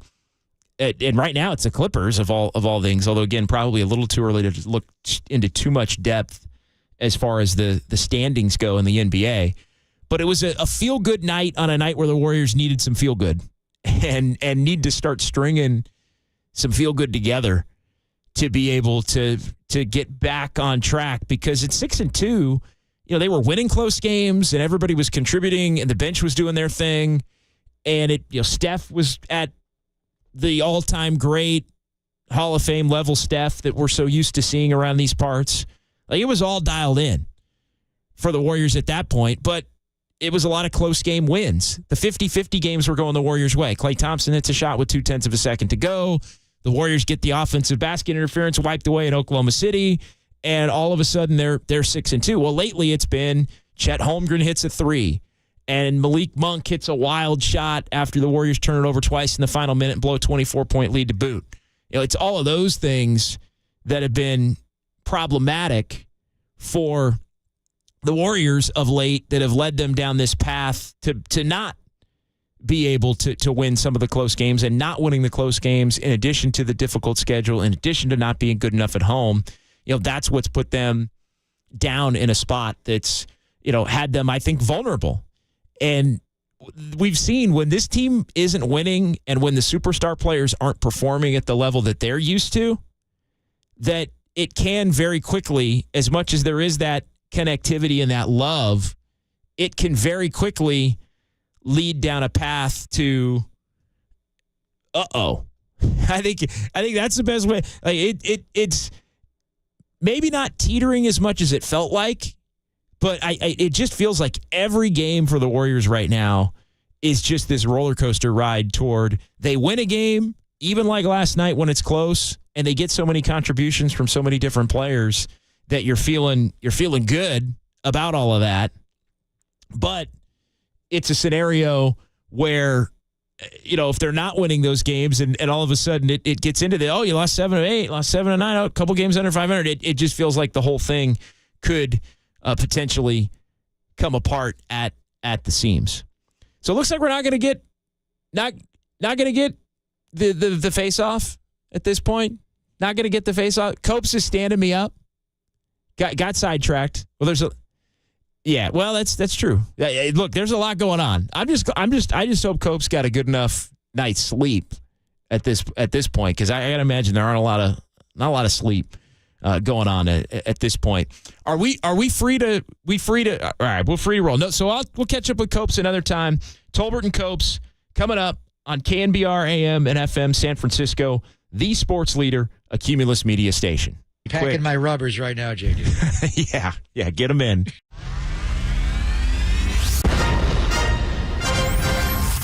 The NBA brought him to the Bay. While his co-host was born and raised here. Adam, that is great co-host work right there. That is amazing. You're lucky to have Adam, Tommy. Oh, absolutely. It's time for Tolbert and Copes. Let's get it on! Tom Tolbert. Yeah, thank you. Now if I could ever get some beer. And Adam Copeland. Adam Copeland has arrived! On KNBR 104.5 and 680, the sports leader.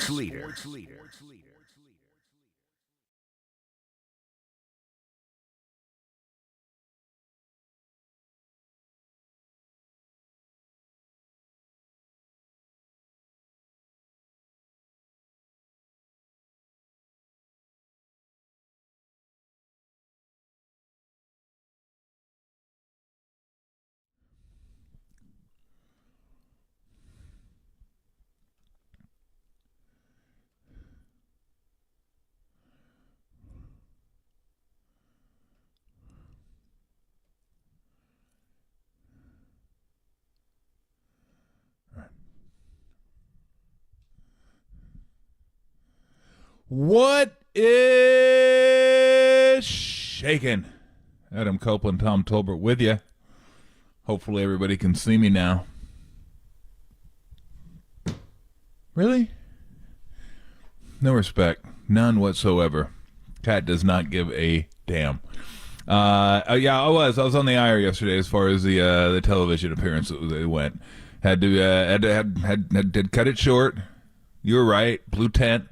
Went in the blue tent, came out in about 60-40 at best. So, but I am Gloria Gaynor. I will survive. So, and I did. And no, Tim, that does not give you license to play that song during the show, unless Gloria Gaynor did ska. I don't need to hear you. Come on. You know you mentioned a song on the show. It will. Why am I even talking? It's going to be played. It doesn't even matter what I say. So I don't even know why I said it. You know why? Because I'm stupid. Say hi to Pip, everybody. Say hi to Lou, everybody. What's up? The gang is all here. And it's a big gang. Like a really big gang. Including Tim Ryan, who we talked to earlier today. Dennis Ranahan, who I talked to earlier today. Dr. Bob, going to get us some college and pro picks at 2:30. We're going to have a replay of Kyle Shanahan at 3:50. Marcus at 4:50. And Harmony, your favorite, you sickos, at 5:30. And just so you know, Here are the games that Harmony and I will be debating on. You could try to figure out which way Harmony is going to go. We're going to talk, for whatever reason, Broncos-Texans. She picks the most bizarre games, and you always got to know that it has a sexual connotation to it. So it's like, how do you... Bronco? Bronco, okay. How does the Denver, Bronco, Wilson, Russell... Okay, what do we got there? We got Texans. We got Stroud. We got... could be interesting. I'm not sure which way she's going with that one. We got Oklahoma State and Texas. Well, you know she's going to go Texas. She loves Derek. Bama, Georgia. That's a big one. I have no idea which way she's going to go there. I'm excited for that one. Then, of course, she'll get into the big game of the weekend, 49ers and the Eagles. And I know you may think that Harmony is not a homer. Harmony very easily could take the Eagles on this one, without a doubt. I think she's going to lose because I think the Niners are the right side in this one. I got to thinking about this the last couple days, and it screams Niners. If you know anything about wagering, it screams Niners. It just does. They're handing it to you. A one-loss team, a team that went to the Super Bowl last year, a team that doesn't lose at home. They're getting points at home?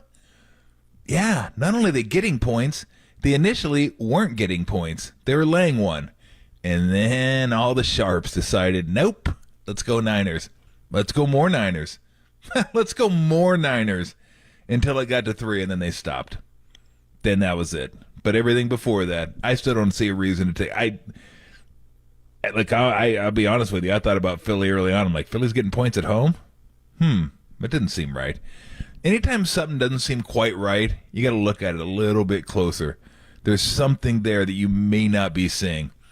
And you wait a little bit longer, and then it kind of becomes clear to you. Okay, Niners are the right side here. They just are. I'm not going to say they're going to win. Right side means it happens probably 60% of the time. Best. So, 40% of the time the other side wins, but... the Niners are the right side in this one. I would endorse a wager, especially if you can get it at 2.5. Well, I don't know if it's going to go back to that number. Maybe it will. Maybe Lane Johnson is declared fit, and it goes back down to 2.5 because enough money comes in on the Eagles plus the 3. But I will be on the Niners. I know one thing. If I'm not on the Niners, I sure as hell am not on the Eagles. That is not going to happen. So we'll find out what Harmony has in store. So you know how Fridays go. It's a football Friday. It's a ska Friday. It's a just kind of whatever happens Friday. And we'll have a little bit of time for that, but we also got a lot of guests to tend to today. We got a lot of sheep today that we're going to be tending to. I don't know why I picked sheep. That doesn't sound right. But anyway, you kind of get the drift. Warriors get one last night against the Clippers. Clippers are just they're just kind of scuffling. You look at the team on paper, you're like, ooh, a pretty good team. And then you watch the team, you're like, it doesn't quite fit, does it? It doesn't quite work. I will say this. They need to show Jonathan Kuminga the first 9 minutes he played in the first half on loop. Just show that to him over and over and over and over and over and over and over and over and over. Like, you want to play? That's how you play. That's how you play. He took under control threes that were drawn kick threes, corner threes. He made a couple really nice passes. He got 5 rebounds in the first 10 minutes, 9 minutes on the court. He was busting his butt on the court, on the boards. He was running the court. Like, that's the guy. Like, if you could just do that, everything will be great. Everything will be great. You get your minutes. You put up numbers. You'll help the team. You'll help yourself. All be good. But when you go away from that, that's when, Dr. Hook comes out. Off the court, done. Pajemski looked really solid again last night. The bench was incredible. Dr. Giggles. Thank you. Dr. Junk did appear last night, I think. A couple Boston ones. Dr. Junk. On Kawhi. So that was good to see. We need some more of that. We need some more Dr. Junk out there on the basketball court. But now the bench was really, really solid, and that was the worry, right? No Chris Paul, no Gary Payton. And what's going to happen to the bench? Well, at least for one night, it looked good. It's always nice when you can run into another scuffling team. You find out who's scuffling the most. Well, come to find out the Clippers were scuffling the most. So we'll get into that a little bit. Free agency, I don't know if it's taking shape probably until the winter meetings, but there was Ohtani news that 3 teams have dropped out of the Ohtani sweepstakes, and I believe the 4 left that they said were serious bidders were the Blue Jays, the Cubbies, the Dodgers, and the Halos. So those are the 4 teams that are still in the serious running. I still think that he'll probably end up using the Halos to vault the bid up a little bit. I don't blame him. But again, if he stays, I'm not going to be as shocked as everybody else because he's so quiet. He just doesn't leak information. Everybody thinks, well, he says he wants to win, so he's got to leave. Well, everybody wants to win. Does anybody say, you know what, I want to lose? What do you want in a team? I'm a loser. Well, everybody's a winner. I don't want to follow the crowd. I want to blaze my own trail. I want to lose. Yeah. Who out there can get me that? Everybody wants to win. They say, oh, the Angels have proved they can't do it. Yeah, they have. Doesn't mean he doesn't want to win with them. Doesn't mean he looks at him and go, yeah, maybe we can win here.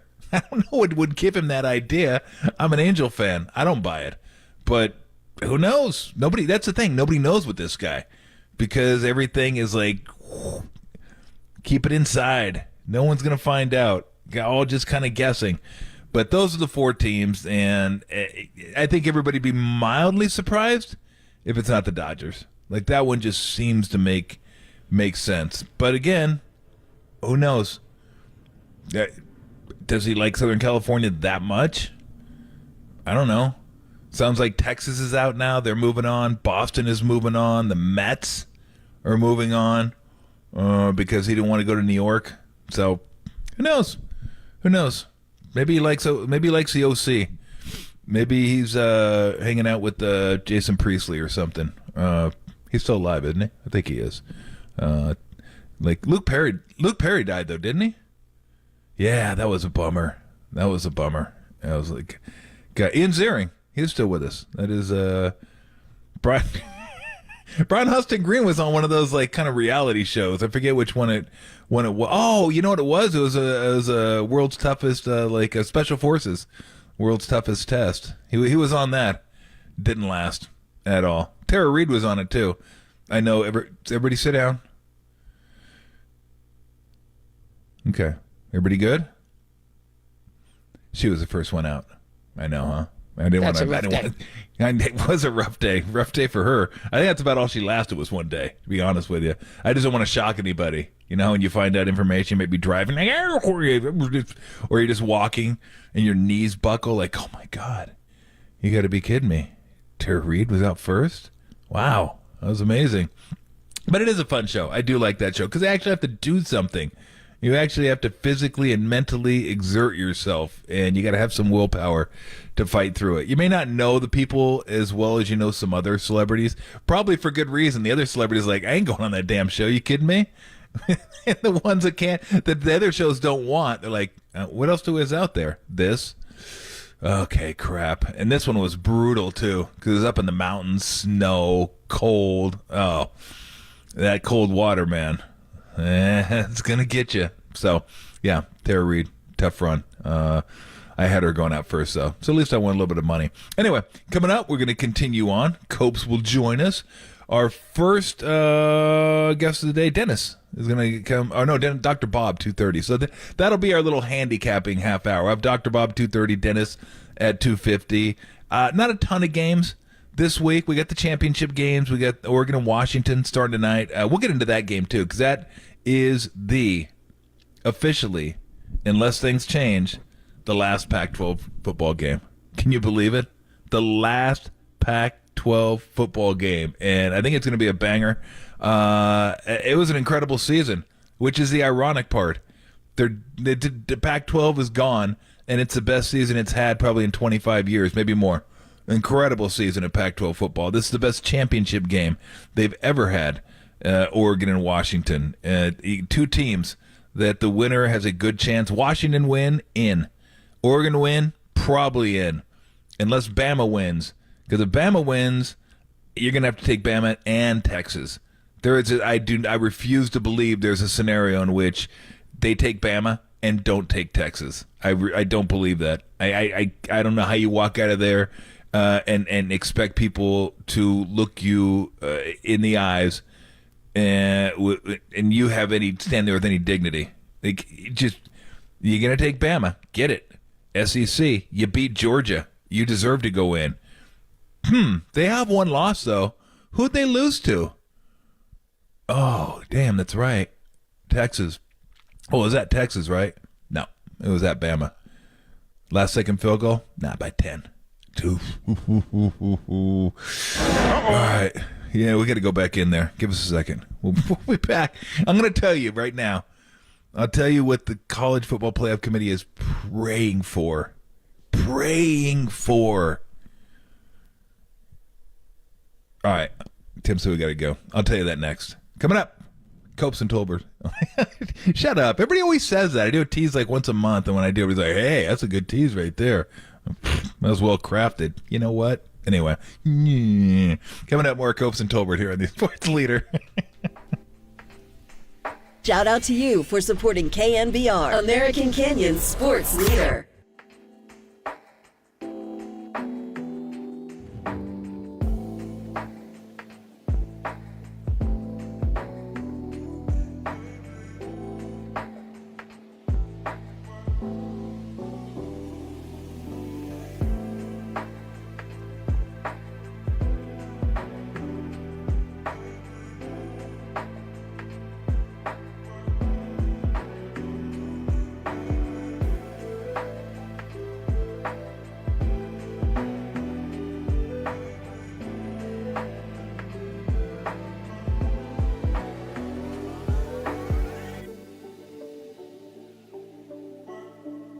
Warriors got back on track last night with a 120-114 win over the Los Angeles Clippers. That story and more is trending now on KNBR.com and the KNBR app.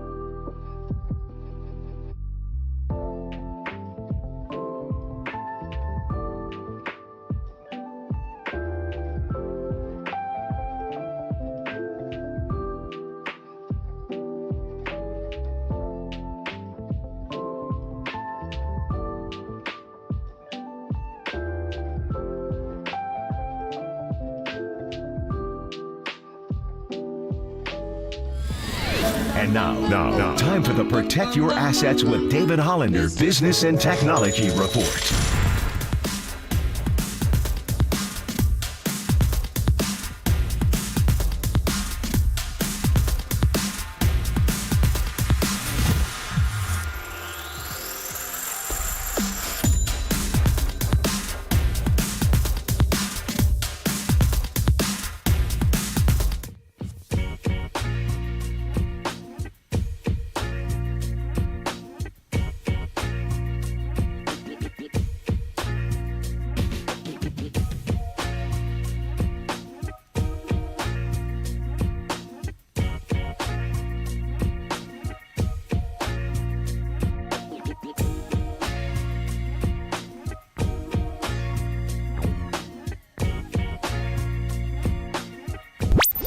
Catch KNBR at your crib on your Amazon Echo smart speaker. Now back to Tolbert and Copes on KNBR 104.5 and 680. The sports leader. Harden inside. Man didn't catch it cleanly. Steph took it away. Tremendous defensive rotation. Curry with the steal. Curry on the accelerator. Curry to lay it up and in. Go at Harden's life. Boy, between those two timeouts, Warriors are a new team. Play driving this time. Tice is there, puts it in, draws the foul. Hang time, and he's flexing on him afterwards. He's already got 7 in the quarter and a free throw coming. And Klay Thompson's got his fingerprints all over this game. 120 to 114. Ty Lue and Steve Kerr, good friends and great coaches. And so on 11:30-23, the Dubs come up with a win.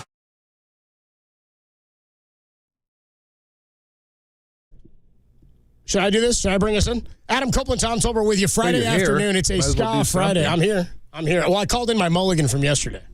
I called in my mulligan. Wow. You use that voucher quick. Well, you know what I mean. It's like, we used to get these when I was in Catholic school. You get free dress passes because I went to, we had to wear uniforms. Dude, free dress passes. That was gold. You got one of those because you got one for your birthday month. They do like, April birthdays, get a free dress for a day.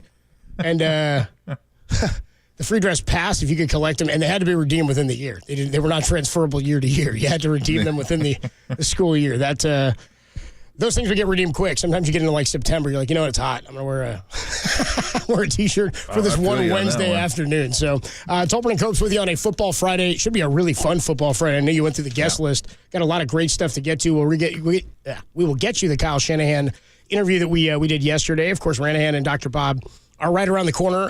We'll talk to Dr. Bob when we come on back here. But Warriors did this. I had kind of missed this till late in the game. I was watching the game at a bar here in the city. Came back because JD was doing the Dubs OT for us last night, his first show, so I came back to help out and watch the end of the game. But then they did the whole trio interview with Steph, Klay, and Draymond. It was, 11:30-23, which was kind of cool. Kind of a fun with numbers thing.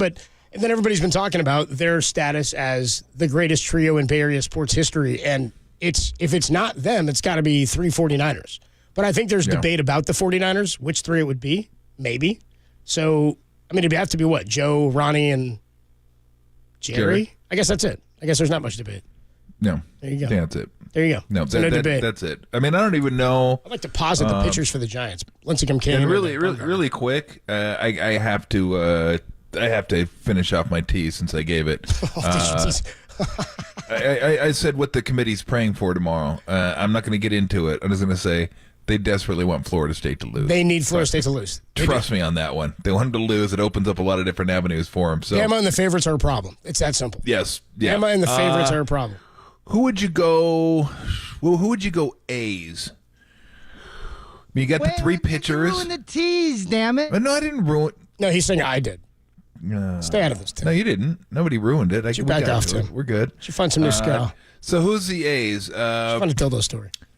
Ricky, Jose, McGuire. I think they all play together. They all played together, didn't they? Yeah. Did they lose 2, win 1? But yeah, if you're going for a franchise. But I don't know if they were all on those 3. I don't know if was Ricky on all 3 of those teams. I want to say he wasn't, if memory serves. Where my A's fans at? I thought he missed one of those years. Like he was either got traded or got something. I'm not sure, but he got something. Anyway, what would the Raiders be? Will I be on the list? You better put me on there. Yeah, I might be sorry, one you're and not- two. you're not on the list. I might be You're not one even and playing. two. No. Owner and coach. Would you go Madden? Nah, you got to be a player. You got to be a You player. got to be a player. I'm like, That's is it different the than like Mount Rushmore. like the Stabler era, like Stabler, Willie Brown, Shell, Upshaw, Shell, Cliff Branch. I mean, that wouldn't be bad. Marcus Allen, but Marcus wasn't there with Kenny Stabler. I'll tell you Well, what. that'd be- I'll tell you what. None of those are Steph, Clay, or Dre. Is the fact? Of No. But if you're going by the only franchise, one, the only one is the Niners. what about That's it. Sharks? I don't even know what you go. What would you go, Sharks? Would you go Thornton? Joe, Patty, and Yeah, Little you're Joe? Patty. Boyle? Maybe those three. Maybe Burns is in there possibly with Burns, like Burns, Patty, Joe, and Chichu just misses it. He's like 4 or 5. Yeah. No, Chichu wasn't on there. I'm sorry. Yeah, he come had on. 50 goals one year, Come but on, he's not man. on there. That was a good year. He was a good year for him. It was a great year for Fun him. year. Absolutely. He was with the Bulls after that. SF Yeah. Bulls at the Cow Palace. All right. What about the Giants? Sharks. Well, Giants, I like. Is the Giants Clark? Well, it's got to be 3 guys who played together, right? That's what we're looking for. Yes. Yeah, so it's like Kane, Lincecum, and Bumgarner, in my mind, have to be the top 3. They won 3 rings together. They're 3 pitchers, but that's a hell of a Damn, rotation. Buster's not there? Like, who's the other? I mean, maybe, yeah. You probably. It's tough because that was such a funny team, and that you could end up with none of those guys being Hall of Famers, and I wouldn't be upset about it. Like any guys from that team or those World Series teams. Like I think Buster is probably deserving of what the talent is, and maybe not of what the numbers represent for that position. But everything's changing in baseball, so who knows? But to get 3 titles and to have the accolades he had in that span of time, I think it's a Hall of Fame career. But if he didn't make it, I'd say okay, it doesn't match up with a lot of other catchers. So it's funny that there are not tons of there's no Hall of Fame talent, but no bona I fide Hall definitely of think Famers. he's a Hall. I agree. I think he should go The in. numbers I know are a little light, but We saw him every day. Again, I got no dispute. You watch him every day. Like none of those pitchers is making the Hall of Fame. No. As great as they were, they're not even going to be close to making the Hall of Fame. In fact, boy, you look at it over the course of that run that they had. Do they even have one pitcher? That would be. That's what I'm saying. I don't think they have anybody I don't think they have anybody on the roster except for Bochy. That's a Hall of Famer. Bochy, which is wild, right? Buster. I mean, you're not going think, Burrell, Huff, Freddie Sanchez, Pablo. None of those guys make that. No, It's crazy. You had Travis Ishikawa playing games in left field. You know what I mean? Like it was a crew of misfits, and they won 3. It was crazy. Yeah, So I'm with you. They were never favored. That's why. I shouldn't say that. They were favored. I went back and looked. They were favored a couple times, and one of them was like a wild card game. So it's like a 1-game deal. But for the most part, they were always the underdogs going into the postseason. Put it this way: they were never favorites going into the postseason to win the Win a World series. Series. They were. I think time. I think the statement is they were never favorites in a postseason series. Because I think it was they were there. There was like at least once, if not twice, because I looked at all. I went back and researched it and looked it up one time, and they were like small favorites in a couple series. Well, in this, I've got Steph, Clay, and Dre as the favorite. I've got them as like minus 800 in this argument against the Giants. Yeah, I would say. Well, God, I don't know. I mean, Jerry, Ronnie, Joe. These 3 against the Niners are the closest. The Niners are the closest you can get. Because you're talking maybe greatest football player of all time. Yeah. You're talking greatest receiver of all time. You're talking if you want to go by the list and stuff. Jerry's the greatest receiver of all time. Joe's top 2 or 3, and Ronnie top 10 minimum defensive player of all time. I mean that trumps what the Warriors have. There's no doubt about that because Clay. I mean Steph's one of the greatest of all time. So let's say Steph and Jerry cancel each other out. I don't know that Draymond and Clay are Ronnie and Joe. But as a trio, I don't know. Well, yeah, as a trio, yeah, they've won. You're right. They won the Who do you put higher as a championship. trio? Because they got more, but football's so different. It's because we're talking 2 offensive players, 1 defensive player. So yeah, it is different. both over a period of time look, and the way they did it. I'm which just is trying to wild. make an argument here, but I appreciate as a trio, it. I and the listeners appreciate it. that play together, that have accomplished what they accomplished together.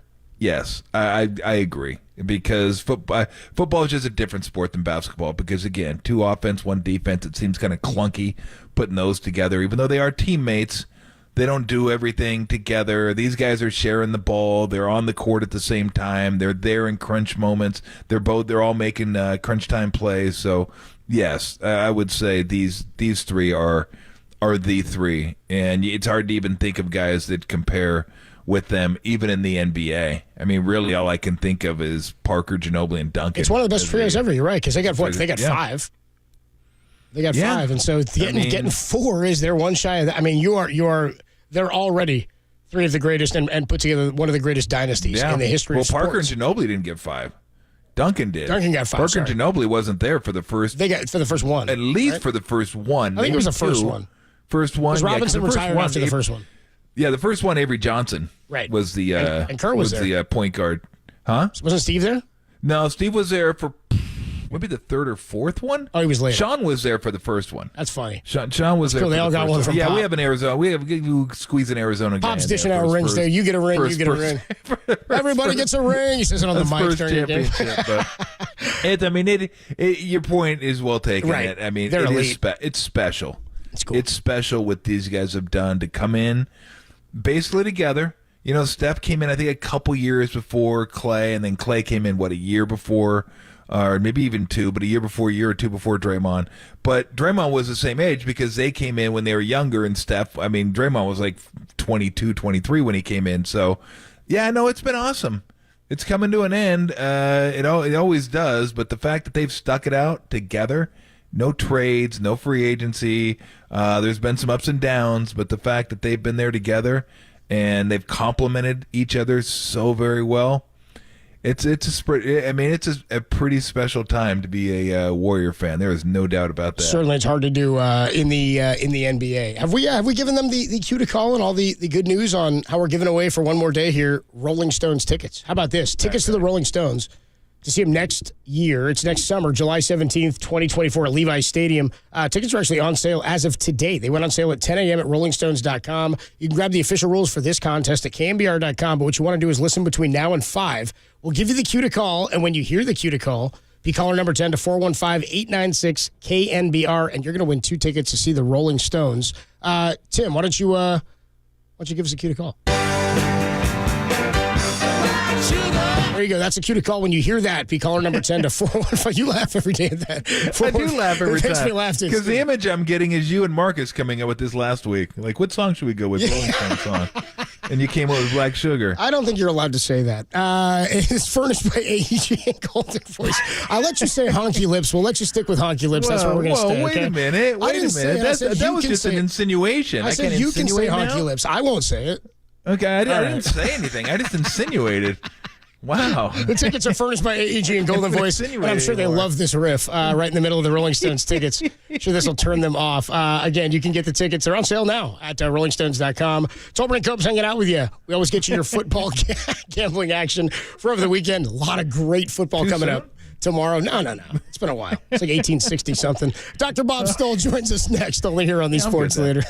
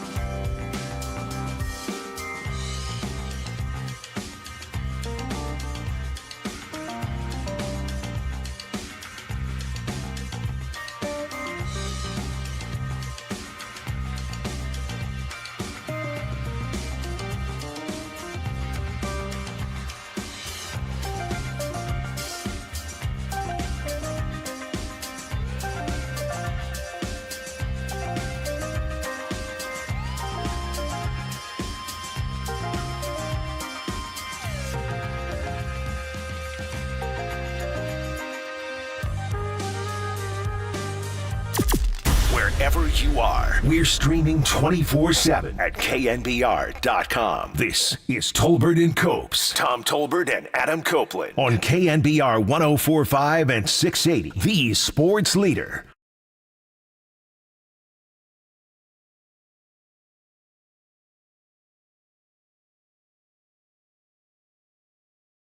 Some of these championship games. And we're going to break down the big game on Sunday. Don't you worry. We'll get Dr. Bob's thoughts on Eagles. The big game? And 49ers. Cal already won. But I got the axe. It's over. It's too soon. Go home. Okay? Pac-12 dissolving. All right? Let me process this. Got a Cal man here. I was trying to show some love to Dr. Bob. I know. It's tough on me. Dr. Bob. Bob Stoll at drbobsports.com. You can get him on Twitter. That'll take you to the website. On the website, you get a lot of free material. Like he's got scores and write-ups on all the championship games this weekend. So I suggest you go there, check those out, get you started on your weekend. Bob, what is going on? How are you? How was your Thanksgiving? I'm doing well. I worked all day and all night on Thanksgiving and sent my family away. So that was a that was your Thanksgiving. A perfect day for me because I don't like turkey and I like to work. It's just the busiest week of the year for me. I got college basketball and all these tournaments, and I've got all this football, and the games start on Friday, and I don't have any time for Thanksgiving. I never have. Never will until I retire. So it's a good day. Did you get any kind of Thanksgiving vittles, or what'd you have for dinner? No. Oh, I don't know. I probably did some cup of noodles or something. I have no idea. See, that's kind of like I did when I was in Charlotte. I had 6 cans of tuna and a 6-pack of Coors Light. That was my Thanksgiving dinner. But I didn't enjoy it as much as you seem to enjoy your cup of noodles. Yeah. Well, it's not that. It's just that I like to be left alone so I can get my work done. Very good. What flavor? Chicken or beef? Or you go shrimp? The blue flavor? I do like a spicy chicken. Yeah. It's like it's a gourmet cup. Yeah. Oh, yeah. You know, cup of noodles. That's all chicken, too. I guarantee you. That's all real meat. Yeah. That's all good for you. Now made with real meat. Yeah. Let's get to the games. Well, let's start with tonight, Bob. The last Pac-12 football game. I still can't believe it's I'll be watching the last Pac-12 football game. The ironic part is this is the best championship game they've ever had and one of the best seasons the Pac-12 has ever had, and now they're going away. Unbelievable. But this number, I'm going to relate this to the Eagle 49er game when we get there. But the line was so big, I thought, geez, why is Washington getting 9 points in this game? Like, they're undefeated. They beat them the last time they played them. And then you look a little bit closer, and you're like, Washington hasn't played that great in the last 6 weeks. Oregon kills everybody. They're really good defensively. They're really good offensively. And they played really good at Washington. There's just small marginal stuff that cost them that game. And I thought, well, Washington doesn't look as good. Maybe I'll take Oregon minus the 9, just because I love Oregon. I love the way they're playing, and Washington hasn't played that good. It's almost like sometimes the number tells you what to take, and I kind of felt like they were telling me, you can try Washington at almost 10 if you want to. Go ahead. And I didn't. How do you see it? Yeah, that's how Scott Van Pelt handicapped. It's like, something fishy about that number. I'll take it. Yeah, exactly. I do that. I admit. I love that. But yeah, in this case, 9.5 is reasonable. In fact, you mentioned Washington not playing as well recently, and some people think that Penix is maybe not 100% healthy. But using every single game for the whole season, even when they were just demolishing teams earlier in the year, I still get Oregon by 10.5 on the math. So it's not like this is out of hand. Oregon is in compensated yards per play differential, they're the best team in the nation. I mean, they're barely worse than Georgia overall as a team. So they're the second best team in the country as far as I'm concerned. I hope they win this one. They'll get into the playoffs and potentially do some damage. But, obviously Washington's got a fighter's chance. I mean, they beat them the first time, but as you mentioned, Oregon outgained them by 130 or 140 yards. They really outplayed them in that game, and then a few plays here or there cost them. But Oregon was the better team at Washington. They're playing better now since then. Washington's playing worse now since then. And I think, 10 is fair. I made it 38-28. I wouldn't bet the game. I just think it's, one of those tricky games. But I plus revenge teams also, same season revenge in these conference championships, a slight edge, like, 54.5% or something like that. It doesn't hurt, that's for sure. But yeah, I wouldn't bet it, but I do think the line's justified. Yeah. See, that's the difference between pros and not pros. Pros look at a game and say, if the edge isn't big enough, I'm not betting it. If you're not a pro like me, you're thinking, you know what? I got the house to myself tonight. I'm going to have a couple beers. I like Oregon. Let's go. That's a difference right there. And then you lose, and you're like, what else can I fire on? Oh, nothing. I got to wait till tomorrow. See, Dr. Bell, that's the difference between us and Tom. Me and you, we wouldn't take that. Yeah. Coach's very disciplined. It's the difference between us, yeah. Very disciplined. All right, let's get to Bama, Georgia. I got Bama in this one. I took Bama when it hit 6. I just thought that was too much, and I didn't think it'd go any higher. It hasn't. It's back down to 5. So, as I always tell my friend, look, if I lose, I can always say I got great value, and that makes me feel good. No, it doesn't. But I can say it right up until game time. Yeah. I think Milroe is much better than he was early in the season. He's putting his legs to use. He's running. His running is doing damage. He's still getting the ball down the field. And then Georgia, to me, their defense just hasn't been what it has in the past. It's good, but it was like great for a couple years. Like, you could not run on this team. You can run on this team. You can move the ball a little bit on this team. I think Beck's really good. I think the receivers are good. I think they're going to score some too. But I just thought 6 was a tad too much in this game. How do you see it? Yeah, I think you're right about the value. I mean, from 6 to 5 is 52.5 long-term bet. I mean, you're probably profitable on that. My math makes it 4.7, so I think 5 is probably a fair number. As far as defenses go, these teams are nearly as identical defensively as far as compensated yards per play allowed. Georgia's 0.1 better. So there's really not that much difference in the defenses. Offensively, both teams are very similar. I mean, they can both run the ball better than average. They both throw the ball better than average. But I think you kind of nailed it there with Milroe. I think a lot of these running quarterbacks, especially dual threat, the guys that can throw the ball and run the ball too, most of the time he doesn't need to run. They can just sit back in the pocket, throw the ball. But when he needs to run, it sort of adds an extra element and makes them even better offensively than they've been, because that's a gear he can go to that Beck certainly can't go to. Beck's not a runner. Yeah. Sort of like TCU's quarterback last year. Didn't have to run a lot, but boy, when they needed him to run, he ran, and he was effective. So I think in those cases, those type of quarterbacks are relatively better in these types of games because they sort of add that extra element of, hey, I haven't had to run all year, but I can run, and I will run now. And defenses, I'll tell you, Saban hates running quarterbacks because they can play. He can call the perfect defense, and they can be in the perfect position to defend a play, and then the quarterback can take off and run. I mean, Johnny Manziel, through the years, he's had, Saban's had terrible luck versus running quarterbacks. Same thing with Georgia. It's typically not great for really, really strict kind of, defenses like that are really disciplined to handle a running quarterback, because they can call everything correct, be in the right spot, and still give up a chunk.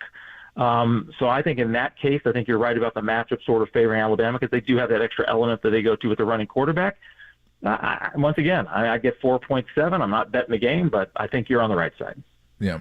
All right, before we get to the NFL, let me ask you one I know you do like. Now, I don't know if you'll still like it, because UNLV plays Boise at home in the Mountain West Championship game. They were getting 3, down to 2.5, so that obviously changes the dynamics of the game. You liked it at 3, but just take us kind of through that game, and do you still like it at 2.5?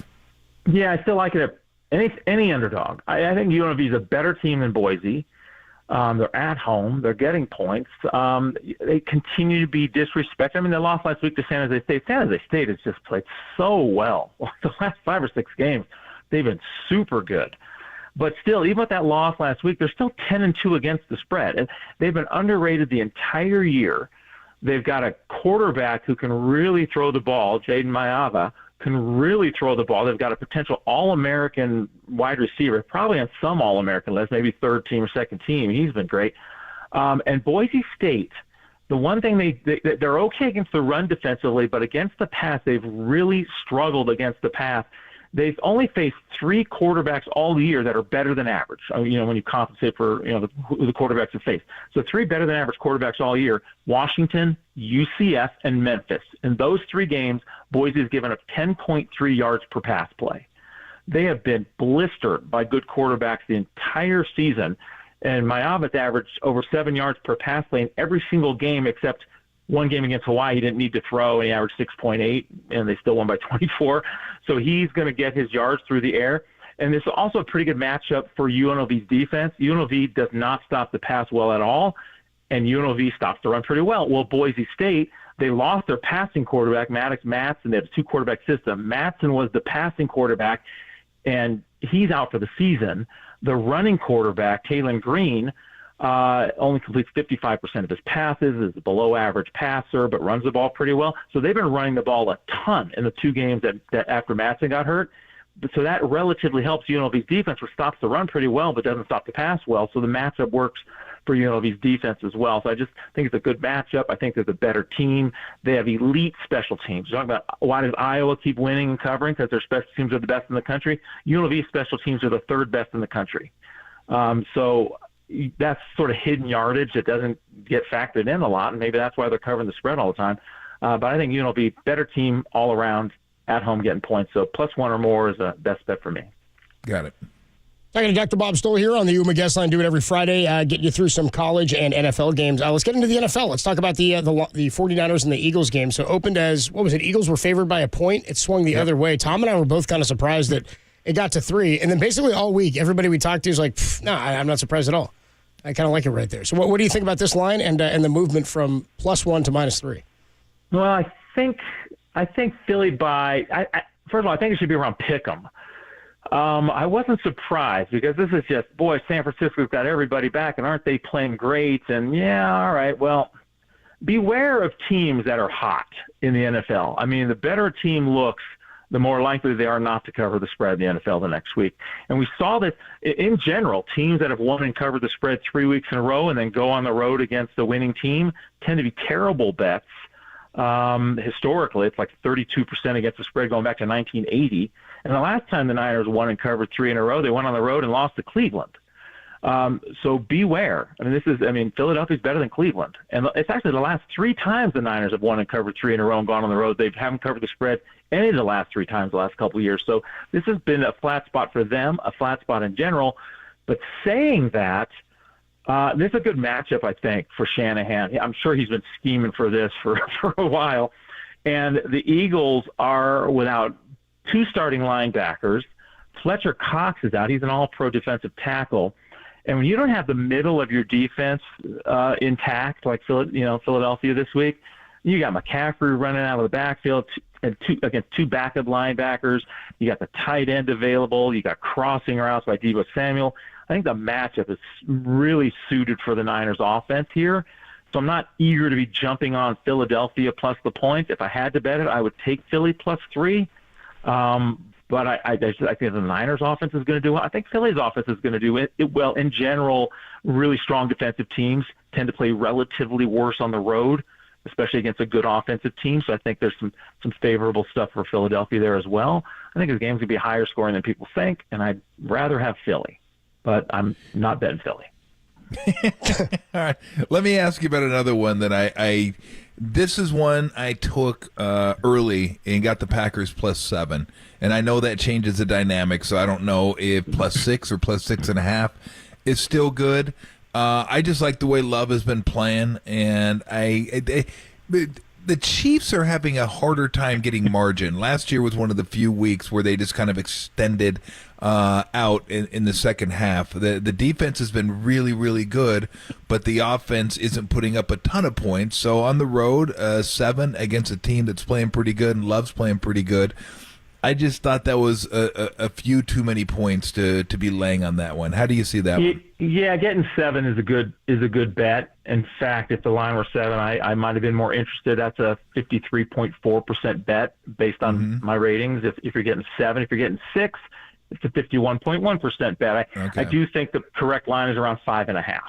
Okay. But you also have Green Bay tends to play well better at home late in the season. although you don't have – a lot of that's due to the weather. The weather's not going to be terrible here. So that's going to be a non-factor. But Kansas City's just not as good because their offense isn't as good. They don't throw the ball down the field as much. Like, the depth of target is the lowest it's ever been for Mahomes. They're dropping passes.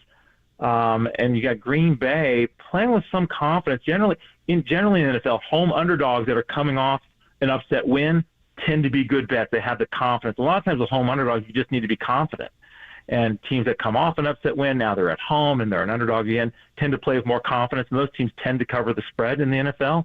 Just home underdog off an upset win is 60% against the spread going back 40 years in the NFL. Wow. So you have that on your side.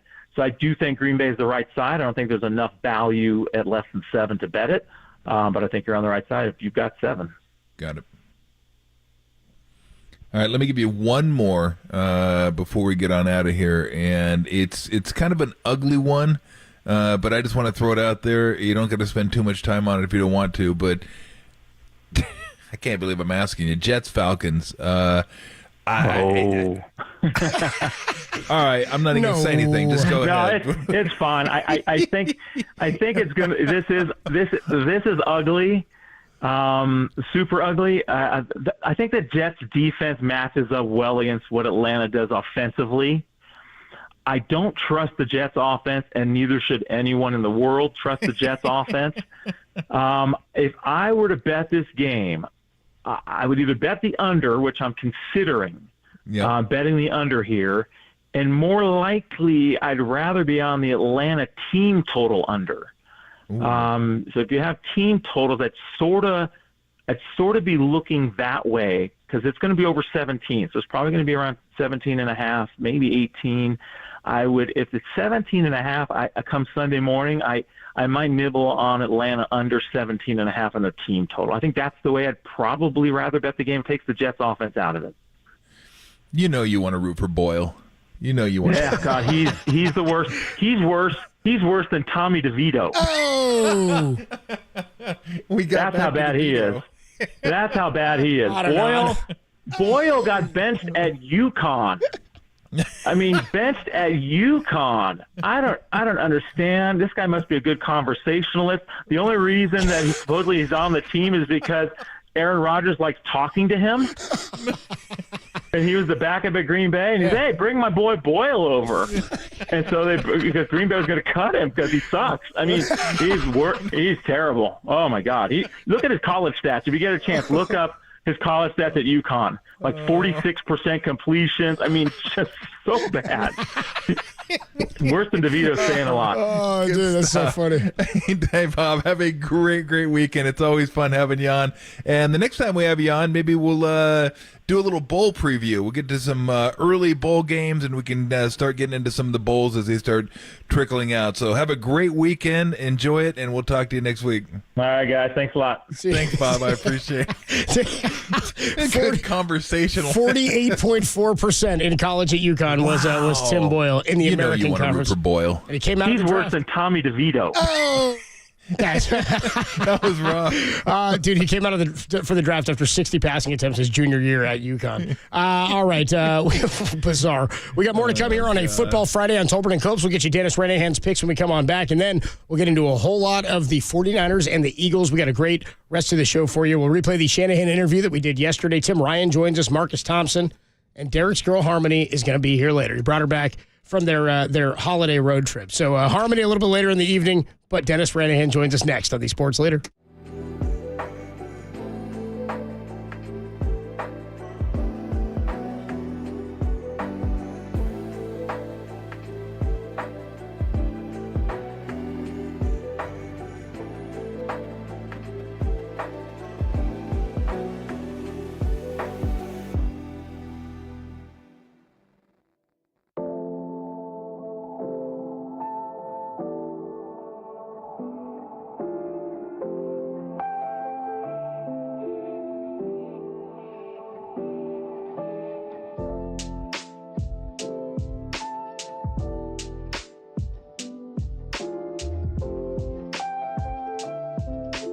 John Lynch joined Marcus and Dieter this morning to discuss how motivated the team is after losing to the Eagles in last year's NFC Championship. That story and more are trending now on KNBR.com and the KNBR app.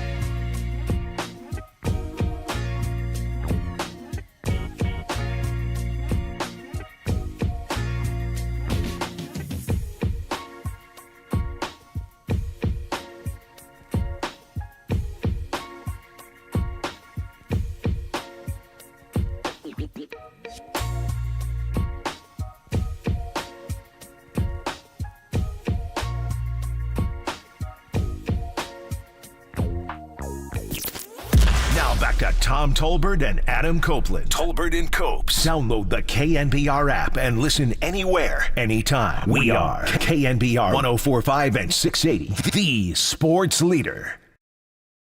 It's Friday, which means, well, Dennis is here. I'm here. We missed last Friday, so now we're here. Now the season starts after like the first 10, 12 weeks. Now this is when it really counts. Hopefully we can get some winners for you heading into the most important time of the season, the playoffs and all that. Dennis Ranahan, as always, joins us. Quackseye Sports, PicksFootball.com. Hello, Dennis. Hey, Tom, how you doing? Let's just start off with the big one, because this is such an interesting one. The best game of the weekend, the Niners and the Eagles. Lined open, Eagles -1. Quickly went to pick them, then to Niners -1, and I thought, I'm going to wait. I don't know if I really want the Niners as a favorite. And then I went to 2, then I went to 2.5, and I thought, well, I'm going to wait. And then I went to 3, then I was like, screw it. I'm not sure what I'm going to do now. Well, now I know what I think I would do. I don't see any other avenue than to take the 49ers in this one. They may be the better team. I think they are. But, boy, I mean, the smart money on this game is overwhelming. I think most people would be like me initially, who I don't consider myself a sharp. I don't know if I'm a square, but I don't know. I'm not a sharp. But Eagles, 1 loss at home. I mean, 1 loss. They did this year. 1 loss at home over the last couple years. I'm getting them at home, getting points. I mean, come on. What's wrong with that? Well, that's what's wrong with that. That's a little too right. easy. There you go. It's a little too easy for my taste, is to take the 1-loss team getting points at home. And basically, they're just shouting at you, please take the Eagles. And I may not be that bright, but I ain't that dumb, and I'm not dumb enough to fall into that trap. So to me, if there's one side to take here, it's the only side. It's the team from San Francisco. How do you see it? Well, absolutely. I jumped on the Niners right out of the chute. Good for you. Here's the situation. They're 2 games behind the Eagles in the NFC conference standings, with the Eagles with 1 loss and the 49ers with 3 losses. So just from that kind of math, given that even if we call them comparable teams, and I think the 49ers are slightly better, even if we call them comparable teams, do you really think after 13 weeks of the season the Eagles could have 3 more wins than the Niners?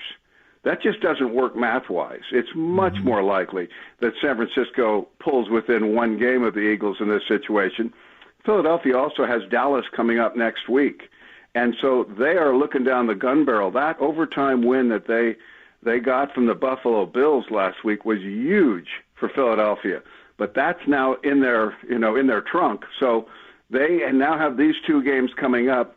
Of course, we have the situation where they beat San Francisco in the NFC Championship game last year, in the only contest that Brock Purdy lost as a starter up to that point, and that was because he was injured so early in the first quarter and couldn't throw after that. I still love the comment that George Kittle made to him at the start of the third quarter after Josh Johnson went out. He said, "Hey, Brock, can you throw with your left hand?" Just to give him a shot. That kind of spirit. This is the 49ers. This is the better team, needing the game more, with all sorts of motivation on their side. I think it'll be a decisive win. And as you point out, how good are the 49ers if they're favored on the road against the NFC champions that currently have the best record in the football? Yeah, that good. That's how good the Niners are. I wish I was as smart as you and took it early. I would love to have it, but I don't even think if I can get people to trust me on this, don't wait for it to go to 2.5. It might, but it probably won't go above 3. So I guess you could wait, but I'm not even scared of 3 anymore. I'm just not. I'm with you. I think they're going to win by over a touchdown, and I think it's going to be decisive. So we agree on that one. What about this one? This is one I did get early, and I'm happy I did. I got the Packers +7. The Packers +7 over the Chiefs at home. I thought that might go down. It did. It's down to 6 now, so we'll use that kind of as whether we like the game. I still do like it at 6. The Packers over the Chiefs. How do you see this one? It's interesting. I had the Packers last month as a top pick against them, and his last top pick we've lost, fortunately, but we lost that one. I had them over the Minnesota Vikings in a perfect spot for the Packers as far as the division standings were, as far as the matchups offensively and defensively. It was just a great spot for the Packers. And they got beat worse than the score. And that was also the game that Minnesota lost Kirk Cousins into the injury, but that was very late in the fourth quarter when it was already 24-10, I believe, in favor of Minnesota. So that gave me a cool feeling on the Packers that if they can't win in that spot, they're not that good. Then they turn around and they do well, and of course they upset Detroit on Thanksgiving, and Detroit's really a good football team, and here they are losing on Thanksgiving, which is more of a tradition than turkey on that day.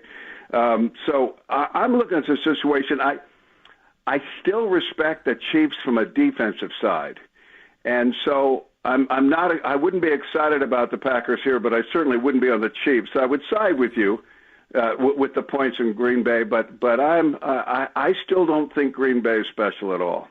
Got it. Okay, let's go to I'm going to get one more, and then I want to hear one from you. Commanders getting 9.5 from the Dolphins. I like the Commanders' offense. I don't like their defense at all. But we may get a little rain in there, and it may be sloppy, which would be good. And Miami to me is better at home. You know, they got the fast track down there. They got the track team to take advantage of it. And they're hard to beat at home because you got to score. I mean, not always. The Raiders held them to 20. I think the Dolphins actually held themselves to 20 in that game. But be that as it may, you're on the road now. I don't know if the offense is quite as dynamic. I think it'll score. But I do think Washington's offense at home with Sam Howell will be able to keep it within 9.5. I mean, we're talking 2 scores, so this is a big, big number. And I just think the Dolphins are a little bit different team at home. It does worry me a little bit. They are bullies, and they do beat up on the lesser teams, and Washington is a lesser team. So that gave me a little bit of pause, Dennis, but I just thought, you know what, this seems like a really good spot for the Dolphins. We're getting down to it. You got tougher contests ahead, and this is one you're probably just expecting to go into D.C., get a win, pack your bags, and come home. Yeah, I'd be a little concerned about the Dolphins right now because of their bulge in their first place in the AFC East Division. With Buffalo losing, we knew that New England was going to have a down year, and the Jets are being the Jets again, and so their competition has been the team that's won that division the last 3 years, the Buffalo Bills. And given the Buffalo Bills are 6-6 and have such a horrible turnover ratio, they are not giving. This is like in a race car, race in a NASCAR race when you've got a car drafting behind the leader, and they pick up speed to stay up with it. It happens that way in the NFL standings too. That if you're challenged, you'll find that a weaker team in second place behind a team that has the best record in the league will always have a better record than their talent actually deserves, just because they're chasing somebody. Mm-hmm. And that's motivation. Well, the Dolphins have got nobody above them, and I don't know if they're a mature enough team that shifts gears to we're not playing the Bills anymore. That's not our competition. Our competition, is the Ravens and anybody else the Chiefs that's going to challenge us for the top seed in the playoffs, because being at home for the Miami Dolphins in the playoffs would be huge. But I'm not sure they're good enough to take that advantage. I agree with you here. I think Washington, we got blown out. We had Washington on Thanksgiving. They got blown out by Dallas 45-10. Well, we had 13.5 points, and it went to the fourth quarter 20-10. Mm-hmm. It turned into a 25-0 circus for the Cowboys in the last quarter, so it looked like, Washington got blown out. They were competitive and got stopped on 3 fourth-down plays. Had they made a couple of those, that would have even been a more competitive game. I agree with you. I think it's too many points to, even though that Miami has beaten up on the bad teams, I think Washington coming off 10-day, 11-day rest to get to this game, given they last played on Thanksgiving, will give the Dolphins all they can handle. All right, I'll give you one last dealer's choice. I want you to pick a game. Know this, though. Know that if you even start your sentence with New England, I'm going to hang up. I can't do it anymore. I'm done. I don't want to even hear that. I don't want to. No, I don't want to see the hoodie. I don't want to see Mac Jones. I don't want to see Billy Zappi. I don't want to see Grogan. I don't want to see anybody. None of those guys. None of them. So go ahead, pick your game. Just I got a season bet on the Patriots under 7.5 games. Oh well, cash. You get that cash. And I was looking at that today, saying, well, if they sweep their last 6, that's not going to happen. I won't even mention them again because I'm afraid you'll hang up. Yeah, Here's what I would look at is the Tennessee Titans versus the Indianapolis Colts. We've got to. This is a real bad spot for the Colts. This is a real bad spot for the Colts, who have a backup quarterback, too, after Anthony Richardson was injured. This Colts team will be good in years to come, but not only are they missing Anthony Richardson, who got hurt in the 5th week of the season against this same Titans team, but they also will be without Jonathan Taylor this week, who's out with an injury. And Tennessee, 2 games back, they're not going to – this is another one of those math equations. They're not going to fall 3 games back of an average Colts team. So I really like the Titans. I think it'll probably be our top pick this week. I'm with you. A little bit of everything, getting you ready for the weekend right here on The Sports Leader.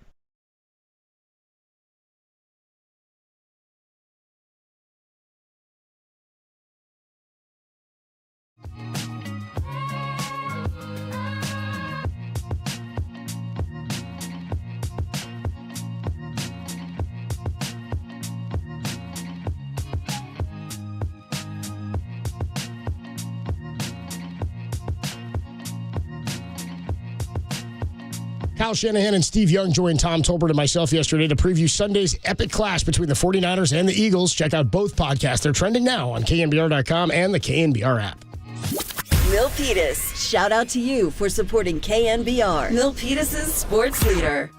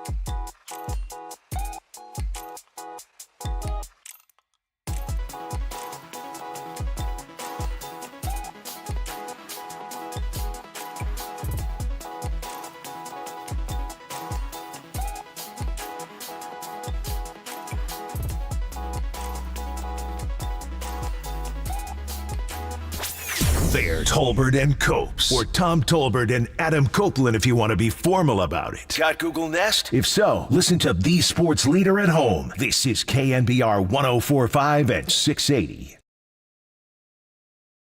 They don't ever leave you. I still think about the 1999 NFC Championship, where Kurt Warner threw it to Ricky Prohl with a couple minutes left, and the greatest show on turf. We had stifled them the whole day. So those things don't ever leave you. So, yes, you take some motivation, but you also have to remember a lot of the guys on our team and on their team weren't there. I thought Sirianni said it well, when he spoke of Javon Hargrave. Javon, one of our best players last year is now on their team. So it changes, but sure, you carry those things with you for a long, long time. The voice of 49ers general manager and Hall of Famer John Lynch getting ready for the Niners and the Eagles on Sunday. We'll have pregame starting at 10 a.m. right here on The Sports Leader and streaming as we are right now on twitch.tv/The Sports Leader. And all of our great listeners and chatters and friends, as Tom calls them, the suckholes over on YouTube. I do? Well, you did once, and I think they've embraced it. Okay. We say it with love, suckholes. No, absolutely. It's totally out of love. Is there any other way to say it? Who doesn't love a suckhole? Exactly. Right. Harmony at 5:30, by the way, everybody. Yeah, exactly. It leads us right into harmony. So obviously the 49ers have motivation, as our guy Dennis Ranahan would talk about, to avenge their loss in the NFC Championship. But does this game mean more to the Niners, you think, than the Eagles? Obviously in the standings it does. The Eagles can afford to lose it and be okay. The Niners, if they want to have home field in the playoffs go through them, it means a lot. Absolutely, it means more to the Niners. If they lose this, number one's gone. See ya. It's almost impossible. Can't catch them. You need them to lose 4 games. You'd have to win games. every game. Yeah, you'd have to win just about every game. They'd have to lose just about every game. So, this is definitely, I think from a motivational standpoint, like moving forward, I don't know that it has much to do with if they meet in the playoffs. But it was funny listening to John Lynch talk about that NFC Championship game against the Rams. Yeah. That like stuff like that never leaves you. And I immediately thought of the Oklahoma game, which happened in 1988. Your Final Four loss, 35 right? years ago. Yeah, that still never leaves. That loss, yeah. Never leaves you. Ask Steve Kerr about it. Yes, Steve. I don't ask him about it anyway because I don't want to, because he still hasn't gotten over that. And that way, guy has 9 rings. 9. He's tossing and turning over a Tuesday loss by a point in November. And still, you're talking about a guy who has 9 rings. 9. And still, you bring that up, it's still a sore spot. Because it's just something you don't. Games like that, you don't get over. You move on. You don't dwell on it that much. But, yeah, it still hurts when I think about it. Like, I still think we should have beat them. I can still see plays in my head from that game 35 years ago. I could see a pass that I threw away. Like, what was I thinking throwing that pass? I was so stupid. Or that shot that I should have taken. I was wide. I should. It just that stuff never leaves you ever. So you take it with you, and you can use it for a little bit of motivation. But the teams are different. Everything's different. The stakes are completely different, obviously. But there's always a little something that gnaws at you, and it may diminish over time. It will diminish, but it's still there. It's always there. I did 20 years from now, somebody can ask me about that game, and it'll still be like, God dang it, I still can't believe it. 50 years ago.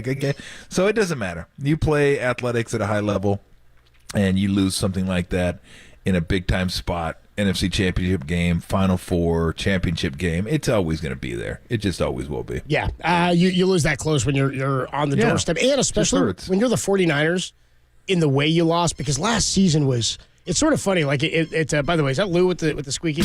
God dang it. It became unignorable. I had to call it out. I'm going to give you a little bit background right here on Lou, is that and this is something that I deal with for about a month. So when she gets on her cycle, she gets this orange pig. It's this little orange pig, and I think she treats it like her baby, and she carries it around with her like everywhere. And if she loses it somewhere, she's like got to run around the house and try to find this damn thing. And when she finds it, she's got to squeeze it, and then when she squeezes it, it makes that irritating little squeaky noise. So yeah, she's Yeah, that's what I'm dealing with right now. Yeah, well, she's toned down just a bit there, so we'll get back into the Niners and the Eagles. So for the Niners, that motivation is even stronger, I would think. And again, I do think that they're focused on this game because, like, we've heard Shanahan say it and Sirianni. Oh, no doubt. And you hear them say, look, that was last year. It was a different team. It was different guys. I get all that, but I buy that because of what I said the other day about Debo. We played a bunch of the stuff from after the loss last year. That said, you can't help but have the feeling like you're playing that the last time you played them, you had a chance to go to the Super Bowl. Like, if you'd played Oklahoma the very next year, you'd have wanted to wipe the floor with them, wouldn't you? A lot of the guys would be the same. You'd have said, we got to win this game. Mm-hmm. This is important. But because they didn't have an opportunity to play at their strongest, Niners didn't see, or the Eagles didn't see the Niners at their best. And I think this team is better than the team that we saw last year go on that run. The end of the season, the way it went down for Brock, I don't want to say it was fitting, but for 49er fans, it was, when we look back at that 25 years from now, it's going to be a fitting ending to what was an incredible, unpredictable, unprecedented type of run into what now is a legitimate championship contender. Well, yeah, I mean, let's just look at the obvious, that Brock Purdy has another, 10 games under his belt now, and he's better than he was last year. The defensive line, they lose Hargrave, Niners get Hargrave. Now Chase Young is on the opposite side of Nick Bosa. You're losing Hufanga, which is a little bit, that one hurts a little bit, but I think Brown, he's been fine. In fact, I haven't even really heard his name that much, which is, Jair. Which is perfect. Beautiful. So I just think you look at the players they've added, and they were good last year too. At the end of the last year, they're really good. But I agree. I think they're better. I think they're better this year than they were last year. They're healthy, and again, those three guys that I mentioned, that are two of them are new, and one of them just keeps getting better and better and better and better. And the more he sees, and the more experience he gets, Brock Purdy's just he already processes it really, really well. We know that. But the more you see, the more you can be prepared for, and the better off he's going to be. So I think they are better than they were last year. And even though the Eagles are 10-1, I don't think they're quite as good as they were last year. So, they're winning. You give them full marks for that. But remember last year, they're not going to get as many sacks. They're 21. It was like every time you looked, it's 21-7. 21-7 Eagles. 24-10 Eagles, 24-0 Eagles. Like they just stomped people last year. They rolled them last year. And this year they're winning.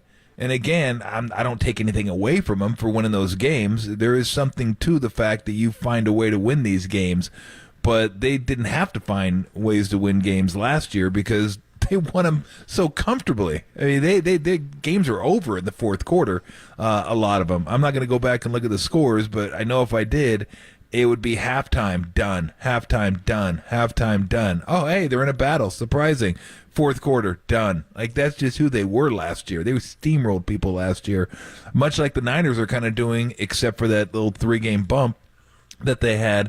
They're just putting teams away, and games are over. And even games that are kind of close, you never really feel like they're all that threatened. Like Tampa Bay was kind of close, but let's be honest, it was kind of close to the spread, which was 12.5 points. It was never really, the Niners could lose this game. I never got that feeling whatsoever. They go into Jacksonville, who's going to be fighting for number 1 seed. They have a possibility of being the number 1 seed. Bengals this week, smashed them. Absolutely just devoured that team. Then you go to Seattle. Tough place to play, right? Seattle had a good chance of beating Dallas last night in Dallas. Smashed them. Like, never a game. Like, that's who they are this year. They're like getting up on teams and just putting them away. So I do think that the Niners are better than they were last year, and I think the Eagles are slightly worse than they were last year, which is still, you're still talking about a really, really good football team.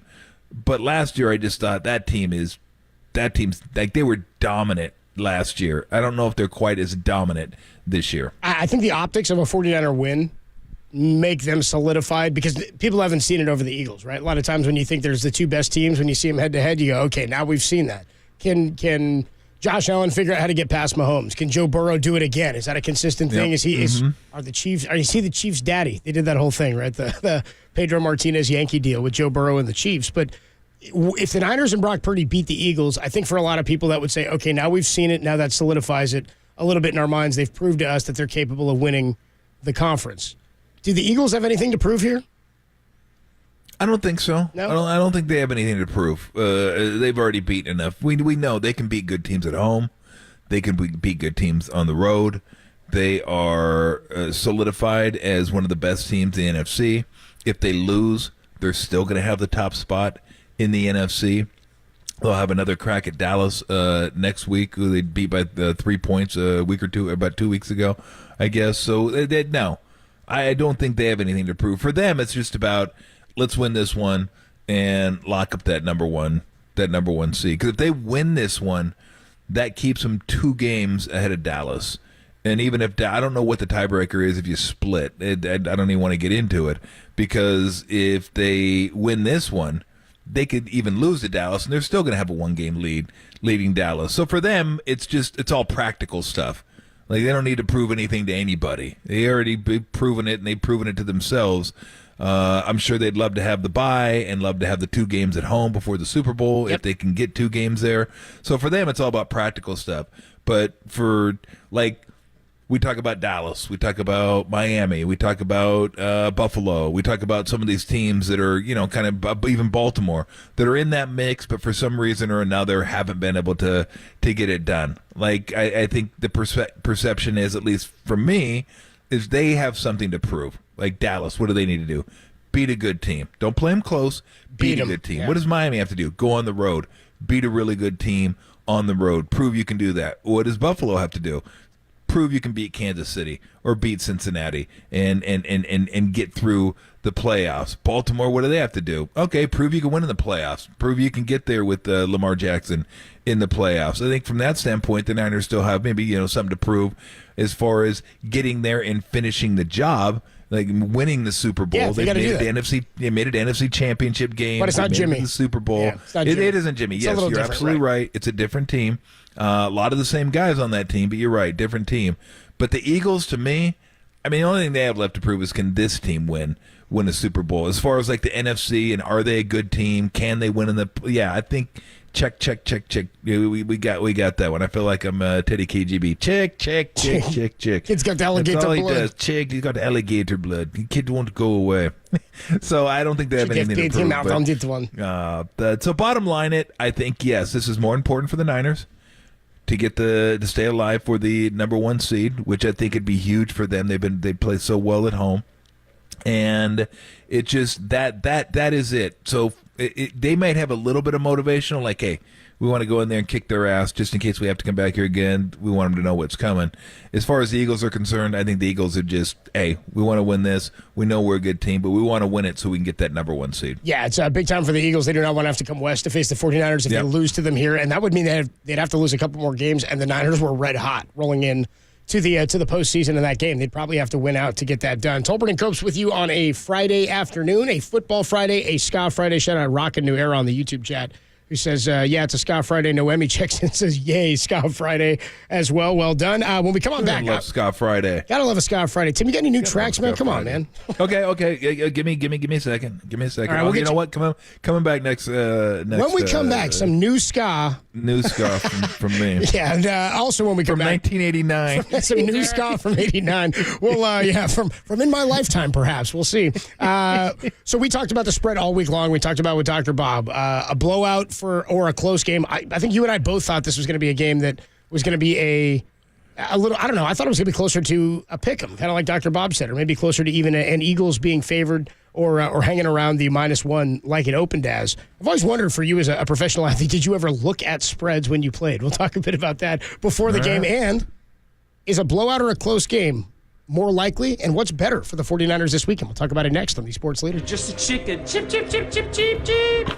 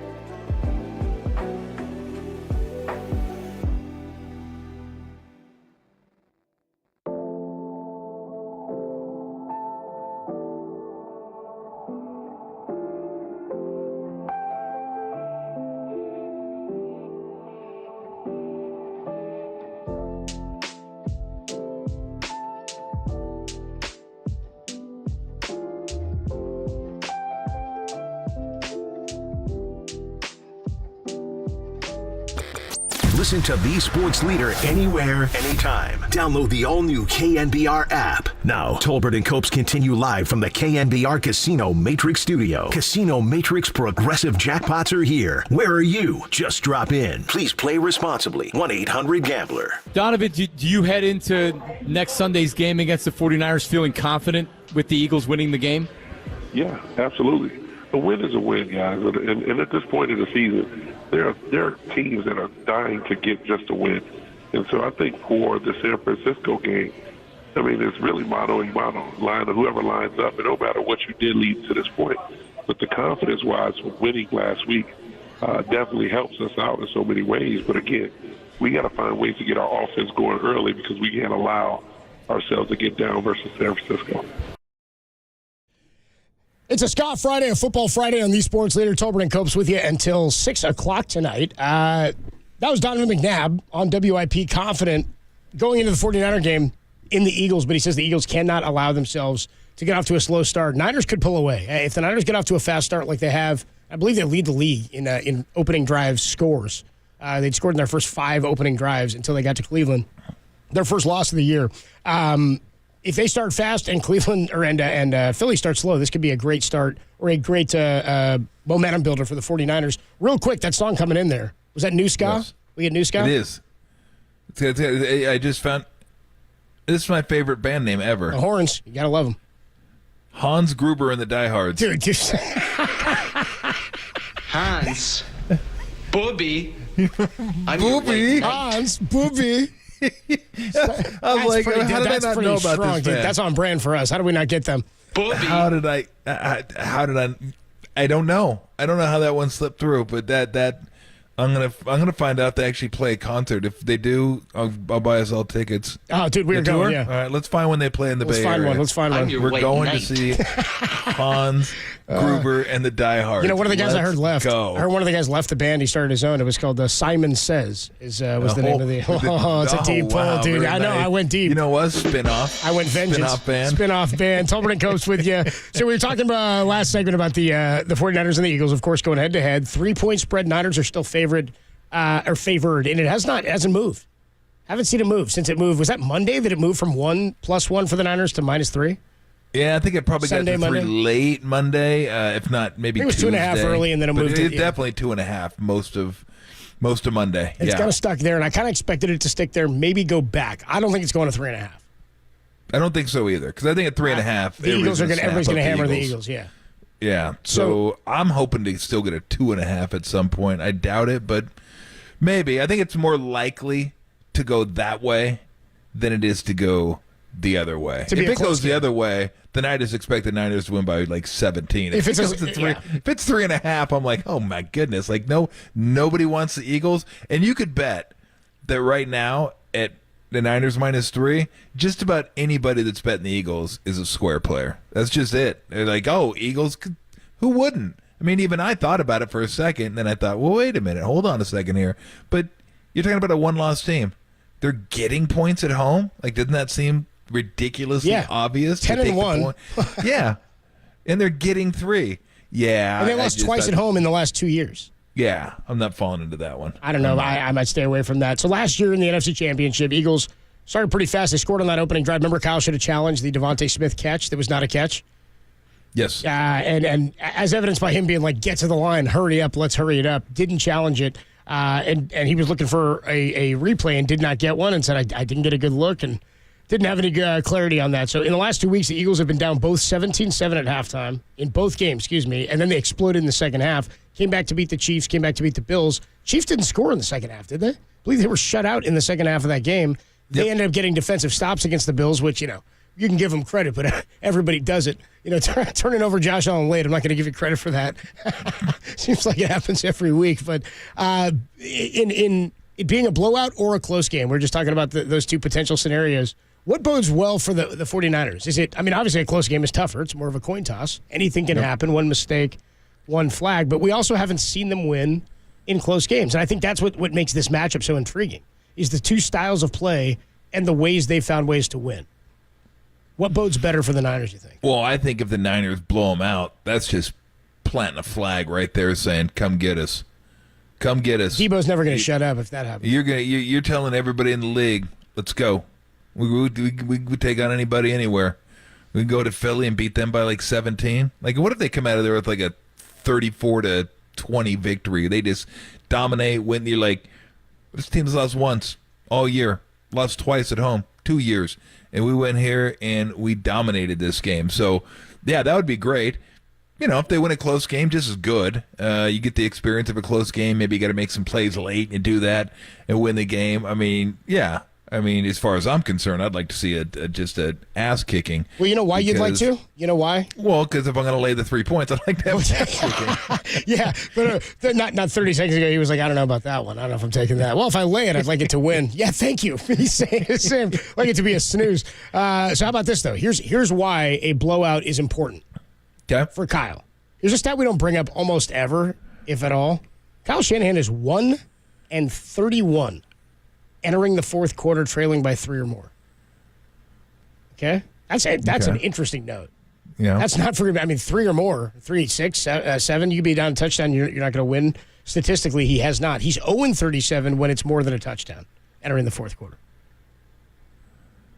Okay. So, go on. Historically. Start somewhere, don't you? Yeah, you know what Kruk would say? Oh, he's due. He's due. The due theory. Unless he was in Philly, then he'd say, oh, it's ownage. He owns him. He owns him. Yes, I love that. You can bend it either way. Just some notes to get out there. Once again, entering the fourth quarter, Kyle Shanahan as a head coach, 1-31 when trailing by 3 points or more, 0-37 when trailing by 8 or more entering the fourth. Sometimes, though, those are funny because you look at those, like you said yesterday in baseball, where they'll be like, this team is 120-0 in the last 2 years when they're leading by 3 or more in the 8th inning or later. Like, yeah. Mariano Rivera's a closer, of course, dude. Like, there's a reason for Trevor that. Hoffman's out there. What are we talking about? Do you, in terms of what I asked you about before we get to the Kyle Shanahan interview that we did yesterday with him and get to breaking down this game, because you're so into gambling, and this has always fascinated me, and it doesn't say one thing or another about you as a player, but I don't know. I think you told me once you got into gambling later, but did you pay any attention to lines? Were you aware of that stuff? Because yesterday when we had Steve Kerr on, 2 days ago we had Steve Kerr on, and he was telling us that, was it Dario Saric in the huddle? Said, should we allow them to make the bucket to go to overtime so that maybe we'll win by 12 and stay in the play-in tournament or the in-season tournament, which is hysterical. Like it's the antithesis of gambling, right? It's the exact opposite. But every gambler who's been in that moment has had that thought. And if I get to OT, I still have a chance. Did you know that? Did you know lines? Were you aware when you played?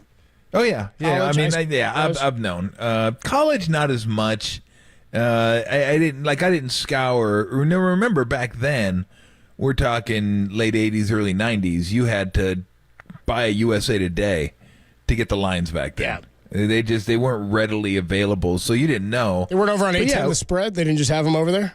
I don't think there was an 8-10 to spread over there. Gene Burns wasn't pumping those out? No, Dr. Dean Adele wasn't giving you spreads? No I can go deep on some old Dr. Bill Wattenberg. Yeah. I know you can. I know you can. Stay away from God talk. We won't go there. I didn't, but I knew. I knew a lot of the lines. Like if I had the USA Today, I would look at the lines to kind of see what they were, and I always had an opinion on the game, stuff like that. It was interesting because, like, my friends would actually bet on the games where I was in, and they bet. I remember them telling me they bet a game where, let's see, I was playing for Charlotte. No, I was playing for Orlando, and we were playing Charlotte, and that was the game I had like 18 points in the first 14 minutes of the game. Like, I just could not miss. Everything was going in. If I got in position for an offensive rebound, the ball would find me. Get it. Run down the court, sprint down the middle of the court. Somebody goes up for a layup. It hits the front of the rim and bounces right to me. Get a tip dunk. Just everything was going gravy. And they took Charlotte, and I was playing for Orlando, and they're like, effing Tom, man. You got to be kidding me. He's going to beat us. You cost him, dude. That's hysterical, dude. Yeah, I'm like, what? Why are you getting mad at me? We're like friends, right? Why are you getting mad at me? Yeah. Like, you're the one that I didn't tell you to bet the game. Like, what, you take crazy? You get mad at me, and they're like, I can't believe you're like going to cost us money. Like, I'm like, I'm not costing you anything. I'm out there playing, okay? This is my damn job. I'm trying to do it, but that I got a kick.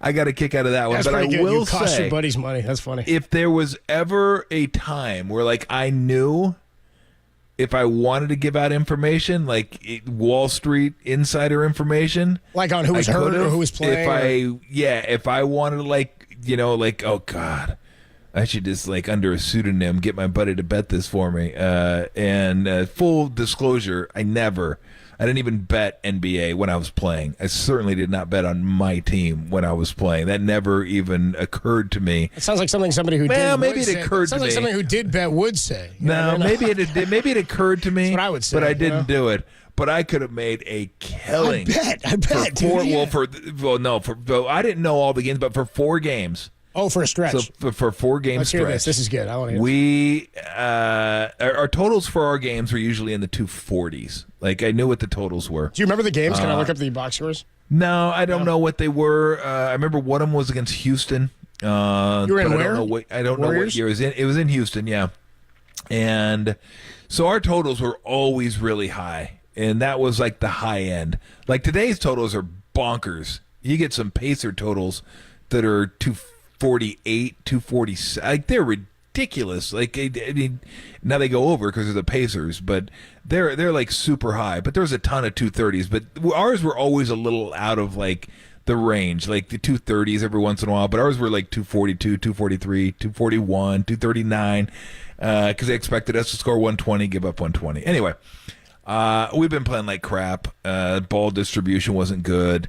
First shot down the court, guys were shooting. The passing wasn't great. So Nelly just had enough. He's like, I've had enough with you guys. He's pissed, yeah. I asked you guys to pass, you don't pass. I asked you guys to move the ball, you don't move the ball. So we are not shooting until butter every single possession. Now, butter for us was 5 seconds. So it was run down the court, pass it, run the offense. I don't know why it was butter. I asked Nelly, why is it butter? What? I go, what? By the way, I got nut cutting time. That made sense to me. That was last 2 minutes of a game. It's critical situation, nut cutting time.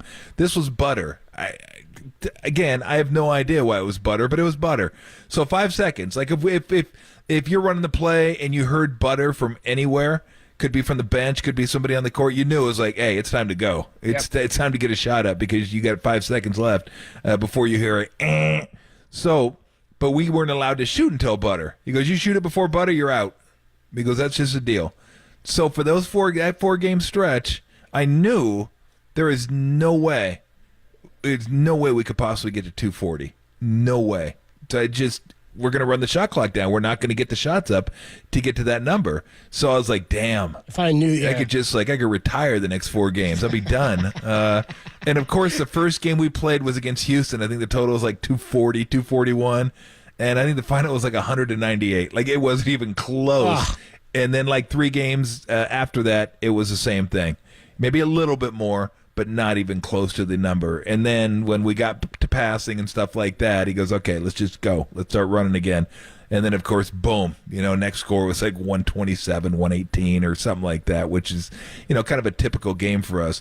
But, I knew that was a game where, you have feelings for certain games. You might go into a game and go, oh, we're going to kill these guys. I know we're going to kill them. Maybe you do, maybe you don't. You knew you were going to deflate it, yeah. Or this is going to be a really tough game for us.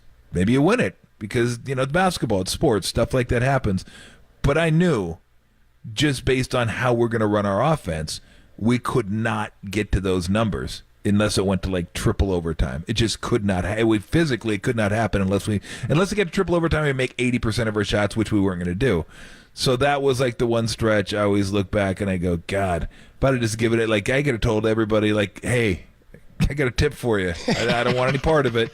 But you and I just nah, we'll just let it pass, let it move. But those 4 games that was about as easy money as could be had. Not even close. Tolbert and Copes with you on a Football Friday afternoon, so you knew some of the spreads there. Do you think, did you ever know a spread, and did it ever motivate you? Could this potentially be motivation for the Eagles? When they saw this, I mean, they say that, but is it really? Because who was it? Dante Whitner might have said it's actual motivation to us.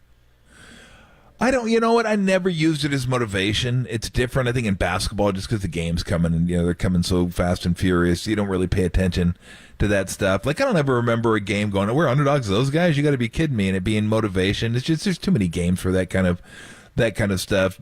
Football is a more wagered upon sport, so it's more known. And I think coaches kind of use that a little bit as hey, if I was Sirianni, I'd be using it like during practice. Yeah. Like, oh, you messed up in practice. Oh, that's why we're underdogs this week. I thought we'd be. Maybe they know what they're talking about. Maybe we should be underdogs to these guys. You could probably use little stuff like that just to motivate them. But my feeling is, you're playing the 49ers. You better be motivated to play the 49ers. Like, how much more motivation do you need? Yeah, how much motivation do the 49ers need to play Philadelphia? How much motivation does Philly need to play the night? They faced each other in the NFC Championship. You want to win. Yes, that's the motivation. I know that everything's different. Like, the team's different, not completely, but it is. But you're still, this is a massive game. Like, if you need motivation to get up for this game, but I will say, it doesn't hurt. It doesn't hurt to needle the guys a little bit. It doesn't hurt to say, oh, okay. Oh, yeah, I can see why we're underdogs now. I can see that. Get the guys focused a little bit more. But as far as me, like when we were in the Final Four, we were in the national championship game, we were favored against Oklahoma. I had no idea. Like at that point, again, lines just, you don't get on your phone. There was no phones back then, or wasn't any smartphones. So I had no idea what the line was. I had no idea we were favored. In fact, when I found out, I was like, really? Wow, we were favored over Oklahoma? Yeah, we were like 2.5-point favorites.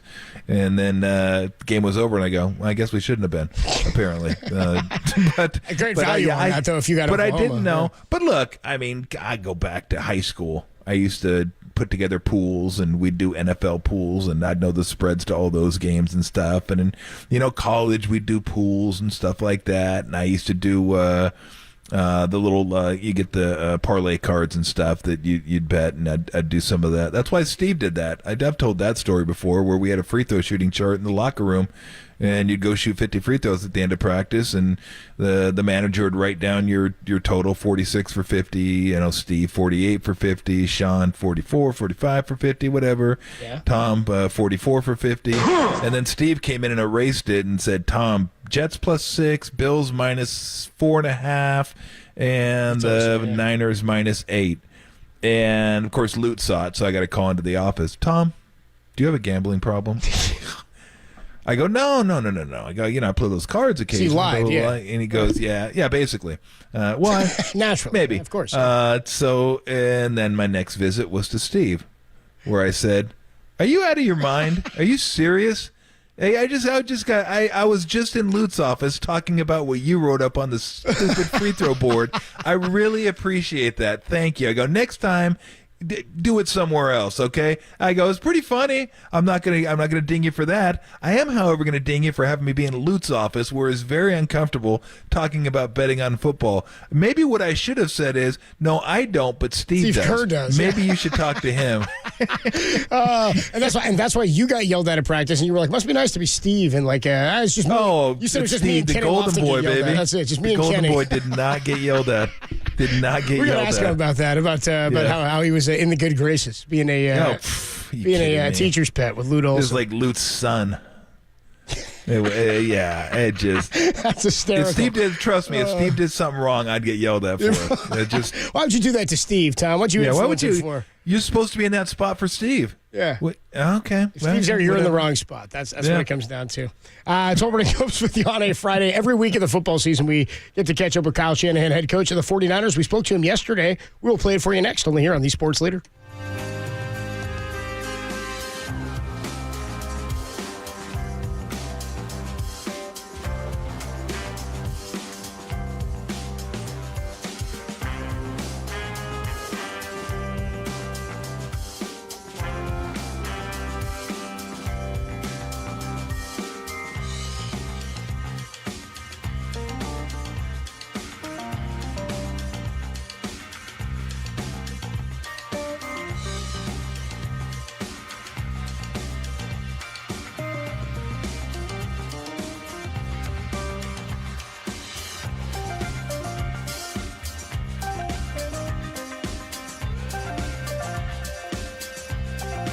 Warriors got back on track last night with a 120-114 win over the Los Angeles Clippers. That story and more is trending now on KNBR.com and the KNBR app.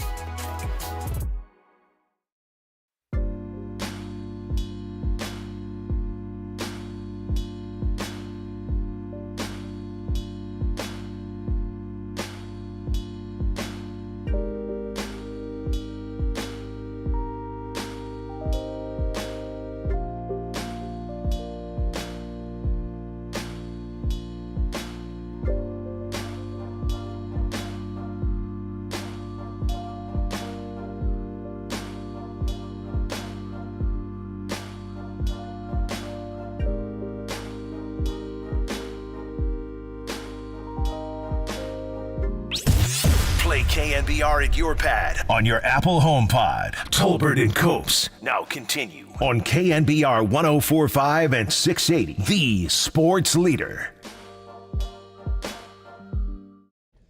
Tolbert Coates back with you on a Friday afternoon, a football Friday. Hope everybody's out there having a nice week or a nice end to your week as we hit the weekend here. The head coach of the 49ers, Kyle Shanahan, joins us each and every week of the season. And weeks like this, it is a lot of fun because Niners and the Eagles squaring off on Sunday. We'll have it for you pregame right here on the Sports Leader starting at 10 a.m. kickoff at 1:25. We spoke to Kyle Shanahan yesterday and started off the conversation casually, just asking Coach how he was doing. What's going on, Kyle? Hey, Coach. What's going on, guys? How you doing? Doing good, doing good. I'm guessing the Thanksgiving weekend treated you well. It was awesome. You never get that. And to have 3 days, I had family in town. We were able to have a true Thanksgiving on Friday, and it was so cool because there was actually an NFL game on Friday, so I actually thought it was Thursday the whole day. And then actually did almost the exact same thing on Saturday, just watching college football and having Thanksgiving leftovers all day. So I feel like I had two Thanksgivings, not on the right day, but on two good days, and then it was a fun Sunday watching the NFL. And you come off the win makes it even better. Oh, trust me, I would not be talking this way, or the food would not have tasted nearly as good. So it's the world of difference with that. So I got to ask you about one play before I forget. It was at the end of the first quarter, and I'm assuming you guys grade the players each game, right? You grade them on the plays and stuff like that. Yeah. Okay.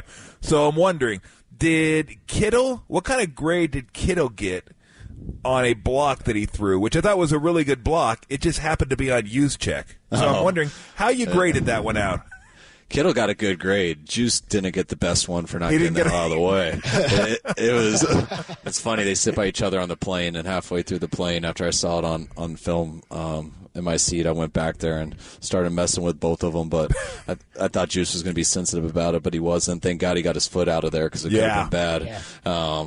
And then Kittle reminded me he was supposed to go to the flat on it and take his guy out of there, so it was his fault for being in the way. And they laughed because he didn't get hurt from it, so it ended up being funny. Like I always say, we can laugh about it now. No one lost an eye. And so if someone gets hurt, then it's not funny. But when I saw it, I go, damn, that's a hell of a block on his own guy. Youth check must have been like, where the hell did that come from? What do you? But, I mean, just a heck of a win, just a comprehensive team effort. Everything from the defense to the offense and special teams. I mean, you watch that game, did it just seem like, wow, that's what I want us to look like? I mean, I'm sure you're a coach. I'm sure you'll find something to complain about because coaches always do, but you had to be pretty happy with the overall effort. I was ecstatic. Lots to complain about. Yeah. I can find something on every play, to tell you the truth. So it's I just love the intent of our guys. It's to go up there on a short week, that place is as hard as anywhere to play. That team's always ready to play too. They never take anything off physically or anything like that. That's why I think they're extremely similar to us. And our guys just attacked it. They went as hard as they could in all three phases. And there was times where it got tight, especially in the third quarter with that pick six and stuff. Yeah. But guys never wavered. They just kept going the same way all game. And usually when you're like that and you got a good team, good things happen at the end. And made it for a real fun weekend and a fun plane ride back. Talking to Kyle Shanahan here on the Yuma guest line. 49ers and the Eagles coming your way on Sunday afternoon. We'll have it for you right here on The Sports Leader. I always wonder because we played some sound earlier from Nick Sirianni saying, we don't think about last year's game because it's two totally different things. He said one of our best players is playing for them in Javon Hargrave. I'm wondering, do we overblow this stuff about intel? Does he provide things like that? Or I assume you got to ask. I mean, he used to play there. But how big of an impact does that stuff play in a game where you've got tape anyway? Yeah, 0 to 0. I mean, it could maybe give a little thing, but nothing more that usually, if you think you got something that really helped, it usually messes you up. Because if it's something that good that would help, they're usually aware of it and they've changed it. So that's some of the worst things. Like I've heard, I guess like a number, John Lynch can tell you a story where a coach got someone's signal from another coach from that team, told Lynch what that signal would be to jump, I think it was a slant route, and they got that, and it ended up being a slant and go, and it was a walk-in touchdown, and that's the last time he listened to the coach on that. And so, but it was the truth before that game. So that's stuff that you really never want to go off of. I couldn't agree with Nick more that, last year was last year. It has nothing to do with this year at all. This is a game in the middle of the season. Yeah, some of the players are the same, but the teams are different, and it's going to be a hell of a game here this weekend. We're trying to, the Eagles played a lot of really close games, won a lot of really close games, and to me it just seems like, they got a heartbeat that stays the same throughout the course of the game. They're able to function at a very high level, even in close situation, close games. Is that something that a team has, or a team has to acquire? Do you have to go through some of that to be able to kind of build up that equity in the bank to know that, hey, we're going to be comfortable because we've done it before? I don't think you have to, but okay. I mean, I think anytime you're in those situations and a lot, and you experience coming through and pulling them off, the more you do that, I mean, everything that your confidence, when it's real confidence, to me is, if it is real, it's always based off your life experiences. Yeah. And if you've been in those situations and you continually come through, hell yeah, you're just going to only get more confident each time. But confidence is one thing, just the reality of what happens is another. Mm-hmm. And just because you haven't been in it doesn't mean that you can't. And you got to perform, you got to do the plays right, you got to make those plays. And I looked at their team in particular. Their quarterback to me has as much poise as anybody in this league, and he never really seems to get rattled. And the style that they can play with, just with the quarterback, the threat of the quarterback run game, being able to scramble when you do play for that stuff, how good of a thrower he is and the weapons he's got around, that I think their style kind of allows them to stay under control a little bit and let the game come to them, because it's kind of a matter of time how they can control it. The whole short yardage situation with how consistent they are with, the Philly push or whatever we're calling it. Those numbers don't lie. That's as automatic of as a play there is. So when you think of situational football, that's really where everything changes. And situational football for them, they're doing as good as anyone that I've seen in a long time. Just to iron it out, I think it's brotherly shove and tush push. Just so I think there you go. That's where we're going. I think I mixed both of them. It's all good. It's a QB sneak. So you just mentioned it. That play is. It's Tom and I were talking about it yesterday. It's wild that there's so much attention on that play, because it just seems like it's so different than anything we've seen. We see tons of QB sneaks, but they get this weird extra push with it. I imagine you've watched it on tape. Just what are your thoughts when you see it? It's pretty good. It's pretty impressive. Yeah. Other teams try to do it, so other teams can do it also. But you got to give them the one. They perfected it. The first ones to do it as much as they did it. They get the credit for that. But also, I think the way their center's wired, I think the way their whole line's wired, and I think on top of it, when you have a quarterback there who, from what I hear, is pound for pound the strongest guy on the team and can squat 600 pounds, and then you got some big guys behind him pushing them. You also got an advantage there, and it's also a play that I don't know how they did it, but I don't think they practiced that live too much in training camp the first year they did. So they just planned to do it, not knowing, I'm just guessing. You walk through it, but you're not going to do that live in practice. And you do it in the first game, and it works, and you keep doing it. And now they've had more reps at it than anyone else. So they've perfected it. They got the personnel for it, and I think the reason it gets so much attention is because not many plays are as automatic as that play. I can't think of one ever that I've seen like that. It's interesting because I was talking to Coach about this yesterday, and the one thing that jumps out to me about the play, Kyle, is that extra surge that they get. They get stopped initially most of the time, and then all of a sudden it's like a wave. They just surge forward for an extra 1.5 yards or 2 yards. And I'm curious what you think of this. You could think it's stupid. That's a possibility that I'm prepared for, Kyle, so don't worry about it. But I'm wondering if, because of that surge, if the defensive line, I think, hits them and they stop them, but their legs are a little straighter than the offensive line. Like, it looks like the offensive line has a little extra bend in their knees, so when they hit that initial pop, they still have that push that they can get that surge with.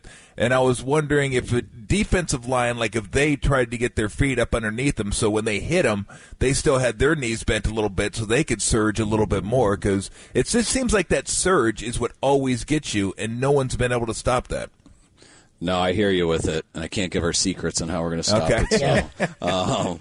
But the low man wins, and I think that's what's hard for it. I mean, all those guys, if you don't get underneath the lineman and they're underneath you, then there's going to be no second surge because they're going to get you right away. So you got to get underneath the guys to give a chance, and they're really good at not allowing you to do that. But on top of it, I think that second surge, which everyone has, but you feel theirs more than anyone else. Yeah. And that's where I kind of chalk it up to their experience and reps doing it, but also they got a special quarterback who's built a little bit different that way, which to me makes it that much harder. We're talking to head coach Kyle Shanahan here on the UMA guest line. I mentioned Hargrave leaves Philly, comes out to San Francisco. They replaced him with Jalen Carter. Last year there was a lot made in that championship game of that defensive line. They had like 72 sacks or something by the end of the year. It was crazy. What are your thoughts of their defense now? We were looking at the secondary. We talked to some guys from out there, and they were saying that's a spot where the 49ers could be you guys would be maybe a little bit better than Philly, but the D-line for Philly is still going to be tough. Could be a rainy day. What do you make of that defense? Very similar to last year. I know the numbers aren't there the exact same, but when it comes to stopping the run and it comes to playing everything through that D-line, it's the exact same issues. I mean, they lost a really good one in Hargrave, but they got a really good one back with the rookie. So all the other guys are there, and that's what made it go last year. I mean, just when you have the depth they have on the D-line where you can play with 4 and nickel or they play with their 5 bigs and base, it's a problem. And their coverages behind are very sound. I know they've given up some yards and stuff, but their defense is very built to be a top defense and very built to win. And anytime you have a D-line like that and you can play sound behind it, it takes a number of plays to score, and that's how you can get yards. But when it takes a number of plays to score and you got D linemen like that there's 5 out on the field a number of the times, you only need one play for one of those guys to wreck it.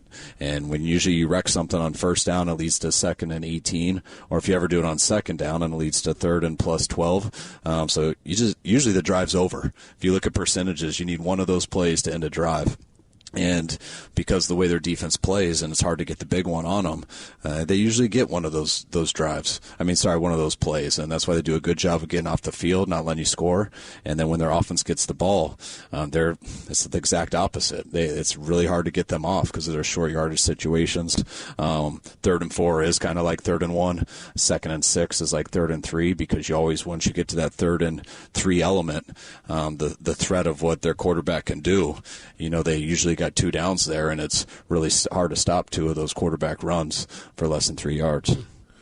What are the unique challenges, Kyle, in trying to stop someone like Hurts, who can beat you with his arm, but then he also, if the lanes are open, he can beat you with his legs? I know we talk a lot about quarterbacks like that you got to have, gap integrity as a defensive line. You can't get too far upfield.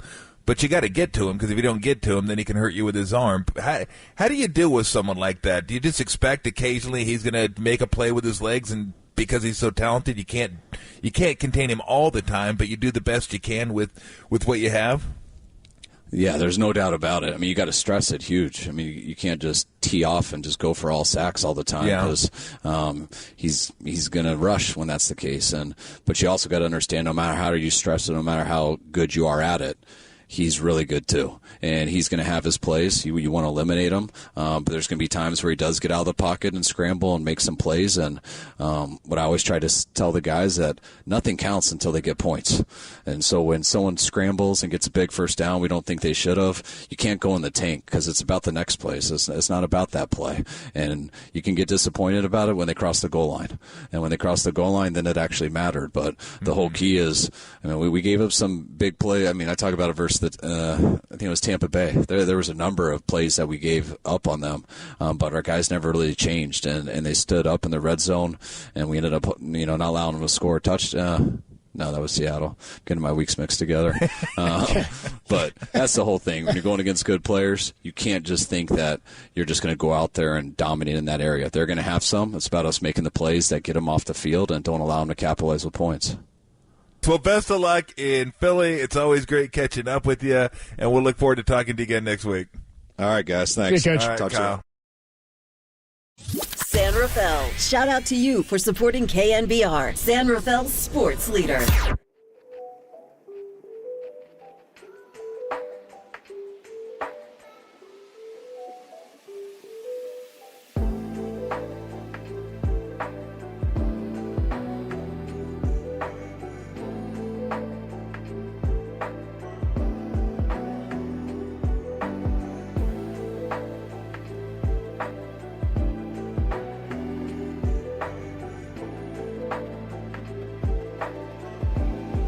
John Lynch joined Marcus and Dieter this morning to discuss how motivated the team is after losing to the Eagles in last year's NFC Championship. That story and more are trending now on KNBR.com and the KNBR app.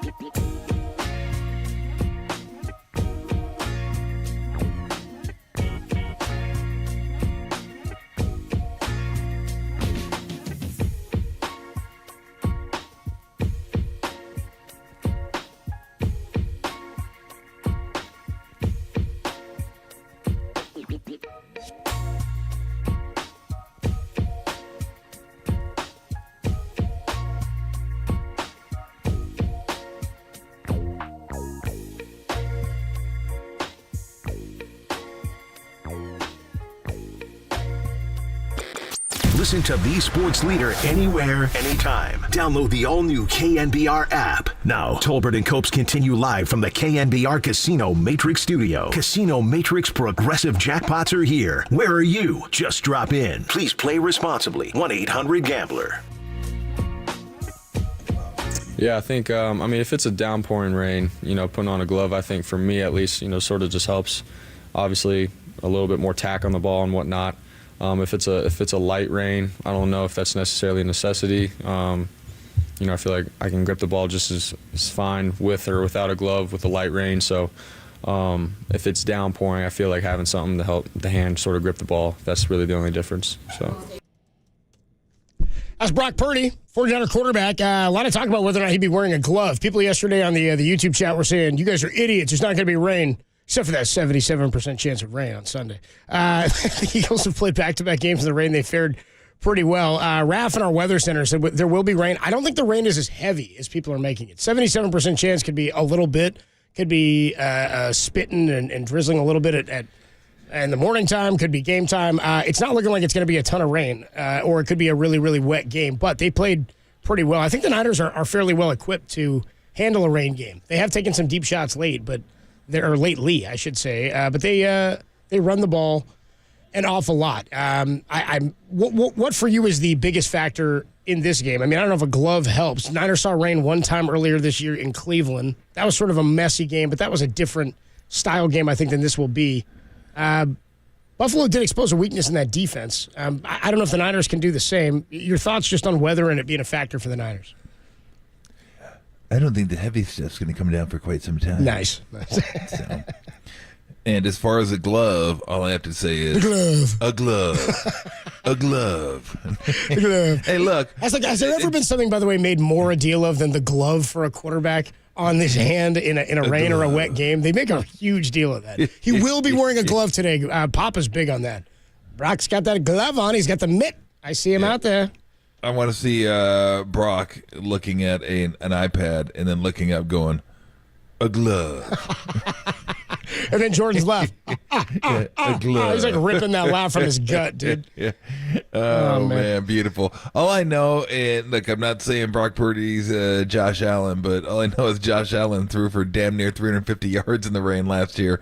The rain, as long as it's not torrential, isn't going to affect the passing game that much. In fact, it helps the offense because the offense knows where it's going. Really, the only thing that affects it is wind. Yeah, wind crushes passing games. But the rain, unless it's just like a complete downpour, a deluge, if you will, that doesn't bother me.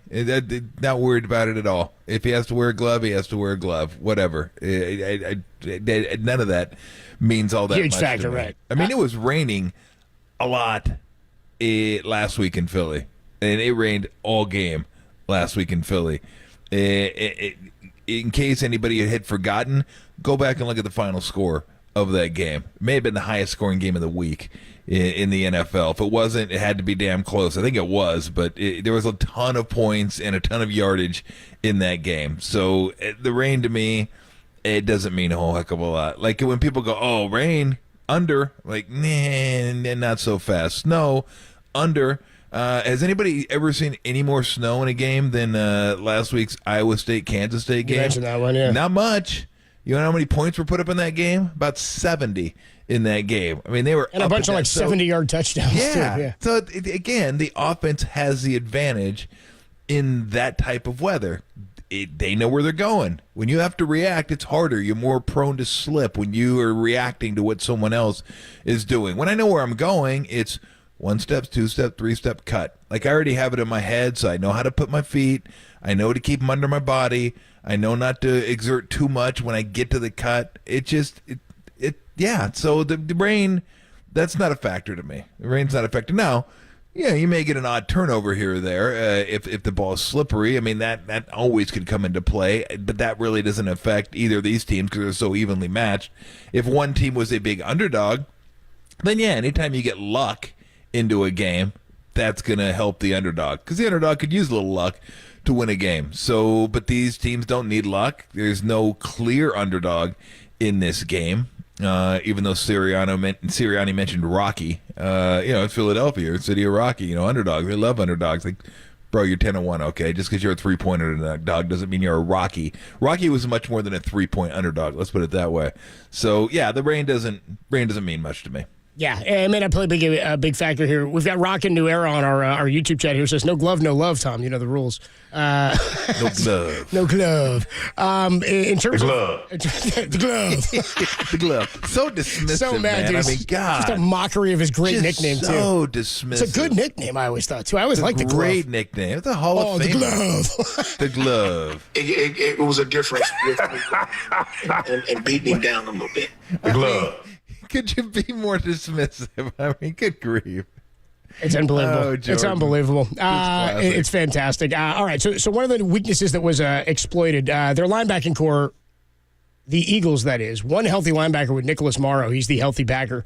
McCaffrey, Debo, I think a lot of this, and I said this to you when we came back on Monday, I think I've totally undersold what Debo does for McCaffrey in the offense, kind of like when we talked about Draymond being out and when Clay's out, or when Steph's out, and then Clay has to try to create for himself. Like, everybody benefits when Steph's out there because of that gravitational pull. I think the same can be said about the balance between Debo and McCaffrey. You've got to account for what both of them can do. That short passing game in that sort of second tier right there, right when you get past the defensive line, you're going to have to be a lot of quick passing, I think. And Brock is great at that. Short passing game. George Kittle has been great. We know about his numbers against Philly. But then also, I think Debo and McCaffrey in that short passing game, a beat-up linebacking core, I think that's where the Niners can get into that little bit of a secondary, and then get beyond that, you can break some stuff open.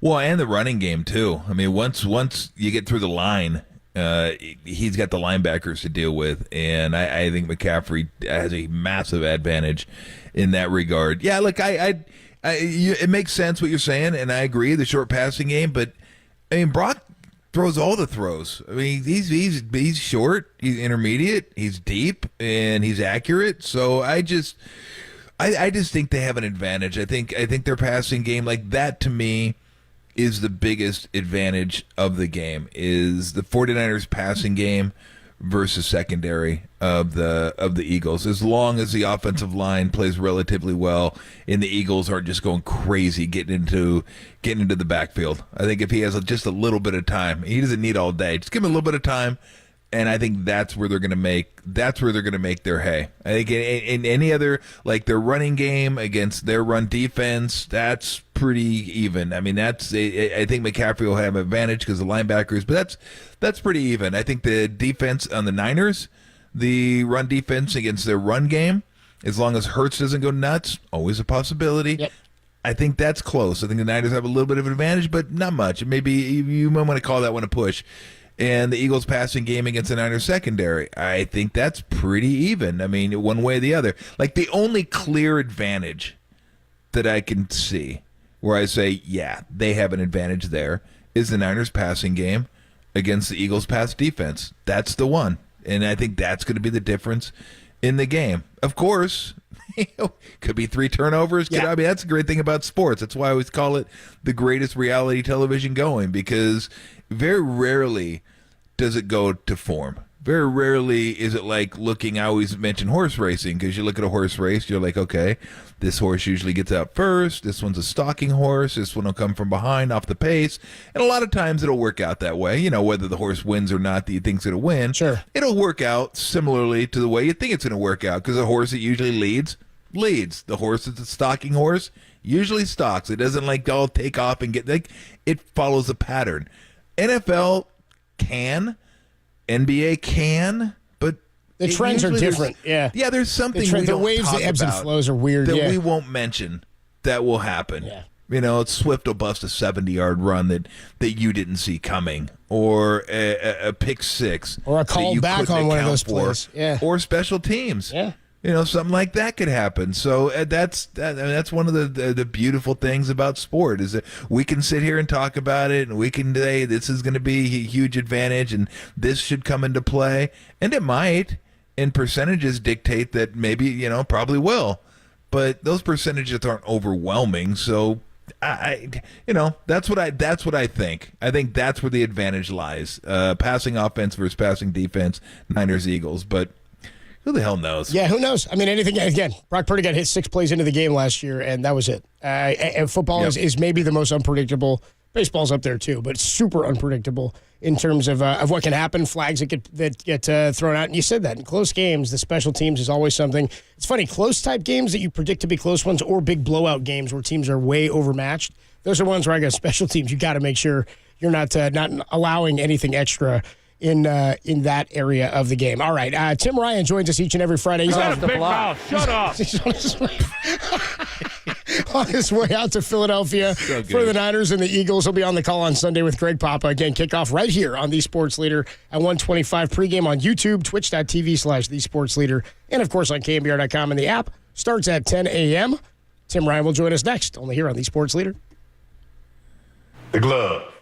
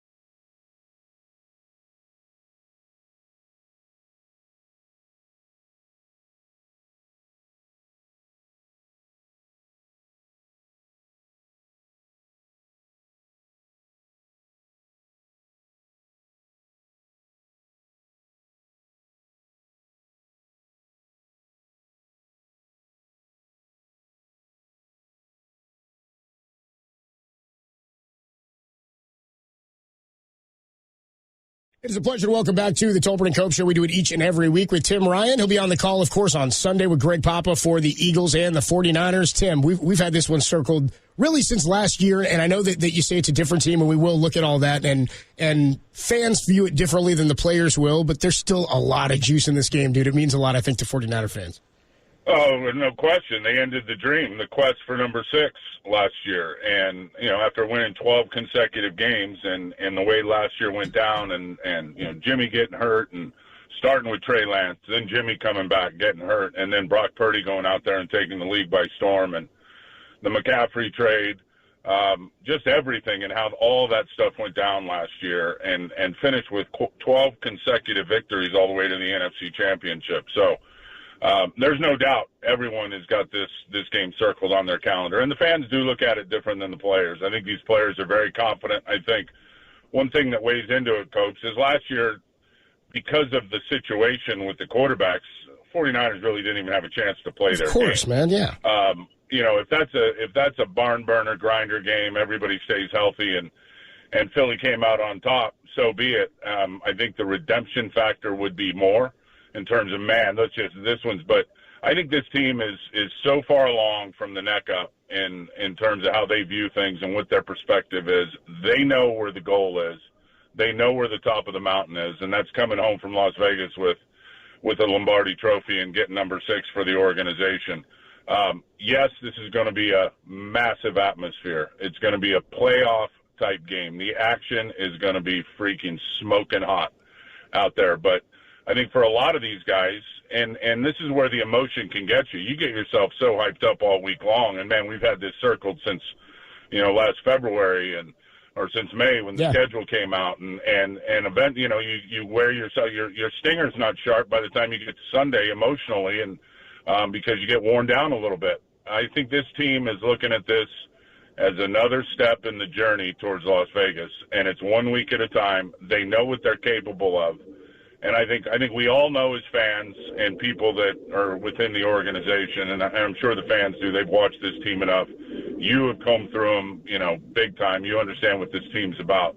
I think they get that it's up to them, and they are a better team. Yeah. They do have, I think, better players from top to bottom when you look at both starting lineups. I think so. They know they got the team. They know they got the scheme. Now it's going to be go execute in a hostile territory, in a big-time environment on the road, and I think they're absolutely up for that challenge. Boy, I'm excited about this one. Talking to Tim Ryan here on the Umer guest line. I was out there last year with you at the NFC Championship. We talked before the game, and we both were nervous about it after the game. I mean, it's what you said is true, because it just feels like the rug gets pulled out from under you. Fans feel that way. The team had to have felt that way. But I'll tell you this, and this is where I absolutely agree with you, and I think their head's in the right spot in what you just said about using this as a stepping stone towards Las Vegas, is that Deebo Samuel and a lot of these guys made comments afterwards that had we been healthy or had we had our full roster, and I know the ifs and buts thing sounds terrible, but it was a situation that was so unique to the 49ers in last season. And now when this stuff comes around, these guys are like, it doesn't matter. I'm not focused on that. I'm focused on this game. Right. That was a different team.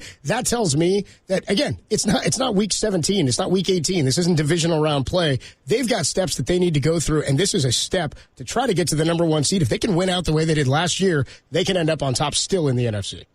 Right, and I think they understand that's up to them in terms of how they execute, how they prepare, and how they continue to get better every week. Yeah. And since that 3-game skid, they've been on the 3-game run and have been putting it together on both sides of the ball, obviously. I think defensively, when you look at this one, and, I mean, these guys they're the cardiac kids, man. They are grinders. And you look at their 5-game winning streak, and, just 4 of those 5 was Miami, Dallas, Kansas City, Buffalo. All formidable opponents, and a few of those on the road and hostile territory. And somehow, some way, this offense makes enough plays at the end of games to win. And a big part of that, obviously, is their skill position guys behind maybe the best offensive line in football. But there's a lot of college components to this offense in terms of how they run it, how the quarterback gets through his cadence. He is not looking to really change or can plays. He's looking for, it's a confirmation cadence. You watch him. He'll come up to the line, he'll squat down, and he'll start getting into his cadence. He's just looking for the defense to show a look